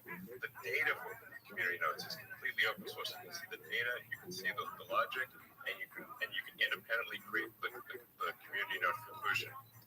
So you can tell right away if there's manipulation, and there's always going to be something with these things. It is not black or white. There's always going to be some degree of manipulation.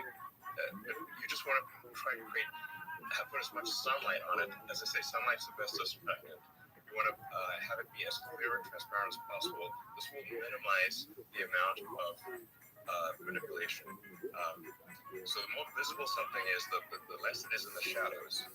The cleaner it will get. Will not be perfect, but it will be that much better than something that is hidden.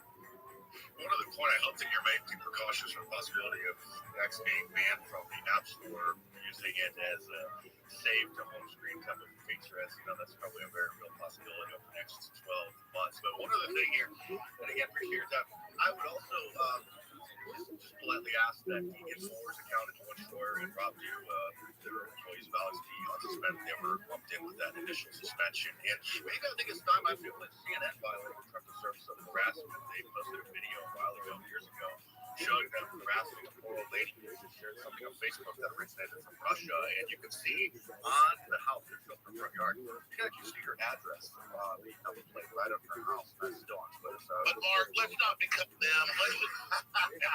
Thank Mark. Yeah, I'm just kind of on a troll to give tips to their own list. But anyway, I do want to be clear that doxing, which includes revealing the pseudonym of someone. So I want to be clear. Sometimes some publications claim that revealing the pseudonym of someone is not doxing when it obviously is, will result in at least a temporary suspension.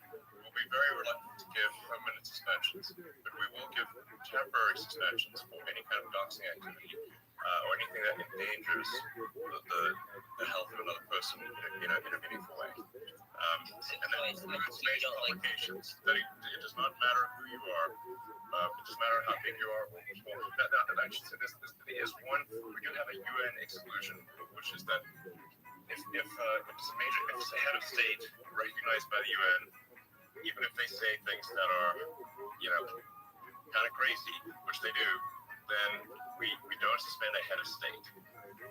Just for the I think that's good. allows you to say crazy things to you in assembly. But I Because think we need that's to hear, probably the way to go. what everybody has to say. I was just gonna ask, I guess you don't like Nikki Haley's idea of basically doxing everyone. No, So that's crazy. The thing is that a lot of people obviously would face repercussions from their employer or from their government or from some organization if their identity is revealed, and that therefore inhibits the public dialogue. There've been professors who've been suspended for favoriting things on old Twitter. They literally got suspended for just having a favorite button. So you can see, like, if a tenured professor gets suspended from their job for just liking a post on the X platform, then obviously there is some need for people to be able to post things anonymously. Otherwise, they simply will not be able to speak their mind. Absolutely. They're losing their job. It's anti-whistleblower, but I just want to say this. I think the community knows the best thing ever. Even if somebody says something really horrible, I think there should be some buffer zone to at least let them respond as much as they can before they get banned. Because what I see everywhere is PR firms will say somebody has said something they didn't say. They create this woke mob response, then the person's taken down, and then most of the time it's not even true what was claimed. Yeah. We're very much going to go on the side of freedom of speech, which is really just saying, we're going to uphold the Constitution of the United States, and that's what we're going to do, and uphold the laws of the country. And if the laws change, we'll then change our behavior to match the laws, and we'll do so. And we also can only match the laws in other countries. Sometimes people will say, well, why don't you demand freedom of speech in some other country in the world? I'm like, well, we don't make the laws in that country, and if we don't adhere to the laws of the country, they will simply cut us off. And so we can't do more than that. So that's basically what about the other factors? Before going to general Fed, you've got obviously laws, but you've got the revenues for running a business, and you've got external pressure. How do you balance all these when fighting for free speech? We're going to obviously favor free speech. I believe my actions have been very clear in this regard. That if it is a choice between money and freedom, we'll pick freedom. General? Yeah, thank you, Mario. Thanks for hosting this thing. You're doing a wonderful job. This is really a question for Alex and Elon. Really a good statement, and I wish Andrew and Vivek were still on, but we've talked about these different sort of array of forces between the globalists and the humanists, or whatever the right descriptors are. What I would really like to see, and I would love to hear Vivek's take on it, because I think he's such a wonderful debater. I'd like to know if there's a possibility to set up a intellectual debate between the Alex Jones, Elon Musk, Andrew Tate, Vivek, and probably throw Tucker in there. Maybe there's Joe Rogan against a debate, an intellectual debate against the Klaus Schwab's, the Bill Gateses of the world, and then there's others. They won't do it because we'll kill them. I disagree. I mean, this is how we fight today, right? We are fighting in an information domain. Andrew, I wish he was still on, because I'd love to hear his take. Andrew starts to imply, there's a lot of people that imply this, we're going to move to something that we don't want to, place that we don't want to be, because of this, frankly, what I see is a globalist takeover, and I'm all with you, Alex, and you and I have talked about this a lot, but what I would really like to see is an intellectual debate and a challenge. Otherwise, because 2024 is going to be for the United States is going to be a historically consequential moment in history, and I would prefer that we extraordinary session that I've been listening to for the last couple of hours here, and I would really like to hear at least Alex, because you're on, and I think Elon's still on. What do you think about setting up some type of intellectual debate, or at least array the on X. On X, yeah, doing it through Spaces. On X, on X, or however. Yeah, I would love to see them come on X to do this. Let me ask you, Alex, would you be open? You and Elon, would you be open to such a debate? Well, let me just throw this thing, because I'm chopping the bigger than Elon will take over. It should be on X. They had the last Republican debate, and it had like 5 million viewers. This is going to have 50 million viewers. We keep acting like dinosaur media even still matters. It should only be held on X. And I would love to see in this format or with an added video component to it. Yes.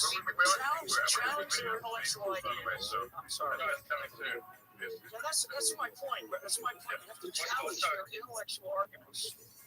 Yeah, and I agree with the general. What's the I was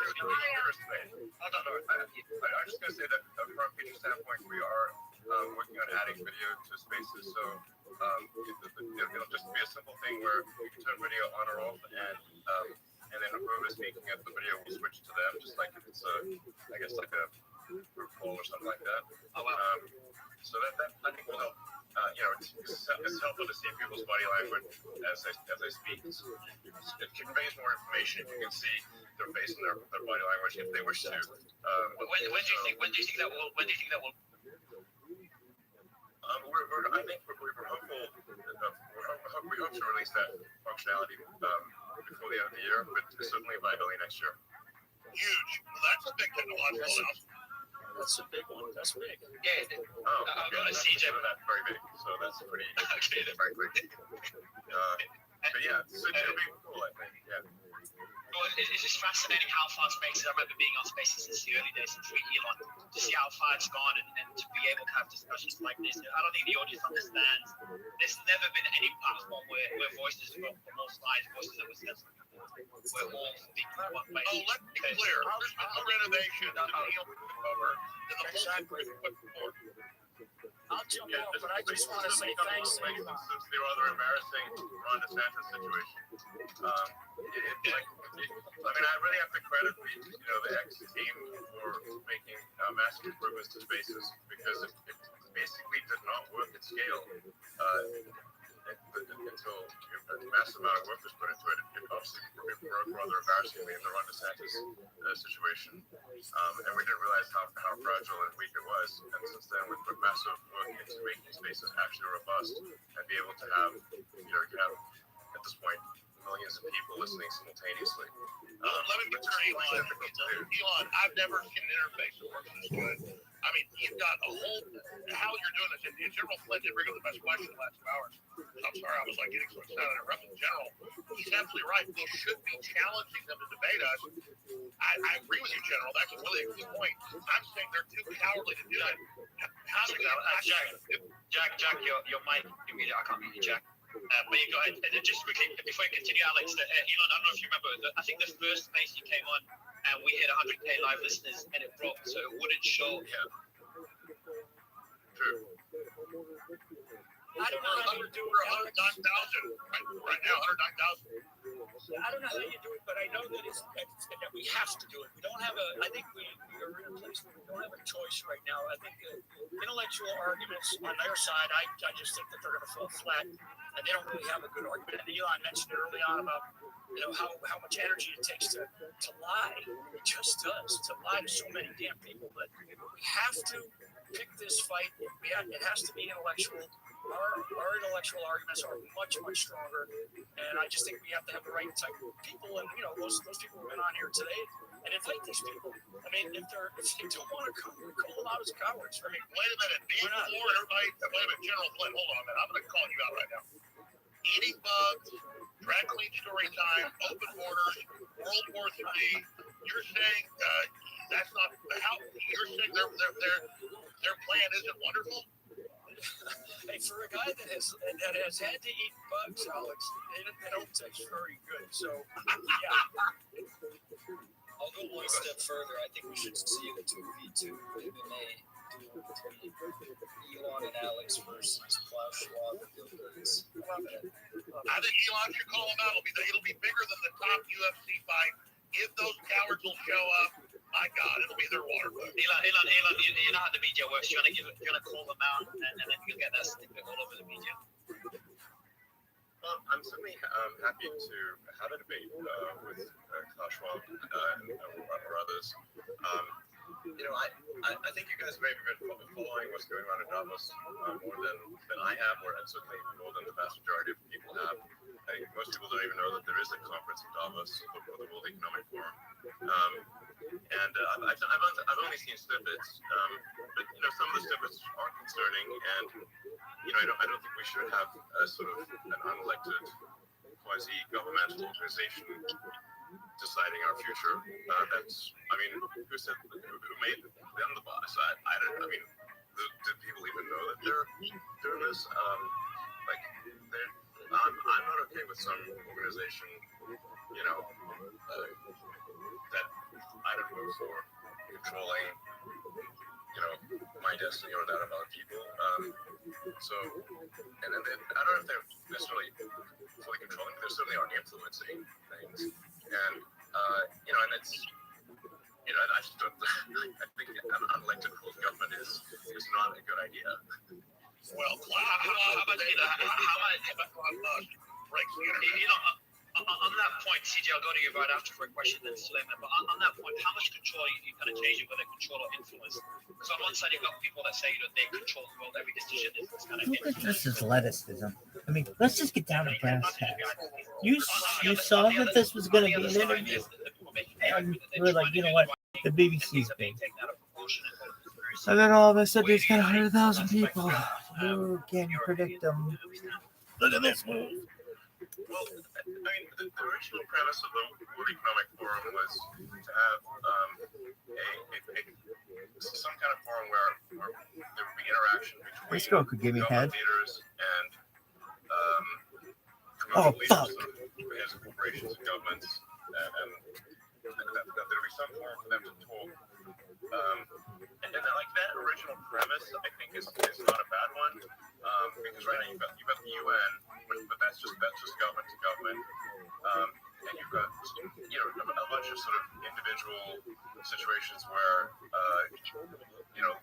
commercial leaders will meet with government people one-on-one, but there's the sort of the good part of the World Economic Forum is it's probably good to have some dialogue between commercial leaders and government leaders internationally. That's I think the positive side, and that's originally how I heard about the World Economic Forum, and I was invited to speak there many years ago, which I was just too busy working, and I was like, well, I can't really go spend 5 days, especially I have work to do in America. What's up, and they really wanted me to come talk there, but also pay them $20,000, and I'm like, that doesn't make sense. So I declined the invitation. Now it just seemed that since inception, perhaps this organization has gained a bit too much power and a bit too much influence. And I think it probably, it should have less power and influence, in my opinion. Quick question. Tweeted about the imprisonment of the American Chilean Gonzalo Lira in Orkiv, Ukraine yesterday. I'm curious if that imprisonment of an American for speaking his mind has caused you to consider further support for Ukraine, albeit through Starlink or other means, and also unrelated to that, can you provide any updates about Starlink for Gaza? Yeah, I generally think, look, I understand that if an American citizen is in another country and violates that country's laws, or those countries' laws, even if their actions would not violate the laws of the United States, that person would then be put in prison. But in the case of Ukraine, the United States is providing a vast amount of aid to Ukraine, and the United States government has an obligation to protect its citizens. And so I think even if one disagrees with what that I guess YouTuber or journalist, depending on your perspective, what they posted, I feel uncomfortable sending massive aid to Ukraine if they're putting American citizens in jail for doing videos on YouTube.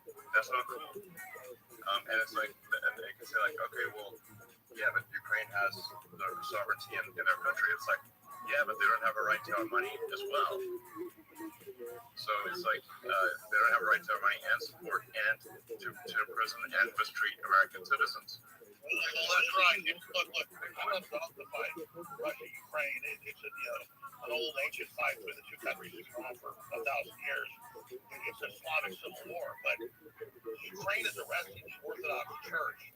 Ukraine, even the mayor of Kiev said Zelensky's becoming a dictator. So all I'm saying is this black hole we're feeding hundreds of millions into, we should at least be able to debate it.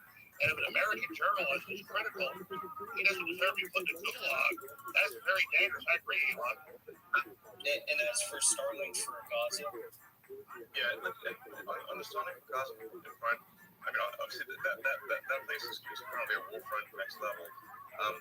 So in order for Starlink to be used in Gaza, terminals have to be brought in, and they have to be, used in a way that where it is.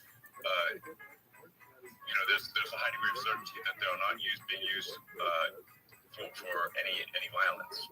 So now there are only really two ways to get into Gaza. One is through Egypt, and the other is through Israel. So if there was like a situation where, say, Egypt was willing to let the Starlink terminal in, and we could have very high certainty that the terminal would not be used for any kind of military purposes or for violence, then we would support that. Egypt does not step forward to invest money